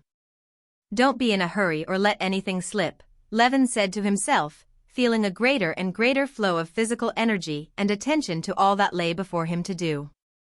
Having ascertained that the doctor was not getting up, Levin considered various plans, and decided on the following one, that Kuzma should go for another doctor, while he himself should go to the chemist's for opium. And if when he came back the doctor had not yet begun to get up, he would either by tipping the footman, or by force, wake the doctor at all hazards. At the chemist's the lank shopman sealed up a packet of powders for a coachman who stood waiting, and refused him opium with the same callousness with which the doctor's footman had cleaned his lamp chimneys. Trying not to get flurried or out of temper, Levin mentioned the names of the doctor and midwife, and explaining what the opium was needed for, tried to persuade him. The assistant inquired in German whether he should give it, and receiving an affirmative reply from behind the partition, he took out a bottle and a funnel, deliberately poured the opium from a bigger bottle into a little one, stuck on a label. Sealed it up, in spite of Levin's request that he would not do so, and was about to wrap it up too. This was more than Levin could stand. He took the bottle firmly out of his hands, and ran to the big glass doors. The doctor was not even now getting up, and the footman, busy now in putting down the rugs, refused to wake him. Levin deliberately took out a 10-ruble note, and, careful to speak slowly, though losing no time over the business, he handed him the note, and explained that Pyotr Dmitrievich, what a great and important personage he seemed to Levin now. This Pyotr Dmitrievich, who had been of so little consequence in his eyes before, had promised to come at any time, that he would certainly not be angry, and that he must therefore wake him at once. The footman agreed, and went upstairs, taking Levin into the waiting room. Levin could hear through the door the doctor coughing, moving about, washing, and saying something. 3 minutes passed. It seemed to Levin that more than an hour had gone by. He could not wait any longer. Pyotr Dmitrievich, Pyotr Dmitrievich, he said in an imploring voice at the open door. For God's sake, forgive me. See me as you are. It's been going on more than 2 hours already. In a minute, answered a voice, and to his amazement Levin heard that the doctor was smiling as he spoke.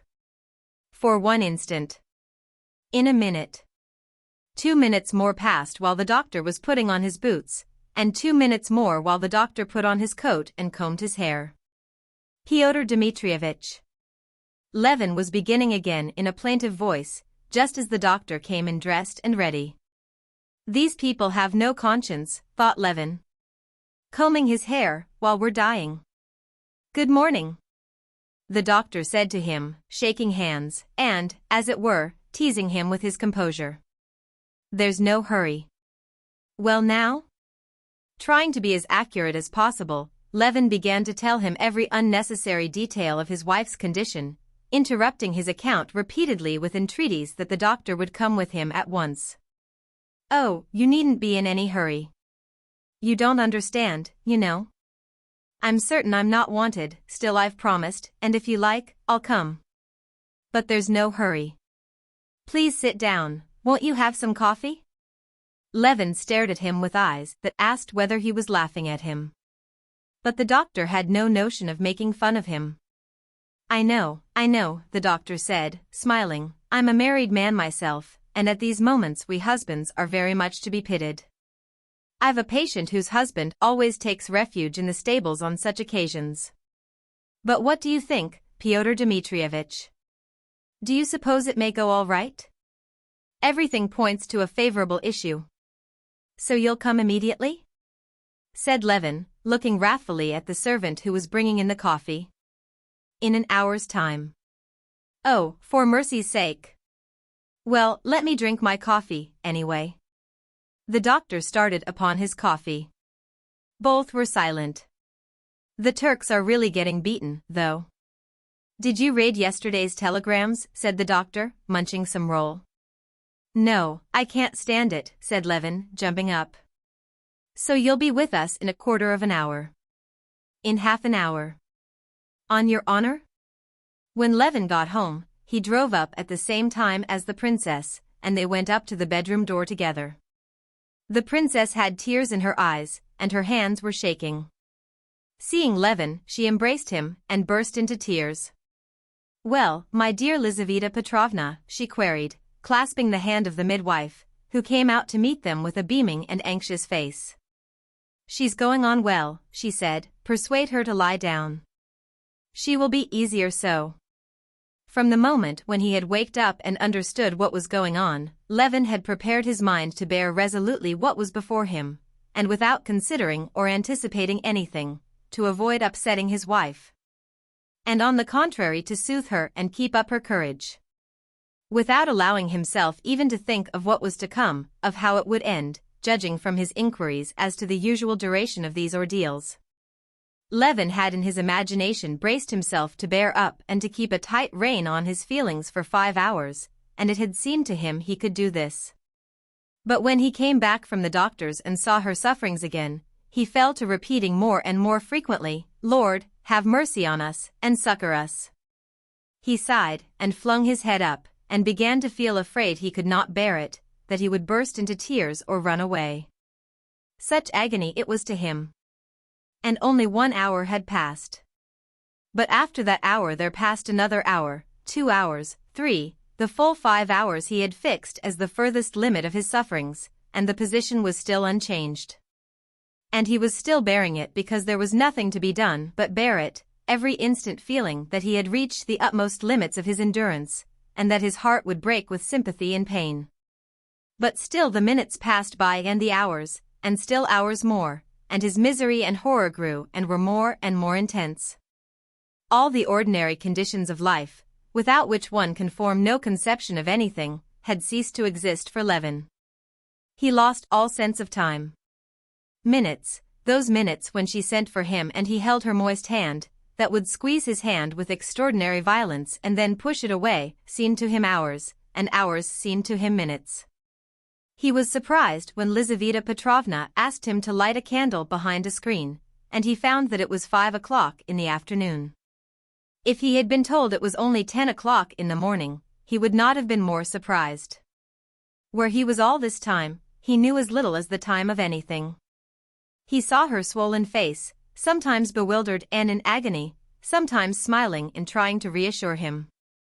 He saw the old princess too, flushed and overwrought, with her grey curls in disorder, forcing herself to gulp down her tears, biting her lips. He saw Dolly too and the doctor, smoking fat cigarettes, and Lizaveta Petrovna with a firm, resolute, reassuring face, and the old prince walking up and down the hall with a frowning face. But why they came in and went out, where they were, he did not know. The princess was with the doctor in the bedroom, then in the study, where a table set for dinner suddenly appeared, then she was not there, but Dolly was. Then Levin remembered he had been sent somewhere. Once he had been sent to move a table and sofa. He had done this eagerly, thinking it had to be done for her sake, and only later on he found it was his own bed he had been getting ready. Then he had been sent to the study to ask the doctor something. The doctor had answered and then had said something about the irregularities in the municipal council. Then he had been sent to the bedroom to help the old princess to move the holy picture in its silver and gold setting, and with the princess's old waiting maid he had clambered on a shelf to reach it and had broken the little lamp. And the old servant had tried to reassure him about the lamp and about his wife, and he carried the holy picture and set it at Kitty's head, carefully tucking it in behind the pillow. But where, when, and why all this had happened, he could not tell. He did not understand why the old princess took his hand, and looking compassionately at him, begged him not to worry himself, and Dolly persuaded him to eat something and led him out of the room. And even the doctor looked seriously and with commiseration at him and offered him a drop of something. All he knew and felt was that what was happening was what had happened nearly a year before in the hotel of the country town at the deathbed of his brother Nikolai. But that had been grief, this was joy. Yet that grief and this joy were alike outside all the ordinary conditions of life, they were loopholes, as it were, in that ordinary life through which there came glimpses of something sublime. And in the contemplation of this sublime something the soul was exalted to inconceivable heights of which it had before had no conception, while reason lagged behind, unable to keep up with it. "Lord, have mercy on us, and succor us," he repeated to himself incessantly, feeling, in spite of his long and, as it seemed, complete alienation from religion, that he turned to God just as trustfully and simply as he had in his childhood and first youth. All this time he had two distinct spiritual conditions. One was away from her, with the doctor, who kept smoking one fat cigarette after another and extinguishing them on the edge of a full ash-tray, with Dolly, and with the old prince, where there was talk about dinner, about politics, about Maria Petrovna's illness, and where Levin suddenly forgot for a minute what was happening, and felt as though he had waked up from sleep.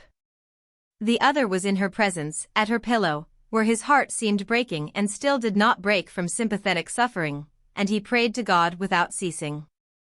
And every time he was brought back from a moment of oblivion by a scream reaching him from the bedroom, he fell into the same strange terror that had come upon him the first minute. Every time he heard a shriek, he jumped up, ran to justify himself, remembered on the way that he was not to blame, and he longed to defend her, to help her. But as he looked at her, he saw again that help was impossible, and he was filled with terror and prayed, "Lord, have mercy on us, and help us." And as time went on, both these conditions became more intense. The calmer he became away from her, completely forgetting her, the more agonizing became both her sufferings and his feeling of helplessness before them. He jumped up, would have liked to run away, but ran to her. Sometimes, when again and again she called upon him, he blamed her, but seeing her patient, smiling face, and hearing the words, "I am worrying you," he threw the blame on God. But thinking of God, at once he fell to beseeching God to forgive him and have mercy. He did not know whether it was late or early. The candles had all burned out. Dolly had just been in the study and had suggested to the doctor that he should lie down. Levin sat listening to the doctor's stories of a quack mesmerizer and looking at the ashes of his cigarette. There had been a period of repose, and he had sunk into oblivion. He had completely forgotten what was going on now. He heard the doctor's chat and understood it. Suddenly there came an unearthly shriek. The shriek was so awful that Levin did not even jump up, but holding his breath, gazed in terrified inquiry at the doctor. The doctor put his head on one side, listened, and smiled approvingly. Everything was so extraordinary that nothing could strike Levin as strange. I suppose it must be so, he thought, and still sat where he was. Whose scream was this? He jumped up, ran on tiptoe to the bedroom, edged round Lizaveta Petrovna and the princess, and took up his position at Kitty's pillow. The scream had subsided, but there was some change now. What it was he did not see and did not comprehend, and he had no wish to see or comprehend. But he saw it by the face of Lizaveta Petrovna. Lizaveta Petrovna's face was stern and pale, and still as resolute, though her jaws were twitching, and her eyes were fixed intently on Kitty. Kitty's swollen and agonized face, a tress of hair clinging to her moist brow, was turned to him and sought his eyes. Her lifted hands asked for his hands. Clutching his chill hands in her moist ones, she began squeezing them to her face. "Don't go, don't go. I'm not afraid, she said rapidly. "Mama, take my earrings. They bother me." "You're not afraid?"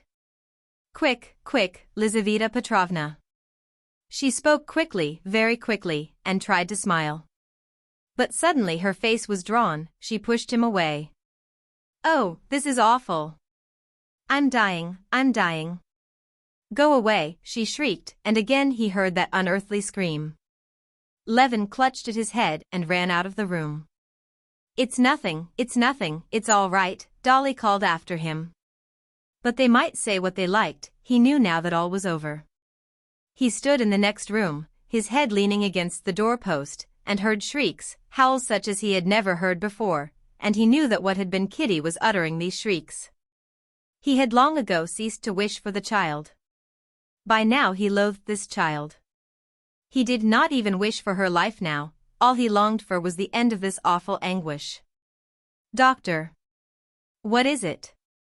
What is it?" "By God," he said, snatching at the doctor's hand as he came up. "It's the end," said the doctor. And the doctor's face was so grave as he said it that Levin took the end as meaning her death. Beside himself, he ran into the bedroom. The first thing he saw was the face of Lizaveta Petrovna. It was even more frowning and stern. Kitty's face he did not know. In the place where it had been was something that was fearful in its strained distortion and in the sounds that came from it. He fell down with his head on the wooden framework of the bed, feeling that his heart was bursting. The awful scream never paused, it became still more awful, and as though it had reached the utmost limit of terror, suddenly it ceased. Levin could not believe his ears, but there could be no doubt. The scream had ceased and he heard a subdued stir and bustle, and hurried breathing, and her voice, gasping, alive, tender, and blissful, uttered softly, "It's over." He lifted his head. With her hands hanging exhausted on the quilt, looking extraordinarily lovely and serene, she looked at him in silence and tried to smile, and could not. And suddenly, from the mysterious and awful faraway world in which he had been living for the last 22 hours, Levin felt himself all in an instant borne back to the old everyday world, glorified though now by such a radiance of happiness that he could not bear it. The strained cords snapped, sobs and tears of joy which he had never foreseen rose up with such violence that his whole body shook, that for long they prevented him from speaking. Falling on his knees before the bed, he held his wife's hand before his lips and kissed it, and the hand, with a weak movement of the fingers, responded to his kiss. And meanwhile, there at the foot of the bed, in the deft hands of Lizaveta Petrovna, like a flickering light in a lamp, lay the life of a human creature, which had never existed before, and which would now with the same right, with the same importance to itself, live and create in its own image. Alive. Alive. And a boy too. Set your mind at rest. Levin heard Lizaveta Petrovna saying, as she slapped the baby's back with a shaking hand. "Mama, is it true?" said Kitty's voice. The princess's sobs were all the answers she could make. And in the midst of the silence there came an unmistakable reply to the mother's question, a voice quite unlike the subdued voices speaking in the room. It was the bold, clamorous, self-assertive squall of the new human being, who had so incomprehensibly appeared. If Levin had been told before that Kitty was dead, and that he had died with her, and that their children were angels, and that God was standing before him, he would have been surprised at nothing. But now, coming back to the world of reality, he had to make great mental efforts to take in that she was alive and well, and that the creature squalling so desperately was his son. Kitty was alive, her agony was over. And he was unutterably happy. That he understood, he was completely happy in it. But the baby? Whence, why, who was he? He could not get used to the idea. It seemed to him something extraneous, superfluous, to which he could not accustom himself. Chapter 16. At 10 o'clock the old prince, Sergei Ivanovitch, and Stepan Arkadyevitch were sitting at Levin's.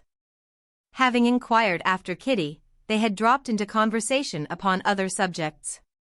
Levin heard them, and unconsciously, as they talked, going over the past, over what had been up to that morning, he thought of himself as he had been yesterday till that point. It was as though 100 years had passed since then. He felt himself exalted to unattainable heights, from which he studiously lowered himself so as not to wound the people he was talking to. He talked, and was all the time thinking of his wife, of her condition now, of his son, in whose existence he tried to school himself into believing. The whole world of woman, which had taken for him since his marriage a new value he had never suspected before, was now so exalted that he could not take it in his imagination. He heard them talk of yesterday's dinner at the club, and thought, what is happening with her now? Is she asleep? How is she? What is she thinking of? Is he crying, my son Dmitri? And in the middle of the conversation, in the middle of a sentence, he jumped up and went out of the room. "Send me word if I can see her," said the prince. "Very well, in a minute," answered Levin, and without stopping, he went to her room. She was not asleep, she was talking gently with her mother, making plans about the christening. Carefully set to rights, with hair well brushed, in a smart little cap with some blue in it, her arms out on the quilt, she was lying on her back. Meeting his eyes, her eyes drew him to her face, bright before, brightened still more as he drew near her. There was the same change in it from earthly to unearthly that is seen in the face of the dead. But then it means farewell, here it meant welcome. Again a rush of emotion, such as he had felt at the moment of the child's birth, flooded his heart. She took his hand and asked him if he had slept. He could not answer, and turned away, struggling with his weakness. "I have had a nap, Kostya," she said to him, "and I am so comfortable now." She looked at him, but suddenly her expression changed. "Give him to me," she said, hearing the baby's cry. "Give him to me, Lizaveta Petrovna, and he shall look at him." "To be sure, his papa shall look at him," said Lizaveta Petrovna, getting up and bringing something red, and queer, and wriggling. "Wait a minute, we'll make him tidy first," and Lizaveta Petrovna laid the red wobbling thing on the bed, began untrussing and trussing up the baby, lifting it up and turning it over with one finger and powdering it with something. Levin, looking at the tiny, pitiful creature, made strenuous efforts to discover in his heart some traces of fatherly feeling for it. He felt nothing towards it but disgust. But when it was undressed and he caught a glimpse of wee little hands, little feet, saffron-colored, with little toes, too, and positively with a little big toe different from the rest. And when he saw Lizaveta Petrovna closing the wide-open little hands, as though they were soft springs, and putting them into linen garments, such pity for the little creature came upon him, and such terror that she would hurt it, that he held her hand back. Lizaveta Petrovna laughed. "Don't be frightened, don't be frightened." When the baby had been put to rights and transformed into a firm doll, Lizaveta Petrovna dandled it as though proud of her handiwork, and stood a little away so that Levin might see his son in all his glory. Kitty looked sideways in the same direction, never taking her eyes off the baby. "Give him to me. Give him to me," she said, and even made as though she would sit up. "What are you thinking of, Katerina Alexandrovna? You mustn't move like that. Wait a minute. I'll give him to you. Here we're showing Papa what a fine fellow we are." And Lizaveta Petrovna, with one hand supporting the wobbling head, lifted up on the other arm the strange, limp, red creature, whose head was lost in its swaddling clothes. But it had a nose, too, and slanting eyes and smacking lips. "A splendid baby," said Lizaveta Petrovna. Levin sighed with mortification. This splendid baby excited in him no feeling but disgust and compassion.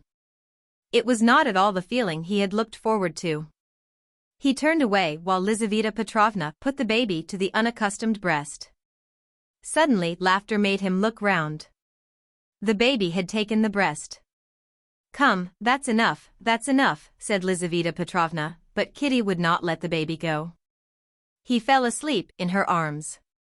"Look, now," said Kitty, turning the baby so that he could see it.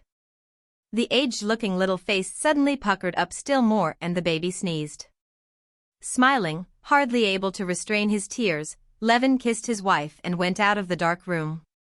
What he felt towards this little creature was utterly unlike what he had expected. There was nothing cheerful and joyous in the feeling. On the contrary, it was a new torture of apprehension. It was the consciousness of a new sphere of liability to pain.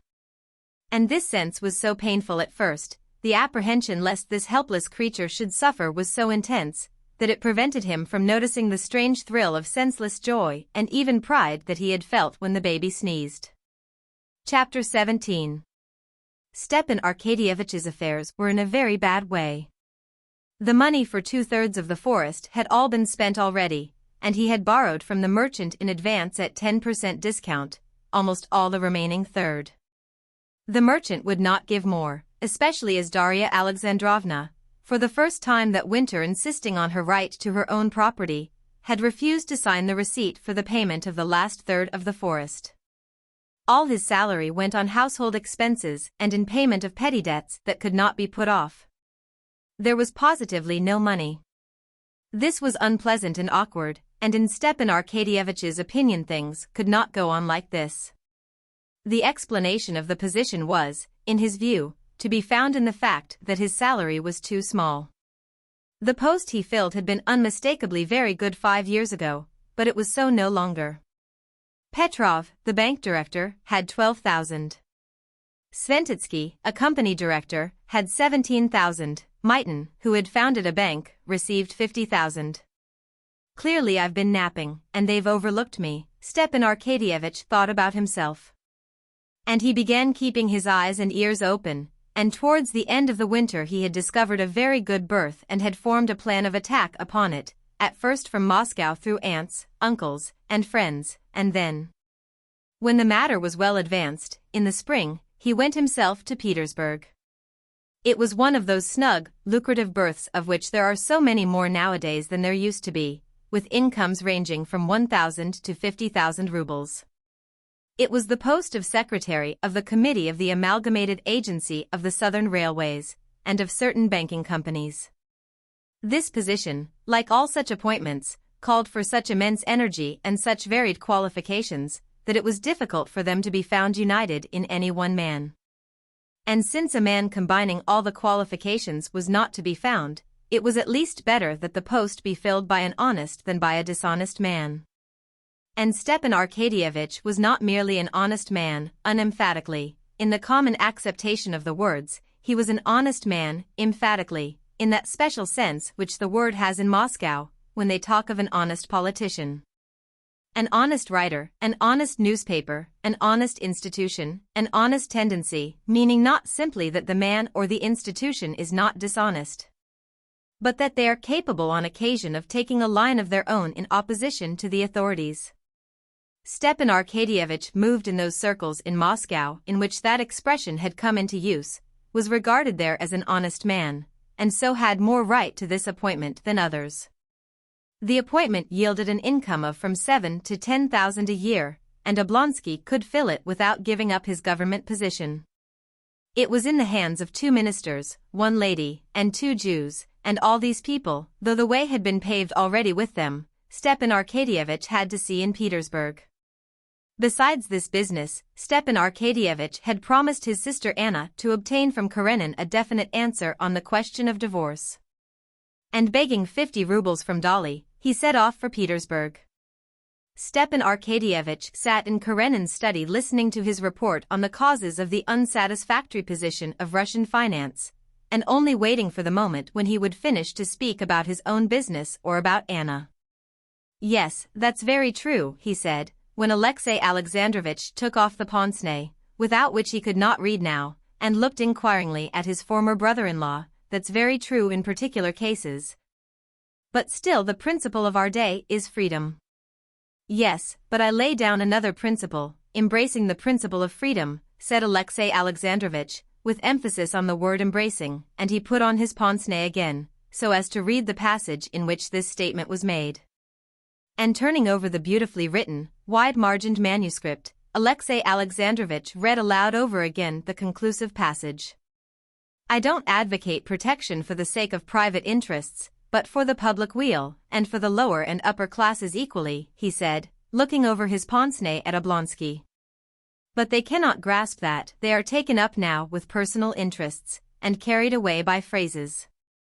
Stepan Arkadyevich knew that when Karenin began to talk of what they were doing and thinking, the persons who would not accept his report and were the cause of everything wrong in Russia, that it was coming near the end. And so now he eagerly abandoned the principle of free trade, and fully agreed.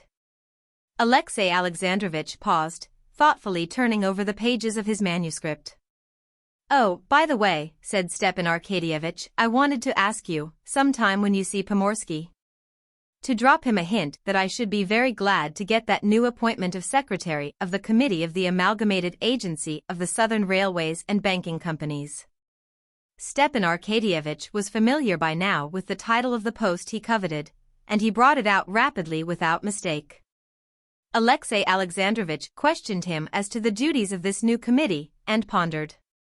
He was considering whether the new committee would not be acting in some way contrary to the views he had been advocating. But as the influence of the new committee was of a very complex nature, and his views were of very wide application, he could not decide this straight off, and taking off his pince-nez, he said, "Of course, I can mention it to him. But what is your reason precisely for wishing to obtain the appointment?" "It's a good salary, rising to 9,000, and my means." 9,000, repeated Alexei Alexandrovich, and he frowned. The high figure of the salary made him reflect that on that side Stepan Arkadyevitch's proposed position ran counter to the main tendency of his own projects of reform, which always leaned towards economy. I consider, and I have embodied my views in a note on the subject, that in our day these immense salaries are evidence of the unsound economic assiette of our finances. But what's to be done, said Stepan Arkadyevitch.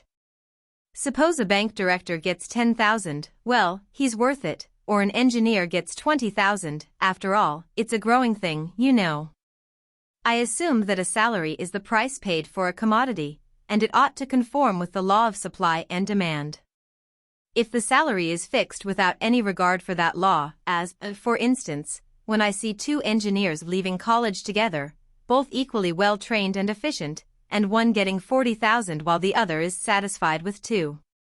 Or when I see lawyers and hussars, having no special qualifications, appointed directors of banking companies with immense salaries, I conclude that the salary is not fixed in accordance with the law of supply and demand, but simply through personal interest. And this is an abuse of great gravity in itself, and one that reacts injuriously on the government service. I consider. Stepan Arkadyevitch made haste to interrupt his brother-in-law. Yes. But you must agree that it's a new institution of undoubted utility that's being started. After all, you know, it's a growing thing. What they lay particular stress on is the thing being carried on honestly, said Stepan Arkadyevitch with emphasis. But the Moscow significance of the word honest was lost on Alexei Alexandrovich. Honesty is only a negative qualification, he said. Well, you'll do me a great service, anyway, said Stepan Arkadyevitch, by putting in a word to Pomorsky, just in the way of conversation. But I fancy it's more in Volgarinov's hands, said Alexei Alexandrovich. Volgarinov has fully assented, as far as he's concerned, said Stepan Arkadyevitch, turning red. Stepan Arkadyevitch reddened at the mention of that name, because he had been that morning at the Jew Volgarinov's, and the visit had left an unpleasant recollection. Stepan Arkadyevitch believed most positively that the committee in which he was trying to get an appointment was a new, genuine, and honest public body, but that morning when Volgarinov had intentionally, beyond a doubt, kept him 2 hours waiting with other petitioners in his waiting room, he had suddenly felt uneasy. Whether he was uncomfortable that he, a descendant of Rurik, Prince Oblonsky, had been kept for 2 hours waiting to see a Jew, or that for the first time in his life he was not following the example of his ancestors in serving the government, but was turning off into a new career, anyway he was very uncomfortable.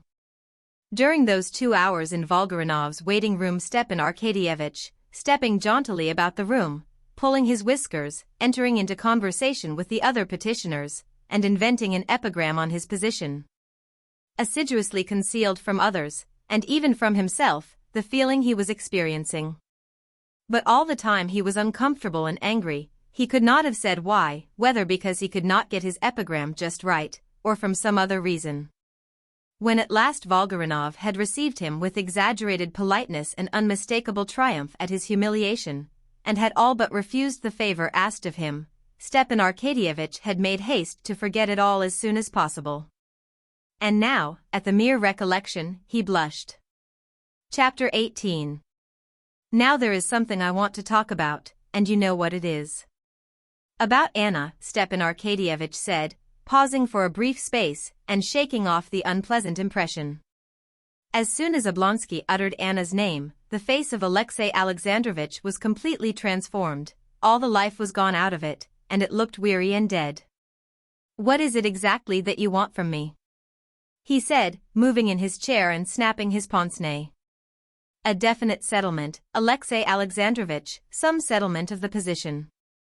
I'm appealing to you, not as an injured husband, Stepan Arkadyevitch was going to say, but afraid of wrecking his negotiation by this, he changed the words, not as a statesman, which did not sound apropos, but simply as a man. And a good-hearted man and a Christian. You must have pity on her, he said. That is, in what way precisely? Karenin said softly. Yes, pity on her. If you had seen her as I have been spending all the winter with her, you would have pity on her. Her position is awful, simply awful. I had imagined, answered Alexei Alexandrovich in a higher, almost shrill voice, that Anna Arkadyevna had everything she had desired for herself. Oh, Alexei Alexandrovich, for heaven's sake, don't let us indulge in recriminations. What is past, and you know what she wants and is waiting for, divorce. But I believe Anna Arkadyevna refuses a divorce, if I make it a condition to leave me my son. I replied in that sense, and supposed that the matter was ended. I consider it at an end, shrieked Alexei Alexandrovich. But, for heaven's sake, don't get hot, said Stepan Arkadyevich, touching his brother-in-law's knee. The matter is not ended. If you will allow me to recapitulate, it was like this: when you parted, you were as magnanimous as could possibly be. You were ready to give her everything, freedom, divorce even. She appreciated that. No, don't think that. She did appreciate it, to such a degree that at the first moment, feeling how she had wronged you, she did not consider and could not consider everything. She gave up everything. But experience, time, have shown that her position is unbearable, impossible. The life of Anna Arkadyevna can have no interest for me, Alexei Alexandrovich put in, lifting his eyebrows. Allow me to disbelieve that, Stepan Arkadyevich replied gently. Her position is intolerable for her, and of no benefit to anyone whatever. She has deserved it, you will say. She knows that and asks you for nothing. She says plainly that she dare not ask you. But I, all of us, her relatives, all who love her, beg you, entreat you. Why should she suffer? Who is any the better for it? Excuse me, you seem to put me in the position of the guilty party, observed Alexei Alexandrovich. Oh, no, not at all. Please understand me, said Stepan Arkadyevich, touching his hand again, as though feeling sure this physical contact would soften his brother-in-law. All I say is this: her position is intolerable, and it might be alleviated by you, and you will lose nothing by it. I will arrange it all for you, so that you'll not notice it. You did promise it, you know. The promise was given before. And I had supposed that the question of my son had settled the matter. Besides, I had hoped that Anna Arkadyevna had enough generosity. Alexei Alexandrovich articulated with difficulty, his lips twitching and his face white. She leaves it all to your generosity. She begs, she implores one thing of you, to extricate her from the impossible position in which she is placed. She does not ask for her son now. Alexei Alexandrovich, you are a good man. Put yourself in her position for a minute. The question of divorce for her in her position is a question of life and death. If you had not promised it once, she would have reconciled herself to her position, she would have gone on living in the country. But you promised it, and she wrote to you, and moved to Moscow. And here she's been for 6 months in Moscow, where every chance meeting cuts her to the heart, every day expecting an answer. Why, it's like keeping a condemned criminal for 6 months with the rope round his neck, promising him perhaps death, perhaps mercy. Have pity on her, and I will undertake to arrange everything. Vos scrupules. I am not talking about that. Alexei Alexandrovich interrupted with disgust. But, perhaps, I promised what I had no right to promise. So you go back from your promise? I have never refused to do all that is possible, but I want time to consider how much of what I promised is possible. No, Alexei Alexandrovich, cried Oblonsky, jumping up, I won't believe that. She's unhappy as only an unhappy woman can be, and you cannot refuse in such. As much of what I promised as is possible. Vous professez d'être libre penseur. But I as a believer cannot, in a matter of such gravity, act in opposition to the Christian law. But in Christian societies and among us, as far as I'm aware, divorce is allowed, said Stepan Arkadyevich. Divorce is sanctioned even by our church. And we see. It is allowed, but not in the sense. Alexei Alexandrovich, you are not like yourself, said Oblonsky, after a brief pause. Wasn't it you, and didn't we all appreciate it in you? Who forgave everything, and moved simply by Christian feeling was ready to make any sacrifice.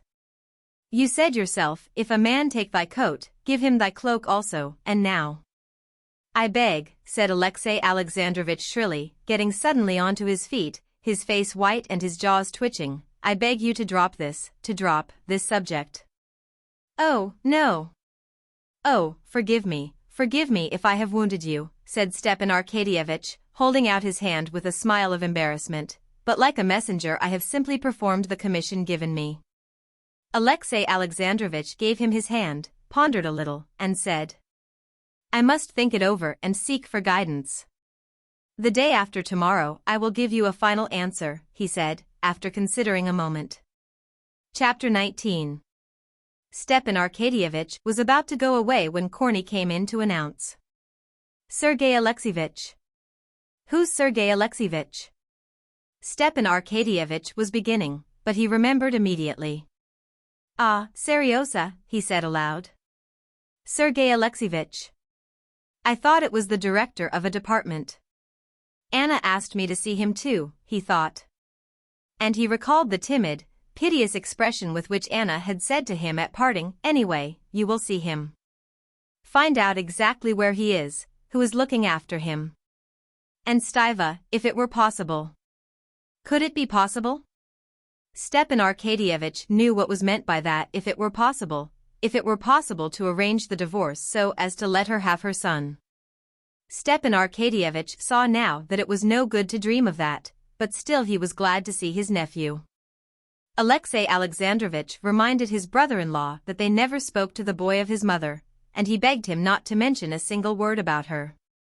He was very ill after that interview with his mother, which we had not foreseen, said Alexei Alexandrovich. Indeed, we feared for his life. But with rational treatment and sea bathing in the summer, he regained his strength, and now, by the doctor's advice, I have let him go to school. And certainly the companionship of school has had a good effect on him, and he is perfectly well, and making good progress. What a fine fellow he's grown. He's not Seryosa now, but quite full-fledged Sergei Alexeyevich, said Stepan Arkadyevitch, smiling, as he looked at the handsome, broad-shouldered lad in blue coat and long trousers, who walked in alertly and confidently. The boy looked healthy and good-humored. He bowed to his uncle as to a stranger, but recognizing him, he blushed and turned hurriedly away from him, as though offended and irritated at something. The boy went up to his father and handed him a note of the marks he had gained in school. Well, that's very fair, said his father, you can go? He's thinner and taller, and has grown out of being a child into a boy. I like that, said Stepan Arkadyevitch. Do you remember me? The boy looked back quickly at his uncle.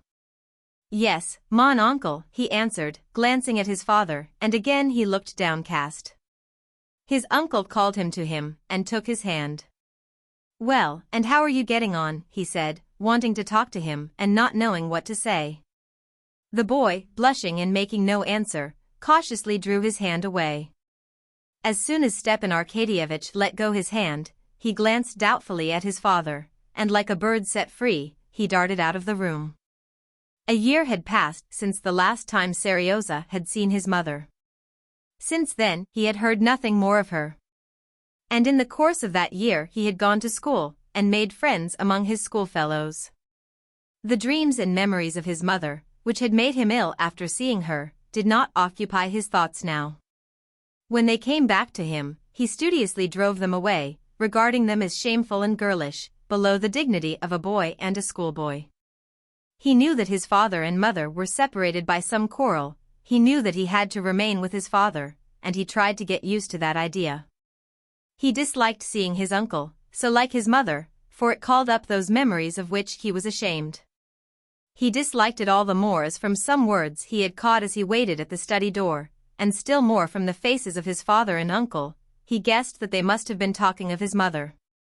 And to avoid condemning the father with whom he lived and on whom he was dependent, and, above all, to avoid giving way to sentimentality, which he considered so degrading, Seryosa tried not to look at his uncle who had come to disturb his peace of mind, and not to think of what he recalled to him.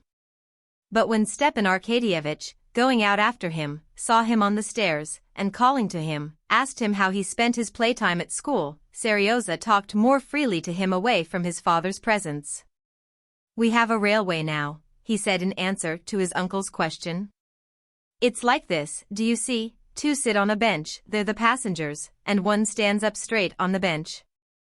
And all are harnessed to it by their arms or by their belts, and they run through all the rooms, the doors are left open beforehand. Well, and it's pretty hard work being the conductor." "That's the one that stands?" Stepan Arkadyevitch inquired, smiling. "Yes, you want pluck for it, and cleverness too, especially when they stop all of a sudden, or someone falls down." "Yes, that must be a serious matter," said Stepan Arkadyevitch, watching with mournful interest the eager eyes, like his mother's, not childish now, no longer fully innocent. And though he had promised Alexei Alexandrovich not to speak of Anna, he could not restrain himself. "Do you remember your mother?" he asked suddenly. "No, I don't," Seryoza said quickly. He blushed crimson, and his face clouded over. And his uncle could get nothing more out of him. His tutor found his pupil on the staircase half an hour later, and for a long while he could not make out whether he was ill-tempered or crying. "What is it?" "I expect you hurt yourself when you fell down," said the tutor. "I told you it was a dangerous game. And we shall have to speak to the director. If I had hurt myself, nobody should have found it out, that's certain." "Well, what is it, then?" "Leave me alone. If I remember, or if I don't remember, what business is it of his? Why should I remember? Leave me in peace," he said, addressing not his tutor, but the whole world. Chapter 20. Stepan Arkadyevitch, as usual, did not waste his time in Petersburg. In Petersburg, besides business, his sister's divorce, and his coveted appointment, he wanted, as he always did, to freshen himself up, as he said, after the mustiness of Moscow. In spite of its cafés chantants and its omnibuses, Moscow was yet a stagnant bog. Stepan Arkadyevitch always felt it. After living for some time in Moscow, especially in close relations with his family, he was conscious of a depression of spirits. After being a long time in Moscow without a change, he reached a point when he positively began to be worrying himself over his wife's ill humor and reproaches, over his children's health and education, and the petty details of his official work. Even the fact of being in debt worried him. But he had only to go and stay a little while in Petersburg, in the circle there in which he moved, where people lived, really lived, instead of vegetating as in Moscow, and all such ideas vanished and melted away at once, like wax before the fire. His wife. Only that day he had been talking to Prince Chechensky. Prince Chechensky had a wife and family, grown-up pages in the corps, and he had another illegitimate family of children also. Though the first family was very nice too, Prince Chechensky felt happier in his second family. And he used to take his eldest son with him to his second family, and told Stepan Arkadyevitch that he thought it good for his son, enlarging his ideas. What would have been said to that in Moscow? His children? In Petersburg, children did not prevent their parents from enjoying life. The children were brought up in schools, and there was no trace of the wild idea that prevailed in Moscow, in Lvov's household, for instance, that all the luxuries of life were for the children, while the parents have nothing but work and anxiety. Here people understood that a man is in duty bound to live for himself, as every man of culture should live. His official duties? Official work here was not the stiff, hopeless drudgery that it was in Moscow. Here there was some interest in official life. A chance meeting, a service rendered, a happy phrase, a knack of facetious mimicry, and a man's career might be made in a trice. So it had been with Bryantsev, whom Stepan Arkadyevitch had met the previous day, and who was one of the highest functionaries in government now. There was some interest in official work like that. The Petersburg attitude on pecuniary matters had an especially soothing effect on Stepan Arkadyevitch. Bartniansky, who must spend at least 50,000 to judge by the style he lived in, had made an interesting comment the day before on that subject.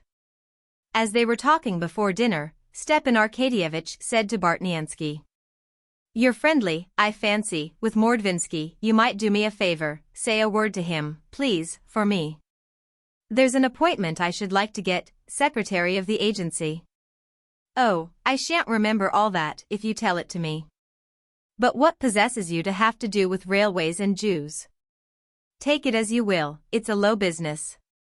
Stepan Arkadyevich did not say to Bartnyansky that it was a growing thing. Bartnyansky would not have understood that. I want the money, I've nothing to live on. You're living, aren't you? Yes, but in debt. Are you, though? Heavily? Said Bartnyansky sympathetically. Very heavily, 20,000. Bartnyansky broke into good-humored laughter. Oh, lucky fellow, said he. My debts mount up to 1.5 million, and I've nothing, and still I can live, as you see.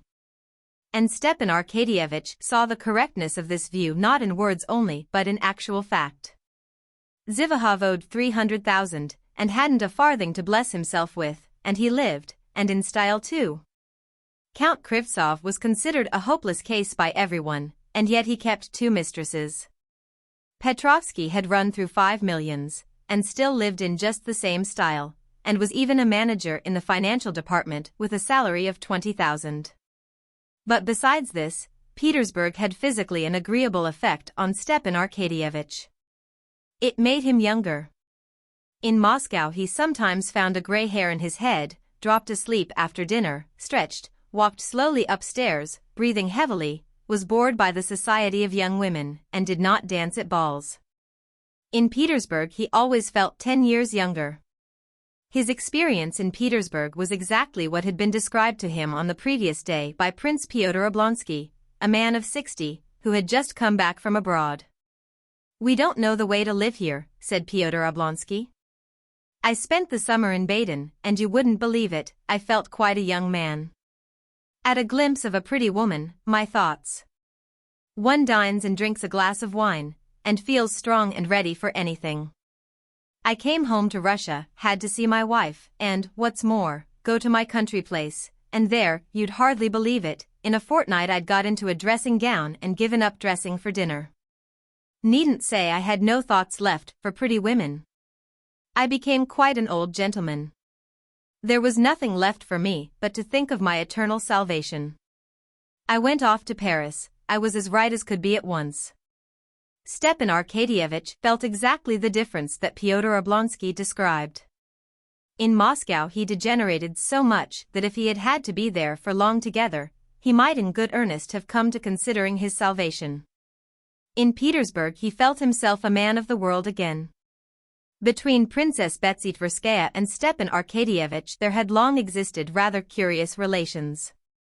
Stepan Arkadyevich always flirted with her in jest, and used to say to her, also in jest, the most unseemly things, knowing that nothing delighted her so much. The day after his conversation with Karenin, Stepan Arkadyevich went to see her, and felt so youthful that in this jesting flirtation and nonsense he recklessly went so far that he did not know how to extricate himself. As unluckily, he was so far from being attracted by her that he thought her positively disagreeable. What made it hard to change the conversation was the fact that he was very attractive to her. So that he was considerably relieved at the arrival of Princess Myakaya, which cut short their tete-a-tete. "Ah, so you're here," said she when she saw him. "Well, and what news of your poor sister? You needn't look at me like that," she added. "Ever since they've all turned against her, all those who are 1,000 times worse than she, I've thought she did a very fine thing.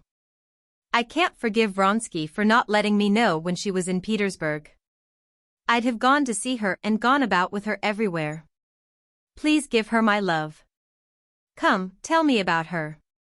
"Yes, her position is very difficult, she," began Stepan Arkadyevich, in the simplicity of his heart accepting as sterling coin Princess Myakaya's words. "Tell me about her." Princess Myakaya interrupted him immediately, as she always did, and began talking herself. "She's done what they all do, except me, only they hide it. But she wouldn't be deceitful, and she did a fine thing. And she did better still in throwing up that crazy brother-in-law of yours. You must excuse me. Everybody used to say he was so clever, so very clever. I was the only one that said he was a fool. Now that he's so thick with Lydia Ivanovna and Landau, they all say he's crazy, and I should prefer not to agree with everybody, but this time I can't help it." "Oh, do please explain," said Stepan Arkadyevich. "What does it mean?" "Yesterday I was seeing him on my sister's behalf, and I asked him to give me a final answer. He gave me no answer and said he would think it over. But this morning, instead of an answer, I received an invitation from Countess Lydia Ivanovna for this evening." "Ah, so that's it," said Princess Myakaya gleefully. "They're going to ask Landau what he's to say." "Ask Landau? What for? Who or what's Landau?" "What? You don't know Jules Landau, le fameux Jules Landau, le clairvoyant? He's crazy too, but on him your sister's fate depends. See what comes of living in the provinces, you know nothing about anything. Landau, do you see, was a commis in a shop in Paris, and he went to a doctor's, and in the doctor's waiting room he fell asleep, and in his sleep he began giving advice to all the patients. And wonderful advice it was. Then the wife of Yuri Melodinsky, you know, the invalid, heard of this Landau, and had him to see her husband. And he cured her husband, though I can't say that I see he did him much good, for he's just as feeble a creature as ever he was, but they believed in him, and took him along with them and brought him to Russia. Here there's been a general rush to him, and he's begun doctoring everyone. He cured Countess Bezabova, and she took such a fancy to him that she adopted him." "Adopted him?" "Yes, as her son. He's not Landau any more now, but Count Bezabov. That's neither here nor there, though. But Lydia, I'm very fond of her, but she has a screw loose somewhere, has lost her heart to this Landau now, and nothing is settled now in her house or Alexei Alexandrovich's without him, and so your sister's fate is now in the hands of Landau." Alias Count Bezabov. Chapter 21. After a capital dinner and a great deal of cognac drunk at Bartnyansky's, Stepan Arkadyevich, only a little later than the appointed time, went in to Countess Lydia Ivanovna's. "Who else is with the Countess, a Frenchman?" Stepan Arkadyevich asked the hall porter, as he glanced at the familiar overcoat of Alexei Alexandrovich and a queer, rather artless-looking overcoat with clasps. "Alexei Alexandrovich Karenin and Count Bezabov," the porter answered severely. Princess Myakaya guessed right, thought Stepan Arkadyevich as he went upstairs. Curious. It would be quite as well, though, to get on friendly terms with her. She has immense influence. If she would say a word to Pomorsky, the thing would be a certainty. It was still quite light out of doors, but in Countess Lydia Ivanovna's little drawing room the blinds were drawn and the lamps lighted. At a round table under a lamp sat the Countess and Alexei Alexandrovich, talking softly. A short, thinnish man, very pale and handsome, with feminine hips and knock-kneed legs, with fine brilliant eyes and long hair lying on the collar of his coat, was standing at the end of the room gazing at the portraits on the wall. After greeting the lady of the house and Alexei Alexandrovich, Stepan Arkadyevich could not resist glancing once more at the unknown man. "Monsieur Landau," the Countess addressed him with a softness and caution that impressed Oblonsky. And she introduced them. Landau looked round hurriedly, came up, and smiling, laid his moist, lifeless hand in Stepan Arkadyevich's outstretched hand and immediately walked away and fell to gazing at the portraits again. The Countess and Alexei Alexandrovich looked at each other significantly. "I am very glad to see you, particularly today," said Countess Lydia Ivanovna, pointing Stepan Arkadyevich to a seat beside Karenin. "I introduced you to him as Landau," she said in a soft voice, glancing at the Frenchman and again immediately after at Alexei Alexandrovich, "but he is really Count Bezabov, as you're probably aware. Only he does not like the title." "Yes, I heard so," answered Stepan Arkadyevich. "They say he completely cured Countess Bezabova. She was here today, poor thing," the Countess said, turning to Alexei Alexandrovich. "This separation is awful for her. It's such a blow to her." "And he positively is going?" queried Alexei Alexandrovich. "Yes, he's going to Paris. He heard a voice yesterday, said Countess Lydia Ivanovna, looking at Stepan Arkadyevich. Ah, a voice, repeated Oblonsky, feeling that he must be as circumspect as he possibly could in this society, where something peculiar was going on, or was to go on, to which he had not the key. A moment's silence followed, after which Countess Lydia Ivanovna, as though approaching the main topic of conversation, said with a fine smile to Oblonsky, "I've known you for a long while, and am very glad to make a closer acquaintance with you. Les amis de nos amis sont nos amis. But to be a true friend, one must enter into the spiritual state of one's friend, and I fear that you are not doing so in the case of Alexei Alexandrovich. You understand what I mean?" she said, lifting her fine pensive eyes. "In part, Countess, I understand the position of Alexei Alexandrovich," said Oblonsky. Having no clear idea what they were talking about, he wanted to confine himself to generalities. "The change is not in his external position," Countess Lydia Ivanovna said sternly, following with eyes of love the figure of Alexei Alexandrovich as he got up and crossed over to Landau. "His heart is changed, a new heart has been vouchsafed him, and I fear you don't fully apprehend the change that has taken place in him." "Oh, well, in general outlines I can conceive the change. We have always been friendly, and now," said Stepan Arkadyevich, responding with a sympathetic glance to the expression of the Countess, and mentally balancing the question with which of the two ministers she was most intimate, so as to know about which to ask her to speak for him. "The change that has taken place in him cannot lessen his love for his neighbors. On the contrary, that change can only intensify love in his heart, but I am afraid you do not understand me. Won't you have some tea?" she said, with her eyes indicating the footman, who was handing round tea on a tray. "Not quite, Countess. Of course, his misfortune." "Yes, a misfortune which has proved the highest happiness, when his heart was made new, was filled full of it," she said, gazing with eyes full of love at Stepan Arkadyevich. "I do believe I might ask her to speak to both of them," thought Stepan Arkadyevich. "Oh, of course, Countess," he said, "but I imagine such changes are a matter so private that no one, even the most intimate friend, would care to speak of them. On the contrary, we ought to speak freely and help one another."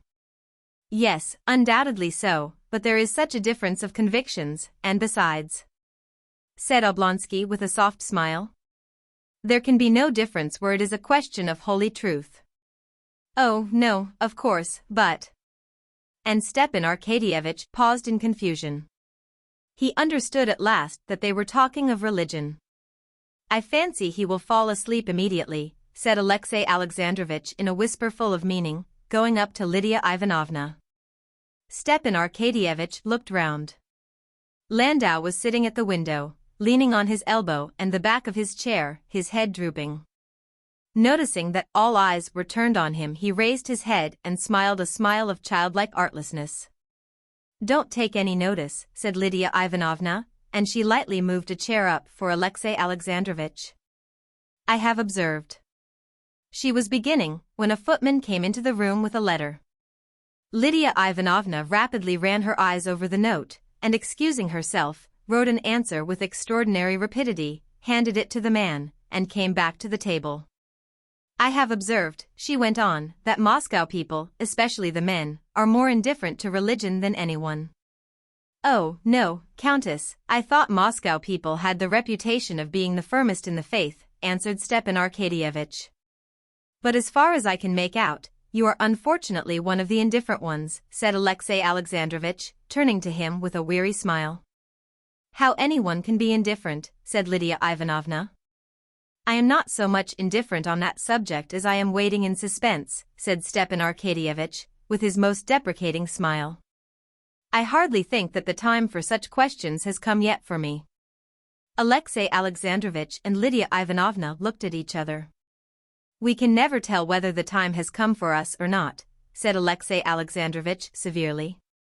"We ought not to think whether we are ready or not ready.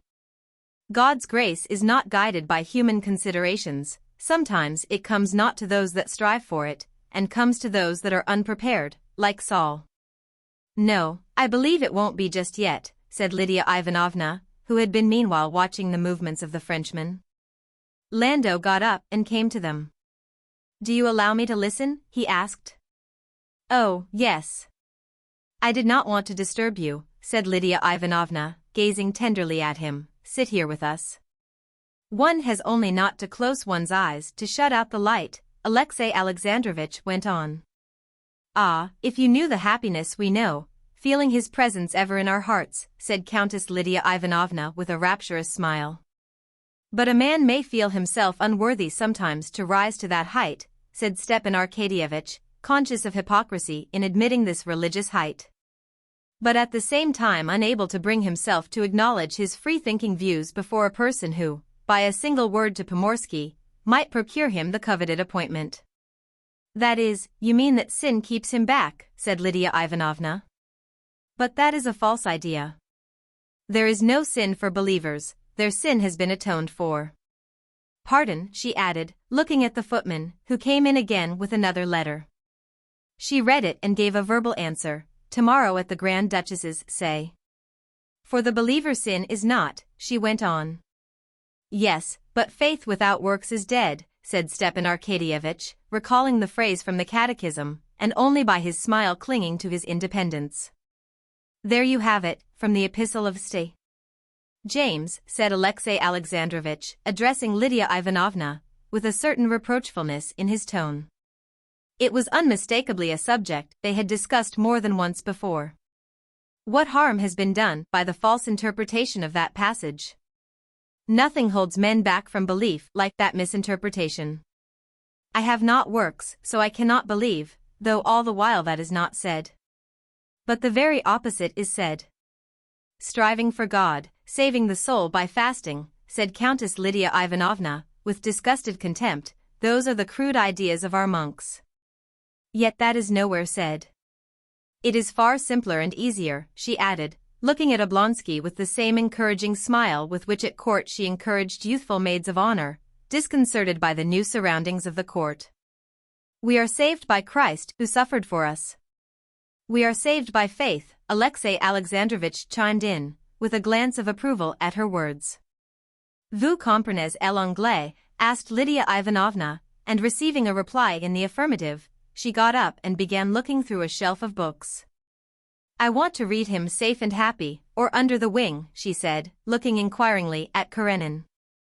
And finding the book, and sitting down again in her place, she opened it. It's very short. In it is described the way by which faith can be reached, and the happiness, above all earthly bliss, with which it fills the soul. The believer cannot be unhappy because he is not alone. But you will see. She was just settling herself to read when the footman came in again. "Madame Borozdina?" "Tell her, tomorrow at 2:00. "Yes," she said, putting her finger in the place in the book, and gazing before her with her fine pensive eyes. "That is how true faith acts. You know Marie Sinina? You know about her trouble? She lost her only child. She was in despair. And what happened? She found this comforter, and she thanks God now for the death of her child. Such is the happiness faith brings." "Oh, yes, that is most," said Stepan Arkadyevitch, glad they were going to read, and let him have a chance to collect his faculties. "No, I see I'd better not ask her about anything today," he thought. "If only I can get out of this without putting my foot in it." "It will be dull for you," said Countess Lydia Ivanovna, addressing Landau. "You don't know English, but it's short." "Oh, I shall understand," said Landau, with the same smile, and he closed his eyes. Alexei Alexandrovich and Lydia Ivanovna exchanged meaningful glances, and the reading began. Chapter 22. Stepan Arkadyevitch felt completely nonplussed by the strange talk which he was hearing for the first time. The complexity of Petersburg, as a rule, had a stimulating effect on him, rousing him out of his Moscow stagnation. But he liked these complications, and understood them only in the circles he knew and was at home in. In these unfamiliar surroundings he was puzzled and disconcerted, and could not get his bearings. As he listened to Countess Lydia Ivanovna, aware of the beautiful, artless, or perhaps artful, he could not decide which eyes of Landau fixed upon him, Stepan Arkadyevich began to be conscious of a peculiar heaviness in his head. The most incongruous ideas were in confusion in his head. Marie Senina is glad her child's dead. How good a smoke would be now. To be saved, one need only believe, and the monks don't know how the thing's to be done, but Countess Lydia Ivanovna does know. And why is my head so heavy? Is it the cognac, or all this being so queer? Anyway, I fancy I've done nothing unsuitable so far. But anyway, it won't do to ask her now. They say they make one say one's prayers. I only hope they won't make me.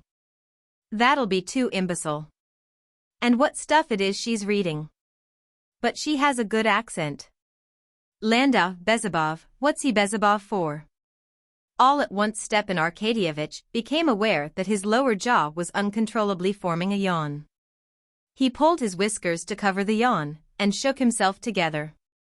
But soon after he became aware that he was dropping asleep and on the very point of snoring.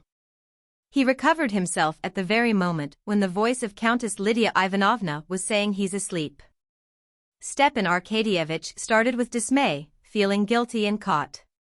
But he was reassured at once by seeing that the words he's asleep referred not to him, but to Landau. The Frenchman was asleep as well as Stepan Arkadyevich. But Stepan Arkadyevich's being asleep would have offended them, as he thought, though even this, he thought, might not be so, as everything seemed so queer, while Landau's being asleep delighted them extremely, especially Countess Lydia Ivanovna. Mon ami, said Lydia Ivanovna, carefully holding the folds of her silk gown so as not to rustle, and in her excitement calling Karenin not Alexei Alexandrovich, but mon ami, Donna's Louis la Main. Vous voyez? Sh. She hissed at the footman as he came in again. Not at home. The Frenchman was asleep, or pretending to be asleep, with his head on the back of his chair, and his moist hand, as it lay on his knee, made faint movements, as though trying to catch something. Alexei Alexandrovich got up, tried to move carefully, but stumbled against the table, went up and laid his hand in the Frenchman's hand. Stepan Arkadyevich got up too, and opening his eyes wide, trying to wake himself up if he were asleep, he looked first at one and then at the other. It was all real. Stepan Arkadyevich felt that his head was getting worse and worse. Que la personne que est arrivée la dernière, celle que demande, tu elle sort. Tu elle sort, articulated the Frenchman, without opening his eyes. Vous m'excuserez, mais vous voyez. Revenez vers dix heures, encore mieux demain. Tu elle sort, repeated the Frenchman impatiently. C'est moi, n'est-ce pas?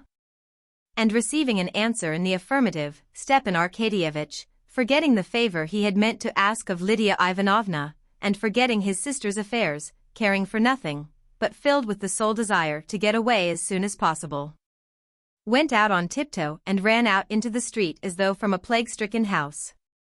For a long while he chatted and joked with his cab driver, trying to recover his spirits. At the French theatre where he arrived for the last act, and afterwards at the Tatar restaurant after his champagne, Stepan Arkadyevich felt a little refreshed in the atmosphere he was used to. But still he felt quite unlike himself all that evening. On getting home to Pyotr Oblonsky's, where he was staying, Stepan Arkadyevich found a note from Betsy. She wrote to him that she was very anxious to finish their interrupted conversation, and begged him to come next day. He had scarcely read this note, and frowned at its contents, when he heard below the ponderous tramp of the servants, carrying something heavy. Stepan Arkadyevich went out to look. It was the rejuvenated Pyotr Oblonsky. He was so drunk that he could not walk upstairs. But he told them to set him on his legs when he saw Stepan Arkadyevich, and clinging to him, walked with him into his room and there began telling him how he had spent the evening, and fell asleep doing so. Stepan Arkadyevich was in very low spirits, which happened rarely with him, and for a long while he could not go to sleep. Everything he could recall to his mind, everything was disgusting. But most disgusting of all, as if it were something shameful, was the memory of the evening he had spent at Countess Lydia Ivanovna's. Next day he received from Alexei Alexandrovich a final answer, refusing to grant Anna's divorce, and he understood that this decision was based on what the Frenchman had said in his real or pretended trance. Chapter 23. In order to carry through any undertaking in family life, there must necessarily be either complete division between the husband and wife, or loving agreement. When the relations of a couple are vacillating and neither one thing nor the other, no sort of enterprise can be undertaken. Many families remain for years in the same place, though both husband and wife are sick of it, simply because there is neither complete division nor agreement between them. Both Vronsky and Anna felt life in Moscow insupportable in the heat and dust, when the spring sunshine was followed by the glare of summer, and all the trees in the boulevards had long since been in full leaf, and the leaves were covered with dust. But they did not go back to Vozdvizhensko, as they had arranged to do long before. They went on staying in Moscow, though they both loathed it, because of late there had been no agreement between them. The irritability that kept them apart had no external cause, and all efforts to come to an understanding intensified it, instead of removing it. It was an inner irritation, grounded in her mind on the conviction that his love had grown less. In his, on regret that he had put himself for her sake in a difficult position, which she, instead of lightening, made still more difficult. Neither of them gave full utterance to their sense of grievance, but they considered each other in the wrong, and tried on every pretext to prove this to one another. In her eyes the whole of him, with all his habits, ideas, desires, with all his spiritual and physical temperament, was one thing, love for women, and that love, she felt, ought to be entirely concentrated on her alone. That love was less. Consequently, as she reasoned, he must have transferred part of his love to other women or to another woman, and she was jealous. She was jealous not of any particular woman but of the decrease of his love. Not having got an object for her jealousy, she was on the lookout for it. At the slightest hint she transferred her jealousy from one object to another. At one time she was jealous of those low women with whom he might so easily renew his old bachelor ties, then she was jealous of the society women he might meet. Then she was jealous of the imaginary girl whom he might want to marry, for whose sake he would break with her. And this last form of jealousy tortured her most of all, especially as he had unwarily told her, in a moment of frankness, that his mother knew him so little that she had had the audacity to try and persuade him to marry the young Princess Sorokina. And being jealous of him, Anna was indignant against him and found grounds for indignation in everything. For everything that was difficult in her position she blamed him. The agonizing condition of suspense she had passed in Moscow, the tardiness and indecision of Alexei Alexandrovich, her solitude, she put it all down to him. If he had loved her he would have seen all the bitterness of her position, and would have rescued her from it. For her being in Moscow and not in the country, he was to blame too. He could not live buried in the country as she would have liked to do. He must have society, and he had put her in this awful position, the bitterness of which he would not see. And again, it was his fault that she was forever separated from her son. Even the rare moments of tenderness that came from time to time did not soothe her.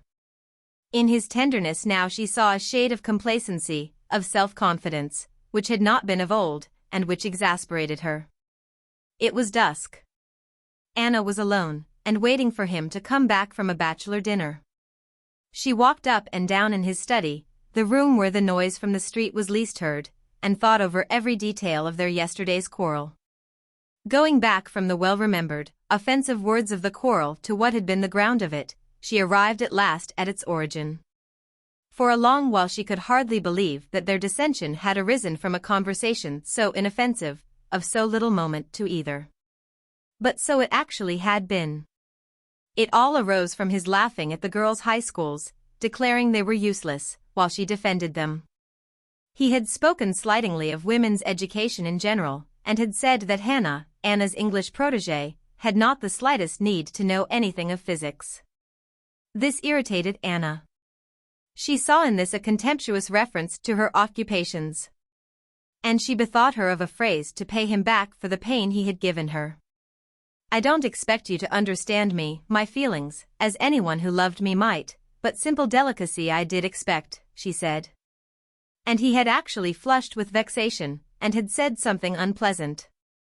She could not recall her answer, but at that point, with an unmistakable desire to wound her too, he had said, "I feel no interest in your infatuation over this girl, that's true, because I see it's unnatural." The cruelty with which he shattered the world she had built up for herself so laboriously to enable her to endure her hard life, the injustice with which he had accused her of affectation, of artificiality, aroused her. "I am very sorry that nothing but what's coarse and material is comprehensible and natural to you," she said, and walked out of the room. When he had come in to her yesterday evening, they had not referred to the quarrel, but both felt that the quarrel had been smoothed over, but was not at an end. Today he had not been at home all day, and she felt so lonely and wretched in being on bad terms with him that she wanted to forget it all, to forgive him, and be reconciled with him. She wanted to throw the blame on herself and to justify him. "I am myself to blame. I'm irritable, I'm insanely jealous. I will make it up with him and will go away to the country, there I shall be more at peace." Unnatural. She suddenly recalled the word that had stung her most of all, not so much the word itself as the intent to wound her with which it was said. I know what he meant unnatural, not loving my own daughter, to love another person's child. What does he know of love for children, of my love for Seryoza, whom I've sacrificed for him? But that wish to wound me? No, he loves another woman, it must be so. And perceiving that, while trying to regain her peace of mind, she had gone round the same circle that she had been round so often before, and had come back to her former state of exasperation, she was horrified at herself. Can it be impossible? Can it be beyond me to control myself, she said to herself, and began again from the beginning. He's truthful, he's honest, he loves me. I love him, and in a few days the divorce will come.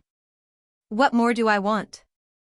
I want peace of mind and trust, and I will take the blame on myself. Yes, now when he comes in, I will tell him I was wrong, though I was not wrong, and we will go away tomorrow. And to escape thinking any more, and being overcome by irritability, she rang, and ordered the boxes to be brought up for packing their things for the country.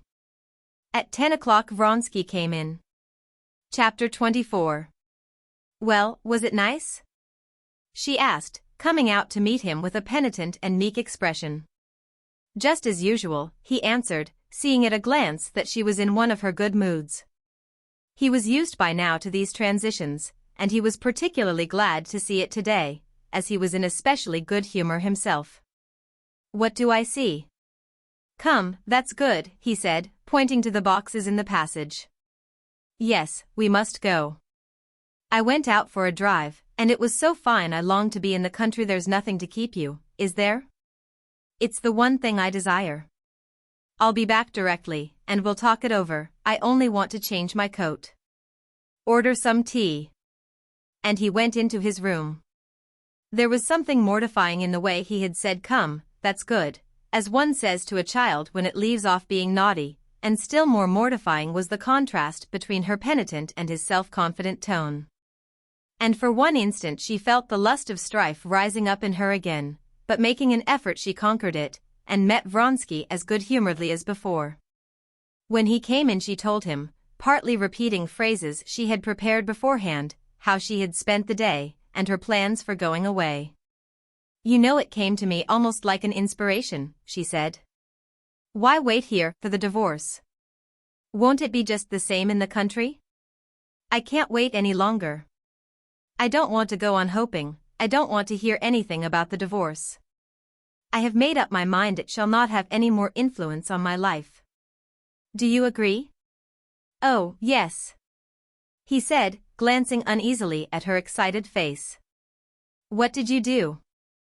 Who was there? She said, after a pause. Vronsky mentioned the names of the guests.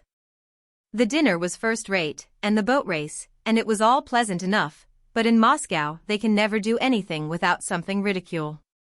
A lady of a sort appeared on the scene, teacher of swimming to the Queen of Sweden, and gave us an exhibition of her skill. How? Did she swim? Asked Anna, frowning. In an absurd red costume de natation. She was old and hideous too. So when shall we go? What an absurd fancy. Why, did she swim in some special way, then, said Anna, not answering. There was absolutely nothing in it. That's just what I say, it was awfully stupid. Well, then, when do you think of going? Anna shook her head as though trying to drive away some unpleasant idea. When? Why, the sooner the better. By tomorrow we shan't be ready. The day after tomorrow. Yes, oh, no, wait a minute. The day after tomorrow's Sunday, I have to be at Maman's, said Vronsky, embarrassed, because as soon as he uttered his mother's name he was aware of her intent, suspicious eyes. His embarrassment confirmed her suspicion. She flushed hotly and drew away from him. It was now not the Queen of Sweden's swimming mistress who filled Anna's imagination, but the young Princess Sorokina. She was staying in a village near Moscow with Countess Vronskaya. Can't you go tomorrow, she said. Well, no. The deeds and the money for the business I'm going there for I can't get by tomorrow, he answered. If so, we won't go at all. But why so? I shall not go later. Monday or never. What for? Said Vronsky, as though in amazement. Why, there's no meaning in it. There's no meaning in it to you, because you care nothing for me. You don't care to understand my life. The one thing that I cared for here was Hannah. You say it's affectation. Why, you said yesterday that I don't love my daughter, that I love this English girl, that it's unnatural. I should like to know what life there is for me that could be natural. For an instant she had a clear vision of what she was doing, and was horrified at how she had fallen away from her resolution. But even though she knew it was her own ruin, she could not restrain herself, could not keep herself from proving to him that he was wrong, could not give way to him. I never said that, I said I did not sympathize with this sudden passion. How is it, though you boast of your straightforwardness, you don't tell the truth? I never boast, and I never tell lies, he said slowly, restraining his rising anger. It's a great pity if you can't respect. Respect was invented to cover the empty place where love should be. And if you don't love me any more, it would be better and more honest to say so. No, this is becoming unbearable, cried Vronsky, getting up from his chair. And stopping short, facing her, he said, speaking deliberately, what do you try my patience for, looking as though he might have said much more, but was restraining himself. It has limits. What do you mean by that? She cried, looking with terror at the undisguised hatred in his whole face, and especially in his cruel, menacing eyes. I mean to say. He was beginning, but he checked himself. I must ask what it is you want of me? What can I want? All I can want is that you should not desert me, as you think of doing, she said, understanding all he had not uttered. But that I don't want, that's secondary. I want love, and there is none. So then all is over. She turned towards the door. Stop. Stop, said Vronsky, with no change in the gloomy lines of his brows, though he held her by the hand. What is it all about? I said that we must put off going for 3 days, and on that you told me I was lying, that I was not an honorable man. Yes, and I repeat that the man who reproaches me with having sacrificed everything for me, she said, recalling the words of a still earlier quarrel, that he's worse than a dishonorable man, he's a heartless man. Oh, there are limits to endurance, he cried, and hastily let go her hand. He hates me, that's clear, she thought, and in silence, without looking round, she walked with faltering steps out of the room. He loves another woman, that's even clearer, she said to herself as she went into her own room. I want love, and there is none. So, then, all is over. She repeated the words she had said, and it must be ended. But how? She asked herself, and she sat down in a low chair before the looking-glass. Thoughts of where she would go now, whether to the aunt who had brought her up, to Dolly, or simply alone abroad, and of what he was doing now alone in his study. Whether this was the final quarrel, or whether reconciliation were still possible, and of what all her old friends at Petersburg would say of her now. And of how Alexei Alexandrovich would look at it, and many other ideas of what would happen now after this rupture, came into her head, but she did not give herself up to them with all her heart. At the bottom of her heart was some obscure idea that alone interested her, but she could not get clear sight of it. Thinking once more of Alexei Alexandrovich, she recalled the time of her illness after her confinement, and the feeling which never left her at that time. "Why didn't I die?" and the words and the feeling of that time came back to her. And all at once she knew what was in her soul. Yes, it was that idea which alone solved all. Yes, to die. And the shame and disgrace of Alexei Alexandrovich and of Seryoza, and my awful shame, it will all be saved by death. To die. And he will feel remorse, will be sorry, will love me, he will suffer on my account. With the trace of a smile of commiseration for herself, she sat down in the armchair, taking off and putting on the rings on her left hand, vividly picturing from different sides his feelings after her death. Approaching footsteps, his steps, distracted her attention. As though absorbed in the arrangement of her rings, she did not even turn to him. He went up to her, and taking her by the hand, said softly, "Anna, we'll go the day after tomorrow, if you like. I agree to everything." She did not speak. "What is it?" he urged. "You know," she said, and at the same instant, unable to restrain herself any longer, she burst into sobs. "Cast me off," she articulated between her sobs. "I'll go away tomorrow, I'll do more. What am I? An immoral woman. A stone round your neck. I don't want to make you wretched, I don't want to. I'll set you free. You don't love me, you love someone else." Vronsky besought her to be calm, and declared that there was no trace of foundation for her jealousy. That he had never ceased, and never would cease, to love her, that he loved her more than ever. "Anna, why distress yourself and me so?" he said to her, kissing her hands. There was tenderness now in his face, and she fancied she caught the sound of tears in his voice, and she felt them wet on her hand. And instantly Anna's despairing jealousy changed to a despairing passion of tenderness. She put her arms round him, and covered with kisses his head, his neck, his hands. Chapter 25.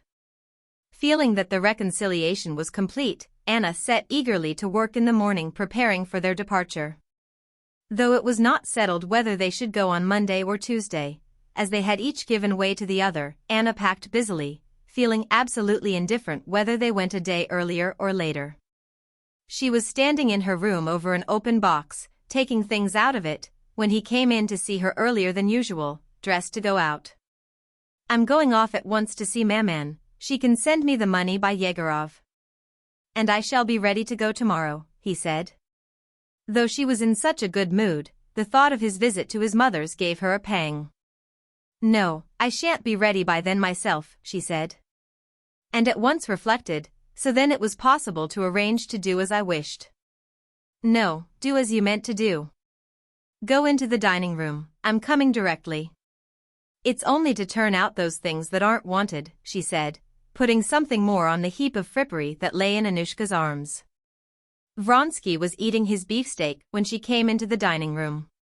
"You wouldn't believe how distasteful these rooms have become to me," she said, sitting down beside him to her coffee. "There's nothing more awful than these chambers garnies. There's no individuality in them, no soul. These clocks, and curtains, and, worst of all, the wallpapers, they're a nightmare. I think of Vozdvizensko as the promised land." "You're not sending the horses off yet?" "No, they will come after us." "Where are you going to?" "I wanted to go to Wilson's to take some dresses to her." "So it's really to be tomorrow," she said in a cheerful voice, but suddenly her face changed. Vronsky's valet came in to ask him to sign a receipt for a telegram from Petersburg. There was nothing out of the way in Vronsky's getting a telegram, but he said, as though anxious to conceal something from her, that the receipt was in his study, and he turned hurriedly to her. "By tomorrow, without fail, I will finish it all." "From whom is the telegram?" she asked, not hearing him. "From Stiva," he answered reluctantly. "Why didn't you show it to me? What secret can there be between Stiva and me?" Vronsky called the valet back, and told him to bring the telegram. "I didn't want to show it to you, because Stiva has such a passion for telegraphing. Why telegraph when nothing is settled? About the divorce? Yes, but he says he has not been able to come at anything yet. He has promised a decisive answer in a day or two. But here it is, read it. With trembling hands Anna took the telegram and read what Vronsky had told her. At the end was added, little hope, but I will do everything possible and impossible. I said yesterday that it's absolutely nothing to me when I get, or whether I never get, a divorce, she said, flushing crimson. There was not the slightest necessity to hide it from me. So he may hide and does hide his correspondence with women from me, she thought. Yashvin meant to come this morning with Voitov, said Vronsky. I believe he's won from Pyevtsov all and more than he can pay, about 60,000. No, she said, irritated by his so obviously showing by this change of subject that he was irritated. Why did you suppose that this news would affect me so, that you must even try to hide it? I said I don't want to consider it, and I should have liked you to care as little about it as I do. I care about it because I like definiteness, he said. Definiteness is not in the form but the love, she said, more and more irritated, not by his words, but by the tone of cool composure in which he spoke. What do you want it for? My God. Love again, he thought, frowning. Oh, you know what for.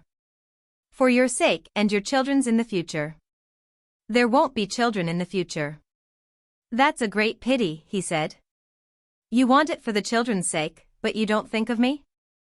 She said, quite forgetting or not having heard that he had said, for your sake and the children's.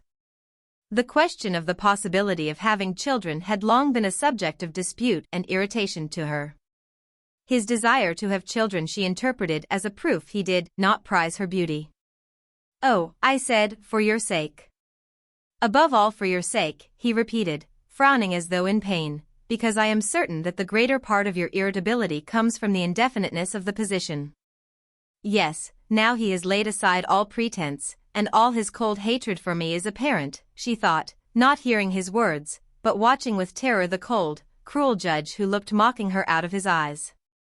The cause is not that, she said, and, indeed, I don't see how the cause of my irritability, as you call it, can be that I am completely in your power. What indefiniteness is there in the position? On the contrary. I am very sorry that you don't care to understand, he interrupted, obstinately anxious to give utterance to his thought. The indefiniteness consists in your imagining that I am free. On that score you can set your mind quite at rest, she said, and turning away from him, she began drinking her coffee. She lifted her cup, with her little finger held apart, and put it to her lips. After drinking a few sips she glanced at him, and by his expression, she saw clearly that he was repelled by her hand, and her gesture, and the sound made by her lips. I don't care in the least what your mother thinks, and what match she wants to make for you, she said, putting the cup down with a shaking hand. But we are not talking about that. Yes, that's just what we are talking about. And let me tell you that a heartless woman, whether she's old or not old, your mother or anyone else, is of no consequence to me, and I would not consent to know her. Anna, I beg you not to speak disrespectfully of my mother. A woman whose heart does not tell her where her son's happiness and honor lie has no heart. I repeat my request that you will not speak disrespectfully of my mother, whom I respect, he said, raising his voice and looking sternly at her. She did not answer. Looking intently at him, at his face, his hands, she recalled all the details of their reconciliation the previous day, and his passionate caresses. There, just such caresses he has lavished, and will lavish, and longs to lavish on other women, she thought. You don't love your mother. That's all talk and talk and talk, she said, looking at him with hatred in her eyes. Even if so, you must decide, and I have decided, she said, and she would have gone away, but at that moment Yashvin walked into the room. Anna greeted him and remained. Why, when there was a tempest in her soul, and she felt she was standing at a turning point in her life, which might have fearful consequences, why, at that minute, she had to keep up appearances before an outsider who sooner or later must know it all, she did not know. But at once quelling the storm within her, she sat down and began talking to their guest. "Well, how are you getting on? Has your debt been paid you?" she asked Yashvin. "Oh, pretty fair. I fancy I shan't get it all, but I shall get a good half." "And when are you off?" said Yashvin, looking at Vronsky, and unmistakably guessing at a quarrel. "The day after tomorrow, I think," said Vronsky. "You've been meaning to go so long, though." "But now it's quite decided," said Anna, looking Vronsky straight in the face with a look which told him not to dream of the possibility of reconciliation. "Don't you feel sorry for that unlucky Pyevtsov?" she went on, talking to Yashvin. "I've never asked myself the question, Anna Arkadyevna, whether I'm sorry for him or not. You see, all my fortune's here," he touched his breast pocket, "and just now I'm a wealthy man. But today I'm going to the club, and I may come out a beggar. You see, whoever sits down to play with me, he wants to leave me without a shirt to my back, and so do I him. And so we fight it out, and that's the pleasure of it." "Well, but suppose you were married," said Anna, "how would it be for your wife?" Yashvin laughed. "That's why I'm not married, and never mean to be." "And Helsingfors," said Vronsky, entering into the conversation and glancing at Anna's smiling face. Meeting his eyes, Anna's face instantly took a coldly severe expression, as though she were saying to him, "It's not forgotten. It's all the same." "Were you really in love?" she said to Yashvin. "Oh heavens! Ever so many times.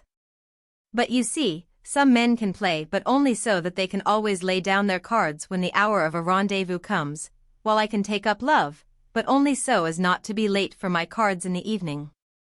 That's how I manage things." "No, I didn't mean that, but the real thing." She would have said Helsingfors, but would not repeat the word used by Vronsky. Voitov, who was buying the horse, came in. Anna got up and went out of the room. Before leaving the house, Vronsky went into her room. She would have pretended to be looking for something on the table, but ashamed of making a pretense, she looked straight in his face with cold eyes. "What do you want?" she asked in French. "To get the guarantee for Gambetta, I've sold him," he said in a tone which said more clearly than words, "I've no time for discussing things, and it would lead to nothing. I'm not to blame in any way," he thought. "If she will punish herself, tant pis pour elle." But as he was going he fancied that she said something, and his heart suddenly ached with pity for her. Anna?" he queried. "I said nothing," she answered just as coldly and calmly. "Oh, nothing, tant pis then," he thought, feeling cold again, and he turned and went out. As he was going out he caught a glimpse in the looking-glass of her face, white, with quivering lips. He even wanted to stop and to say some comforting word to her, but his legs carried him out of the room before he could think what to say. The whole of that day he spent away from home, and when he came in late in the evening the maid told him that Anna Arkadyevna had a headache and begged him not to go in to her. Chapter 26. Never before had a day been passed in quarrel. Today was the first time. And this was not a quarrel. It was the open acknowledgement of complete coldness. Was it possible to glance at her as he had glanced when he came into the room for the guarantee? To look at her, see her heart was breaking with despair, and go out without a word with that face of callous composure? He was not merely cold to her, he hated her because he loved another woman, that was clear. And remembering all the cruel words he had said, Anna supplied, too, the words that he had unmistakably wished to say and could have said to her, and she grew more and more exasperated. "I won't prevent you," he might say. "You can go where you like. You were unwilling to be divorced from your husband, no doubt so that you might go back to him. Go back to him. If you want money, I'll give it to you. How many rubles do you want?" All the most cruel words that a brutal man could say, he said to her in her imagination, and she could not forgive him for them, as though he had actually said them. "But didn't he only yesterday swear he loved me, he, a truthful and sincere man? Haven't I despaired for nothing many times already?" she said to herself afterwards. All that day, except for the visit to Wilson's, which occupied 2 hours, Anna spent in doubts whether everything were over or whether there were still hope of reconciliation, whether she should go away at once or see him once more. She was expecting him the whole day, and in the evening, as she went to her own room, leaving a message for him that her head ached, she said to herself, if he comes in spite of what the maid says, it means that he loves me still. If not, it means that all is over, and then I will decide what I'm to do. In the evening she heard the rumbling of his carriage stop at the entrance, his ring, his steps and his conversation with the servant. He believed what was told him, did not care to find out more, and went to his own room. So then everything was over. And death rose clearly and vividly before her mind as the sole means of bringing back love for her in his heart, of punishing him and of gaining the victory in that strife which the evil spirit in possession of her heart was waging with him. Now nothing mattered, going or not going to Vozdvizensko, getting or not getting a divorce from her husband, all that did not matter. The one thing that mattered was punishing him. When she poured herself out her usual dose of opium, and thought that she had only to drink off the whole bottle to die, it seemed to her so simple and easy, that she began musing with enjoyment on how he would suffer. And repent and love her memory when it would be too late. She lay in bed with open eyes, by the light of a single burned-down candle, gazing at the carved cornice of the ceiling and at the shadow of the screen that covered part of it. While she vividly pictured to herself how he would feel when she would be no more, when she would be only a memory to him.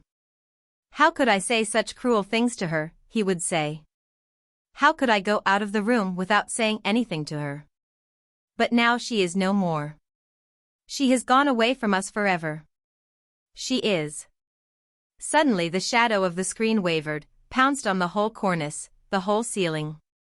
Other shadows from the other side swooped to meet it. For an instant the shadows flitted back, but then with fresh swiftness they darted forward, wavered, commingled, and all was darkness. Death, she thought. And such horror came upon her that for a long while she could not realize where she was, and for a long while her trembling hands could not find the matches and light another candle, instead of the one that had burned down and gone out. No, anything only to live. Why, I love him. Why, he loves me. This has been before and will pass, she said, feeling that tears of joy at the return to life were trickling down her cheeks. And to escape from her panic she went hurriedly to his room. He was asleep there, and sleeping soundly. She went up to him, and holding the light above his face, she gazed a long while at him. Now when he was asleep, she loved him so that at the sight of him she could not keep back tears of tenderness. But she knew that if he waked up he would look at her with cold eyes, convinced that he was right, and that before telling him of her love, she would have to prove to him that he had been wrong in his treatment of her. Without waking him, she went back, and after a second dose of opium she fell towards morning into a heavy, incomplete sleep, during which she never quite lost consciousness. In the morning she was waked by a horrible nightmare, which had recurred several times in her dreams, even before her connection with Vronsky. A little old man with unkempt beard was doing something bent down over some iron, muttering meaningless French words, and she, as she always did in this nightmare, it was what made the horror of it. Felt that this peasant was taking no notice of her, but was doing something horrible with the iron over her. And she waked up in a cold sweat. When she got up, the previous day came back to her as though veiled in mist. There was a quarrel. Just what has happened several times. I said I had a headache, and he did not come in to see me. Tomorrow we're going away, I must see him and get ready for the journey, she said to herself. And learning that he was in his study, she went down to him. As she passed through the drawing room she heard a carriage stop at the entrance, and looking out of the window she saw the carriage, from which a young girl in a lilac hat was leaning out giving some direction to the footman ringing the bell. After a parley in the hall, someone came upstairs, and Vronsky's steps could be heard passing the drawing room. He went rapidly downstairs. Anna went again to the window. She saw him come out onto the steps without his hat and go up to the carriage. The young girl in the lilac hat handed him a parcel. Vronsky, smiling, said something to her. The carriage drove away, he ran rapidly upstairs again. The mists that had shrouded everything in her soul parted suddenly. The feelings of yesterday pierced the sick heart with a fresh pang. She could not understand now how she could have lowered herself by spending a whole day with him in his house.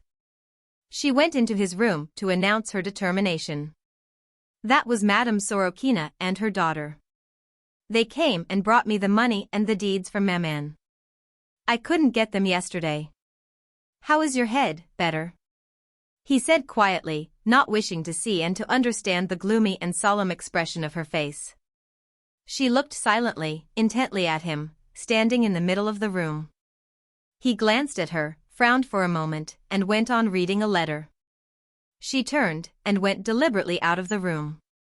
He still might have turned her back, but she had reached the door. He was still silent, and the only sound audible was the rustling of the note paper as he turned it. "Oh, by the way," he said at the very moment she was in the doorway, "we're going tomorrow for certain, aren't we?" "You, but not I," she said, turning round to him. "Anna, we can't go on like this." "You, but not I," she repeated. "This is getting unbearable." You will be sorry for this," she said, and went out. Frightened by the desperate expression with which these words were uttered, he jumped up and would have run after her, but on second thoughts he sat down and scowled, setting his teeth. This vulgar, as he thought it, threat of something vague exasperated him. "I've tried everything," he thought. "The only thing left is not to pay attention," and he began to get ready to drive into town, and again to his mother's to get her signature to the deeds. She heard the sound of his steps about the study and the dining room. At the drawing room he stood still. But he did not turn in to see her, he merely gave an order that the horse should be given to Voitov if he came while he was away. Then she heard the carriage brought round, the door opened, and he came out again. But he went back into the porch again, and someone was running upstairs. It was the valet running up for his gloves that had been forgotten. She went to the window and saw him take the gloves without looking, and touching the coachman on the back he said something to him.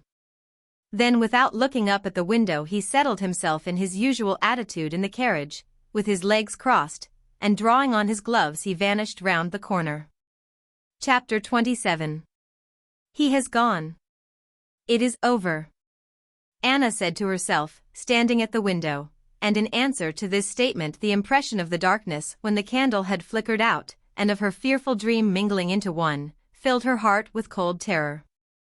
"No, that cannot be," she cried, and crossing the room she rang the bell. She was so afraid now of being alone, that without waiting for the servant to come in, she went out to meet him. "Inquire where the Count has gone," she said. The servant answered that the Count had gone to the stable. His Honor left word that if you cared to drive out, the carriage would be back immediately. "Very good. Wait a minute. I'll write a note at once. Send Mikhail with the note to the stables. Make haste." She sat down and wrote. "I was wrong. Come back home, I must explain. For God's sake come. I'm afraid." She sealed it up and gave it to the servant. She was afraid of being left alone now. She followed the servant out of the room and went to the nursery.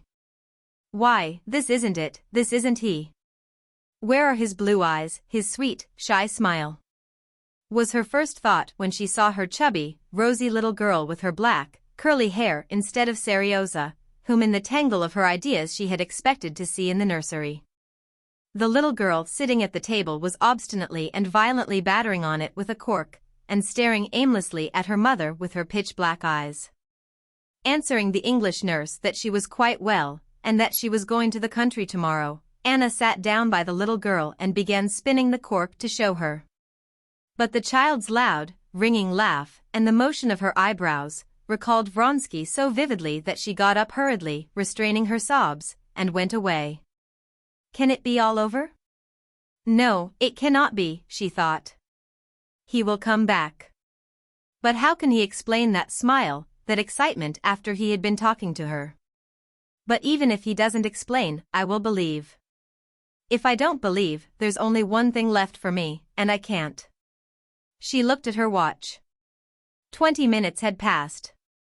By now he has received the note and is coming back. Not long, 10 minutes more.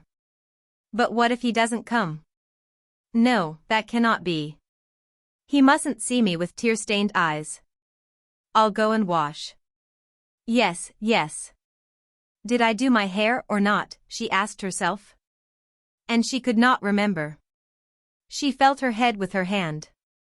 Yes, my hair has been done, but when I did it I can't in the least remember. She could not believe the evidence of her hand, and went up to the pier glass to see whether she really had done her hair. She certainly had, but she could not think when she had done it. Who's that? She thought, looking in the looking-glass at the swollen face with strangely glittering eyes, that looked in a scared way at her. Why, it's I. She suddenly understood, and looking round, she seemed all at once to feel his kisses on her, and twitched her shoulders, shuddering. Then she lifted her hand to her lips and kissed it. What is it? Why, I'm going out of my mind. And she went into her bedroom, where Anushka was tidying the room. Anushka, she said, coming to a standstill before her, and she stared at the maid, not knowing what to say to her. You meant to go and see Darya Alexandrovna, said the girl, as though she understood. Darya Alexandrovna? Yes, I'll go. 15 minutes there, 15 minutes back. He's coming, he'll be here soon. She took out her watch and looked at it. But how could he go away, leaving me in such a state? How can he live, without making it up with me? She went to the window and began looking into the street. Judging by the time, he might be back now. But her calculations might be wrong, and she began once more to recall when he had started and to count the minutes. At the moment when she had moved away to the big clock to compare it with her watch, someone drove up. Glancing out of the window, she saw his carriage. But no one came upstairs, and voices could be heard below. It was the messenger who had come back in the carriage. She went down to him. We didn't catch the Count. The Count had driven off on the lower city road. What do you say? What? She said to the rosy, good-humored Mikhail, as he handed her back her note. Why, then, he has never received it, she thought. Go with this note to Countess Vronskaya's place, you know? And bring an answer back immediately, she said to the messenger. And what am I going to do, she thought. Yes, I'm going to Dolly's, that's true, or else I shall go out of my mind. Yes, and I can telegraph, too. And she wrote a telegram. I absolutely must talk to you, come at once. After sending off the telegram, she went to dress. When she was dressed and in her hat, she glanced again into the eyes of the plump, comfortable-looking Anushka. There was unmistakable sympathy in those good-natured little gray eyes. Anushka, dear, what am I to do? Said Anna, sobbing and sinking helplessly into a chair. Why fret yourself so, Anna Arkadyevna? Why, there's nothing out of the way. You drive out a little, and it'll cheer you up, said the maid. Yes, I'm going, said Anna, rousing herself and getting up. And if there's a telegram while I'm away, send it on to Darya Alexandrovna's, but no, I shall be back myself. Yes, I mustn't think, I must do something, drive somewhere, and most of all, get out of this house, she said, feeling with terror the strange turmoil going on in her own heart, and she made haste to go out and get into the carriage. Where to? Asked Pyotr before getting onto the box. To Znamenka, the Oblonskys. Chapter 28. It was bright and sunny. A fine rain had been falling all the morning, and now it had not long cleared up. The iron roofs, the flags of the roads, the flints of the pavements, the wheels and leather, the brass and the tin plate of the carriages, all glistened brightly in the May sunshine. It was 3 o'clock, and the very liveliest time in the streets. As she sat in a corner of the comfortable carriage, that hardly swayed on its supple springs, while the greys trotted swiftly, in the midst of the unceasing rattle of wheels and the changing impressions in the pure air. Anna ran over the events of the last days, and she saw her position quite differently from how it had seemed at home. Now the thought of death seemed no longer so terrible and so clear to her, and death itself no longer seemed so inevitable. Now she blamed herself for the humiliation to which she had lowered herself. I entreat him to forgive me. I have given in to him. I have owned myself in fault. What for? Can't I live without him? And leaving unanswered the question how she was going to live without him, she fell to reading the signs on the shops. Office and warehouse. Dental surgeon. Yes, I'll tell Dolly all about it. She doesn't like Vronsky. I shall be sick and ashamed, but I'll tell her. She loves me, and I'll follow her advice. I won't give in to him, I won't let him train me as he pleases. Filipov, bun shop. They say they send their dough to Petersburg. The Moscow water is so good for it. Ah, the springs at Mitishin, and the pancakes. And she remembered how, long, long ago, when she was a girl of 17, she had gone with her aunt to Troitsa. Writing, too. Was that really me, with red hands? How much that seemed to me then splendid and out of reach has become worthless, while what I had then has gone out of my reach forever. Could I ever have believed then that I could come to such humiliation? How conceited and self-satisfied he will be when he gets my note. But I will show him. How horrid that paint smells. Why is it they're always painting and building? Modes et robes, she read. A man bowed to her. It was Anushka's husband. Our parasites, she remembered how Vronsky had said that. Our. Why our? What's so awful is that one can't tear up the past by its roots. One can't tear it out, but one can hide one's memory of it. And I'll hide it. And then she thought of her past with Alexei Alexandrovich, of how she had blotted the memory of it out of her life. Dolly will think I'm leaving my second husband, and so I certainly must be in the wrong. As if I cared to be right. I can't help it, she said, and she wanted to cry. But at once she fell to wondering what those two girls could be smiling about. Love, most likely. They don't know how dreary it is, how low. The boulevard and the children. 3 boys running, playing at horses. Seriosa. And I'm losing everything and not getting him back. Yes, I'm losing everything if he doesn't return. Perhaps he was late for the train and has come back by now. Longing for humiliation again, she said to herself. No, I'll go to Dolly and say straight out to her, I'm unhappy, I deserve this, I'm to blame, but still I'm unhappy, help me. These horses, this carriage, how loathsome I am to myself in this carriage, all his, but I won't see them again. Thinking over the words in which she would tell Dolly, and mentally working her heart up to great bitterness, Anna went upstairs. Is there anyone with her? She asked in the hall.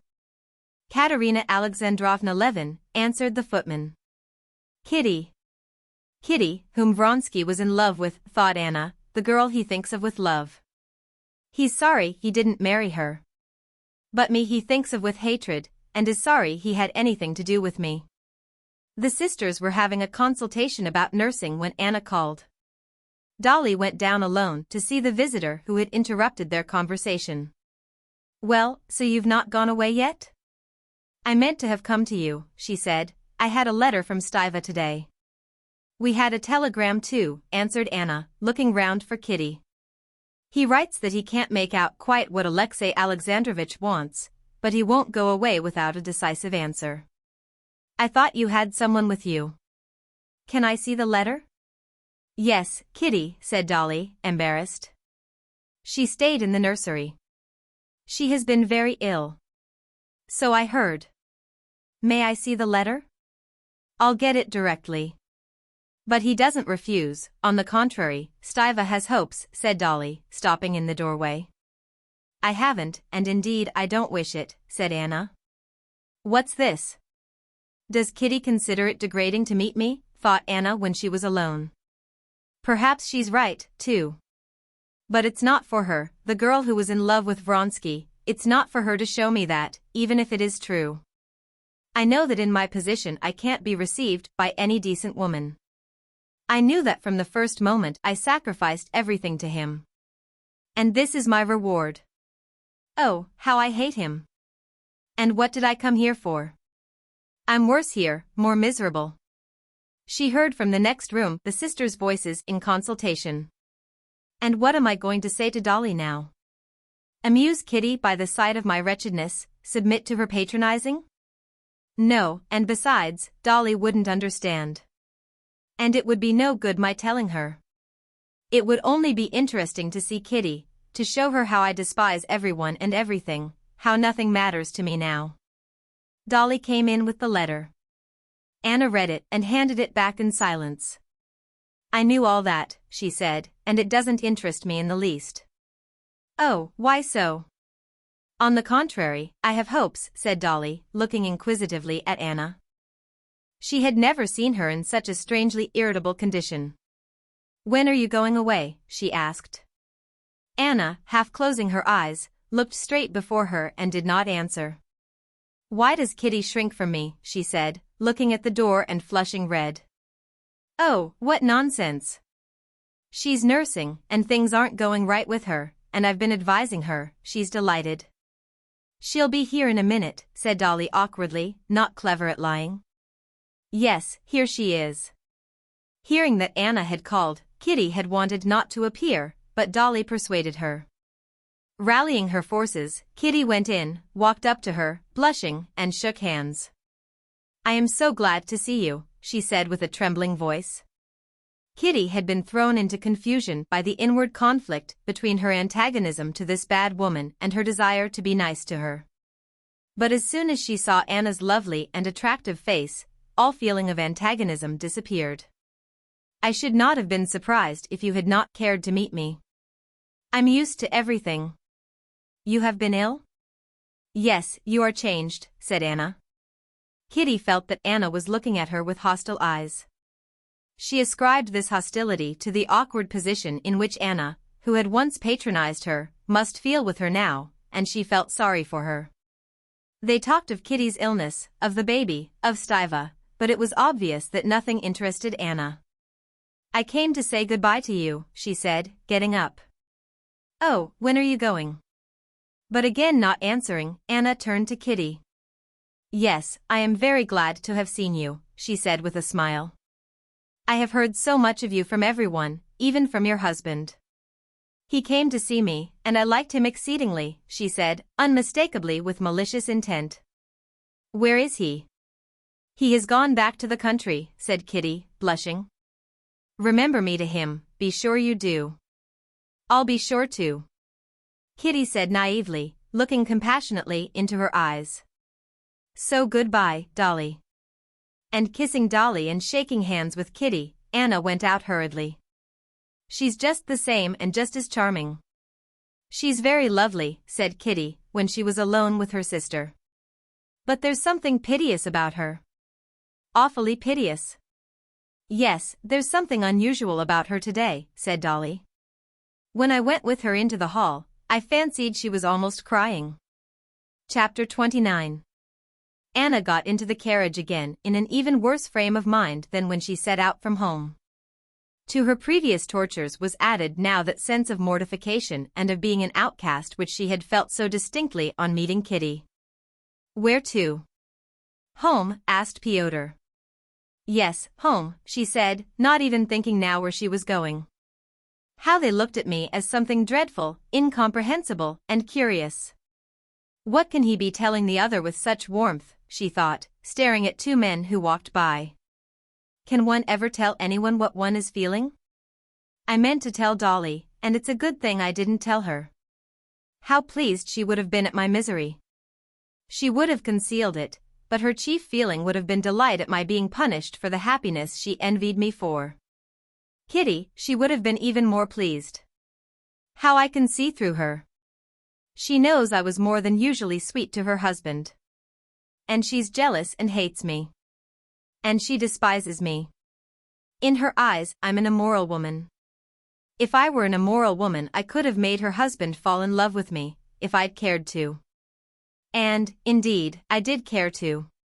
There's someone who's pleased with himself, she thought, as she saw a fat, rubicund gentleman coming towards her. He took her for an acquaintance, and lifted his glossy hat above his bald, glossy head, and then perceived his mistake. He thought he knew me. Well, he knows me as well as anyone in the world knows me. I don't know myself. I know my appetites, as the French say. They want that dirty ice cream, that they do know for certain, she thought, looking at two boys stopping an ice cream seller, who took a barrel off his head and began wiping his perspiring face with a towel. We all want what is sweet and nice. If not sweetmeats, then a dirty ice. And Kitty's the same, if not Vronsky, then Levin. And she envies me, and hates me. And we all hate each other. I Kitty me. Yes, that's the truth. Tyetkin, coiffeur. J.E. me face coiffeur par Tyetkin. I'll tell him that when he comes, she thought and smiled. But the same instant she remembered that she had no one now to tell anything amusing to. And there's nothing amusing, nothing mirthful, really. It's all hateful. They're singing for Vespers, and how carefully that merchant crosses himself. As if he were afraid of missing something. Why these churches and this singing and this humbug? Simply to conceal that we all hate each other like these cab drivers who are abusing each other so angrily. Yashvin says, he wants to strip me of my shirt, and I him of his. Yes, that's the truth. She was plunged in these thoughts, which so engrossed her that she left off thinking of her own position, when the carriage drew up at the steps of her house. It was only when she saw the porter running out to meet her that she remembered she had sent the note and the telegram. Is there an answer? She inquired. I'll see this minute, answered the porter, and glancing into his room, he took out and gave her the thin square envelope of a telegram. I can't come before 10 o'clock, Vronsky, she read. And hasn't the messenger come back? No, answered the porter. Then, since it's so, I know what I must do, she said, and feeling a vague fury and craving for revenge rising up within her, she ran upstairs. I'll go to him myself. Before going away forever, I'll tell him all. Never have I hated anyone as I hate that man, she thought. Seeing his hat on the rack, she shuddered with aversion. She did not consider that his telegram was an answer to her telegram and that he had not yet received her note. She pictured him to herself as talking calmly to his mother and Princess Sorokina and rejoicing at her sufferings. Yes, I must go quickly, she said, not knowing yet where she was going. She longed to get away as quickly as possible from the feelings she had gone through in that awful house. The servants, the walls, the things in that house, all aroused repulsion and hatred in her and lay like a weight upon her. Yes, I must go to the railway station, and if he's not there, then go there and catch him. Anna looked at the railway timetable in the newspapers. An evening train went at 8:02. Yes, I shall be in time. She gave orders for the other horses to be put in the carriage, and packed in a traveling bag the things needed for a few days. She knew she would never come back here again. Among the plans that came into her head, she vaguely determined that after what would happen at the station or at the Countess's house, she would go as far as the first town on the Nizhny road and stop there. Dinner was on the table. She went up, but the smell of the bread and cheese was enough to make her feel that all food was disgusting. She ordered the carriage and went out. The house threw a shadow now right across the street, but it was a bright evening and still warm in the sunshine. Anushka, who came down with her things, and Pyotr, who put the things in the carriage, and the coachman, evidently out of humor, were all hateful to her, and irritated her by their words and actions. I don't want you, Pyotr. But how about the ticket? Well, as you like, it doesn't matter, she said crossly. Pyotr jumped on the box, and putting his arms akimbo, told the coachman to drive to the booking office. Chapter 30. Here it is again. Again, I understand it all. Anna said to herself, as soon as the carriage had started and swaying lightly, rumbled over the tiny cobbles of the paved road, and again one impression followed rapidly upon another. Yes, what was the last thing I thought of so clearly? She tried to recall it. Tyetkin, coiffeur? No, not that. Yes, of what Yashvin says, the struggle for existence and hatred is the one thing that holds men together. No, it's a useless journey you're making, she said, mentally addressing a party in a coach and four, evidently going for an excursion into the country. And the dog you're taking with you will be no help to you. You can't get away from yourselves. Turning her eyes in the direction Pyotr had turned to look, she saw a factory hand almost dead drunk, with hanging head, being led away by a policeman. Come, he's found a quicker way, she thought.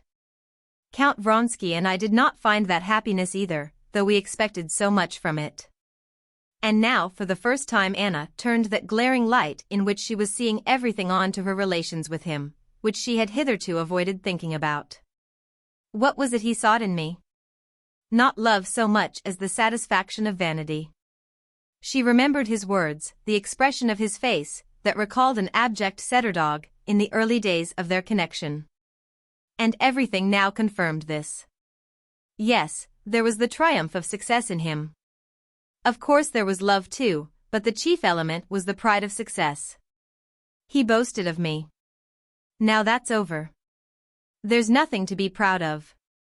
Not to be proud of, but to be ashamed of. He has taken from me all he could, and now I am no use to him. He is weary of me and is trying not to be dishonorable in his behavior to me. He let that out yesterday. He wants divorce and marriage so as to burn his ships. He loves me, but how? The zest is gone, as the English say. That fellow wants everyone to admire him and is very much pleased with himself, she thought, looking at a red-faced clerk, riding on a riding school horse. Yes, there's not the same flavor about me for him now. If I go away from him, at the bottom of his heart he will be glad. This was not mere supposition, she saw it distinctly in the piercing light, which revealed to her now the meaning of life and human relations. My love keeps growing more passionate and egoistic, while his is waning, and that's why we're drifting apart. She went on musing. And there's no help for it. He is everything for me, and I want him more and more to give himself up to me entirely. And he wants more and more to get away from me. We walked to meet each other up to the time of our love, and then we have been irresistibly drifting in different directions. And there's no altering that. He tells me I'm insanely jealous, and I have told myself that I am insanely jealous. But it's not true. I'm not jealous, but I'm unsatisfied. But... She opened her lips and shifted her place in the carriage in the excitement, aroused by the thought that suddenly struck her. If I could be anything but a mistress, passionately caring for nothing but his caresses, but I can't and I don't care to be anything else. And by that desire I rouse aversion in him, and he rouses fury in me, and it cannot be different.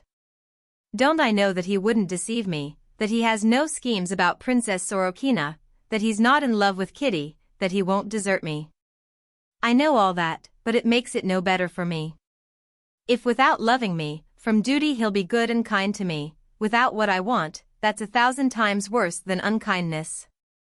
That's hell. And that's just how it is. For a long while now he hasn't loved me. And where love ends, hate begins. I don't know these streets at all. Hills it seems, and still houses, and houses. And in the houses always people and people. How many of them, no end, and all hating each other. Come, let me try and think what I want, to make me happy. Well? Suppose I am divorced, and Alexei Alexandrovich lets me have Seryoza, and I marry Vronsky. Thinking of Alexei Alexandrovich, she at once pictured him with extraordinary vividness as though he were alive before her, with his mild, lifeless, dull eyes, the blue veins in his white hands, his intonations and the cracking of his fingers. And remembering the feeling which had existed between them, and which was also called love, she shuddered with loathing. Well, I'm divorced, and become Vronsky's wife. Well, will Kitty cease looking at me as she looked at me today? No. And will Seryoza leave off asking and wondering about my two husbands? And is there any new feeling I can awaken between Vronsky and me? Is there possible, if not happiness, some sort of ease from misery? No, no, she answered now without the slightest hesitation. Impossible. We are drawn apart by life, and I make his unhappiness, and he mine, and there's no altering him or me. Every attempt has been made, the screw has come unscrewed. Oh, a beggar woman with a baby. She thinks I'm sorry for her. Aren't we all flung into the world only to hate each other, and so to torture ourselves and each other? Schoolboys coming, laughing seriosa, she thought. I thought, too, that I loved him and used to be touched by my own tenderness. But I have lived without him, I gave him up for another love, and did not regret the exchange till that love was satisfied. And with loathing she thought of what she meant by that love. And the clearness with which she saw life now, her own and all men's, was a pleasure to her. It's so with me and Fyodor, and the coachman, Fyodor, and that merchant, and all the people living along the Volga, where those placards invite one to go, and everywhere and always. She thought when she had driven under the low-pitched roof of the Nizhegorod station, and the porters ran to meet her. A ticket to Obralovka, said Pyotr. She had utterly forgotten where and why she was going, and only by a great effort she understood the question. Yes, she said, handing him her purse, and taking a little red bag in her hand, she got out of the carriage. Making her way through the crowd to the first-class waiting room, she gradually recollected all the details of her position, and the plans between which she was hesitating. And again at the old sore places, hope and then despair poisoned the wounds of her tortured, fearfully throbbing heart. As she sat on the star-shaped sofa waiting for the train, she gazed with aversion at the people coming and going. They were all hateful to her, and thought how she would arrive at the station, would write him a note. And what she would write to him, and how he was at this moment complaining to his mother of his position, not understanding her sufferings, and how she would go into the room, and what she would say to him. Then she thought that life might still be happy, and how miserably she loved and hated him, and how fearfully her heart was beating. Chapter 31. A bell rang. Some young men, ugly and impudent, and at the same time careful of the impression they were making, hurried by. Pyotr, too, crossed the room in his livery and top boots, with his dull, animal face, and came up to her to take her to the train. Some noisy men were quiet as she passed them on the platform, and one whispered something about her to another, something vile, no doubt. She stepped up on the high step, and sat down in a carriage by herself on a dirty seat that had been white. Her bag lay beside her, shaken up and down by the springiness of the seat. With a foolish smile Pyotr raised his hat, with its colored band, at the window, in token of farewell. An impudent conductor slammed the door and the latch. A grotesque-looking lady wearing a bustle, Anna mentally undressed the woman, and was appalled at her hideousness, and a little girl laughing affectedly ran down the platform. Katerina Andreevna, she's got them all, ma tante, cried the girl. Even the child's hideous and affected, thought Anna. To avoid seeing anyone, she got up quickly and seated herself at the opposite window of the empty carriage. A misshapen-looking peasant covered with dirt, in a cap from which his tangled hair stuck out all round, passed by that window, stooping down to the carriage wheels. There's something familiar about that hideous peasant, thought Anna. And remembering her dream, she moved away to the opposite door, shaking with terror. The conductor opened the door and let in a man and his wife. Do you wish to get out? Anna made no answer. The conductor and her two fellow passengers did not notice under her veil her panic-stricken face. She went back to her corner and sat down. The couple seated themselves on the opposite side, and intently but surreptitiously scrutinized her clothes. Both husband and wife seemed repulsive to Anna. The husband asked, would she allow him to smoke, obviously not with a view to smoking but to getting into conversation with her. Receiving her assent, he said to his wife in French something about caring less to smoke than to talk. They made inane and affected remarks to one another, entirely for her benefit. Anna saw clearly that they were sick of each other, and hated each other. And no one could have helped hating such miserable monstrosities. A second bell sounded, and was followed by moving of luggage, noise, shouting and laughter. It was so clear to Anna that there was nothing for anyone to be glad of, that this laughter irritated her agonizingly, and she would have liked to stop up her ears not to hear it. At last the third bell rang, there was a whistle and a hiss of steam, and a clank of chains, and the man in her carriage crossed himself. It would be interesting to ask him what meaning he attaches to that, thought Anna, looking angrily at him. She looked past the lady out of the window at the people who seemed whirling by as they ran beside the train or stood on the platform. The train, jerking at regular intervals at the junctions of the rails, rolled by the platform, past a stone wall, a signal box, past other trains. The wheels, moving more smoothly and evenly, resounded with a slight clang on the rails. The window was lighted up by the bright evening sun, and a slight breeze fluttered the curtain. Anna forgot her fellow passengers, and to the light swaying of the train she fell to thinking again, as she breathed the fresh air. Yes, what did I stop at? That I couldn't conceive a position in which life would not be a misery, that we are all created to be miserable, and that we all know it, and all invent means of deceiving each other. And when one sees the truth, what is one to do? That's what reason is given man for, to escape from what worries him, said the lady in French, lisping affectedly, and obviously pleased with her phrase. The words seemed an answer to Anna's thoughts. To escape from what worries him, repeated Anna. And glancing at the red-cheeked husband and the thin wife, she saw that the sickly wife considered herself misunderstood, and the husband deceived her and encouraged her in that idea of herself. Anna seemed to see all their history and all the crannies of their souls, as it were turning a light upon them. But there was nothing interesting in them, and she pursued her thought.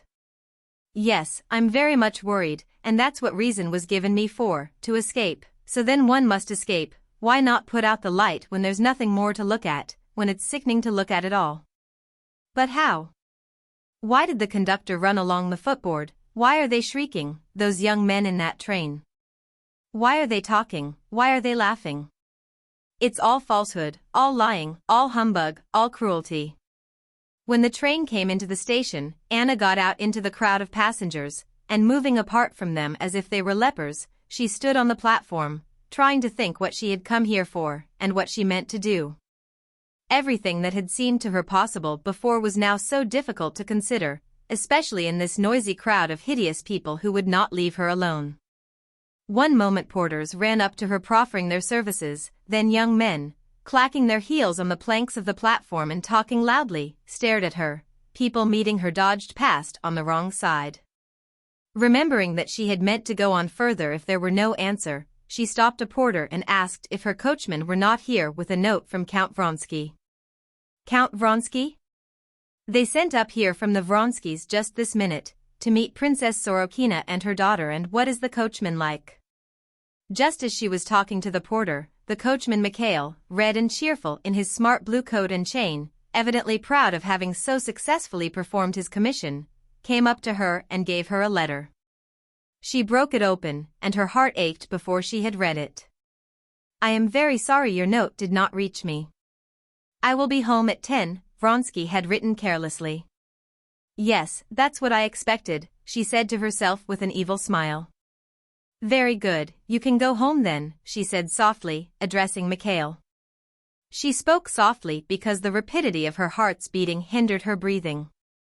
No, I won't let you make me miserable, she thought menacingly, addressing not him, not herself, but the power that made her suffer, and she walked along the platform. Two maidservants walking along the platform turned their heads, staring at her and making some remarks about her dress. Real, they said of the lace she was wearing. The young men would not leave her in peace. Again they passed by, peering into her face, and with a laugh shouting something in an unnatural voice. The station master coming up asked her whether she was going by train. A boy selling kvass never took his eyes off her. My God! Where am I to go, she thought, going farther and farther along the platform. At the end she stopped.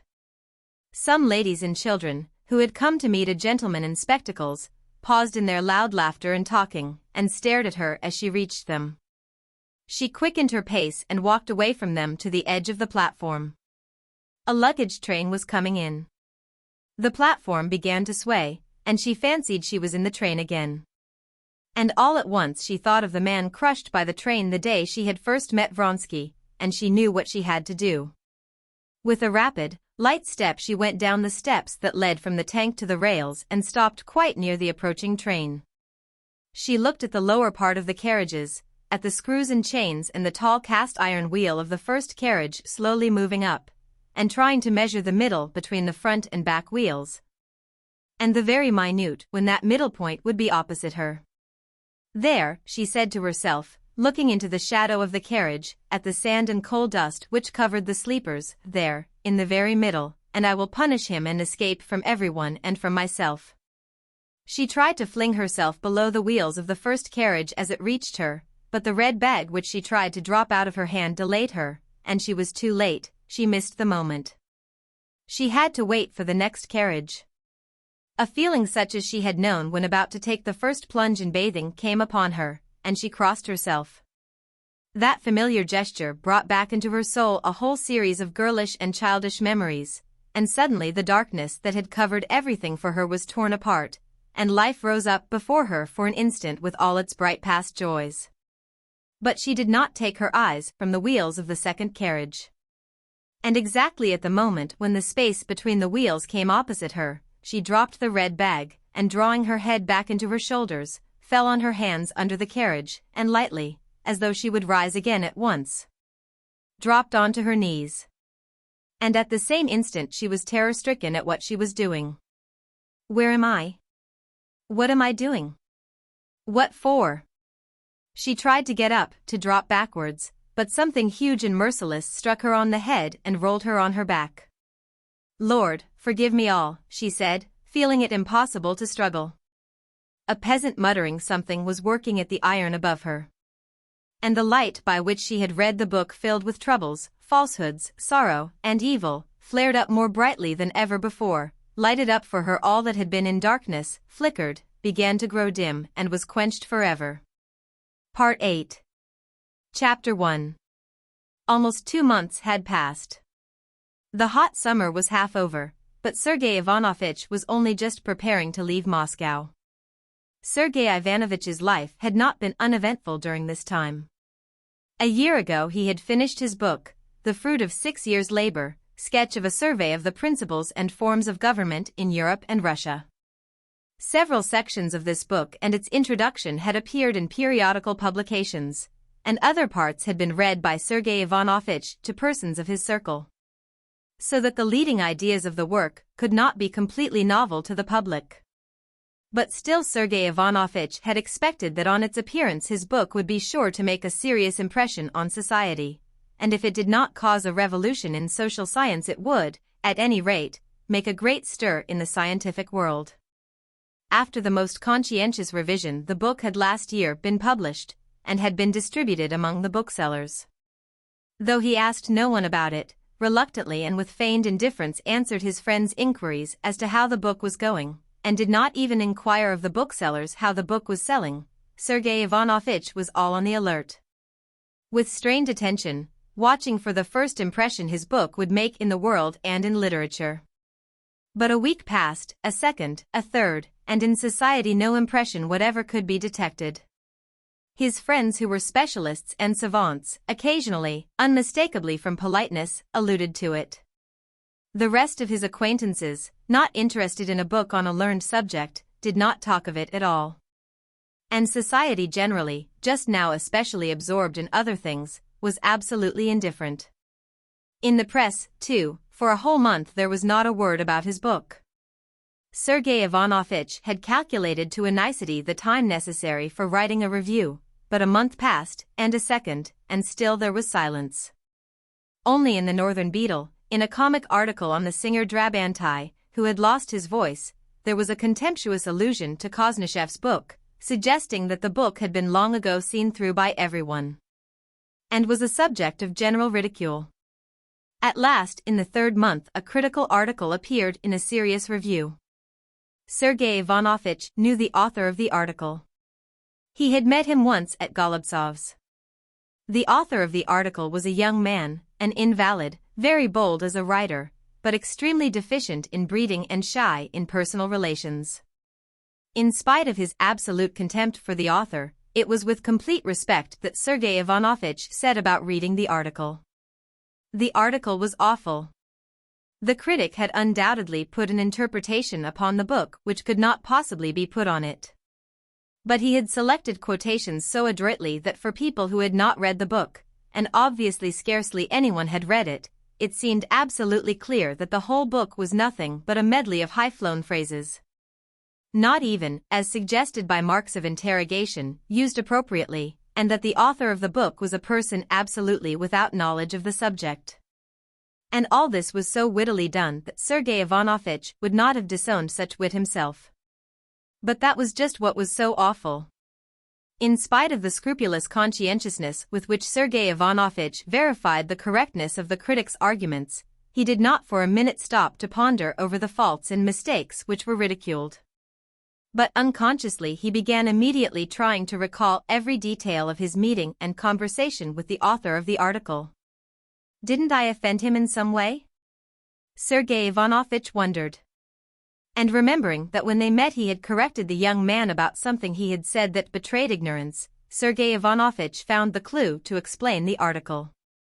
This article was followed by a deadly silence about the book both in the press and in conversation, and Sergei Ivanovich saw that his 6 years' task, toiled at with such love and labor, had gone, leaving no trace. Sergei Ivanovich's position was still more difficult from the fact that, since he had finished his book, he had had no more literary work to do, such as had hitherto occupied the greater part of his time. Sergei Ivanovich was clever, cultivated, healthy, and energetic, and he did not know what use to make of his energy. Conversations in drawing rooms, in meetings, assemblies, and committees, everywhere where talk was possible, took up part of his time. But being used for years to town life, he did not waste all his energies in talk, as his less experienced younger brother did, when he was in Moscow. He had a great deal of leisure and intellectual energy still to dispose of.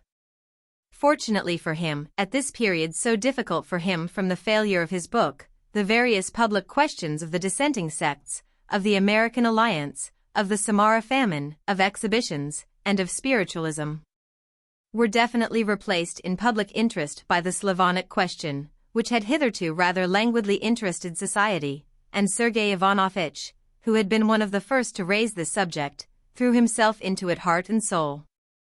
In the circle to which Sergei Ivanovich belonged, nothing was talked of or written about just now but the Servian War. Everything that the idle crowd usually does to kill time was done now for the benefit of the Slavonic states. Balls, concerts, dinners, matchboxes, ladies' dresses, beer, restaurants, everything testified to sympathy with the Slavonic peoples. From much of what was spoken and written on the subject, Sergei Ivanovich differed on various points. He saw that the Slavonic question had become one of those fashionable distractions which succeed one another in providing society with an object and an occupation. He saw, too, that a great many people were taking up the subject from motives of self-interest and self-advertisement. He recognized that the newspapers published a great deal that was superfluous and exaggerated, with the sole aim of attracting attention and outbidding one another. He saw that in this general movement those who thrust themselves most forward and shouted the loudest were men who had failed and were smarting under a sense of injury, generals without armies, ministers not in the ministry, journalists not on any paper, party leaders without followers. He saw that there was a great deal in it that was frivolous and absurd. But he saw and recognized an unmistakable growing enthusiasm, uniting all classes, with which it was impossible not to sympathize. The massacre of men who were fellow Christians, and of the same Slavonic race, excited sympathy for the sufferers and indignation against the oppressors. And the heroism of the Servians and Montenegrins struggling for a great cause begot in the whole people a longing to help their brothers not in word but in deed. But in this there was another aspect that rejoiced Sergei Ivanovich. That was the manifestation of public opinion. The public had definitely expressed its desire. The soul of the people had, as Sergei Ivanovich said, found expression. And the more he worked in this cause, the more incontestable it seemed to him that it was a cause destined to assume vast dimensions, to create an epoch. He threw himself heart and soul into the service of this great cause, and forgot to think about his book. His whole time now was engrossed by it, so that he could scarcely manage to answer all the letters and appeals addressed to him. He worked the whole spring and part of the summer, and it was only in July that he prepared to go away to his brothers in the country. He was going both to rest for a fortnight and in the very heart of the people, in the farthest wilds of the country, to enjoy the sight of that uplifting of the spirit of the people, of which, like all residents in the capital and big towns, he was fully persuaded. Katavasov had long been meaning to carry out his promise to stay with Levin, and so he was going with him. Chapter 2. Sergei Ivanovich and Katavasov had only just reached the station of the Kursk line, which was particularly busy and full of people that day, when, looking round for the groom who was following with their things, they saw a party of volunteers driving up in 4 cabs. Ladies met them with bouquets of flowers, and followed by the rushing crowd they went into the station. One of the ladies, who had met the volunteers, came out of the hall and addressed Sergei Ivanovich. "You two come to see them off?" she asked in French. "No, I'm going away myself, princess. To my brothers for a holiday." "Do you always see them off?" said Sergei Ivanovich with a hardly perceptible smile. "Oh, that would be impossible," answered the princess. "Is it true that 800 have been sent from us already?" "Malvinsky wouldn't believe me." "More than 800. If you reckon those who have been sent not directly from Moscow, over 1,000, answered Sergei Ivanovich. "There. That's just what I said," exclaimed the lady. "And it's true too, I suppose, that more than 1,000,000 has been subscribed?" "Yes, princess." "What do you say to today's telegram?" "Beaten the Turks again." "Yes, so I saw," answered Sergei Ivanovich. They were speaking of the last telegram stating that the Turks had been for 3 days in succession beaten at all points and put to flight, and that tomorrow a decisive engagement was expected. "Ah, by the way, a splendid young fellow has asked leave to go, and they've made some difficulty, I don't know why. I meant to ask you, I know him, please write a note about his case. He's being sent by Countess Lydia Ivanovna." Sergei Ivanovich asked for all the details the princess knew about the young man, and going into the first-class waiting room, wrote a note to the person on whom the granting of leave of absence depended, and handed it to the princess. "You know Count Vronsky, the notorious one, is going by this train," said the princess with a smile full of triumph and meaning, when he found her again and gave her the letter. "I had heard he was going, but I did not know when." "By this train?" "I've seen him. He's here, there's only his mother seeing him off. It's the best thing, anyway, that he could do." "Oh, yes, of course." While they were talking, the crowd streamed by them into the dining room. They went forward too, and heard a gentleman with a glass in his hand delivering a loud discourse to the volunteers. "In the service of religion, humanity, and our brothers," the gentleman said, his voice growing louder and louder. "To this great cause Mother Moscow dedicates you with her blessing. Jivio," he concluded, loudly and tearfully. Everyone shouted Jivio. And a fresh crowd dashed into the hall, almost carrying the princess off her legs. "Ah, princess. That was something like," said Stepan Arkadyevitch, suddenly appearing in the middle of the crowd and beaming upon them with a delighted smile. "Capitally," warmly said, "wasn't it? Bravo. And Sergei Ivanovich? Why, you ought to have said something, just a few words, you know, to encourage them, you do that so well," he added with a soft, respectful, and discreet smile, moving Sergei Ivanovich forward a little by the arm. "No, I'm just off." "Where to?" "To the country, to my brothers," answered Sergei Ivanovich. "Then you'll see my wife." "I've written to her, but you'll see her first. Please tell her that they've seen me and that it's all right, as the English say. She'll understand. Oh, and be so good as to tell her I'm appointed secretary of the committee." "But she'll understand. You know, les petites misères de la vie humaine," he said, as it were apologizing to the princess. "And Princess Myakaya, not Liza, but Bibish, is sending 1,000 guns and 12 nurses. Did I tell you?" "Yes, I heard so," answered Koznishev indifferently. "It's a pity you're going away," said Stepan Arkadyevitch. Tomorrow we're giving a dinner to two who are setting off, Dimer Bartniansky from Petersburg and Arvislavsky, Grisha. They're both going. Vislavsky's only lately married. There's a fine fellow for you. Princess, he turned to the lady. The princess looked at Koznishev without replying. But the fact that Sergei Ivanovich and the princess seemed anxious to get rid of him did not in the least disconcert Stepan Arkadyevich. Smiling, he stared at the feather in the princess's hat, and then about him as though he were going to pick something up. Seeing a lady approaching with a collecting box, he beckoned her up and put in a 5-ruble note. I can never see these collecting boxes unmoved while I've money in my pocket, he said.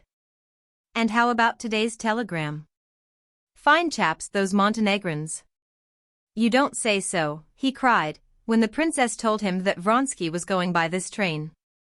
For an instant Stepan Arkadyevich's face looked sad, but a minute later, when, stroking his mustaches and swinging as he walked, he went into the hall where Vronsky was, he had completely forgotten his own despairing sobs over his sister's corpse. And he saw in Vronsky only a hero and an old friend. With all his faults one can't refuse to do him justice, said the princess to Sergei Ivanovich as soon as Stepan Arkadyevich had left them. What a typically Russian, Slav nature. Only, I'm afraid it won't be pleasant for Vronsky to see him. Say what you will, I'm touched by that man's fate. Do talk to him a little on the way, said the princess.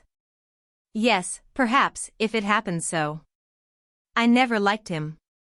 But this atones for a great deal. He's not merely going himself, he's taking a squadron at his own expense. Yes, so I heard. A bell sounded. Everyone crowded to the doors. Here he is, said the princess, indicating Vronsky, who with his mother on his arm walked by, wearing a long overcoat and wide-brimmed black hat. Oblonsky was walking beside him, talking eagerly of something. Vronsky was frowning and looking straight before him, as though he did not hear what Stepan Arkadyevich was saying. Probably on Oblonsky's pointing them out, he looked round in the direction where the princess and Sergei Ivanovich were standing, and without speaking lifted his hat. His face, aged and worn by suffering, looked stony. Going on to the platform, Vronsky left his mother and disappeared into a compartment. On the platform there rang out God Save the Tsar, then shouts of hurrah and jivio. One of the volunteers, a tall, very young man with a hollow chest, was particularly conspicuous, bowing and waving his felt hat and a nosegay over his head. Then 2 officers emerged, bowing too, and a stout man with a big beard, wearing a greasy forage cap. Chapter 3. Saying goodbye to the princess, Sergei Ivanovich was joined by Katavasov. Together they got into a carriage full to overflowing, and the train started. At Tsaritsino station, the train was met by a chorus of young men singing Hail to Thee. Again the volunteers bowed and poked their heads out, but Sergei Ivanovich paid no attention to them. He had had so much to do with the volunteers that the type was familiar to him and did not interest him. Katavasov, whose scientific work had prevented his having a chance of observing them hitherto, was very much interested in them and questioned Sergei Ivanovich. Sergei Ivanovich advised him to go into the second class and talk to them himself. At the next station Katavasov acted on this suggestion. At the first stop he moved into the second class and made the acquaintance of the volunteers. They were sitting in a corner of the carriage, talking loudly and obviously aware that the attention of the passengers and Katavasov as he got in was concentrated upon them. More loudly than all talked the tall, hollow-chested young man. He was unmistakably tipsy, and was relating some story that had occurred at his school. Facing him sat a middle-aged officer in the Austrian military jacket of the guard's uniform. He was listening with a smile to the hollow-chested youth, and occasionally pulling him up. The third, in an artillery uniform, was sitting on a box beside them. A fourth was asleep. Entering into conversation with the youth, Katavasov learned that he was a wealthy Moscow merchant who had run through a large fortune before he was 22. Katavasov did not like him, because he was unmanly and effeminate and sickly. He was obviously convinced, especially now after drinking, that he was performing a heroic action, and he bragged of it in the most unpleasant way. The second, the retired officer, made an unpleasant impression too upon Katavasov. He was, it seemed, a man who had tried everything. He had been on a railway, had been a land steward, and had started factories, and he talked, quite without necessity, of all he had done, and used learned expressions quite inappropriately. The third, the artilleryman, on the contrary, struck Katavasov very favorably. He was a quiet, modest fellow, unmistakably impressed by the knowledge of the officer and the heroic self-sacrifice of the merchant, and saying nothing about himself. When Katavasov asked him what had impelled him to go to Servia, he answered modestly, "Oh, well, everyone's going. The Servians want help, too. I'm sorry for them." "Yes, you artillerymen especially are scarce there," said Katavasov. "Oh, I wasn't long in the artillery, maybe they'll put me into the infantry or the cavalry." "Into the infantry when they need artillery more than anything?" said Katavasov, fancying from the artilleryman's apparent age that he must have reached a fairly high grade. "I wasn't long in the artillery, I'm a cadet retired," he said, and he began to explain how he had failed in his examination. All of this together made a disagreeable impression on Katavasov, and when the volunteers got out at a station for a drink, Katavasov would have liked to compare his unfavorable impression in conversation with someone. There was an old man in the carriage, wearing a military overcoat, who had been listening all the while to Katavasov's conversation with the volunteers. When they were left alone, Katavasov addressed him. "What different positions they come from, all those fellows who are going off there," Katavasov said vaguely, not wishing to express his own opinion, and at the same time anxious to find out the old man's views. The old man was an officer who had served on 2 campaigns. He knew what makes a soldier, and judging by the appearance and the talk of those persons, by the swagger with which they had recourse to the bottle on the journey, he considered them poor soldiers. Moreover, he lived in a district town, and he was longing to tell how one soldier had volunteered from his town, a drunkard and a thief whom no one would employ as a laborer. But knowing by experience that in the present condition of the public temper it was dangerous to express an opinion opposed to the general one, and especially to criticize the volunteers unfavorably, he too watched Katavasov without committing himself. "Well, men are wanted there," he said, laughing with his eyes. And they fell to talking of the last war news, and each concealed from the other his perplexity as to the engagement expected next day, since the Turks had been beaten, according to the latest news, at all points. And so they parted, neither giving expression to his opinion. Katavasov went back to his own carriage, and with reluctant hypocrisy reported to Sergei Ivanovitch his observations of the volunteers, from which it would appear that they were capital fellows.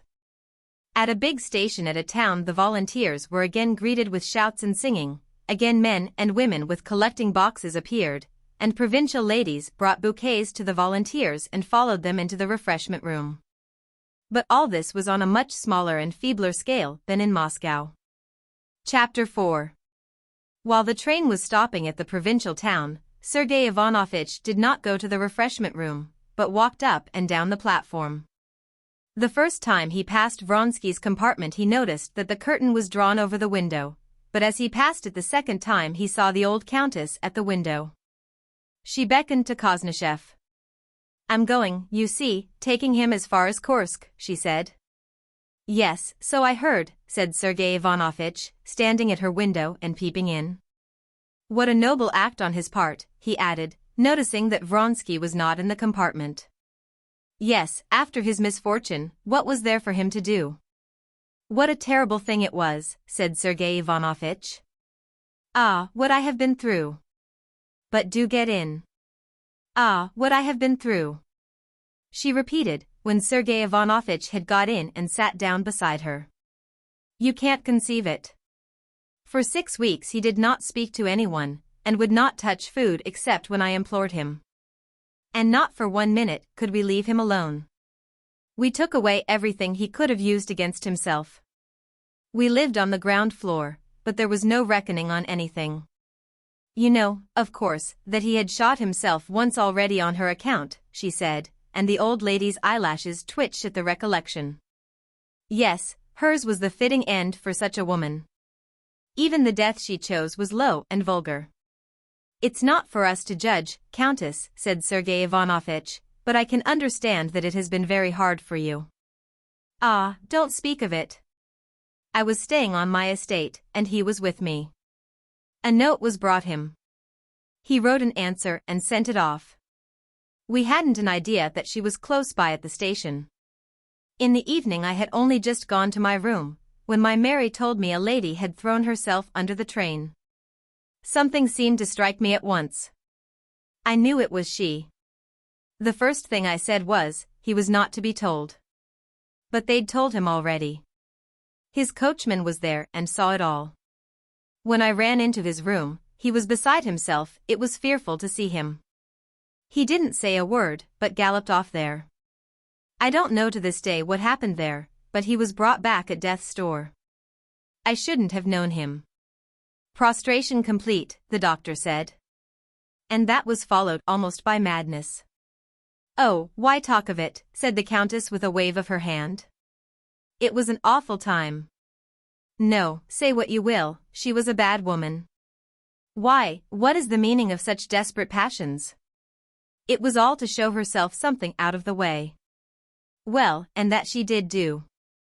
She brought herself to ruin and two good men, her husband and my unhappy son." "And what did her husband do?" asked Sergei Ivanovich. "He has taken her daughter." Alexei was ready to agree to anything at first. Now it worries him terribly that he should have given his own child away to another man. But he can't take back his word. Karenin came to the funeral. But we tried to prevent his meeting Alexei. For him, for her husband, it was easier, anyway. She had set him free. But my poor son was utterly given up to her. He had thrown up everything, his career, me, and even then she had no mercy on him, but of set purpose she made his ruin complete.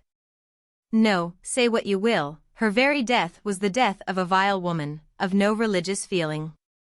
God forgive me, but I can't help hating the memory of her, when I look at my son's misery. But how is he now? It was a blessing from Providence for us, this Servian war. I'm old, and I don't understand the rights and wrongs of it, but it's come as a providential blessing to him. Of course for me, as his mother, it's terrible. And what's worse, they say, ce n'est pas très bien vu à Petersburg. But it can't be helped. It was the one thing that could rouse him. Yashvin, a friend of his, he had lost all he had at cards and he was going to Servia. He came to see him and persuaded him to go. Now it's an interest for him. Do please talk to him a little. I want to distract his mind. He's so low-spirited.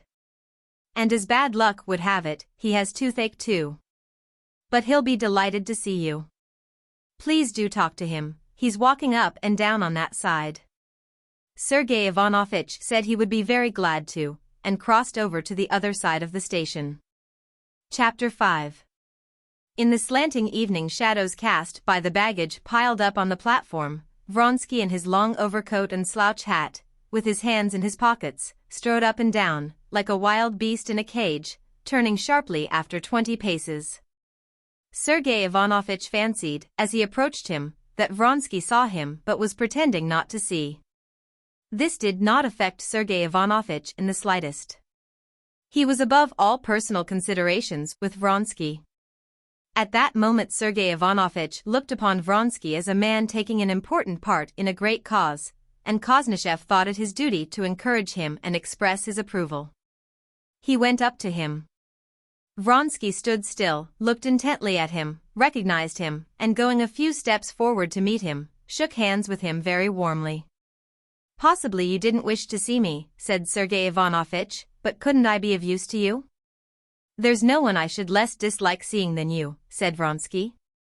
"Excuse me, and there's nothing in life for me to like." "I quite understand, and I merely meant to offer you my services," said Sergei Ivanovich, scanning Vronsky's face, full of unmistakable suffering. "Wouldn't it be of use to you to have a letter to Ristich, to Milan?" "Oh, no," Vronsky said, seeming to understand him with difficulty.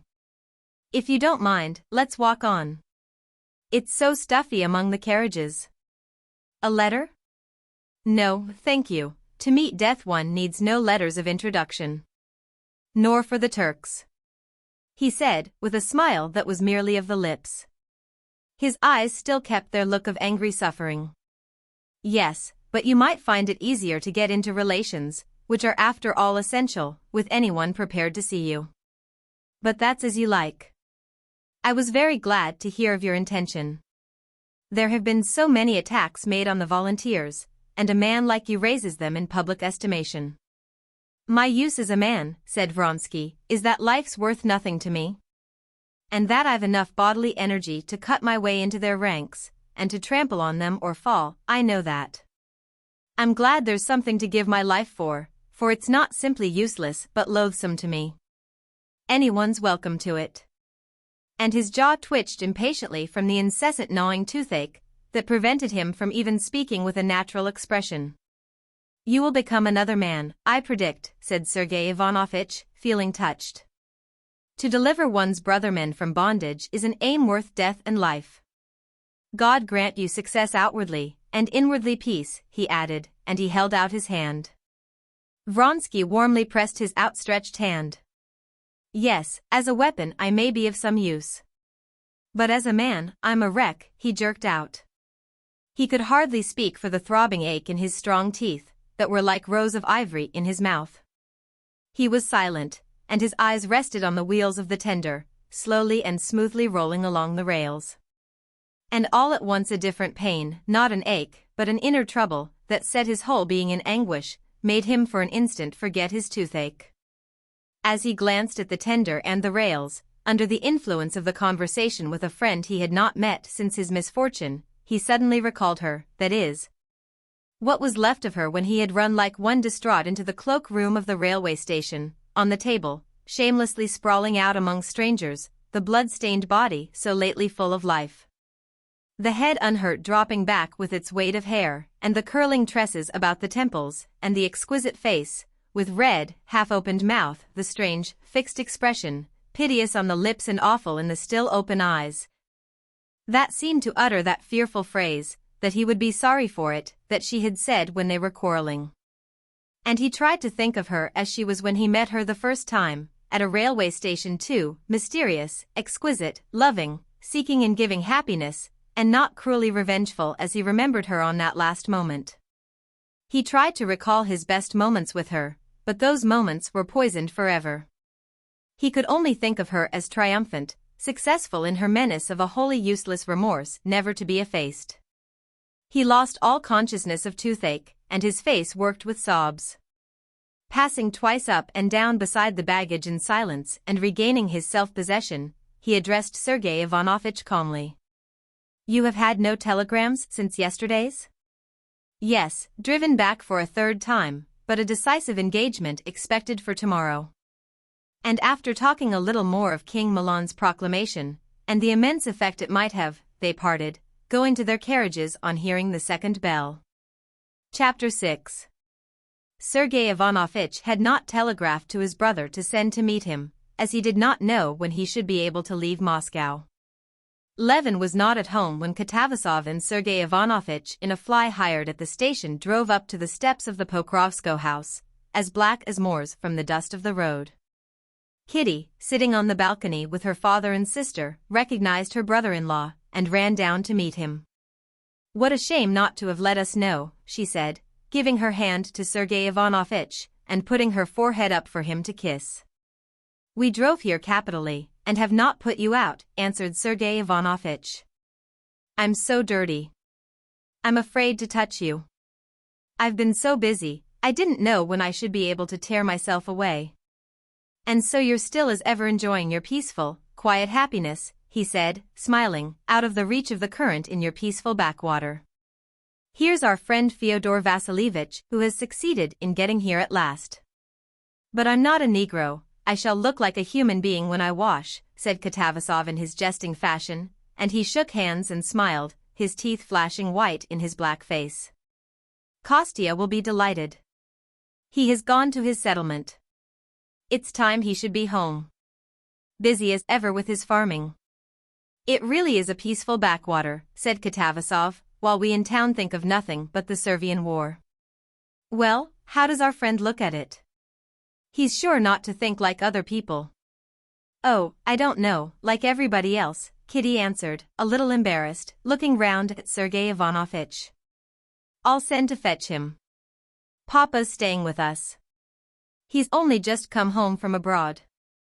And making arrangements to send for Levin and for the guests to wash, one in his room and the other in what had been Dolly's, and giving orders for their luncheon, Kitty ran out onto the balcony, enjoying the freedom and rapidity of movement, of which she had been deprived during the months of her pregnancy.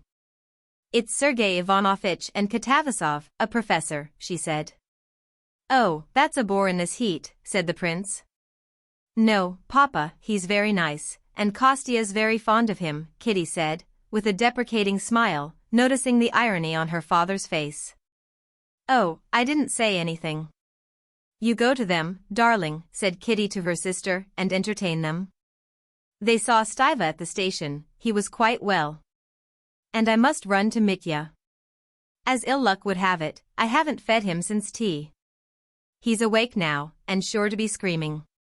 And feeling a rush of milk, she hurried to the nursery.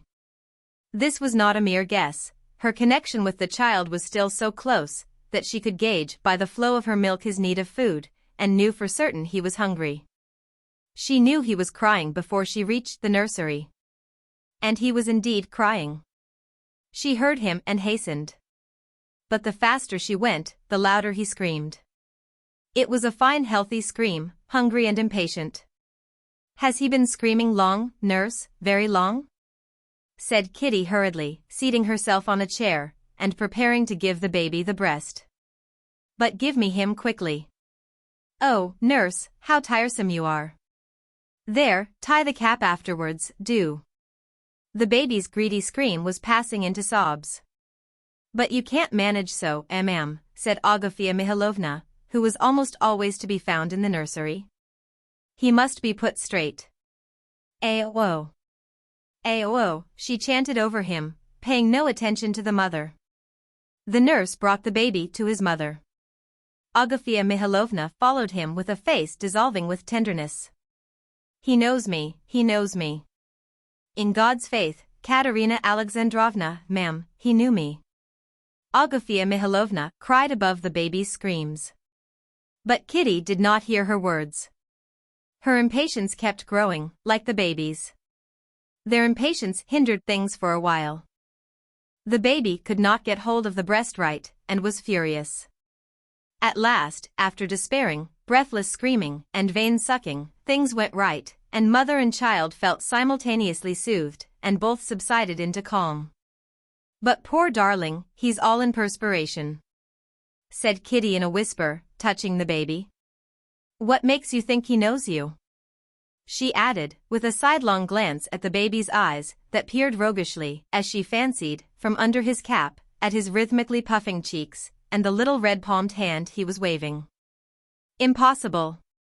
If he knew anyone, he would have known me, said Kitty, in response to Agafia Mihailovna's statement, and she smiled.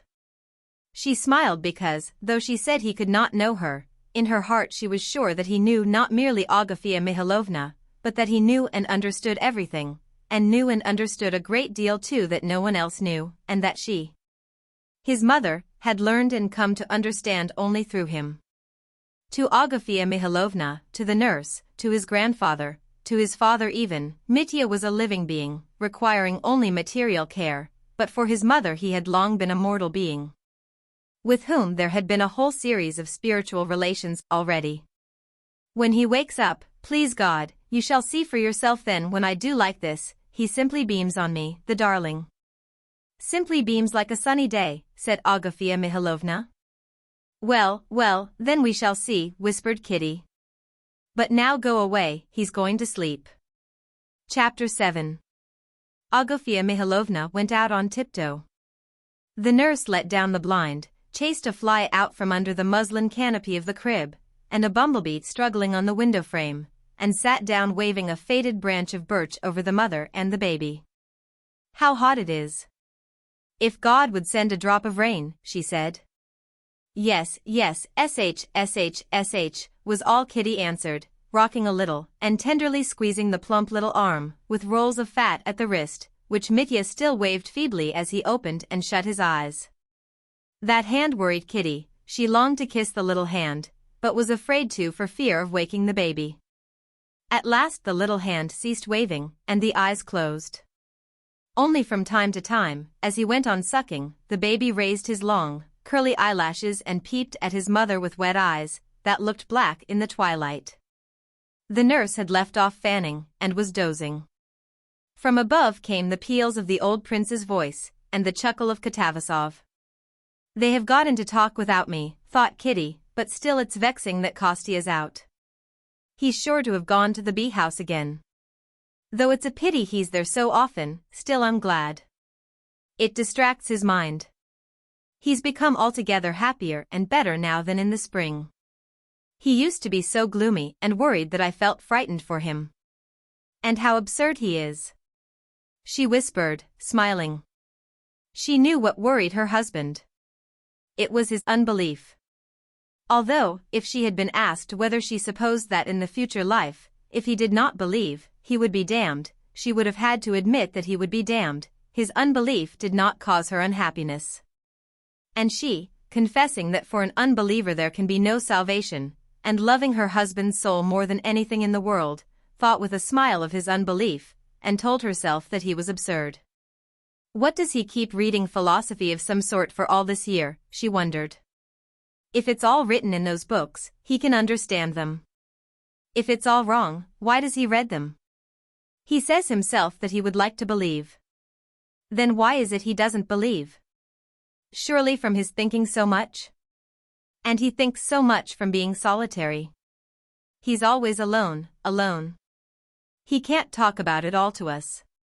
I fancy he'll be glad of these visitors, especially Katavasov. He likes discussions with them, she thought, and passed instantly to the consideration of where it would be more convenient to put Katavasov, to sleep alone or to share Sergei Ivanovich's room. And then an idea suddenly struck her, which made her shudder and even disturb Mitya, who glanced severely at her. I do believe the laundress hasn't sent the washing yet, and all the best sheets are in use. If I don't see to it, Agafia Mihailovna will give Sergei Ivanovich the wrong sheets, and at the very idea of this the blood rushed to Kitty's face. Yes, I will arrange it, she decided, and going back to her former thoughts, she remembered that some spiritual question of importance had been interrupted, and she began to recall what. Yes, Kostya, an unbeliever, she thought again with a smile. Well, an unbeliever then. Better let him always be one than like Madame Stahl, or what I tried to be in those days abroad. No, he won't ever sham anything. And a recent instance of his goodness rose vividly to her mind. A fortnight ago a penitent letter had come from Stepan Arkadyevitch to Dolly. He besought her to save his honor, to sell her estate to pay his debts. Dolly was in despair, she detested her husband, despised him, pitied him, resolved on a separation, resolved to refuse, but ended by agreeing to sell part of her property. After that, with an irrepressible smile of tenderness, Kitty recalled her husband's shamefaced embarrassment, his repeated awkward efforts to approach the subject, and how at last, having thought of the one means of helping Dolly without wounding her pride, he had suggested to Kitty, what had not occurred to her before, that she should give up her share of the property. He an unbeliever indeed. With his heart, his dread of offending anyone, even a child. Everything for others, nothing for himself. Sergei Ivanovich simply considers it as Kostya's duty to be his steward. And it's the same with his sister. Now Dolly and her children are under his guardianship, all these peasants who come to him every day, as though he were bound to be at their service. Yes, only be like your father, only like him, she said, handing Mitya over to the nurse, and putting her lips to his cheek. Chapter 8. Ever since, by his beloved brother's deathbed, Levin had first glanced into the questions of life and death in the light of these new convictions, as he called them, which had during the period from his 20th to his 34th year imperceptibly replaced his childish and youthful beliefs. He had been stricken with horror, not so much of death as of life, without any knowledge of whence, and why, and how, and what it was. The physical organization, its decay, the indestructibility of matter, the law of the conservation of energy, evolution, were the words which usurped the place of his old belief. These words and the ideas associated with them were very well for intellectual purposes.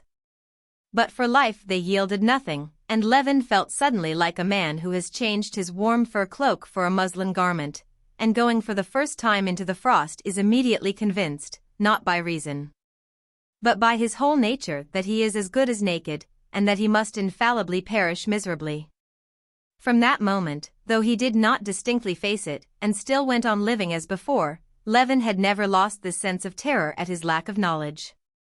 He vaguely felt, too, that what he called his new convictions were not merely lack of knowledge, but that they were part of a whole order of ideas, in which no knowledge of what he needed was possible. At first, marriage, with the new joys and duties bound up with it, had completely crowded out these thoughts. But of late, while he was staying in Moscow after his wife's confinement, with nothing to do, the question that clamored for solution had more and more often, more and more insistently, haunted Levin's mind. The question was summed up for him thus: if I do not accept the answers Christianity gives to the problems of my life, what answers do I accept? And in the whole arsenal of his convictions, so far from finding any satisfactory answers, he was utterly unable to find anything at all like an answer. He was in the position of a man seeking food in toy shops and tool shops. Instinctively, unconsciously, with every book, with every conversation, with every man he met, he was on the lookout for light on these questions and their solution. What puzzled and distracted him above everything was that the majority of men of his age and circle had, like him, exchanged their old beliefs for the same new convictions, and yet saw nothing to lament in this, and were perfectly satisfied and serene. So that, apart from the principal question, Levin was tortured by other questions too. Were these people sincere? He asked himself, or were they playing a part? Or was it that they understood the answers science gave to these problems in some different, clearer sense than he did? And he assiduously studied both these men's opinions and the books which treated of these scientific explanations. One fact he had found out since these questions had engrossed his mind was that he had been quite wrong in supposing from the recollections of the circle of his young days at college that religion had outlived its day, and that it was now practically non-existent. All the people nearest to him who were good in their lives were believers. The old prince, and Lvov, whom he liked so much, and Sergei Ivanovitch, and all the women believed, and his wife believed as simply as he had believed in his earliest childhood, and 99/100 of the Russian people. All the working people for whose life he felt the deepest respect, believed. Another fact of which he became convinced, after reading many scientific books, was that the men who shared his views had no other construction to put on them, and that they gave no explanation of the questions which he felt he could not live without answering, but simply ignored their existence and attempted to explain other questions of no possible interest to him, such as the evolution of organisms, the materialistic theory of consciousness, and so forth. Moreover, during his wife's confinement, something had happened that seemed extraordinary to him. He, an unbeliever, had fallen into praying, and at the moment he prayed, he believed. But that moment had passed, and he could not make his state of mind at that moment fit into the rest of his life. He could not admit that at that moment he knew the truth, and that now he was wrong. For as soon as he began thinking calmly about it, it all fell to pieces. He could not admit that he was mistaken then, for his spiritual condition then was precious to him, and to admit that it was a proof of weakness would have been to desecrate those moments. He was miserably divided against himself, and strained all his spiritual forces to the utmost to escape from this condition. Chapter 9. These doubts fretted and harassed him, growing weaker or stronger from time to time, but never leaving him. He read and thought, and the more he read and the more he thought, the further he felt from the aim he was pursuing. Of late in Moscow and in the country, since he had become convinced that he would find no solution in the materialists, he had read and reread thoroughly Plato, Spinoza, Kant, Schelling, Hegel, and Schopenhauer. The philosophers who gave a non-materialistic explanation of life. Their ideas seemed to him fruitful when he was reading or was himself seeking arguments to refute other theories, especially those of the materialists. But as soon as he began to read or sought for himself a solution of problems, the same thing always happened. As long as he followed the fixed definition of obscure words such as spirit, will, freedom, essence, purposely letting himself go into the snare of words the philosophers set for him, he seemed to comprehend something. But he had only to forget the artificial train of reasoning, and to turn from life itself to what had satisfied him while thinking in accordance with the fixed definitions. And all this artificial edifice fell to pieces at once like a house of cards, and it became clear that the edifice had been built up out of those transposed words, apart from anything in life more important than reason. At one time, reading Schopenhauer, he put in place of his will the word love, and for a couple of days this new philosophy charmed him, till he removed a little away from it. But then, when he turned from life itself to glance at it again, it fell away too, and proved to be the same muslin garment with no warmth in it. His brother Sergei Ivanovitch advised him to read the theological works of Homyakov. Levin read the second volume of Homyakov's works, and in spite of the elegant, epigrammatic, argumentative style which at first repelled him, he was impressed by the doctrine of the Church he found in them. He was struck at first by the idea that the apprehension of divine truths had not been vouchsafed to man, but to a corporation of men bound together by love, to the Church. What delighted him was the thought how much easier it was to believe in a still existing living Church, embracing all the beliefs of men, and having God at its head, and therefore holy and infallible, and from it to accept the faith in God. In the creation, the fall, the redemption, then to begin with God, a mysterious, faraway God, the creation, etc. But afterwards, on reading a Catholic writer's history of the Church, and then a Greek Orthodox writer's history of the Church, and seeing that the two churches, in their very conception infallible, each deny the authority of the other. Homyakov's doctrine of the Church lost all its charm for him, and this edifice crumbled into dust like the philosophers' edifices. All that spring he was not himself, and went through fearful moments of horror.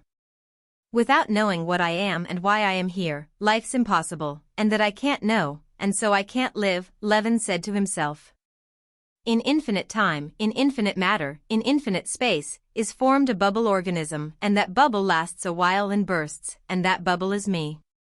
It was an agonizing error, but it was the sole logical result of ages of human thought in that direction. This was the ultimate belief on which all the systems elaborated by human thought in almost all their ramifications rested. It was the prevalent conviction, and of all other explanations Levin had unconsciously, not knowing when or how, chosen it, as anyway the clearest, and made it his own. But it was not merely a falsehood, it was the cruel jeer of some wicked power, some evil, hateful power, to whom one could not submit.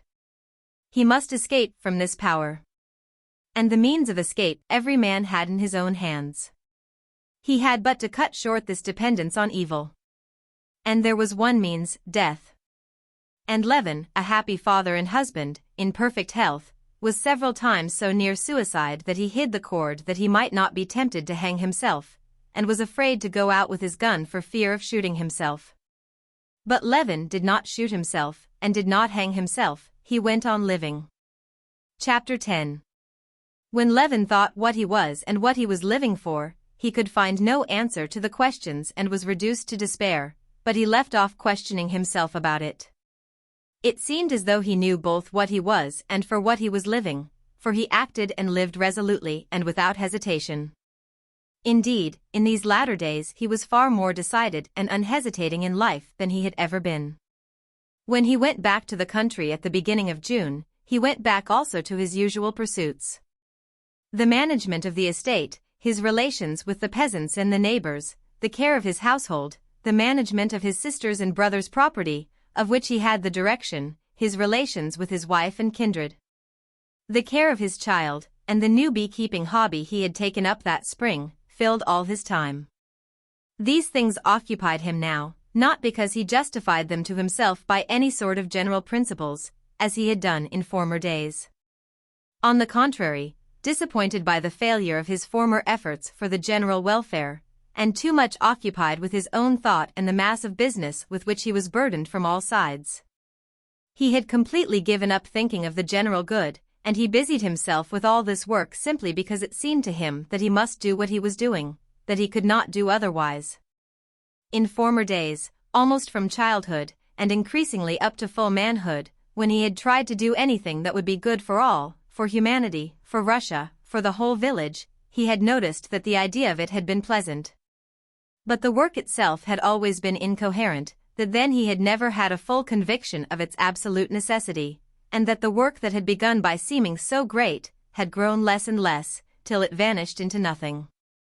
But now, since his marriage, when he had begun to confine himself more and more to living for himself, though he experienced no delight at all at the thought of the work he was doing, he felt a complete conviction of its necessity. Saw that it succeeded far better than in old days, and that it kept on growing more and more. Now, involuntarily it seemed, he cut more and more deeply into the soil like a plough, so that he could not be drawn out without turning aside the furrow.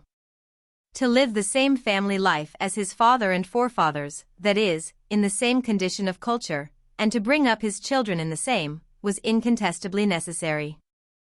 It was as necessary as dining when one was hungry. And to do this, just as it was necessary to cook dinner, it was necessary to keep the mechanism of agriculture at Pokrovskoe going so as to yield an income. Just as incontestably as it was necessary to repay a debt was it necessary to keep the property in such a condition that his son, when he received it as a heritage, would say thank you to his father as Levin had said thank you to his grandfather for all he built and planted. And to do this it was necessary to look after the land himself, not to let it, and to breed cattle, manure the fields, and plant timber. It was impossible not to look after the affairs of Sergei Ivanovitch, of his sister, of the peasants who came to him for advice and were accustomed to do so, as impossible as to fling down a child one is carrying in one's arms. It was necessary to look after the comfort of his sister-in-law and her children, and of his wife and baby, and it was impossible not to spend with them at least a short time each day. And all this, together with shooting and his new beekeeping, filled up the whole of Levin's life, which had no meaning at all for him when he began to think. But besides knowing thoroughly what he had to do, Levin knew in just the same way how he had to do it all, and what was more important than the rest. He knew he must hire laborers as cheaply as possible. But to hire men under bond, paying them in advance at less than the current rate of wages, was what he must not do, even though it was very profitable. Selling straw to the peasants in times of scarcity of provender was what he might do, even though he felt sorry for them, but the tavern and the pothouse must be put down, though they were a source of income. Felling timber must be punished as severely as possible, but he could not exact forfeits for cattle being driven onto his fields. And though it annoyed the keeper and made the peasants not afraid to graze their cattle on his land, he could not keep their cattle as a punishment. To Pyotr, who was paying a money-lender 10% a month, he must lend a sum of money to set him free, but he could not let off peasants who did not pay their rent, nor let them fall into arrears. It was impossible to overlook the bailiffs not having mown the meadows and letting the hay spoil. And it was equally impossible to mow those acres where a young copse had been planted.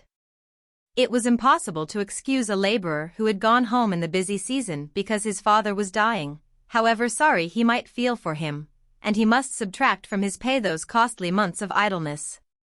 But it was impossible not to allow monthly rations to the old servants who were of no use for anything.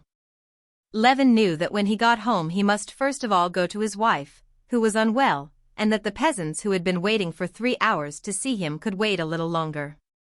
He knew too that, regardless of all the pleasure he felt in taking a swarm, he must forego that pleasure, and leave the old man to see to the bees alone, while he talked to the peasants who had come after him to the bee-house. Whether he were acting rightly or wrongly he did not know, and far from trying to prove that he was, nowadays he avoided all thought or talk about it. Reasoning had brought him to doubt, and prevented him from seeing what he ought to do and what he ought not. When he did not think, but simply lived, he was continually aware of the presence of an infallible judge in his soul, determining which of two possible courses of action was the better and which was the worse, and as soon as he did not act rightly, He was at once aware of it. So he lived, not knowing and not seeing any chance of knowing what he was and what he was living for, and harassed at this lack of knowledge to such a point that he was afraid of suicide. And yet firmly laying down his own individual definite path in life. Chapter 11. The day on which Sergei Ivanovich came to Pokrovskoe was one of Levin's most painful days. It was the very busiest working time, when all the peasantry show an extraordinary intensity of self-sacrifice in labor, such as is never shown in any other conditions of life. And would be highly esteemed if the men who showed these qualities themselves thought highly of them, and if it were not repeated every year, and if the results of this intense labor were not so simple. To reap and bind the rye and oats and to carry it, to mow the meadows, turn over the fallows, thrash the seed and sow the winter corn, all this seems so simple and ordinary. But to succeed in getting through it all, everyone in the village, from the old man to the young child, must toil incessantly for 3 or 4 weeks, 3 times as hard as usual, living on rye beer, onions, and black bread. Thrashing and carrying the sheaves at night, and not giving more than 2 or 3 hours in the 24 to sleep. And every year this is done all over Russia. Having lived the greater part of his life in the country and in the closest relations with the peasants, Levin always felt in this busy time that he was infected by this general quickening of energy in the people.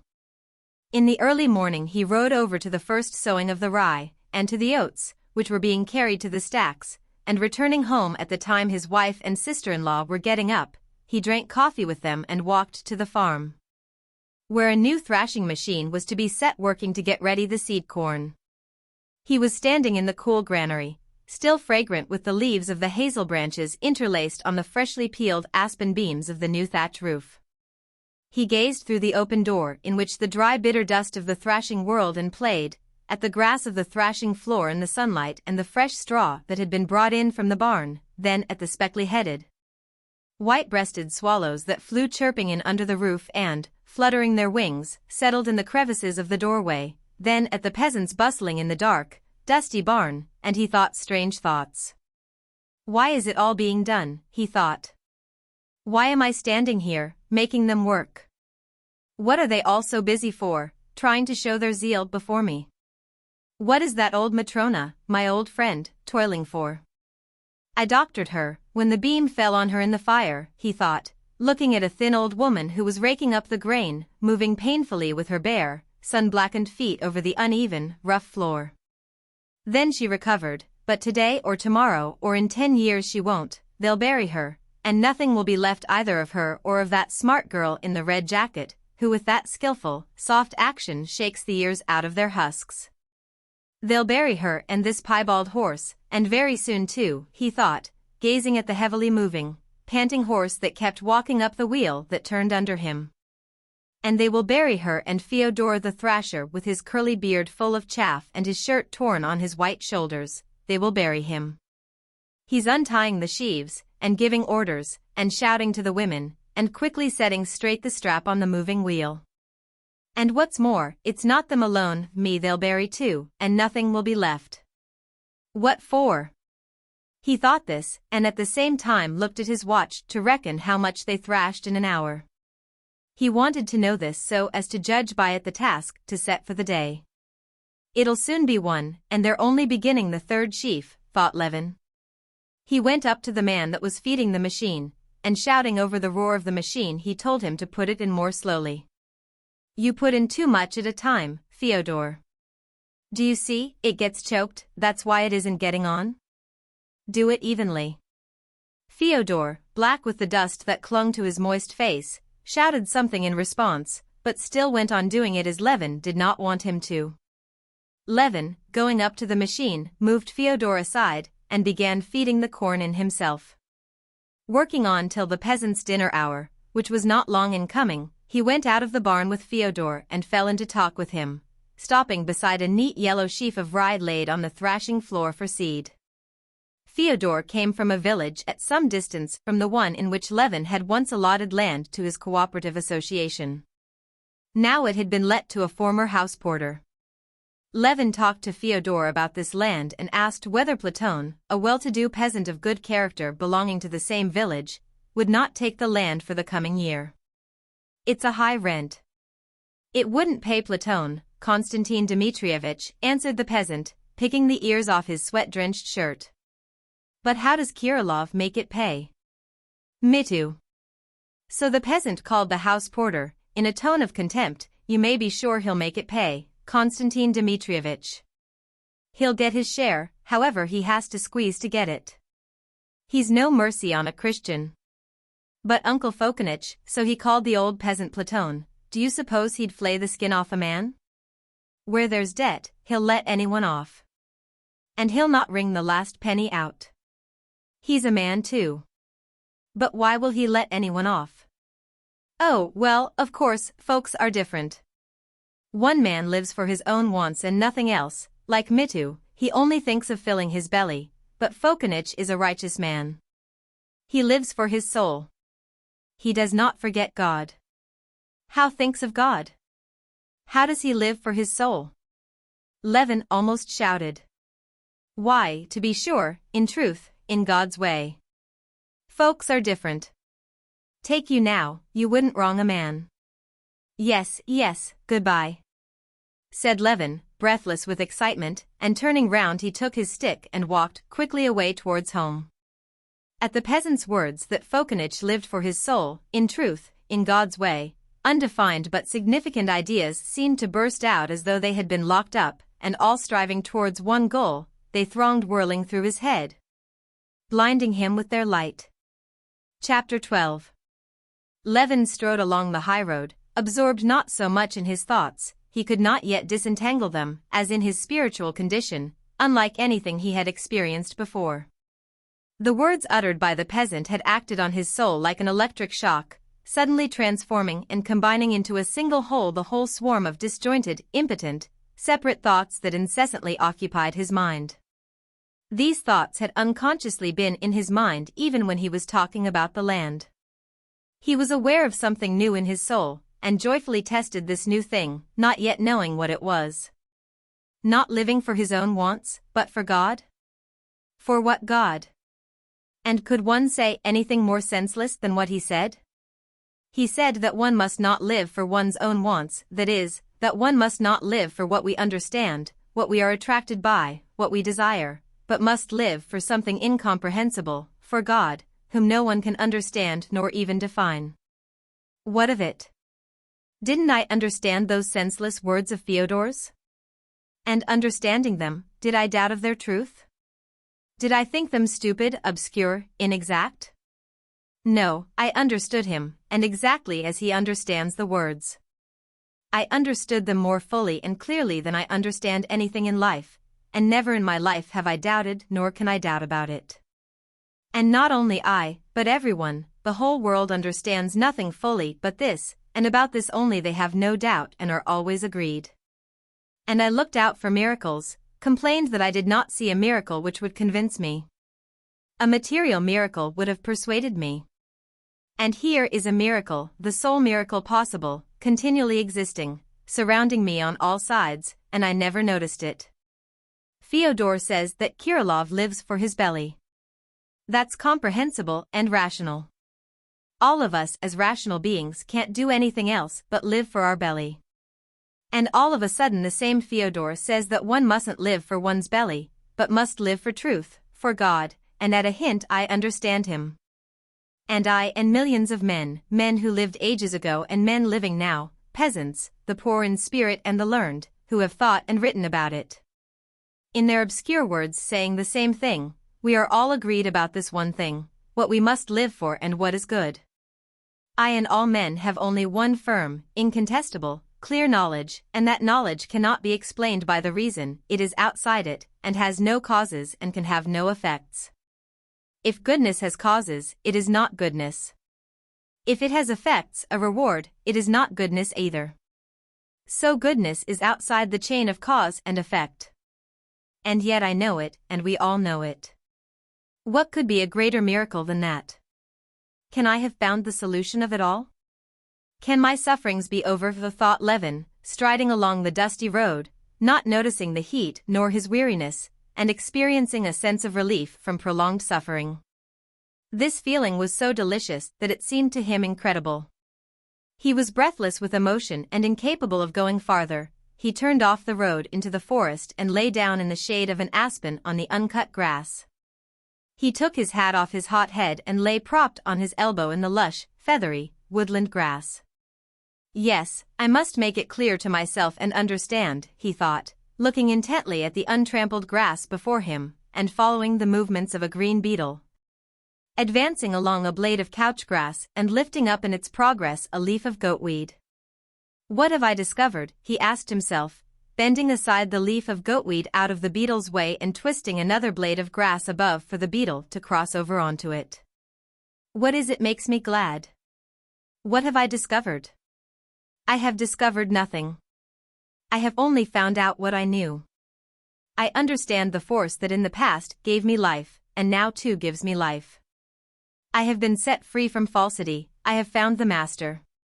Of old I used to say that in my body, that in the body of this grass and of this beetle, there, she didn't care for the grass, she's opened her wings and flown away, there was going on a transformation of matter in accordance with physical, chemical, and physiological laws.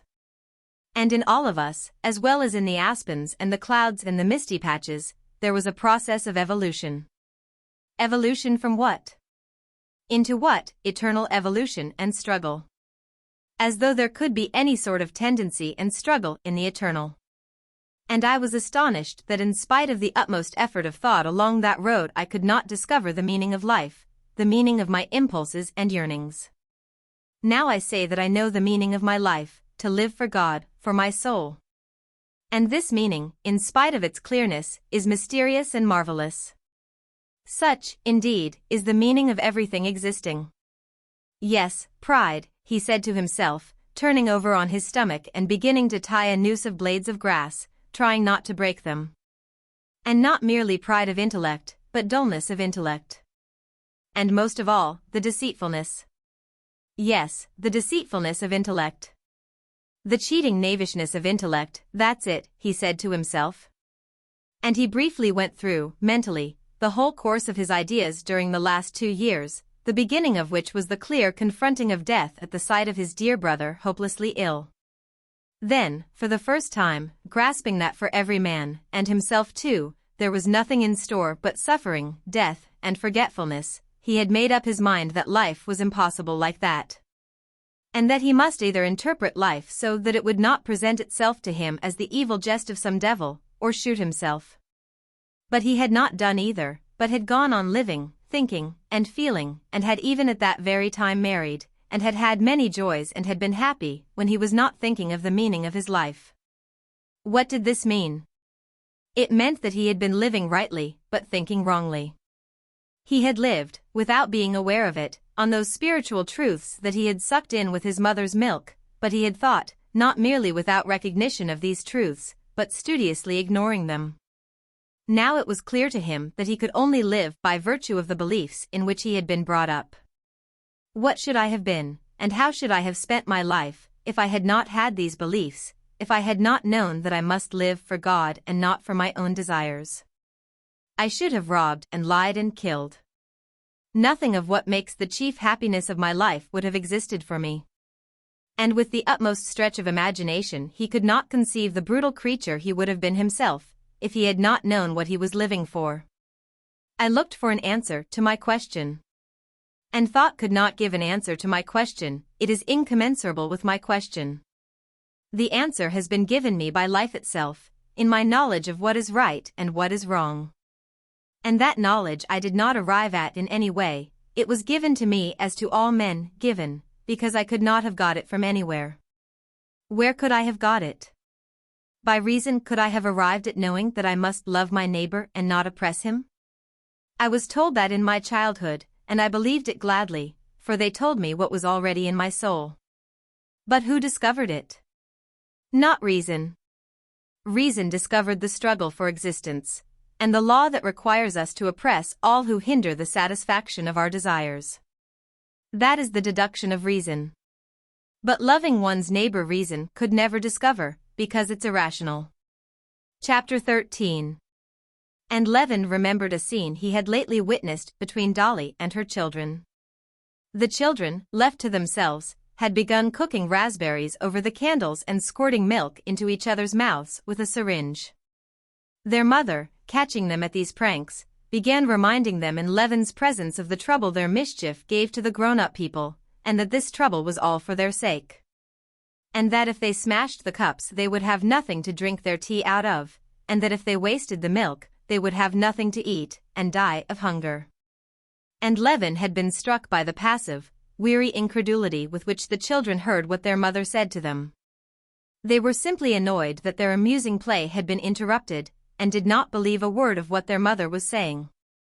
They could not believe it indeed, for they could not take in the immensity of all they habitually enjoyed, and so could not conceive that what they were destroying was the very thing they lived by.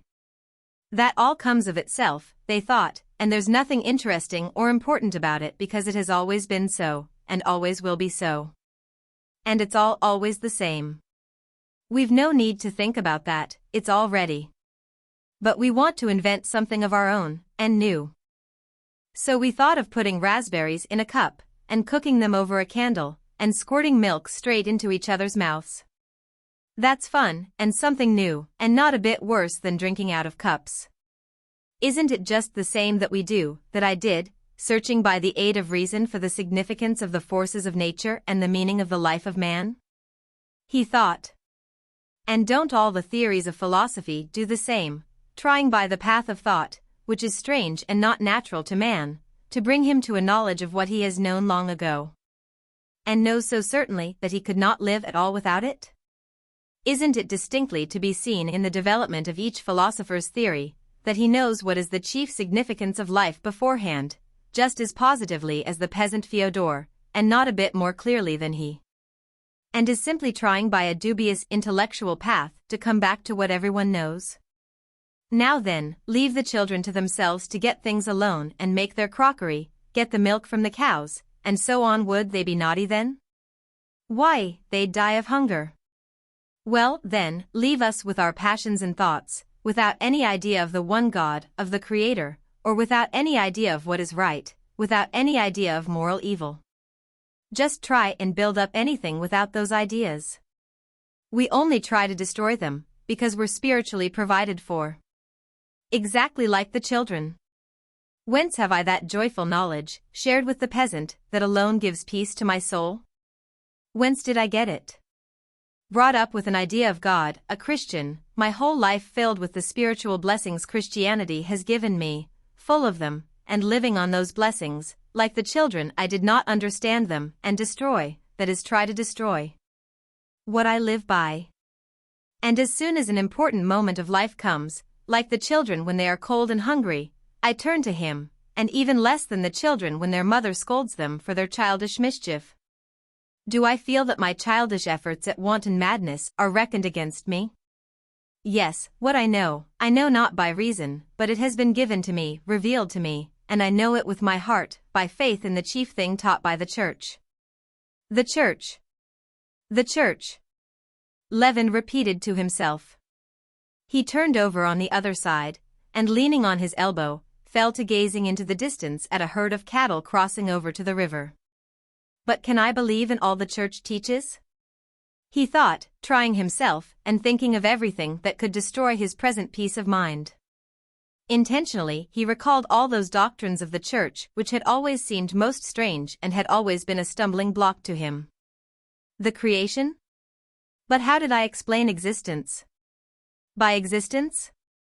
By nothing? The devil and sin. But how do I explain evil? The atonement? But I know nothing, and I can know nothing but what has been told to me and all men. And it seemed to him that there was not a single article of faith of the Church which could destroy the chief thing, faith in God, in goodness, as the one goal of man's destiny. Under every article of faith of the Church could be put the faith in the service of truth instead of one's desires. And each doctrine did not simply leave that faith unshaken, each doctrine seemed essential to complete that great miracle, continually manifest upon earth, that made it possible for each man and millions of different sorts of men.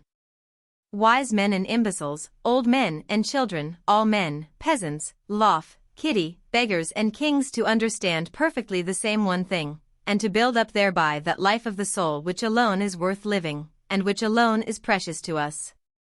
Lying on his back, he gazed up now into the high, cloudless sky. Do I not know that that is infinite space, and that it is not a round arch?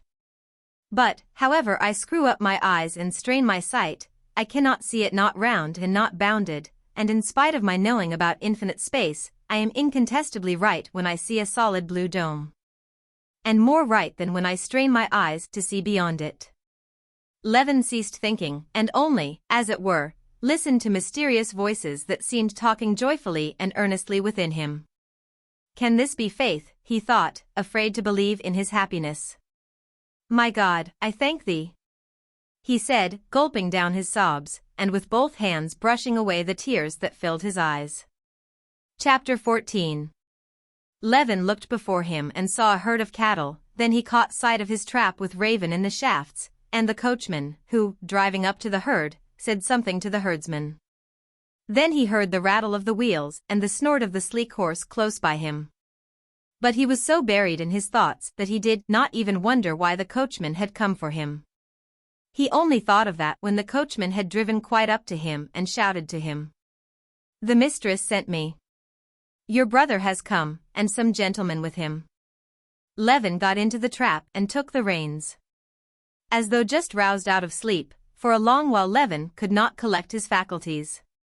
He stared at the sleek horse flecked with lather between his haunches and on his neck, where the harness rubbed, stared at Ivan the coachman sitting beside him, and remembered that he was expecting his brother. Thought that his wife was most likely uneasy at his long absence, and tried to guess who was the visitor who had come with his brother. And his brother and his wife and the unknown guest seemed to him now quite different from before. He fancied that now his relations with all men would be different. With my brother there will be none of that aloofness there always used to be between us, there will be no disputes, with Kitty there shall never be quarrels, with the visitor, whoever he may be, I will be friendly and nice. With the servants, with Ivan, it will all be different. Pulling the stiff rein and holding in the good horse that snorted with impatience and seemed begging to be let go, Levin looked round at Ivan sitting beside him, not knowing what to do with his unoccupied hand. Continually pressing down his shirt as it puffed out, and he tried to find something to start a conversation about with him. He would have said that Ivan had pulled the saddle girth up too high, but that was like blame, and he longed for friendly, warm talk. Nothing else occurred to him. Your honor must keep to the right and mind that stump, said the coachman, pulling the rein Levin held. Please don't touch and don't teach me, said Levin, angered by this interference.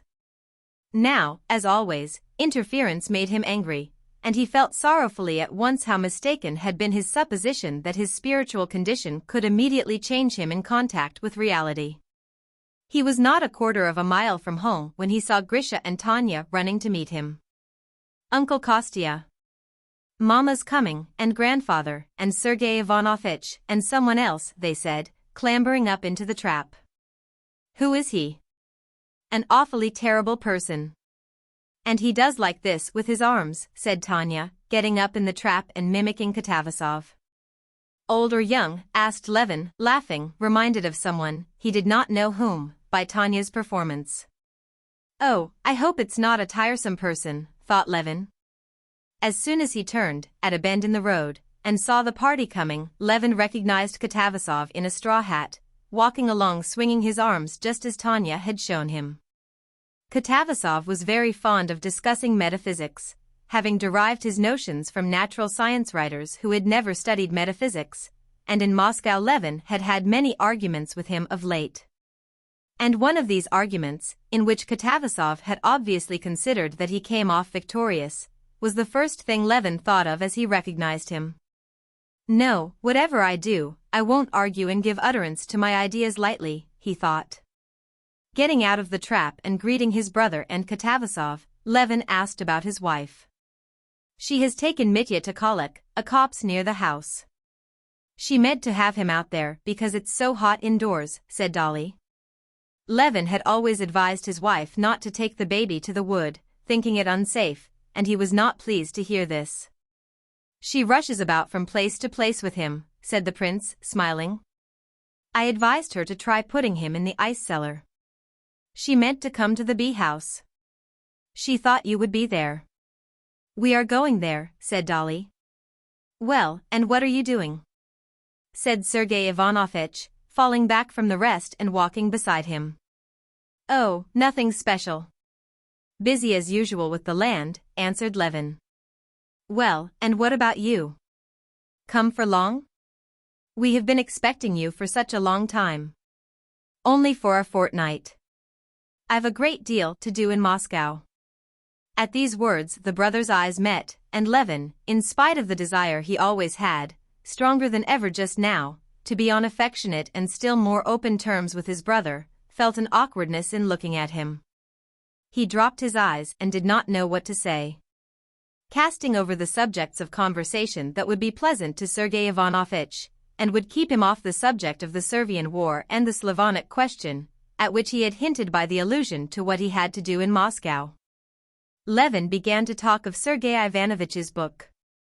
"Well, have there been reviews of your book?" he asked. Sergei Ivanovich smiled at the intentional character of the question. "No one is interested in that now, and I less than anyone," he said. "Just look, Darya Alexandrovna, we shall have a shower," he added, pointing with a sunshade at the white rain clouds that showed above the aspen treetops. And these words were enough to re-establish again between the brothers that tone, hardly hostile, but chilly, which Levin had been so longing to avoid. Levin went up to Katavasov.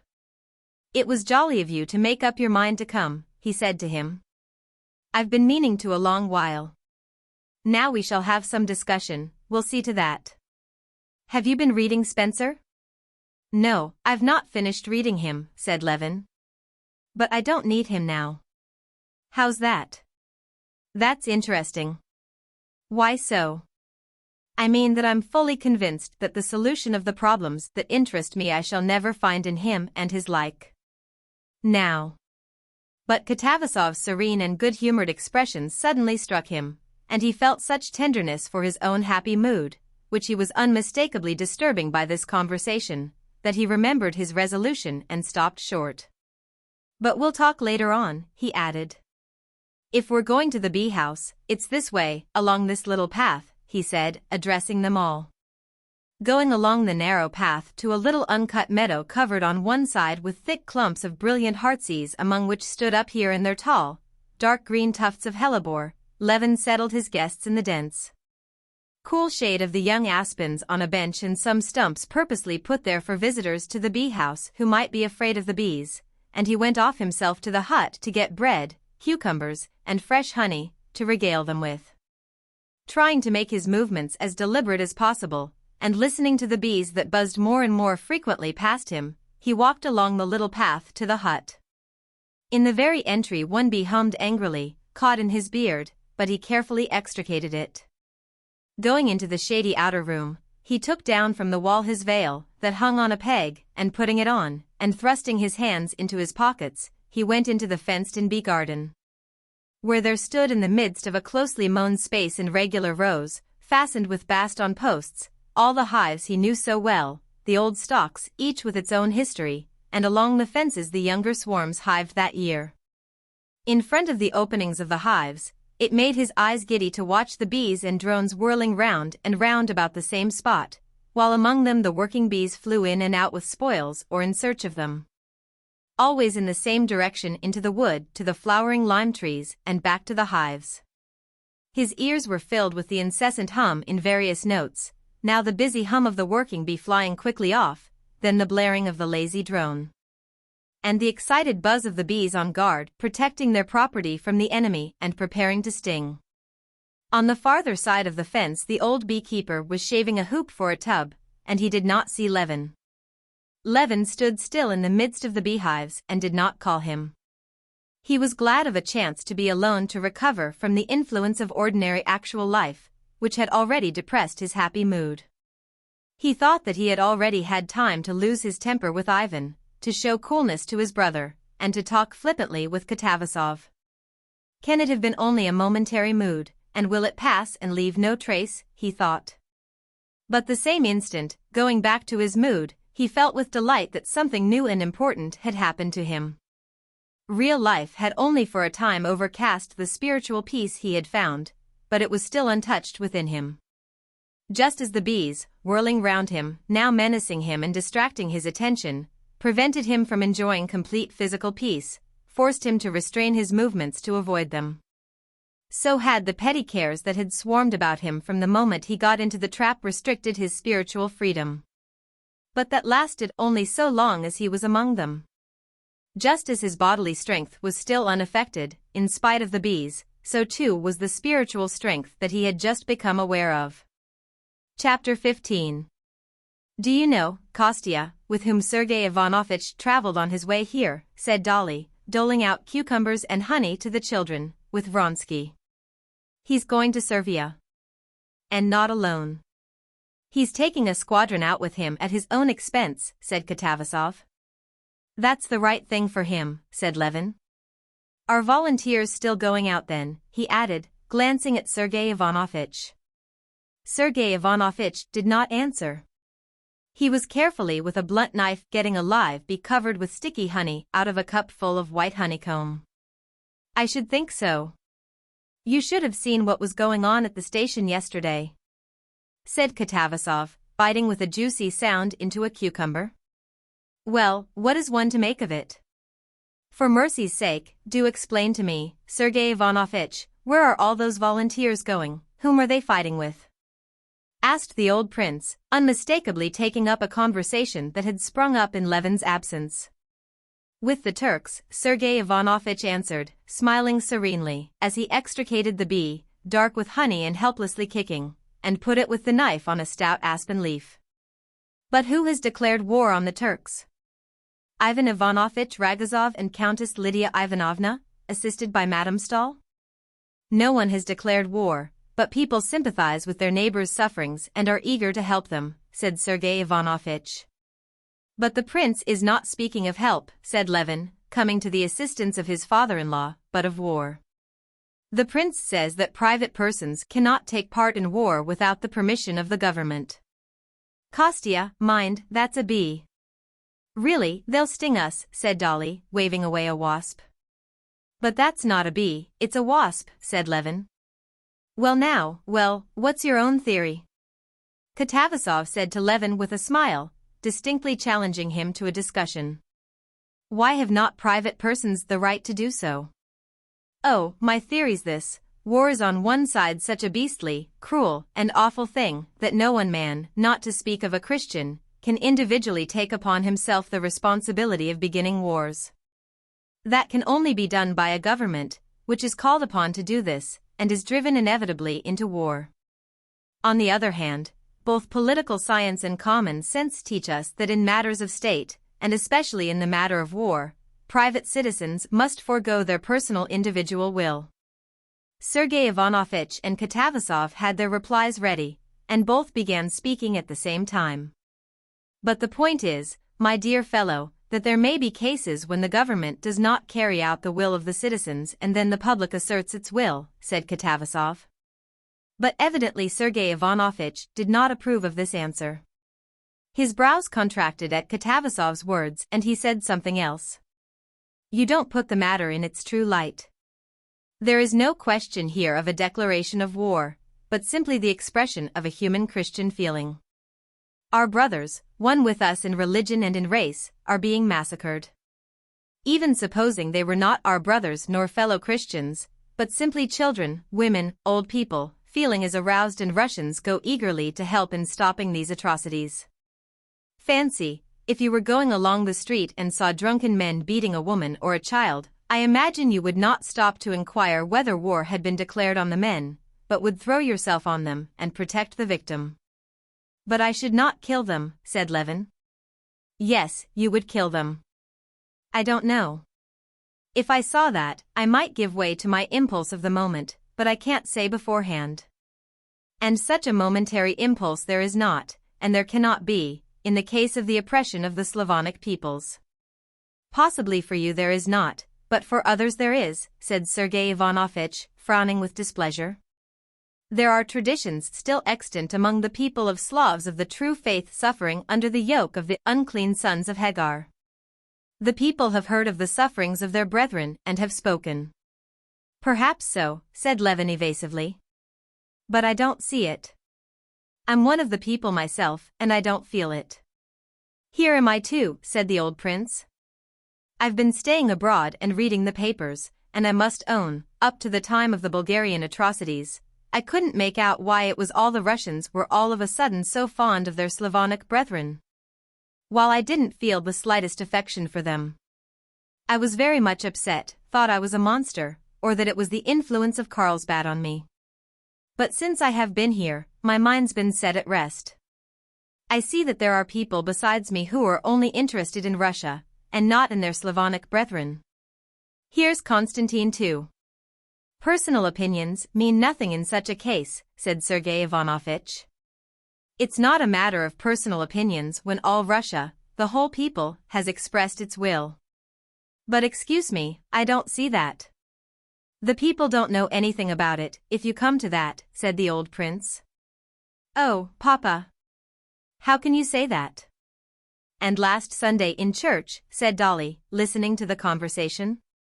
Please give me a cloth, she said to the old man, who was looking at the children with a smile. Why, it's not possible at all. But what was it in church on Sunday? The priest had been told to read that.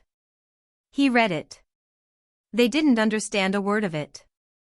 Then they were told that there was to be a collection for a pious object in church. Well, they pulled out their halfpence and gave them, but what for they couldn't say. The people cannot help knowing. The sense of their own destinies is always in the people, and at such moments as the present that sense finds utterance, said Sergei Ivanovich with conviction, glancing at the old beekeeper. The handsome old man, with black grizzled beard and thick silvery hair, stood motionless, holding a cup of honey, looking down from the height of his tall figure with friendly serenity at the gentlefolk. Obviously understanding nothing of their conversation and not caring to understand it. That's so, no doubt, he said, with a significant shake of his head at Sergei Ivanovich's words. Here, then, ask him. He knows nothing about it and thinks nothing, said Levin. Have you heard about the war, Mihalich? He said, turning to him. What they read in the church. What do you think about it? Ought we to fight for the Christians? What should we think? Alexander Nikolaevich, our emperor, has thought for us. He thinks for us indeed in all things. It's clearer for him to see. Shall I bring a bit more bread? Give the little lad some more, he said, addressing Darya Alexandrovna and pointing to Grisha, who had finished his crust. I don't need to ask, said Sergei Ivanovich. We have seen and are seeing hundreds and hundreds of people who give up everything to serve a just cause, come from every part of Russia, and directly and clearly express their thought and aim. They bring their halfpence or go themselves and say directly what for. What does it mean? It means, to my thinking, said Levin, who was beginning to get warm, that among 80 millions of people there can always be found not hundreds, as now, but tens of thousands of people who have lost caste, ne'er-do-wells, who are always ready to go anywhere, to Pugachev's bands, to Khiva, to Serbia. I tell you that it's not a case of hundreds or of ne'er-do-wells, but the best representatives of the people, said Sergei Ivanovich, with as much irritation as if he were defending the last penny of his fortune. And what of the subscriptions? In this case it is a whole people directly expressing their will. That word people is so vague, said Levin. Parish clerks, teachers, and 1 in 1,000 of the peasants, maybe, know what it's all about. The rest of the 80 millions, like Mihalich, far from expressing their will, haven't the faintest idea what there is for them to express their will about. What right have we to say that this is the people's will? Chapter 16. Sergei Ivanovich, being practiced in argument, did not reply, but at once turned the conversation to another aspect of the subject. Oh, if you want to learn the spirit of the people by arithmetical computation, of course it's very difficult to arrive at it. And voting has not been introduced among us and cannot be introduced, for it does not express the will of the people. But there are other ways of reaching that. It is felt in the air, it is felt by the heart. I won't speak of those deep currents which are astir in the still ocean of the people, and which are evident to every unprejudiced man. Let us look at society in the narrow sense. All the most diverse sections of the educated public, hostile before, are merged in one. Every division is at an end, all the public organs say the same thing over and over again, all feel the mighty torrent that has overtaken them and is carrying them in one direction. Yes, all the newspapers do say the same thing, said the prince. That's true. But so it is the same thing that all the frogs croak before a storm. One can hear nothing for them. Frogs or no frogs, I'm not the editor of a paper and I don't want to defend them. But I am speaking of the unanimity in the intellectual world, said Sergei Ivanovich, addressing his brother. Levin would have answered, but the old prince interrupted him. Well, about that unanimity, that's another thing, one may say, said the prince. There's my son-in-law, Stepan Arkadyevich, you know him. He's got a place now on the committee of a commission and something or other, I don't remember. Only there's nothing to do in it, why, Dolly, it's no secret, and a salary of 8,000. You try asking him whether his post is of use, he'll prove to you that it's most necessary. And he's a truthful man too, but there's no refusing to believe in the utility of 8,000 rubles. Yes, he asked me to give a message to Darya Alexandrovna about the post, said Sergei Ivanovich reluctantly, feeling the prince's remark to be ill-timed. So it is with the unanimity of the press. That's been explained to me, as soon as there's war their incomes are doubled. How can they help believing in the destinies of the people and the Slavonic races, and all that? I don't care for many of the papers, but that's unjust, said Sergei Ivanovich. I would only make one condition, pursued the old prince. Alphonse Karr said a capital thing before the war with Prussia, you consider war to be inevitable? Very good. Let everyone who advocates war be enrolled in a special regiment of advance guards, for the front of every storm, of every attack, to lead them all. A nice lot the editors would make, said Katavasov, with a loud roar, as he pictured the editors he knew in this picked legion. But they'd run, said Dolly, they'd only be in the way. Oh, if they ran away, then we'd have grapeshot or Cossacks with whips behind them, said the prince. But that's a joke, and a poor one too, if you'll excuse my saying so, prince, said Sergei Ivanovich. I don't see that it was a joke, that. Levin was beginning, but Sergei Ivanovich interrupted him. Every member of society is called upon to do his own special work, said he. And men of thought are doing their work when they express public opinion. And the single-hearted and full expression of public opinion is the service of the press and a phenomenon to rejoice us at the same time. 20 years ago we should have been silent, but now we have heard the voice of the Russian people, which is ready to rise as one man and ready to sacrifice itself for its oppressed brethren. That is a great step and a proof of strength. But it's not only making a sacrifice, but killing Turks, said Levin timidly. The people make sacrifices and are ready to make sacrifices for their soul, but not for murder, he added, instinctively connecting the conversation with the ideas that had been absorbing his mind. For their soul? That's a most puzzling expression for a natural science man, do you understand? What sort of thing is the soul, said Katavasov, smiling. Oh, you know. No, by God, I haven't the faintest idea, said Katavasov with a loud roar of laughter. I bring not peace, but a sword, says Christ, Sergei Ivanovich rejoined for his part, quoting as simply as though it were the easiest thing to understand the very passage that had always puzzled Levin most. That's so, no doubt, the old man repeated again. He was standing near them and responded to a chance glance turned in his direction. Ah, my dear fellow, you're defeated, utterly defeated, cried Katavasov good-humoredly. Levin reddened with vexation, not at being defeated, but at having failed to control himself and being drawn into argument. No, I can't argue with them, he thought, they wear impenetrable armor, while I'm naked. He saw that it was impossible to convince his brother and Katavasov, and he saw even less possibility of himself agreeing with them. What they advocated was the very pride of intellect that had almost been his ruin. He could not admit that some dozens of men, among them his brother, had the right, on the ground of what they were told by some hundreds of glib volunteers swarming to the capital, to say that they and the newspapers were expressing the will and feeling of the people, and a feeling which was expressed in vengeance and murder. He could not admit this, because he neither saw the expression of such feelings in the people among whom he was living, nor found them in himself, and he could not but consider himself one of the persons making up the Russian people. And most of all because he, like the people, did not know and could not know what is for the general good. Though he knew beyond a doubt that this general good could be attained only by the strict observance of that law of right and wrong which has been revealed to every man. And therefore he could not wish for war or advocate war for any general objects whatever.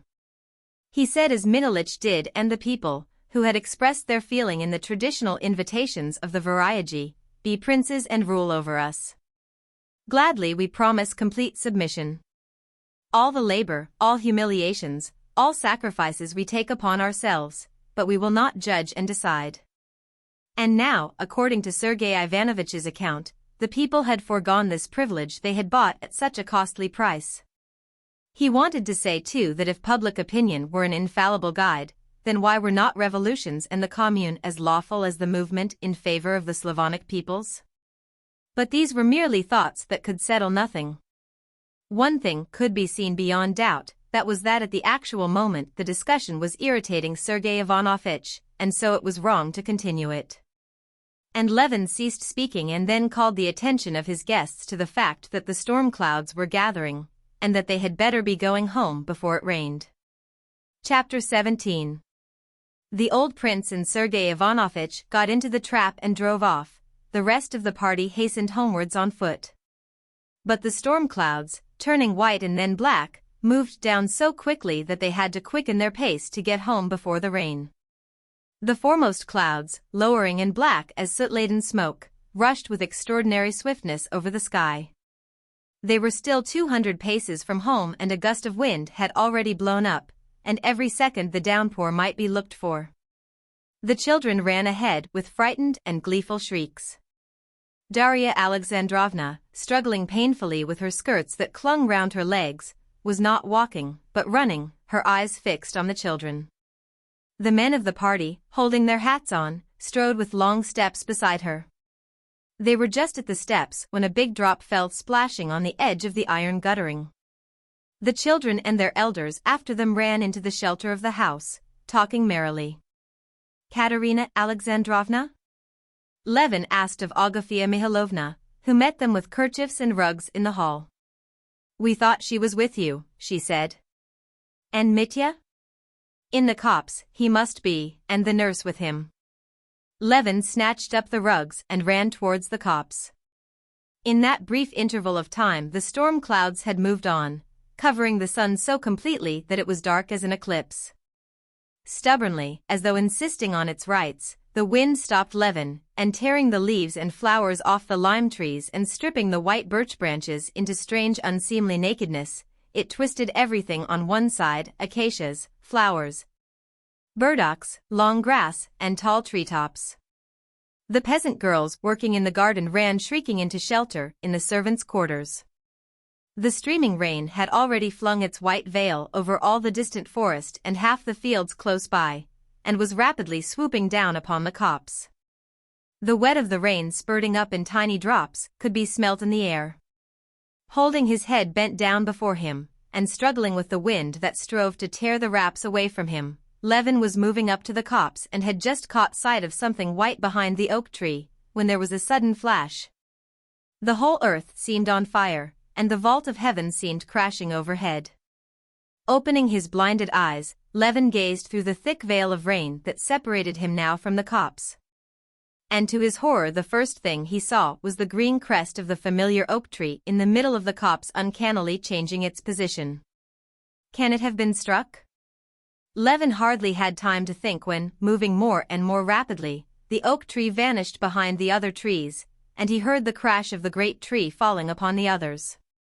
The flash of lightning, the crash of thunder, and the instantaneous chill that ran through him were all merged for Levin in one sense of terror. My God! My God! Not on them, he said. And though he thought at once how senseless was his prayer that they should not have been killed by the oak which had fallen now, he repeated it, knowing that he could do nothing better than utter this senseless prayer. Running up to the place where they usually went, he did not find them there. They were at the other end of the copse under an old lime tree. They were calling him. Two figures in dark dresses, they had been light summer dresses when they started out, were standing bending over something. It was Kitty with the nurse. The rain was already ceasing, and it was beginning to get light when Levin reached them.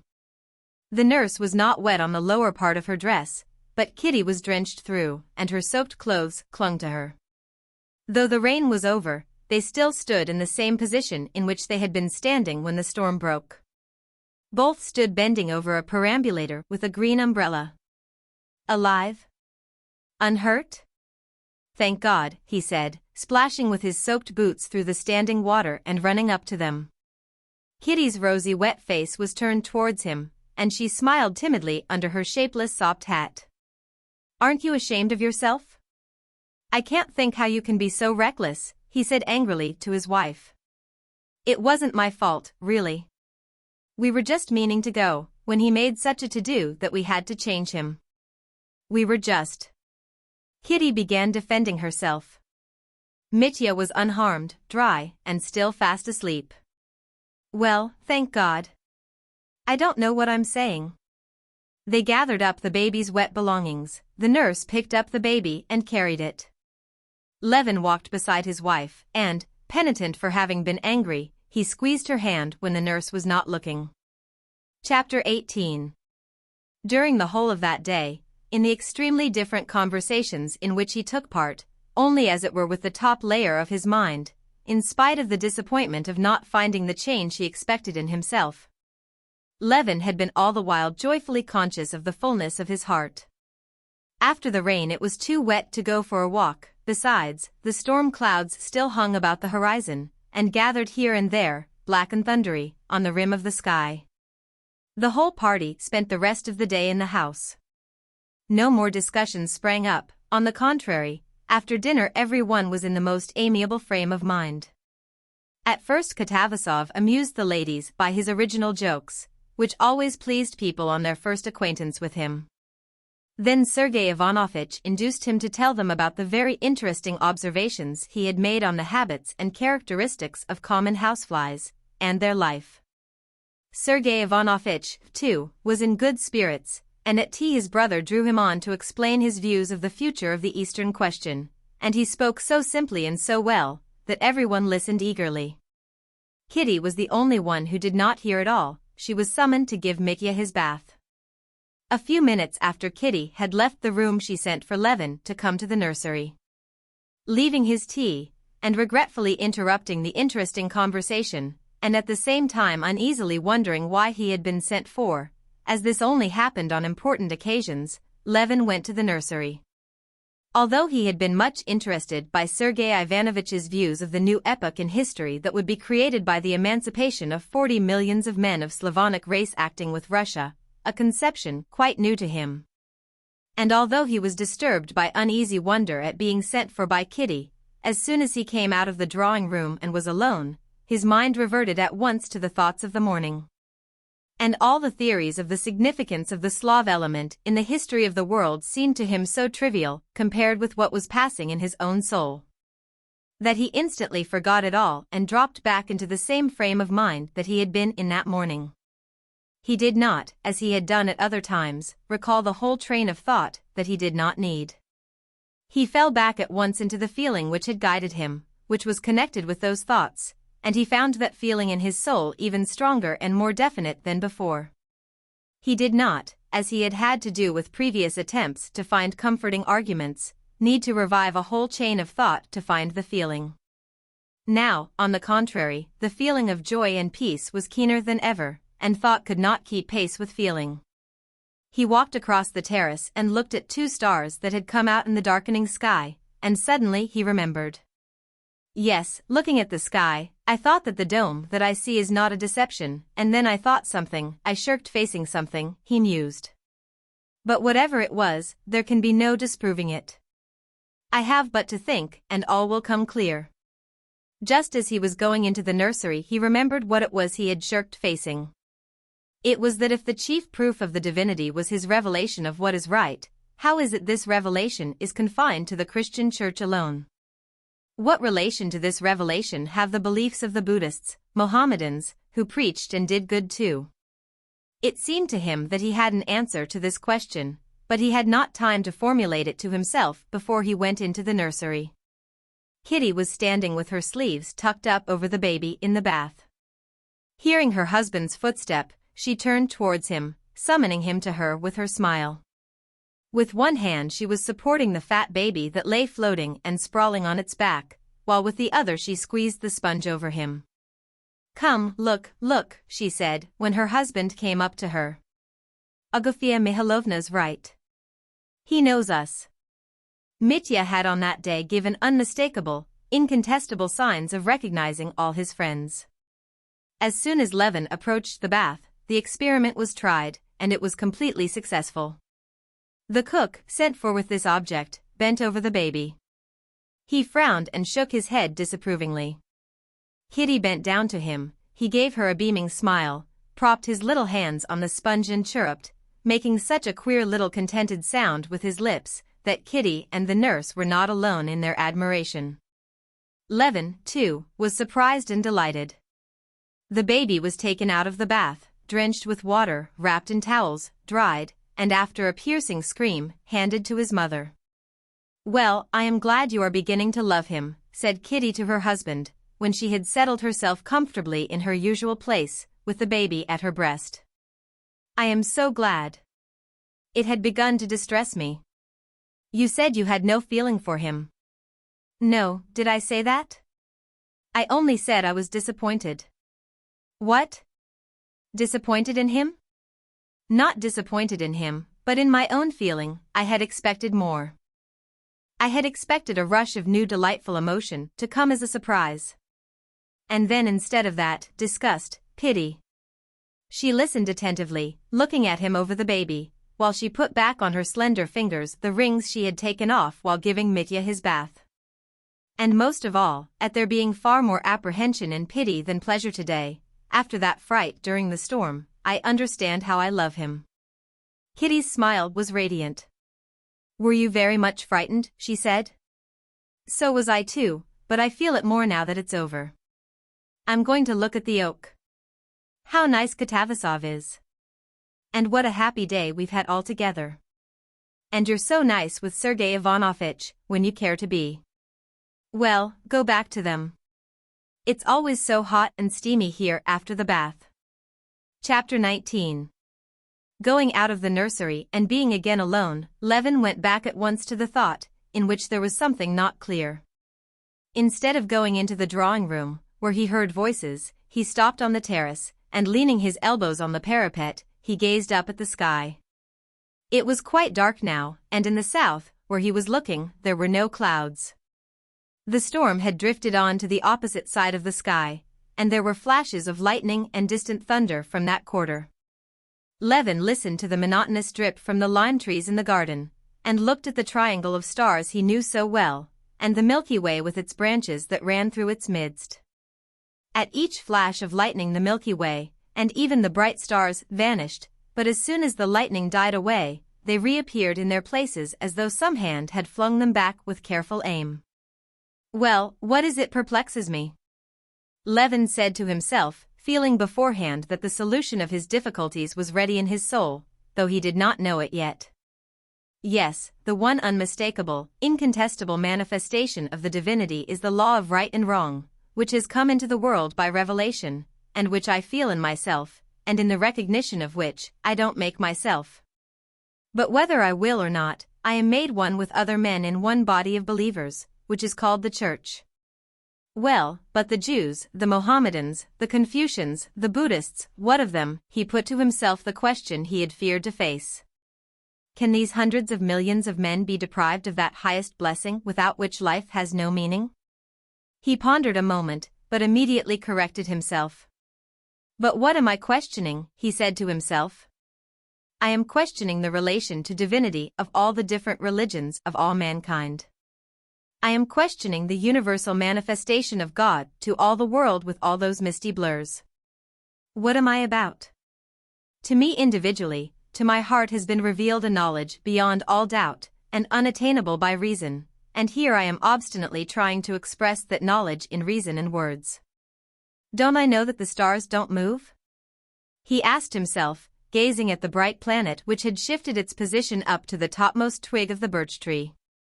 But looking at the movements of the stars, I can't picture to myself the rotation of the earth, and I'm right in saying that the stars move.